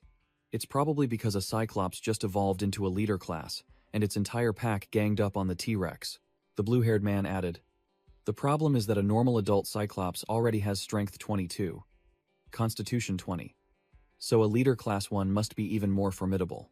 Jin Chen, a female mage with orange hair, spoke up. warning about the new boss's toughness. If its constitution is 23, even elite adventurers would find it hard to break its armor. The entire raid team fell silent. The atmosphere became tense at the news of a formidable enemy suddenly appearing. Jin Chen, level 10 mage, questioned. You mean a leader-class Cyclops just appeared in this dungeon not long ago? Yang Gongzhang confirmed gruffly. Of course, otherwise how do you explain the T-Rex getting wiped out? Jin Chen began to analyze. As I recall, Cyclops don't have many evolution paths, and the most common path is to become a champion Cyclops. Chen Huagong got straight to the point.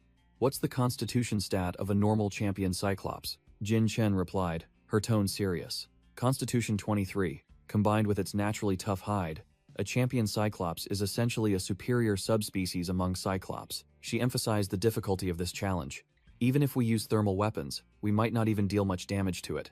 Yao Wenzhong adjusted his glasses, made a suggestion.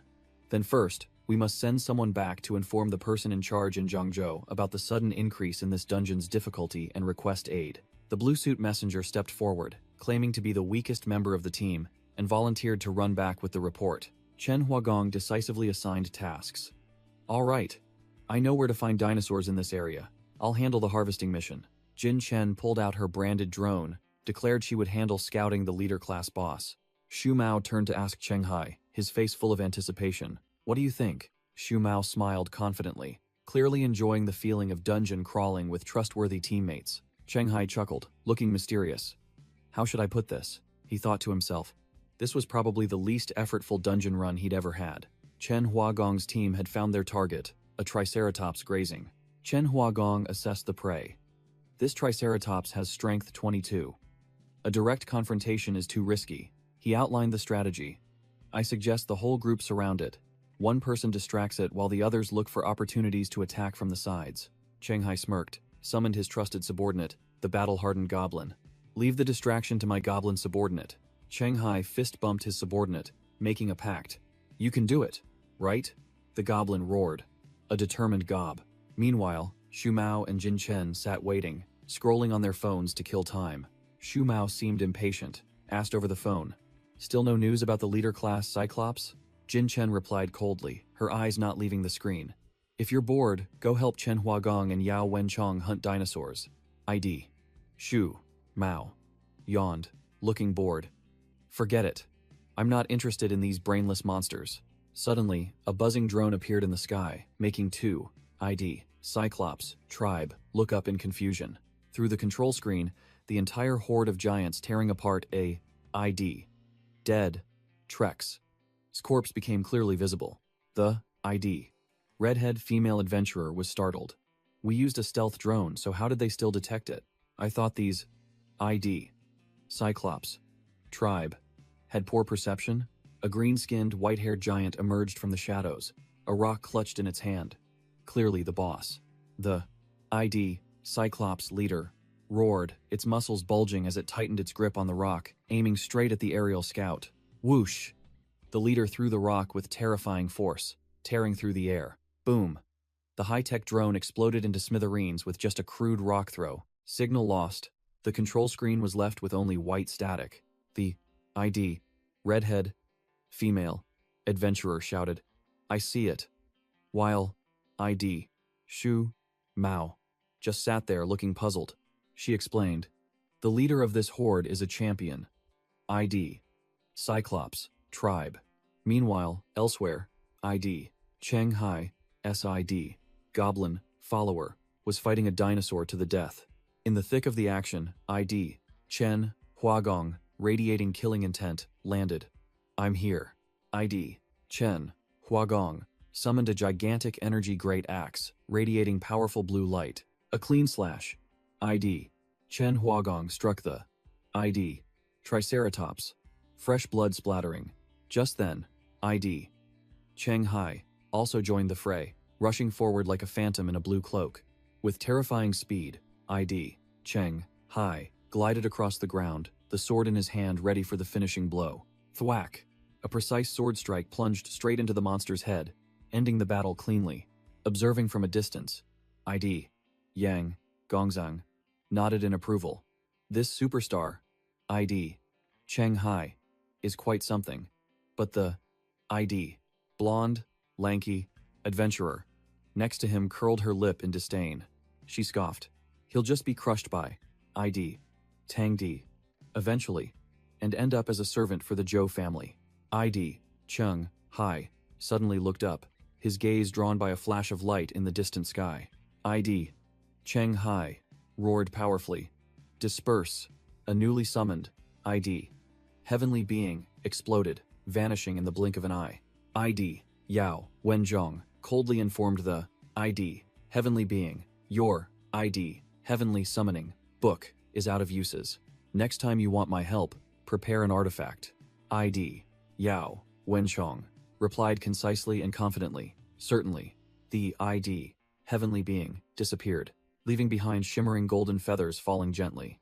The entire team gathered around the ID. Triceratops corpse, with ID. Cheng Hai standing tall like a final boss. ID. Chen Huagong was still skeptical, ordering, "Someone go check if it's truly dead. If not, call ID. Yao Wenzhong to finish it off." ID. Cheng Hai stepped forward, his voice calm but allowing no room for argument. "It's dead." ID. Yao Wenzhong pushed up his glasses, confirming nonchalantly, "I've received the mission completion notification for the collection." A radiant golden teleportation gate opened, signaling it was time to retreat. The ID. Redhead, female, adventurer, instructed. ID. Yao Wenzhong. The current boss of this dungeon is a ID. Cyclops leader. Remember to tell the person in charge to replenish the necessary supplies. ID. Yao Wenzhong smiled meaningfully. "I understand." ID. Yao Wenchong stepped into the teleportation gate alone, his demeanor calm and composed. He reappeared in a corridor of a modern building, the teleportation gate behind him slowly closing. Without wasting a second, ID. Yao Wenchong immediately pulled out his phone to make a call. He made the call, his tone professional. "Hello, brother. ID. Tong Day, it's me." On the other end of the line, ID. Tong D. reveling in a bar, sneered. "So you finally remembered to call me?" ID. Tang Day continued to taunt. "I thought you'd forgotten the one who gave you the ID. Heavenly summoning book." ID. Yao Wenzhong remained calm and unfazed. "Of course I haven't forgotten, brother." ID. Tang Day. ID. Tang De got straight to the point, his voice full of interest. "Tell me, how the hell did that kid defeat the ID. heroic Mulrock that even ID. Zheng Renjun couldn't beat? I heard he's now the chosen one of some god?" Yao Wenchong reported over the phone, asserting that Cheng Hai was just lucky to be in the dungeon in Dongshan City. Tang De, the green-haired playboy on the other end of the line, sounded interested, asking, "Oh." Yao Wenchong explained that Cheng Hai had obtained the title Equality with the title Merfolk, an item that boosted his stats to match the heroic Mulrock. He continued his analysis, adding that Cheng Hai also had the helmet for combat experience and the scythe he picked up from Gao Cheng Yong. All those factors transformed Cheng Hai into the only adventurer capable of soloing the monster, even though his overall strength was weaker than Chen Huagong. Tang De sneered dismissively. "Equality? Isn't that a trash title any rookie can get by struggling with low-level monsters?" He cursed in frustration, unable to understand how a kid with such a start could have such explosive luck to become a national superstar. The red-haired fighter sitting nearby, not understanding, turned to his friend and asked, "Hey, what's he talking about?" The gray-haired assistant explained, "Sounds like it's about another national superstar from China, but his voice is too muffled, so I can't hear clearly." Tang Di snapped over the phone. "So, you mean that guy is all show and no substance, right?" Yao Wenzhong quickly corrected him, saying that was a bit harsh. But besides being a chosen one, Cheng Hai was still inferior to Chen Huagong. Tang De smirked, giving an order. "Then there's no need to keep an eye on Cheng Hai.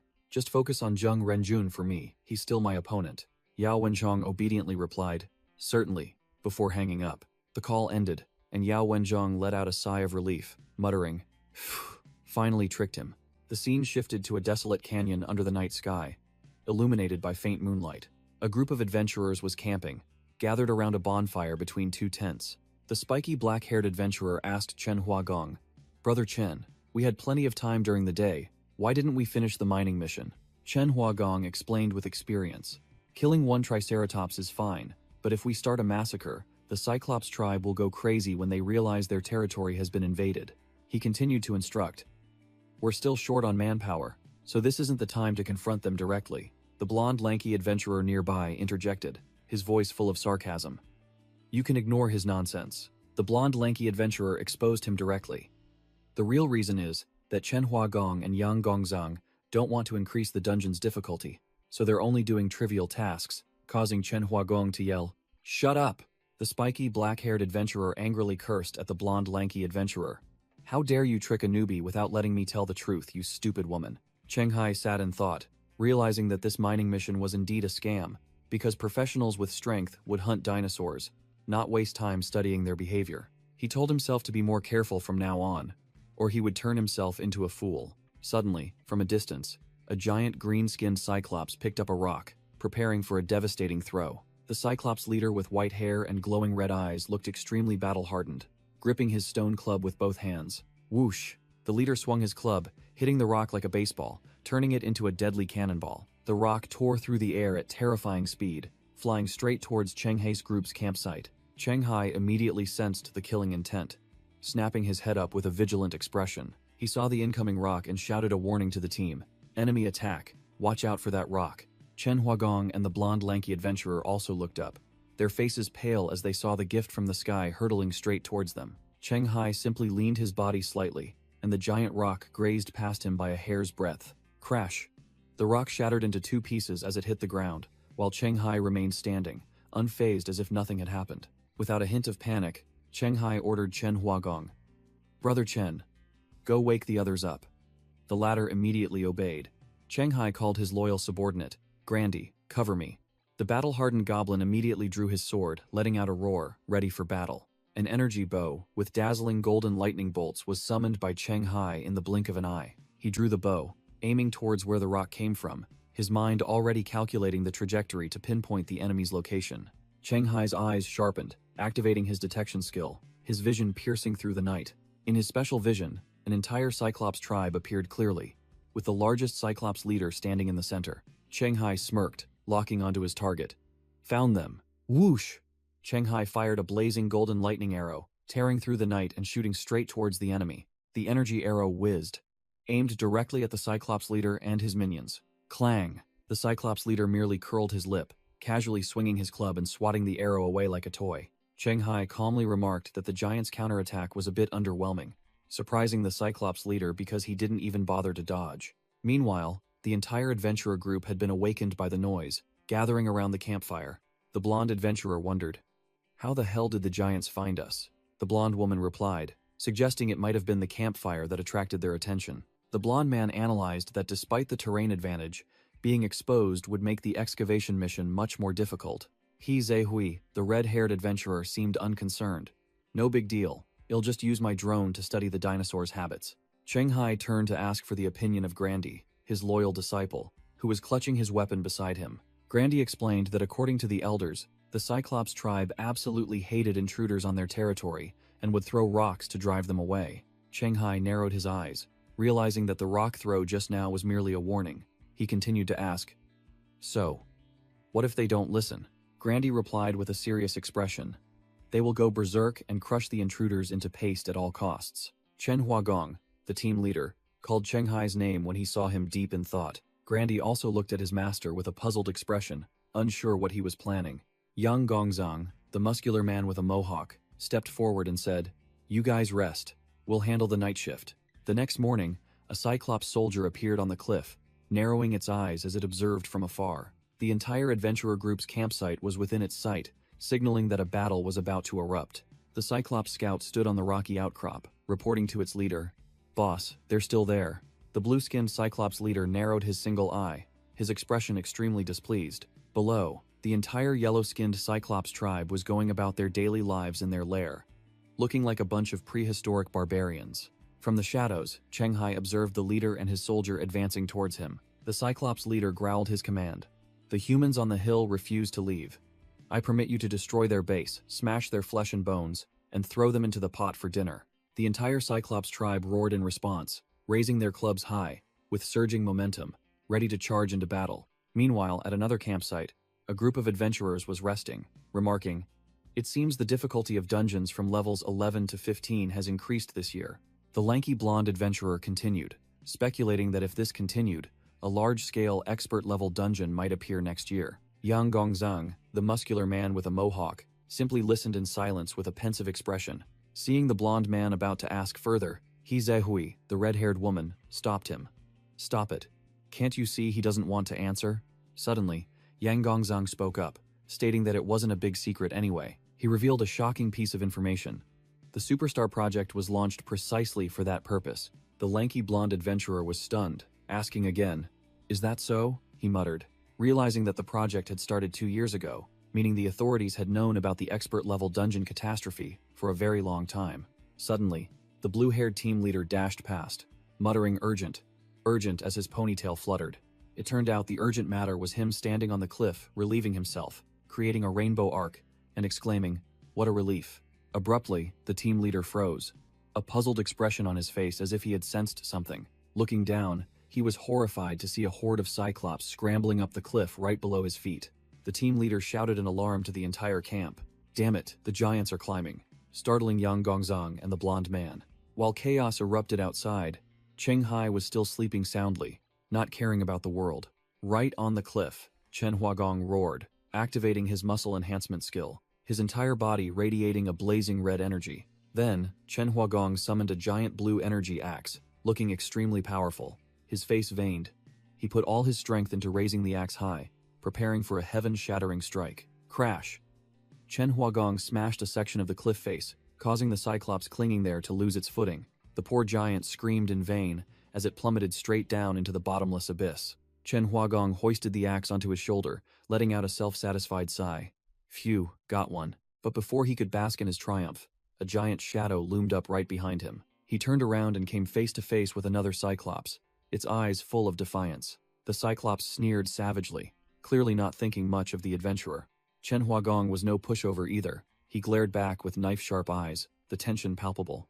Just then, Jin Chen and her teammates ran over. She snapped, "Yang Gongzhang, what the hell are you guys doing?" Yang Gongzhang retorted irritably. "How were we supposed to know?" By the time Chen Huagong noticed, the Cyclops had already climbed up. It turned out the giants had taken a detour, attacking a blind spot that no one was guarding. The blonde, lanky adventurer spoke up to mediate. "Stop arguing. It's useless. What's done is done." The group now faced a formidable Cyclops army, led by the giant green-skinned leader. Without further ado, the orange-haired Tangde made the first move, unleashing an extremely powerful ice magic spell. Whoosh! A chilling blast swept across the battlefield, sharp ice pillars erupting from the ground. All the small fry Cyclopes at the front were instantly frozen in place, turning into stone statues in the blink of an eye. Tangde strained to maintain the ice spell, snapping that it wouldn't last long, and telling everyone to think of a solution. Yang Gongzhang dismissed the idea of fighting to the death, asking if there was another way, and Chen Huagong agreed. He Zehui, the red-haired mage, analyzed the situation. 9 against 7, even with an advantage, they'd take heavy losses if they won. He pointed out the main problem. Among the enemies was a Cyclops boss, a real deal. Wait a minute. He Zehui suddenly had an idea. He turned to Jin Chen, directly asking the illusion mage if she had any disruptive tricks, even silly ones. Jin Chen confirmed she had Chaos Chant, a level 4 spell that could disrupt a target's perception. But she also stated bluntly, "You want me to make these Cyclopes confused? That trick will only buy us a little time. If used continuously, they'll become immune to it quickly." He Zehui sneered, told her not to worry, and then summoned his creation. Great Engineering Witch, Assembly Lifeform number 9 is pleased to serve you. Scene change. The battle-hardened goblin handed a seated person a piece of cloth and said, "Use this." That person was Cheng Hai in Claude's armor, and he asked the goblin about its plan. Cheng Hai, putting on his helmet, smirked and declared domineeringly, "I'm going straight to their leader." Back on the battlefield, Assembly Lifeform number 9 began concocting, holding 2 test tubes containing red solutions. Next was an Erlenmeyer flask containing a blue liquid, which was thoroughly shaken. The professional robot butler poured the 2 solutions into a large beaker, creating a bubbling pinkish-purple mixture. Crack! Crack! The Cyclops boss roared in fury, using pure physical strength to shatter the ice holding it captive. Tangde broke out in a cold sweat, shouting that his magic was about to expire, and he couldn't hold on any longer. Just then, the robot butler completed its task, formally announcing, "Curse Plague Poison, specifically for the Cyclops subspecies, has been prepared. Please accept it." He Zehui took the potion from his subordinate, a triumphant look on his face. He Zehui ordered decisively, Prepare the spell. The blonde mage nodded in confirmation. The blonde mage muttered something, activating a brightly glowing pink magic pendant. The Cyclops boss roared, using pure physical strength to shatter Tang Day's icy prison. The blue-haired warrior quickly pulled the exhausted Tang De back, shouting, "Fall back!" Hizehui opened the lid of the potion, and a plume of white smoke wafted from the bottle's mouth. With his pitcher skill activated, Hizehui took his stance, throwing the poison bottle straight at the boss. Whoosh! The potion bottle flew like a bullet, leaving a pink streak of light in the air. The poison bottle exploded right on the Cyclops leader's face, while a mysterious purple-haired watcher silently observed from afar. Hizehui shouted loudly, ordering his teammate, "Jin Chen, cast a spell on the Cyclops I just threw the potion at." Jin Chen replied, her entire body flaring with a pink energy, focused on her pendant. A pink magic circle enveloped the Cyclops leader, activating a level 4 spell, Confusion Charm. Seemingly useless, the Cyclops leader still raised its colossal club, aiming straight at the adventurers. Chen Huagong gritted his teeth. It seems Jin Chen's spell failed. Now it's just up to the two of us. Yang Gongzong also realized the tense situation, muttering, "Let's see, if there's no other way then." The Cyclops leader swung its club with earth-shattering force, ready to flatten everything. Jin Chen cried out in panic, "Please, please miss. At least hit those other giants." Slash. Fresh blood splattered everywhere. The magic worked. The Cyclops leader was confused, turning to smash its club straight into the head of a fellow Cyclops. The Cyclops leader froze, its single eye wide with bewilderment as it stared at the pool of blood it had caused. Chen Huagong and Yang Gongzong were stunned to see their unexpected plan succeed. Jin Chen couldn't believe her eyes either, wondering, "I used a level 4 confusion spell, but it had the effect of a level 5 incitement spell?" She shouted as she realized the truth. "I get it. The Cyclops have greatly reduced magic resistance when they enter our territory." Hizehui explained the plan, declaring his poison would spread the confusion effect to all enemies, then ordered the two muscular men to charge. "Now get to it. Kill as many as you can." Cheng Hai and the Cyclops leader watched as the two warriors charged into the chaotic horde of monsters. The goblin guide stood next to Cheng Hai, remarking, "Gob, it seems they don't need our help anymore." Suddenly, a blue system notification panel appeared right in front of Cheng Hai. The notification clearly displayed the warning, "A Death Lord has paid a price to alter your quest." Cheng Hai froze, his face blank at the blatant interference from a high-level entity. Meanwhile, Chen Huagong had flown into the air, swinging his battle axe straight at a Cyclops. A clean slash split the giant's head in two, and he shouted, "Yang Gongzong, aim for their eyes." Yang Gongzong parried an attack from another Cyclops, roaring in reply. Understood. Another Cyclops took a devastating punch, its face disfigured. The Cyclops were completely disoriented, screaming in panic in an ancient language, believing they were cursed and beginning to slaughter each other. The Cyclops leader gnashed its teeth, its single eye bloodshot with rage. "Enough!" the leader roared with an earth-shattering sound, slamming its club into the ground to break free from the control effect. Seeing the boss awake, Chen Huagong and Yang Gongzong immediately took defensive stances, preparing for the real battle. Two Cyclops with swollen, bruised faces from hitting each other were still bewildered. Amidst the chaotic battlefield, the Cyclops leader bowed its head, admitting, "Humans, you have won." The Cyclops leader declared, "We acknowledge your ownership of this mountain section." The leader turned its back, ordering the entire tribe, "Take the wounded, we retreat." A subordinate Cyclops hesitated, about to say something.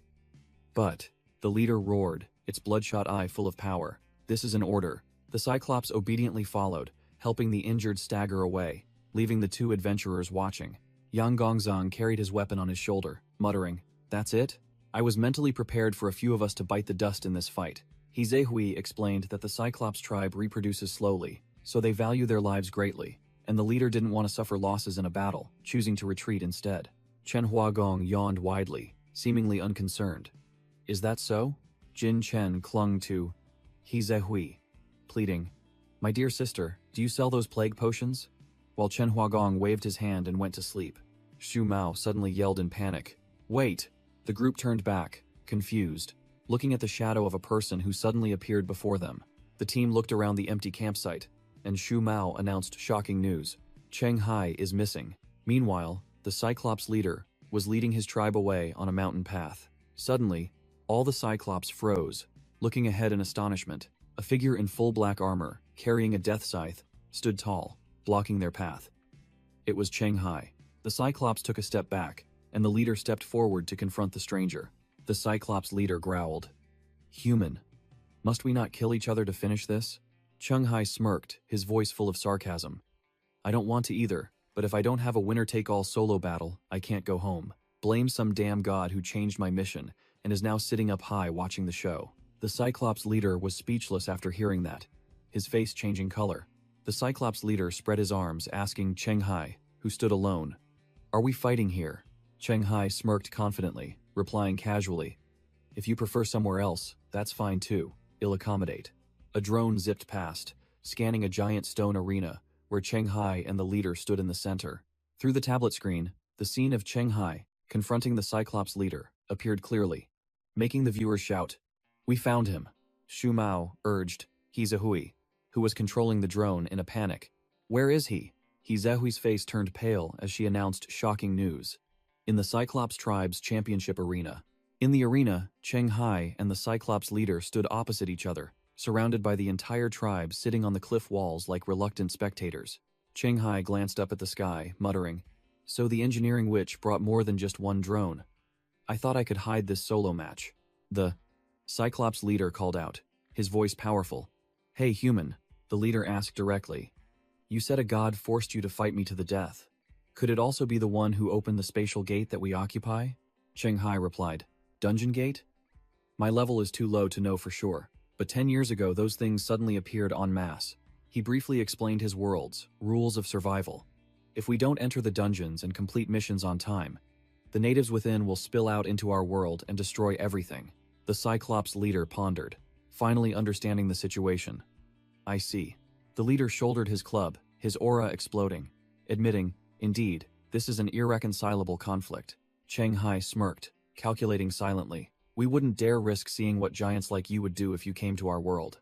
Chung-hai's mind raced, analyzing the leader's 4 attack patterns based on their size difference: overhead smash, horizontal sweep, stomp, and grab. His eyes flashed with blue light, activating future vision. "No matter which move it uses, I can analyze, dodge, and counter." Chung-hai quickly planned. "I just need to blind its single eye in the first counterattack, then no matter how high its stats are, I'll bleed it to death." Swish! The leader unleashed a move, a heaven-shattering stomp descending.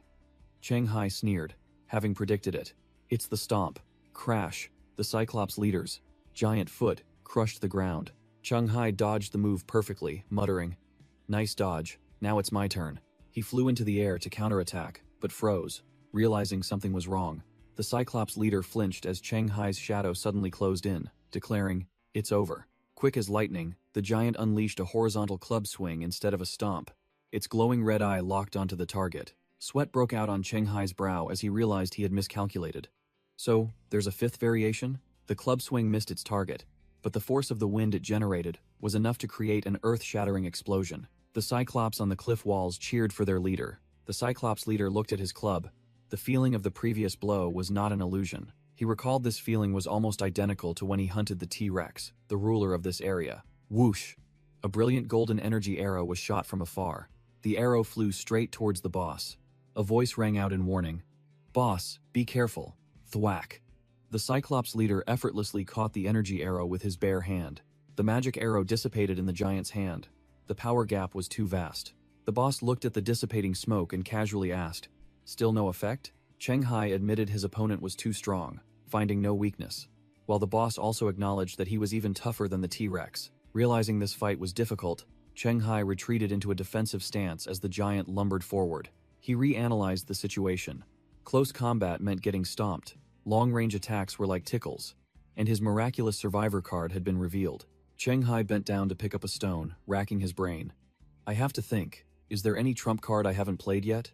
Seeing Chung-hai pick up a stone, the Cyclops leader disdainfully picked up an even larger rock to play with. Swish! The giant swung his arm, throwing the rock at terrifying speed. The colossal rock hurtled through the air. Its destructive power was no joke. Whoosh! The rock flew straight towards Chung-hai, leaving no room to dodge. Chung-hai's eyes widened. He hadn't expected the boss to play such a simple, yet effective rock-throwing game. Boom! He swung his scythe, shattering the rock into 100 fragments. But that was just a feint. The Cyclops leader had already closed in, swinging his club straight at Chung-hai's nape with a roar. Boom! The devastating blow created a massive explosion on the ground, recorded via the drone screen. The blue-haired adventurer team observed from afar. Their leader coldly declared, "No need to watch anymore, the disparity is too great."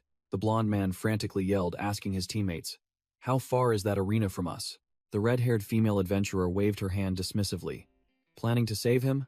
Forget it. That boss is too overpowered. Even our whole team charging in wouldn't guarantee a win, and it's too late to go now." At the scene, the Cyclops leader stood towering next to the deep crater created by his blow, but the target had vanished. A shadow suddenly appeared, blocking the boss's path. A cold voice rang out. "This path is blocked." A green-skinned orc swordsman stood with his arms crossed, looking at the boss with disdain. "Oh, you inferior races," the Cyclops leader roared furiously. "Which brat gave you the guts to say the path is blocked?" Then swung his club down with a thunderous blow. Clang! The orc swordsman used only one hand and his katana to effortlessly block the boss's earth-shattering blow. On a distant rock ledge, Cheng Hai had been teleported to safety, smoke and dust rising from the battle. He coughed up blood, blaming himself for being too careless. He hadn't expected this formidable boss, besides its strength and physique, to also have nearly 20 agility points. A giant green hand reached out before the exhausted Cheng Hai. The orc swordsman extended his giant hand, but in his eyes, Cheng Hai was just a tiny armored puppet, lying neatly in his palm. Two yellow-skinned cyclops stared at the swordsman's shadow, one marveling, "This kid is really tenacious, still alive." Despite his numerous injuries, Cheng Hai's eyes still burned with fighting spirit, determined not to give up. A cyclops frantically pointed and warned, "Be careful, it seems he can still move." The other cyclops sneered, acting superior. "What's there to be afraid of? That T-Rex was down after 2 hits from the boss. Could this brat be even tougher than it?" A notification appeared. The exclusive skill of the deadly Deathwalker was activated, and Cheng Hai shot forward like an arrow. Boom! A black-skinned cyclops was struck down, causing the cyclops leader, standing afar, to scream in horror. "Boss Lin has been killed." The green-skinned cyclops leader stared blankly at his subordinate sprawled on the ground, the great saber flung to one side. From the boss's perspective, 2 yellow-skinned cyclops had also been eliminated, one decapitated, blood gushing out. Cheng Hai had secured an advantageous position on the rock ledge, drawing his bow and aiming straight at the last cyclops. The yellow-skinned cyclops was still bewildered, not understanding what was happening, when a streak of golden light shot straight into its belly. Before it could even realize it had been hit, the arrow pierced through it, its mouth agape in horror. Another notification for activating deadly dose appeared. As the poison arrow effortlessly pierced through the cyclops' body, the cyclops leader stood stunned, watching its last subordinate collapse, blood splattering everywhere. Boom! A massive explosion sent the cyclops corpses flying, leaving the cyclops leader to scream helplessly. The battle-hardened goblin tossed Cheng Hai a healing potion, reminding him, "Hero, you should return first." The cyclops leader realized it had been tricked, and immediately chanted a spell to create a green teleportation gate to escape. Before disappearing, the boss furiously roared, "Humans, I swear I'll destroy your homeland and slaughter all your kind."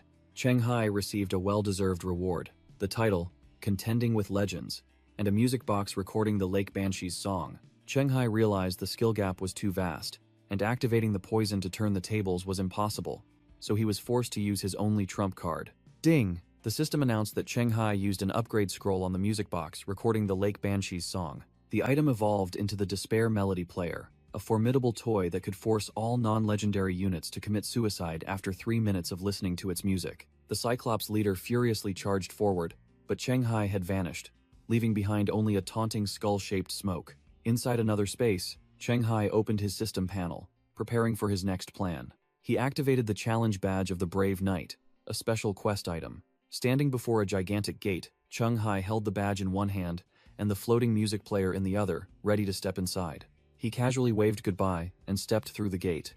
Outside, the Cyclops leader roared in helplessness. "Don't run." Boom! The giant put all its strength into smashing its mace onto the ground, creating an earth-shattering explosion. But when the smoke and dust cleared, the gate remained, completely unscathed. The Cyclops leader froze, unable to believe its eyes as its full power attack proved utterly useless. The boss let out a bitter curse. Meanwhile, Cheng Hai had entered a magnificent hall, stepping through a door that emitted a brilliant red light. He entered a throne room, facing a gigantic knight in golden armor, and greeted it familiarly.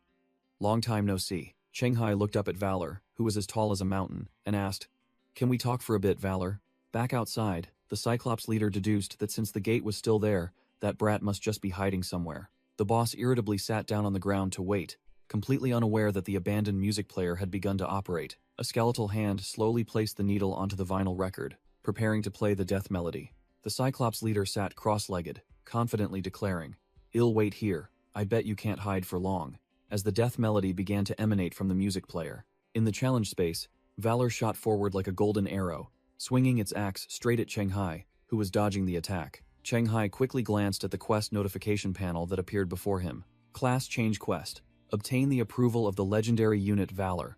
Countdown, 6:31. Shanghai smirked, having successfully stalled for over 3 minutes. Whoosh!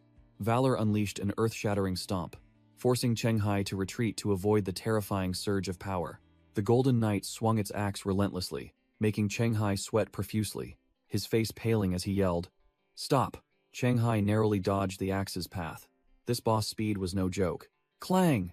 The challenge door slammed shut, and Shanghai had returned to the main arena, leaving Valor inside. Shanghai, with a bit of blood on his face, calmly looked out at the battlefield, where the massive boss lay motionless. The Cyclops leader lay slumped on the ground, blood gushing from its eyes, looking utterly pathetic. With a splattering explosion, the Cyclops leader's head was completely obliterated, leaving Shanghai standing beside the fading challenge gate. Ding! The system notification panel appeared before Shanghai's surprised eyes. A series of notifications popped up. Mission complete.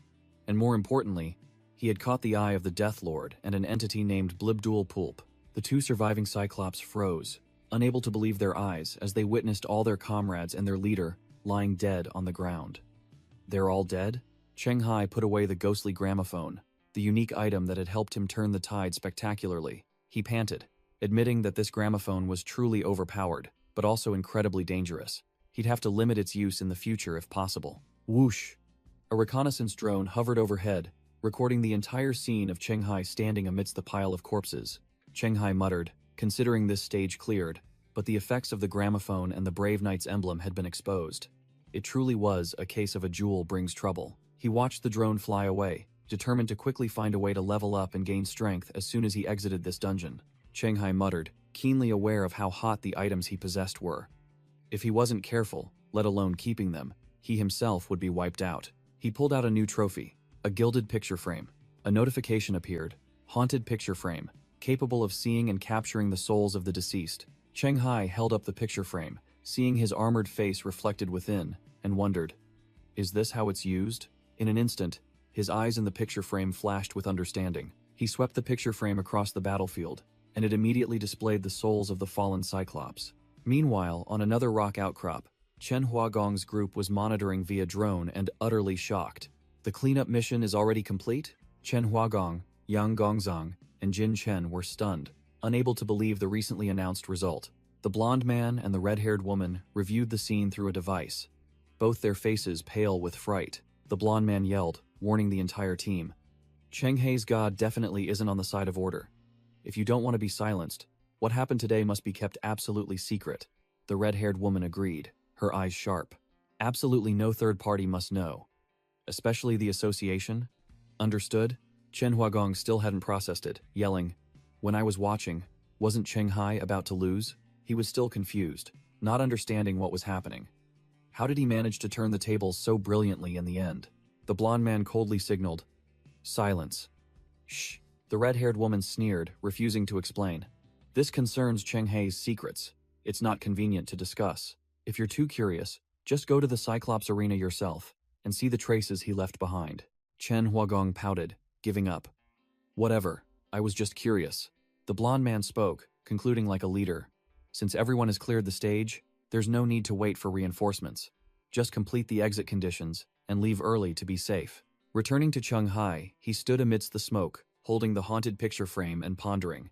No wonder it's called the haunted picture frame. He looked into the frame, where the souls of the Cyclops leader and his comrades had been arranged into a vivid work of art, and concluded, using captured souls as characters to create a scene, it truly is a unique item. Shanghai muttered, unsure what to use the picture frame for, while the system popped up, asking if he wanted to merge the rewards, kindly reminding him that merging would be better. Without much thought, Shanghai pressed the yes button directly. The summary panel appeared. Leveled up to 7. received a bunch of brand new titles: Giant Slayer, Gladiator, All or Nothing, the exclusive skill Omen of Death, and a pile of rare items. He checked his inventory, scrolling past the Sphinx's reed pen, the enchantment ring, command, and stopped at the Cyclops strength potion, a limit-breaking, top-tier item. Looking at the enchantment ring, Chenghai thought he was lacking crowd control skills, so he put it on without hesitation. Next, he picked up the Sphinx's reed pen to examine it. The system unexpectedly notified him again. A certain god had paid a price to alter his exit conditions, and the Death Lord had also modified his helmet, along with a warning to beware of Theseus's ship. Seizing the opportunity, Chenghai immediately activated the Sphinx's reed pen, and the pen glowed with a brilliant golden light. Boom, boom. A massive surge of energy swept across the ground, creating a shockwave circle. Chenghai was astonished as black stone blocks flew in from nowhere, enveloping him. Whoosh! A colossal sphinx-shaped stone golem emerged from the rubble, its info panel clearly stating, Sphinx's Simulacrum, Challenge Level 17. The pen in Chenghai's hand was still glowing, connected to the newly summoned entity. The Sphinx's Simulacrum spoke in a deep, resonant voice. Seeker, state your question. Chenghai went straight to the point. I want to know why the god who paid a price to change my exit conditions did so. The golem replied emotionlessly. Because one of the few hero-tier subordinates of that fallen god died by your hand, and they want you to pay with your life. Chenghai was stunned, the image of the devourer Manhas appearing in his mind. He immediately realized, it's them. Is the one who changed the conditions the god of the Mulrock tribe? The Sphinx's Simulacrum didn't care, urging, hurry up. Second question. Chenghai immediately continued to ask about the Death Lord's warning. What is the ship of Theseus that he mentioned? The Sphinx's Simulacrum revealed a horrifying truth. Your legendary Undead Knight's helmet has a side effect. The more you use it, your memories and personality will gradually be replaced by the personality already present in the helmet. After hearing the truth about the helmet, Chenghai flinched, his instinctive reaction causing the helmet to fly off. The Sphinx's Simulacrum calmly explained. What are you afraid of? Just don't use it. Wearing it is fine. Chenghai argued, his neck veins bulging. I'm not scared, it was just a reflex.